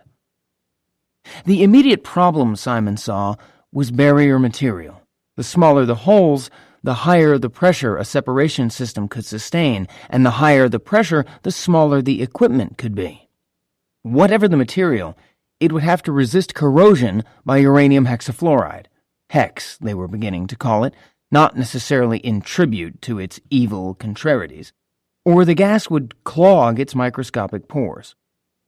One morning that June, inspired, Simon took a hammer to a wire strainer he found in his kitchen. He carried the results to the Clarendon and called together two of his assistants, a Hungarian, Nicholas Curti, and a big Rhodes scholar from Idaho, H.S. Arms. "Arms, Curti," Simon announced, holding up the strainer. "I think we can now separate the isotopes."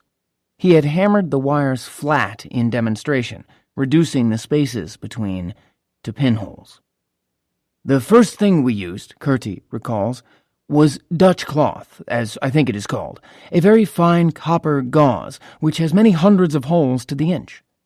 The assistants hammered the holes even finer by hand. They tested the copper barrier not with hex, but with a mixture of water vapor and carbon dioxide, in other words, something much like ordinary soda water. The first in an urgent series of experiments carried out through the summer and fall to study materials, pore size, pressures, and other basic parameters preliminary to any equipment design. In late June, G.P. Thompson gave his committee a new name to disguise its activities: MAUD. The initials appear to form an acronym, but do not. They arrived as a mysterious word in a cable from Lise Meitner to an English friend. "Met Niels and Margaret recently, both well but unhappy about events. Please inform Cockcroft and Maud Ray Kent." Meitner's friend passed the message to Cockcroft, who decided, he wrote Chadwick, that Maud Ray Kent was an anagram for radium taken. This agrees with other information that the Germans are getting hold of all the radium they can. Thompson borrowed the first word of Cockcroft's mysterious anagram for a suitably misleading name. The committee members did not learn until 1943 that Maud Ray was the governess who had taught Bohr's sons English. She lived in Kent. The war crossed the Channel first in the air. As a result of the German bombing of Warsaw in the autumn of 1939, an act Germany represented as tactical because the Polish city was heavily fortified, the British Air Ministry had repudiated its pledge to refrain from strategic bombing. But neither belligerent was eager to exchange bombing raids, and although nightly blackouts added inconvenience and apprehension to the wartime burden of the people of both nations, the implicit truce held until mid-May 1940. Then, within a week, two events triggered British action. German raiders targeted for French airfields at Dijon lost their way and bombed the southern German city of Freiburg instead, killing 57 people. The German Ministry of Propaganda brazenly denounced the bombing as British or French and threatened five-fold retaliation. Blacker and more violent non sequitur destroyed the city center of Rotterdam. Dutch forces were holding out stubbornly as late as May 14th in the northern section of that old Netherlands port. The German commanding general ordered a short but devastating air raid that he hoped might decide the battle. Negotiations with the Dutch advanced. The air raid was canceled. But the abort message arrived too late to stop half the 100 Heinkel 111s ordered into action from dropping 94 tons of bombs. The bombs started massive fires in stores of fats and margarine. The first official Dutch statement, issued from the embassy in Washington, placed casualties in the devastated city at 30,000, and the Western democracies responded with outrage. Actual deaths totaled about 1,000. Some 78,000 people went homeless. The British retaliated on May 15th by dispatching 99 bombers to attack railway centers and supply depots in the Ruhr. Busy with the Battle of France, Hitler did not immediately strike back, but he issued a directive that prepared the way. He ordered the Luftwaffe to undertake a full-scale offensive against the British homeland as soon as sufficient forces are available. The initial German air attack, the Battle of Britain, began in mid-August. A month of ferocious daylight contests between the Luftwaffe and British Fighter Command for air supremacy in advance of Operation Sea Lion, Germany's planned cross-channel invasion. It was not yet an attack on cities. British airfields and aircraft factories were primary targets. Hitler had reserved for himself the decision to bomb London, just as the Kaiser had done before him. Cities would soon go on the targeting list, however. The Luftwaffe was scheduled to raid Liverpool at night on August 28th. Accident again intervened. German bombers, aiming for oil storage tanks along the Thames, overflew their targets on August 24th and bombed central London instead. Churchill immediately retaliated, hurling 4 bombing raids in 1 week at Berlin. They accomplished little physical damage, but incited Hitler to hysterical revenge. And if the British Air Force drops 2 or 3 or 4,000 kilograms of bombs, then we will drop in a single night 150,000, 180,000, 230,000, 300,000, 400,000, 1,000,000 kilograms. If they announce that they will attack our cities on a large scale, then we shall wipe their cities out. The Luftwaffe was losing the Battle of Britain in any case, taking unacceptable losses. Some 1,700 German aircraft compared to about 900 British. Night bombing would alleviate the losses, curtaining the bombers in dark asylum. But night bombing was notably less accurate than daylight bombing in those days before effective radar and required correspondingly larger targets. Cities and their civilian populations thus fell victim partly by default because the technology necessary for more accurate targeting was not yet at hand. In any case, terror was a weapon that Hitler especially prized, the destruction of what he called the enemy's will to resist. And early in September he told his Sea Lion planners that a systematic and long-drawn-out bombardment of London might produce an attitude in the enemy which will make Sea Lion unnecessary. He ordered the bombardment. Since it rained from the skies for months, it was hardly blitzkrieg, lightning war. But the citizens exposed beneath it were not in the mood for fine distinctions, and they soon named it the Blitz. Gresham's law operated with air raid shelters as it operates with good and bad money. The basements of better department stores like Dickens and Jones, where clerks carried around refreshments, chocolates and ice cream, filled up first.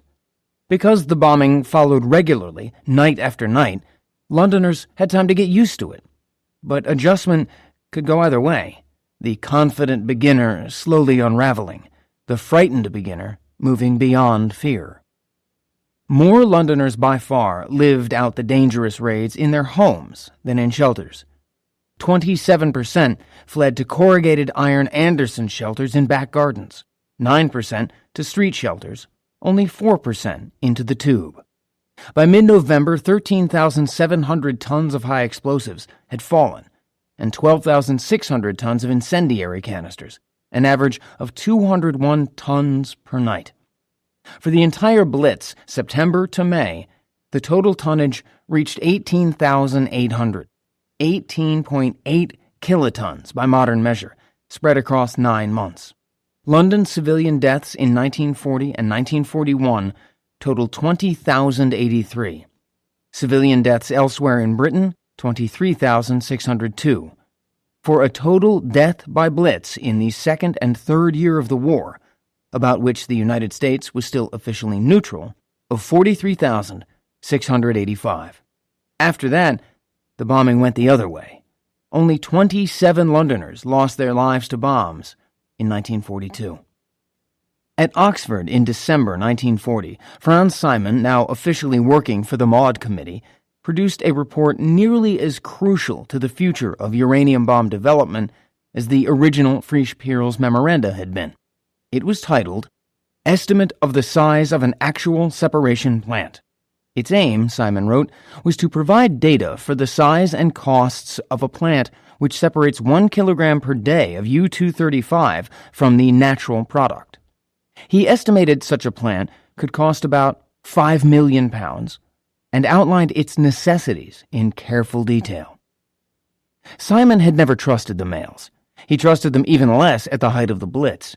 He duplicated some 40 copies of his report, accumulated enough rationed gasoline for a round trip, and shortly before Christmas drove from Oxford into bomb-threatened London to deliver the fruit of half a year's hard work, his whole force in the struggle for his country, to G.P. Thompson. The Germans may have been collecting radium, as Cockcroft thought Maud Ray Kent signaled. They were certainly laying in industrial stocks of uranium. In June 1940, about the time Simon was hammering out his kitchen strainer, Auer ordered 60 tons of refined uranium oxide from the Union Minière in occupied Belgium. Paul Hartek in Hamburg tried that month to measure neutron multiplication in an ingenious arrangement of uranium oxide and dry ice, frozen carbon dioxide, a source of carbon free from any impurity other than oxygen, but was unable to convince Heisenberg to lend him enough uranium to guarantee unambiguous results. Heisenberg had larger plans. He had allied himself with von Weizsäcker at the KWI. In July, they began designing a wooden laboratory building to be constructed on the grounds of the Kaiser Wilhelm Institute for Biology and Virus Research, next to the Physics Institute. To discourage the curious, they named the building the Virus House. They intended to build a subcritical uranium burner there.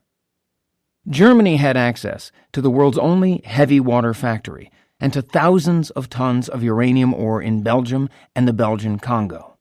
It had chemical plants second to none and competent physicists, chemists, and engineers. It lacked only a cyclotron for measuring nuclear constants. The fall of France, Paris was occupied June 14th, an armistice signed June 22nd, filled that need. Kurt Deibner, the War Office's resident nuclear physics expert, rushed to Paris. Perrine, von Halban, and Kowarski, he found, had escaped to England and taken Allier's 26 cans of heavy water with them.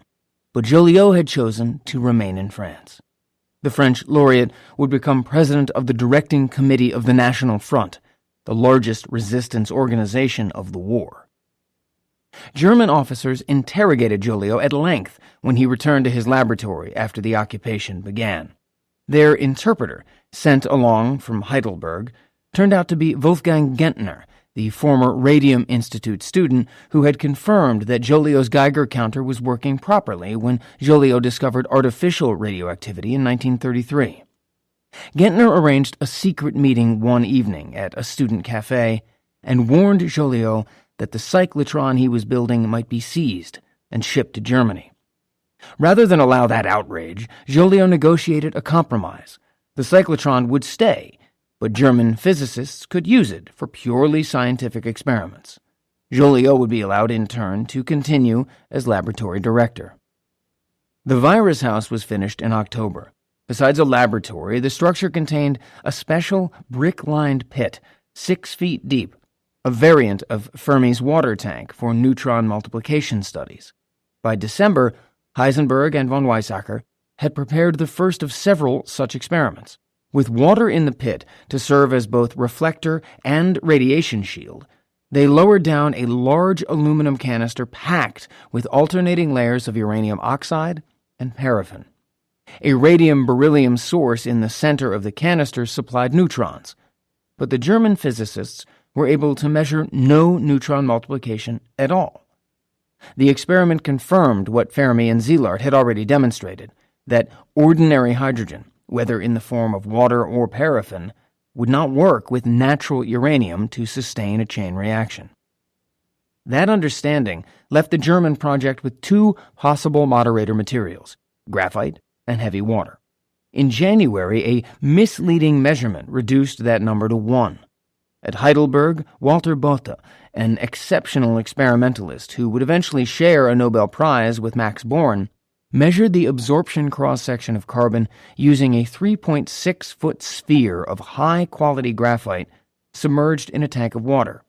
He found a cross-section of 6.4 times 10 to the negative 27th centimeters squared, more than twice Fermi's value, and concluded that graphite, like ordinary water, would absorb too many neutrons to sustain a chain reaction in natural uranium.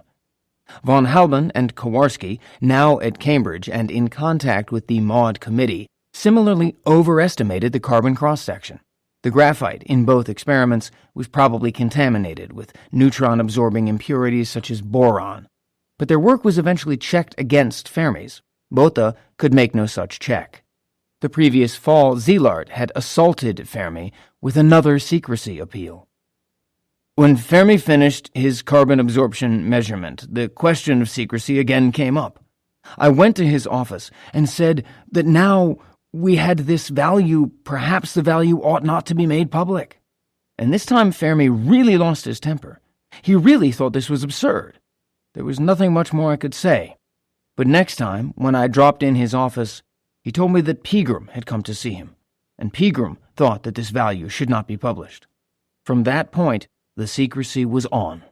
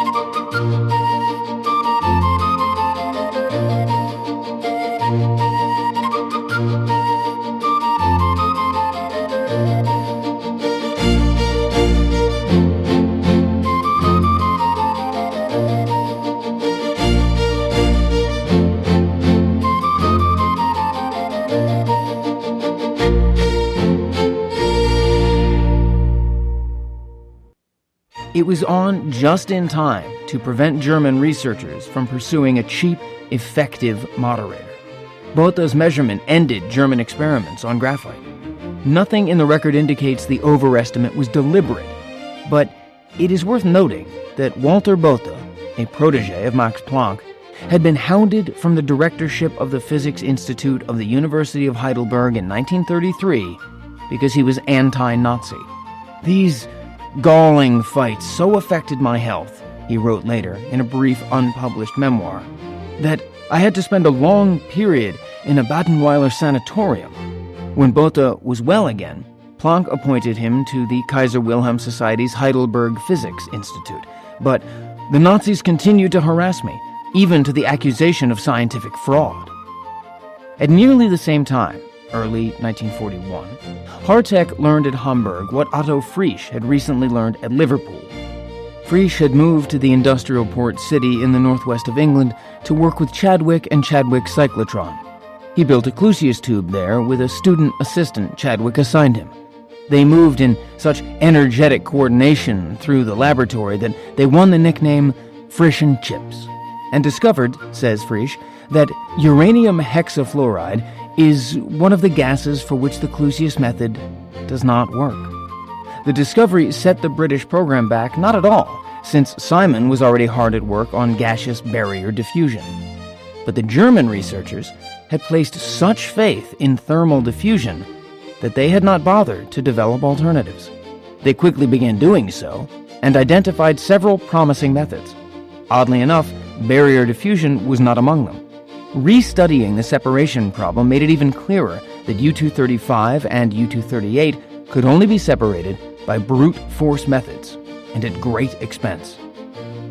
When Hartek reported to the War Office in March 1941, following a conference with his colleagues, he stressed their consensus that isotope separation would be feasible only for special applications in which cheapness is but a secondary consideration. Only for a bomb, he meant. So he told the historian David Irving after the war. The German physicists gave special applications second place on their list. They recommended urgent work first on all of the production of heavy water. Like Fermi and Szilard, they opted initially for a slow neutron chain reaction in natural uranium. Make that reaction work, and special applications might follow. Knowing no more than they knew, they hardly had a choice. Lieutenant Colonel Suzuki reported back to Lieutenant General Yasuda in October 1940. He confined his report to a basic issue: the availability to Japan of uranium deposits. He looked beyond Japan to Korea and Burma and concluded that his country had access to sufficient uranium. A bomb was therefore possible. Yasuda turned then to the director of Japan's Physical and Chemical Research Institute, who passed the problem on to his country's leading physicist, Yoshio Nishina. Nishina, born late in the Meiji era and 50 years old in 1940, known for theoretical work on the Compton effect, had studied with Niels Bohr in Copenhagen, where he was remembered as a cosmopolitan and exceptional man. He had built a small cyclotron at his Tokyo laboratory, the Riken, and with help from an assistant who had trained at Berkeley, was building in 1940 a 60-inch successor with a 250-ton magnet, the plans for which had been donated by Ernest Lawrence. More than 100 young Japanese scientists, the cream of the crop, worked under Nishina at the Riken. To them, he was Oyabun, the old man, and he ran his laboratory Western style, with warmth and informality. The Riken began measuring cross-sections in December. In April 1941, the official order came through. The Imperial Army Air Force authorized research toward the development of an atomic bomb. Leo Szilard was known by now throughout the American physics community as the leading apostle of secrecy in fission matters. To his mailbox, late in May 1940, came a puzzled note from a Princeton physicist, Louis A. Turner. Turner had written a letter to the editor of the Physical Review, a copy of which he enclosed. It was entitled Atomic Energy from U-238, and he wondered if it should be withheld from publication. It seems as if it was wild enough speculation so that it could do no possible harm, Turner told Szilard, but that is for someone else to say. Turner had published a masterly 29-page review article on nuclear fission in the January Reviews of Modern Physics, citing nearly 100 papers that had appeared since Hahn and Strassmann reported their discovery 12 months earlier. The number of papers indicates the impact of the discovery on physics and the rush of physicists to explore it. Turner had also noted the recent Nair-Columbia report confirming the attribution of slow neutron fission to U-235. He could hardly have missed it. The New York Times and other newspapers publicized the story widely. He wrote Szilard irritably or ingenuously that he found it a little difficult to figure out the guiding principle of keeping fission research secret, in view of the recent ample publicity given to the separation of isotopes. His reading for the review article and the new Columbia measurements had stimulated him to further thought. The result was his Physical Review letter. Since U-235 is responsible for slow neutron fission, the letter pointed out, and ordinary uranium contains only 1 part in 140 of that isotope, it is natural to conclude that only 1/140th of any quantity of U can be considered as a possible source of atomic energy, if slow neutrons are to be used. But the truth may be otherwise, Turner went on. The fission energy of most of the U-238, if it could not be used directly, might yet find indirect release. Turner was referring to the possibility that bombarding uranium with neutrons converted some of the uranium to transuranic elements, the transuranics that Bohr had hoped might have been banished by the discovery of fission. When an atom of U-238 captured a neutron, it became the isotope U-239. That substance itself might fission, Turner suggested. But whether or not U-239 did so, it was energetically unstable and would probably decay by beta emission to new elements heavier than uranium. And one or more of those new elements might be fissionable by slow neutrons, which would thereby indirectly put U-238 to work. The next element up the periodic table from uranium would be element 93. Turner selected as the likeliest candidate for fission not 93X239, however, but the element next along, the element that 93 would probably decay to, 94X239, which he called Eka osmium. And 94 Eka Os 239, Turner proposed, changing from an odd to an even number of neutrons when it absorbed a neutron preparatory to fissioning, 239 nucleons minus 94 protons equals 145 neutrons plus 1 equals 146. Just as U-235 changed to U-236, ought to be even more fissionable than the lighter uranium isotope. In 94 Eka Os 240, the excess energy would be even larger than in 92 U-236, and a large cross-section for fission would be expected.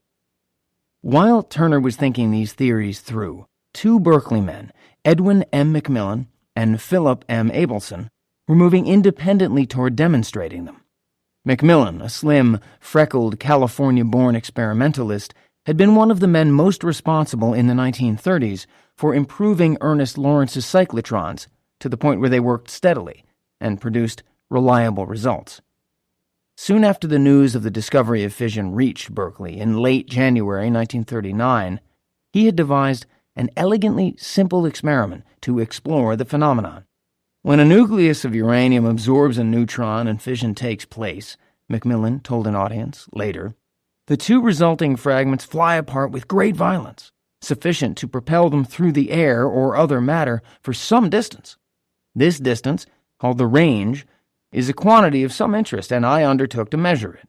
He did so first with thin sheets of aluminum foil, like the pages of a book, stacked on a layer of uranium oxide backed with filter paper.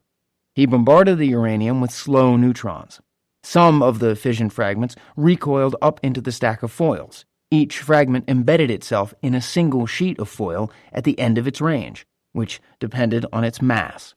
McMillan could then simply check successive sheets of foil in an ionization chamber, look for the characteristic half-lives of various fission products, and read out the range. The uranium nucleus splits in many different ways, producing many different lighter element nuclei. But aluminum itself is activated by neutron bombardment, which made half-life measurements difficult. So McMillan replaced the foils with a stack of cigarette papers previously treated with acid to remove any trace of minerals that might develop radioactivity under bombardment. Nothing very interesting about the fission fragments came out of this, he comments. The uranium coating on the filter paper under the stack of cigarette papers, on the other hand, showed something very interesting. It showed two half-life activities different from those of the fission products that had recoiled away. And since whatever had remained in the uranium layer had not recoiled, the two different activities were probably not fission products. They were probably radioactivities induced in the uranium by captured neutrons. McMillan suspected that one of the two activities, the one with a half-life of 23 minutes, was the one that Hahn, Meitner, and Strassman had identified in the 1930s as U-239, a uranium isotope produced by resonance neutron capture. The other activity, left behind in the uranium layer, had a longer half-life, about 2 days. In his report on his foil and cigarette paper experiments, McMillan chose not to speculate on what that second activity might be. But privately, he remembers, he thought the 2-day period could be the product of the beta decay of U-239, and therefore an isotope of transuranic element 93. In fact, this was the most reasonable explanation. To check that explanation, McMillan needed some hint of the substance's chemical identity. He expected that element 93 would behave chemically like the metal rhenium, element 75, next to osmium on the periodic table, would be eka-rhenium in the old terminology. He bombarded a larger uranium sample and enlisted the aid of Emilio Segre, who was now working as a research associate at Berkeley. Segre was very familiar with the chemistry of rhenium, since he and his co-workers studying rhenium had discovered a similar element, now called technetium, in 1937. Segre began a chemical analysis of the irradiated uranium. In the meantime, Macmillan sharpened his half-life measurement to 2.3 days. Segre, says Macmillan, showed that the 2.3-day material had none of the properties of rhenium, and indeed acted like a rare earth instead. The rare earths, elements 57, lanthanum, to 71, lutetium, form a chemically closely related and odd series between barium and hafnium. Because of their middle-table atomic weights near barium, they often turn up as fission products. When Segre found the 2.3-day activity acting not like rhenium, as expected, but like a rare earth, Macmillan assumed that was what it was.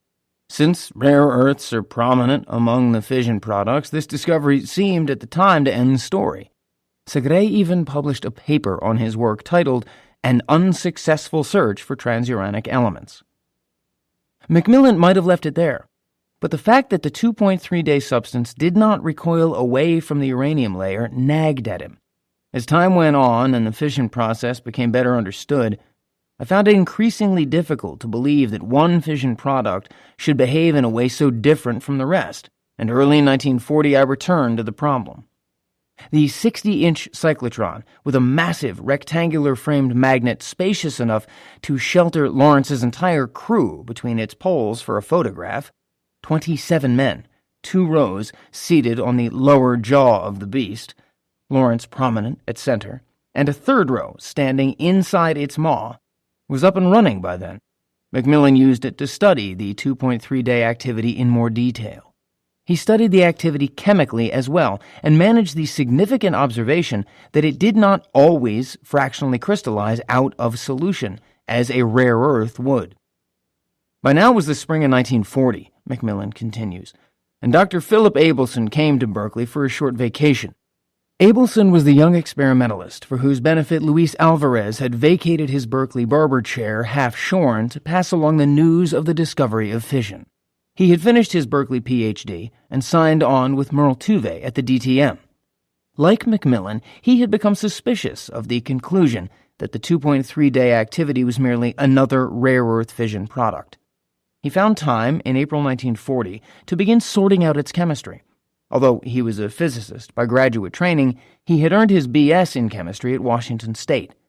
But he needed a bigger sample of bombarded uranium than he could produce with DTM equipment. When he arrived for his vacation, says Macmillan, and our mutual interests became known to one another, we decided to work together. Macmillan made up a new batch of irradiated uranium. Abelson pursued its chemistry.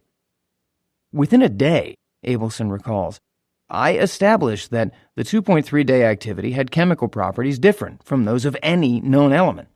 It behaved much like uranium. Apparently the transuranics were not metals like rhenium and osmium, but were part of a new series of rare earth-like elements similar to uranium. For a rigorous proof that they had found a transuranic, the 2 men isolated a pure uranium sample with strong 23-minute U-239 activity, and demonstrated with half-life measurements that the 2.3-day activity increased in intensity as the 23-minute activity declined. If the 2.3-day activity was different chemically from any other element and was created in the decay of U-239, then it must be element 93. Macmillan and Abelson wrote up their results. Macmillan had already thought of a name for the new element, Neptunium, for the next planet out beyond Uranus. But they chose not to offer the name in their report. They mailed the report, Radioactive Element 93, to the Physical Review on May 27, 1940. The same day Lewis Turner sent Szilard his transuranic theories. Anticipation and discovery can cut that close in science. Presumably Szilard did not yet know of the Berkeley work, published June 15th, when he answered Turner's letter on May 30th, since he makes no mention of it. But he recognized the logic of Turner's argument, told him it might eventually turn out to be a very important contribution, and proposed he keep it secret. Szilard saw beyond what Turner had seen. He saw that a fissile element bred in uranium could be chemically separated away. that the relatively easy and relatively inexpensive process of chemical separation could replace the horrendously difficult and expensive process of physical separation of isotopes as a way to make a bomb. But unstable element 93, neptunium, was not yet that fissile element, and Szilard did not yet realize how small a quantity of pure fissile material was needed to make a critical mass. Turner was first with his observation, but he was not alone. The idea occurred independently to von Weizsäcker one day in July, before the June Physical Review reached him in Germany with the Macmillan-Abelson news, while he was riding the Berlin subway, though he assumed element 93 would do the job. He offered the idea to the War Office in a 5-page report.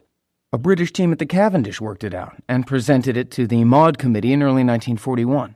But the Germans thought only heavy water could make a uranium burner go in which the new elements might breed, and the British had become optimistic about isotope separation. Neither group, therefore, pursued the Turner approach. After Abelson returned to Washington, Macmillan pressed on. Unstable neptunium decayed by beta emission with a 2.3-day half-life. He suspected it decayed to element 94. By analogy with uranium, which emits alpha particles naturally, element 94 should also be a natural alpha emitter.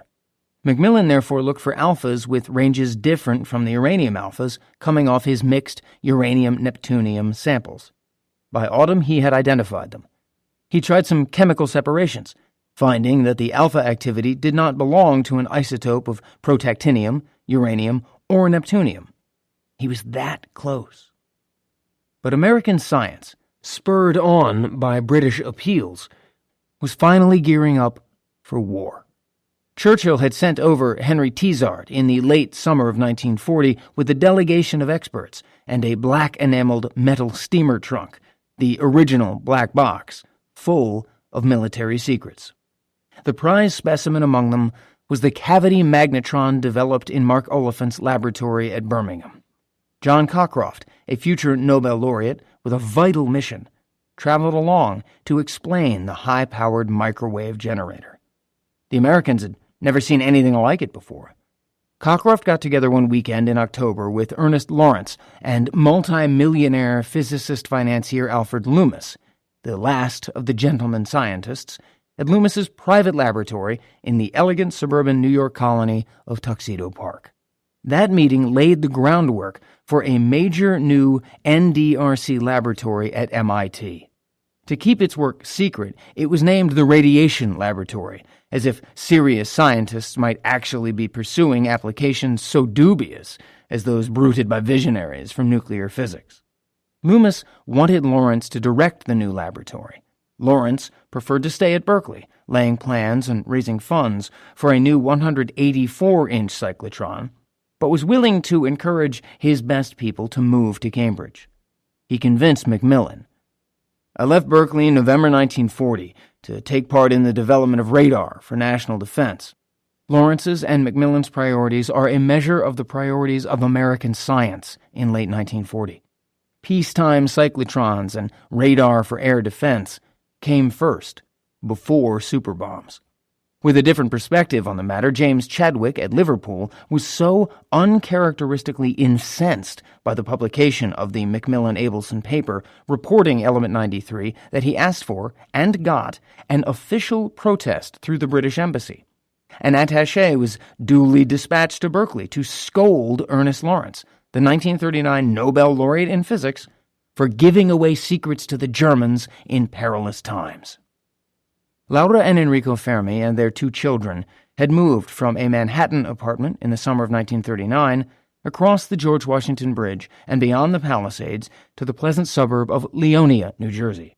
Harold Urey, a short, intense, enthusiastic man, was a resident along with other Columbia families and had convinced the Fermis to buy a house there, praising Leonia's excellent public schools, Laura writes, and extolling the advantages of living in a middle-class town where one's children may have all that other children have.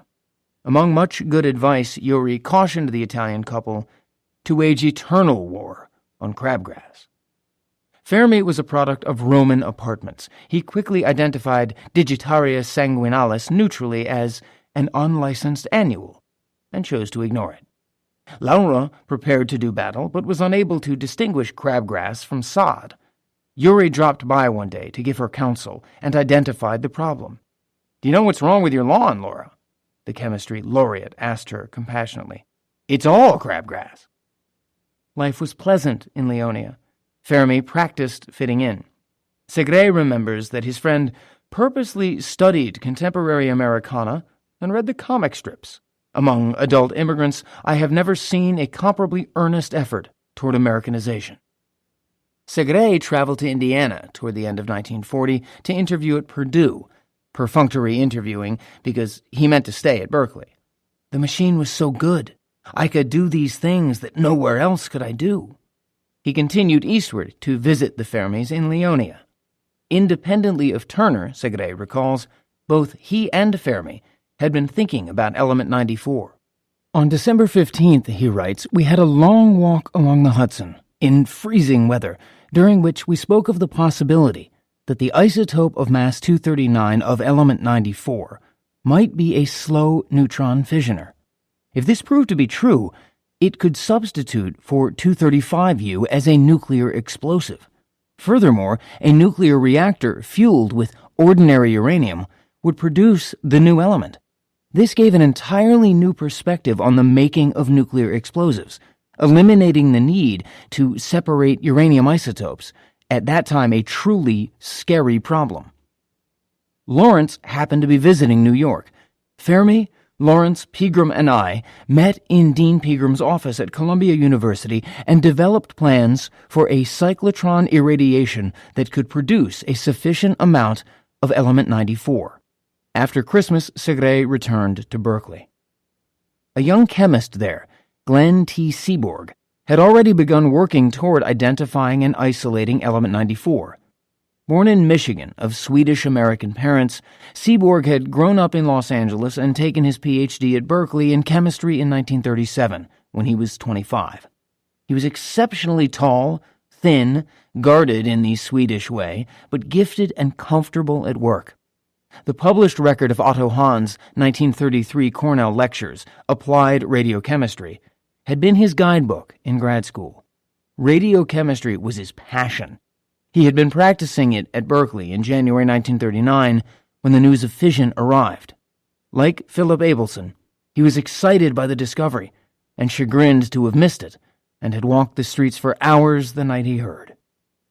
As early as the end of August, he had bombarded a sample of uranium to produce neptunium and had assigned one of his second-year graduate students, Arthur C. Wall, to study its chemistry. His other collaborator in the search for 94 was Joseph W. Kennedy, like Seaborg, a Berkeley chemistry instructor. By late November, the group had progressed through 4 more bombardments, unraveling enough of neptunium's chemistry to devise techniques for isolating highly purified samples. Seaborg then wrote Macmillan at MIT, a letter he summarizes in a careful history he wrote later that he cast as a contemporary diary.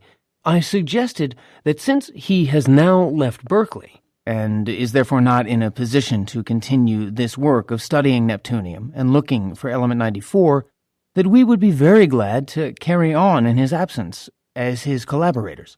Macmillan acceded in mid-December. By the time Segre returned to Berkeley, Seaborg had separated out significant fractions of material from his bombarded samples, including uranium, fission products, purified neptunium, and a rare earth fraction that might contain 94. 2 searches were thus to proceed simultaneously. Seaborg's team would follow one especially intense alpha emitter it had identified in the hope of demonstrating that it was an isotope of 94, chemically different from all other known elements. At the same time, Segre and Seaborg would produce neptunium-239 in quantity, look for its decay product, which ought to be 94-239, and attempt to measure that substance's fissibility. Segre and Seaborg bombarded 10 grams of a solid uranium compound, uranyl nitrate hexahydrate, UNH, for 6 hours in the 60-inch cyclotron on January 9th. They bombarded 5 more grams for an hour the next morning, By afternoon, they knew from ionization chamber measurements that they could make 94 by cyclotron bombardment. 1 kilogram of UNH, they calculated, suitably irradiated, should produce about 0.6 microgram, 1/millionth of a gram, from neptunium after allowing time for beta decay. Seaborg's team identified an alpha-emitting daughter of NP-238 on January 20th. Definitive proof that it was 94 required chemical separation, and that delicate, tedious work proceeded during February. The crucial breakthrough came at the beginning of a week when everyone routinely labored past midnight to pursue the difficult fractionations to their end.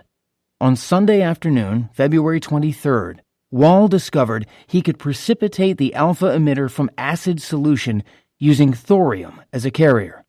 But he was not then able to separate the alpha emitter from the thorium. He talked to a Berkeley chemistry professor who suggested using a more powerful oxidizing agent. That evening, Seaborg and Segre began bombarding 1.2 kilograms of UNH in the 60-inch cyclotron to transmute some of its uranium into neptunium. They packed the UNH into glass tubes, set the tubes in holes drilled into a 10-inch block of paraffin, and set the paraffin in a wooden box. Then they arranged the wooden box behind the beryllium target of the big cyclotron, which battered copious quantities of neutrons from the beryllium with powerful 16 MeV deuterons, favorite cyclotron projectiles, deuterium nuclei from heavy water. With the UNH in place in the cyclotron, Seaborg climbed the stairs to the third floor of Gilman Hall, where Wall brewed fractionations under the roof in a cramped room relieved by a small balcony. Wall tried the new oxidation chemistry that evening with Seaborg at his side. It worked. The thorium precipitated from solution and the alpha emitter stayed behind, enough of it to read out about 300 kicks per minute on the linear amplifier. That, writes Seaborg, was the key step in its discovery. But they still needed a precipitate of the alpha emitter, and they pushed on through the night. Seaborg remembers noticing the new day, lightening over San Francisco to the west across the bay, when he stepped out onto the balcony to clear his lungs of fumes. Working again past midnight on Tuesday, Wall filtered out a precipitate cleared of thorium. With this final separation from TH, Seaborg records with emphasis, it has been demonstrated that our alpha activity can be separated from all known elements, and thus it is now clear that our alpha activity is due to the new element with the atomic number 94. The bombardment of Segre's and Seaborg's kilogram sample, interrupted from time to time by other experiments that commanded the cyclotron, continued for a week. The UNH was rendered more intensely radioactive. The radioactivity would increase dangerously as they concentrated the NP-239 they had made. They began working with goggles and lead shielding, dissolving the uranium first in 2 liters of ether, and then proceeding through a series of laborious precipitations. Their 5th and 6th reprecipitations they finished on Thursday, March 6th. From 1.2 kilograms of UNH, they had now separated less than a millionth of a gram of pure NP-239, mixed with sufficient carrier to stain a miniature platinum dish that measured 2/3 of an inch across and 1/2 an inch deep. When they had dried this speck of matter God had not welcomed at the creation, they simply snipped off the sides of the platinum dish, covered the sample with a protective layer of Duco cement, glued the dish to a piece of cardboard labeled Sample A, and set it aside until it decayed completely to 94-239. On Friday, March 28th, of the week when Field Marshal Erwin Rommel, commander of the Africa Corps, opened a major offensive in North Africa, when the British meat ration was reduced to 6 ounces per person per week, when British torpedo bombers successfully attacked the Italian fleet as it returned from the Aegean, a performance that greatly interested the Japanese. Seaborg recorded, "This morning, Kennedy, Segre, and I made our first test for the fissionability of 94-239 using Sample A. Kennedy has constructed during the past few weeks a portable ionization chamber and linear amplifier suitable for detecting fission pulses. Sample A, estimated to contain 0.25 micrograms of 94-239, was placed near the screened window of the ionization chamber embedded in paraffin near the beryllium target of the 37-inch cyclotron. The neutrons produced by the irradiation of the beryllium target with 8 MeV deuterons give a fission rate of 1 count per minute per microampere. When the ionization chamber is surrounded by a cadmium shield, the fission rate drops to essentially zero. This gives strong indications that 94-239 undergoes fission with slow neutrons.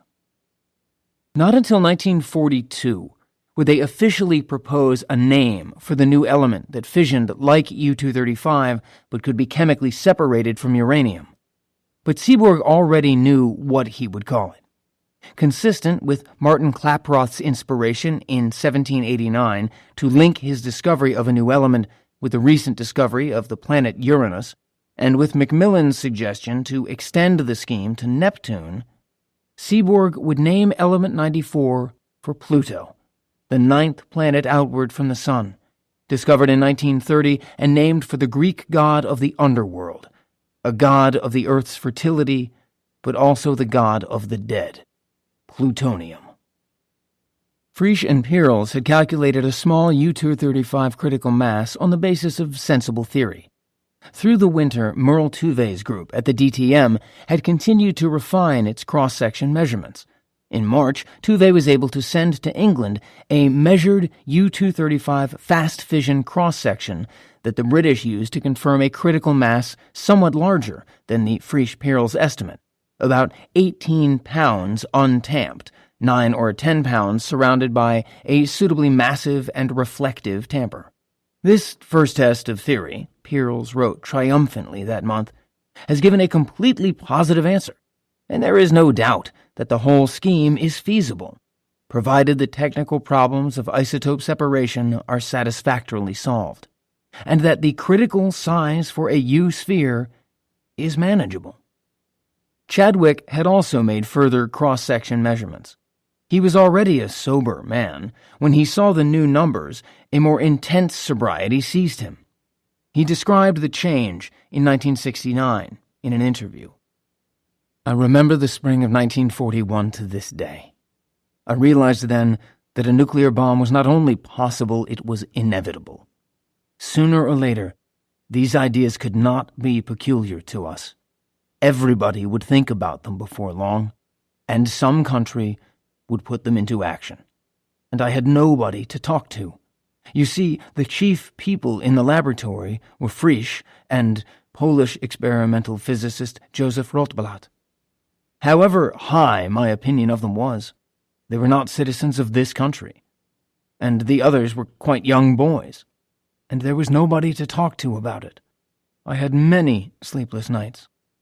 But I did realize how very serious it could be, and I had then to start taking sleeping pills. It was the only remedy.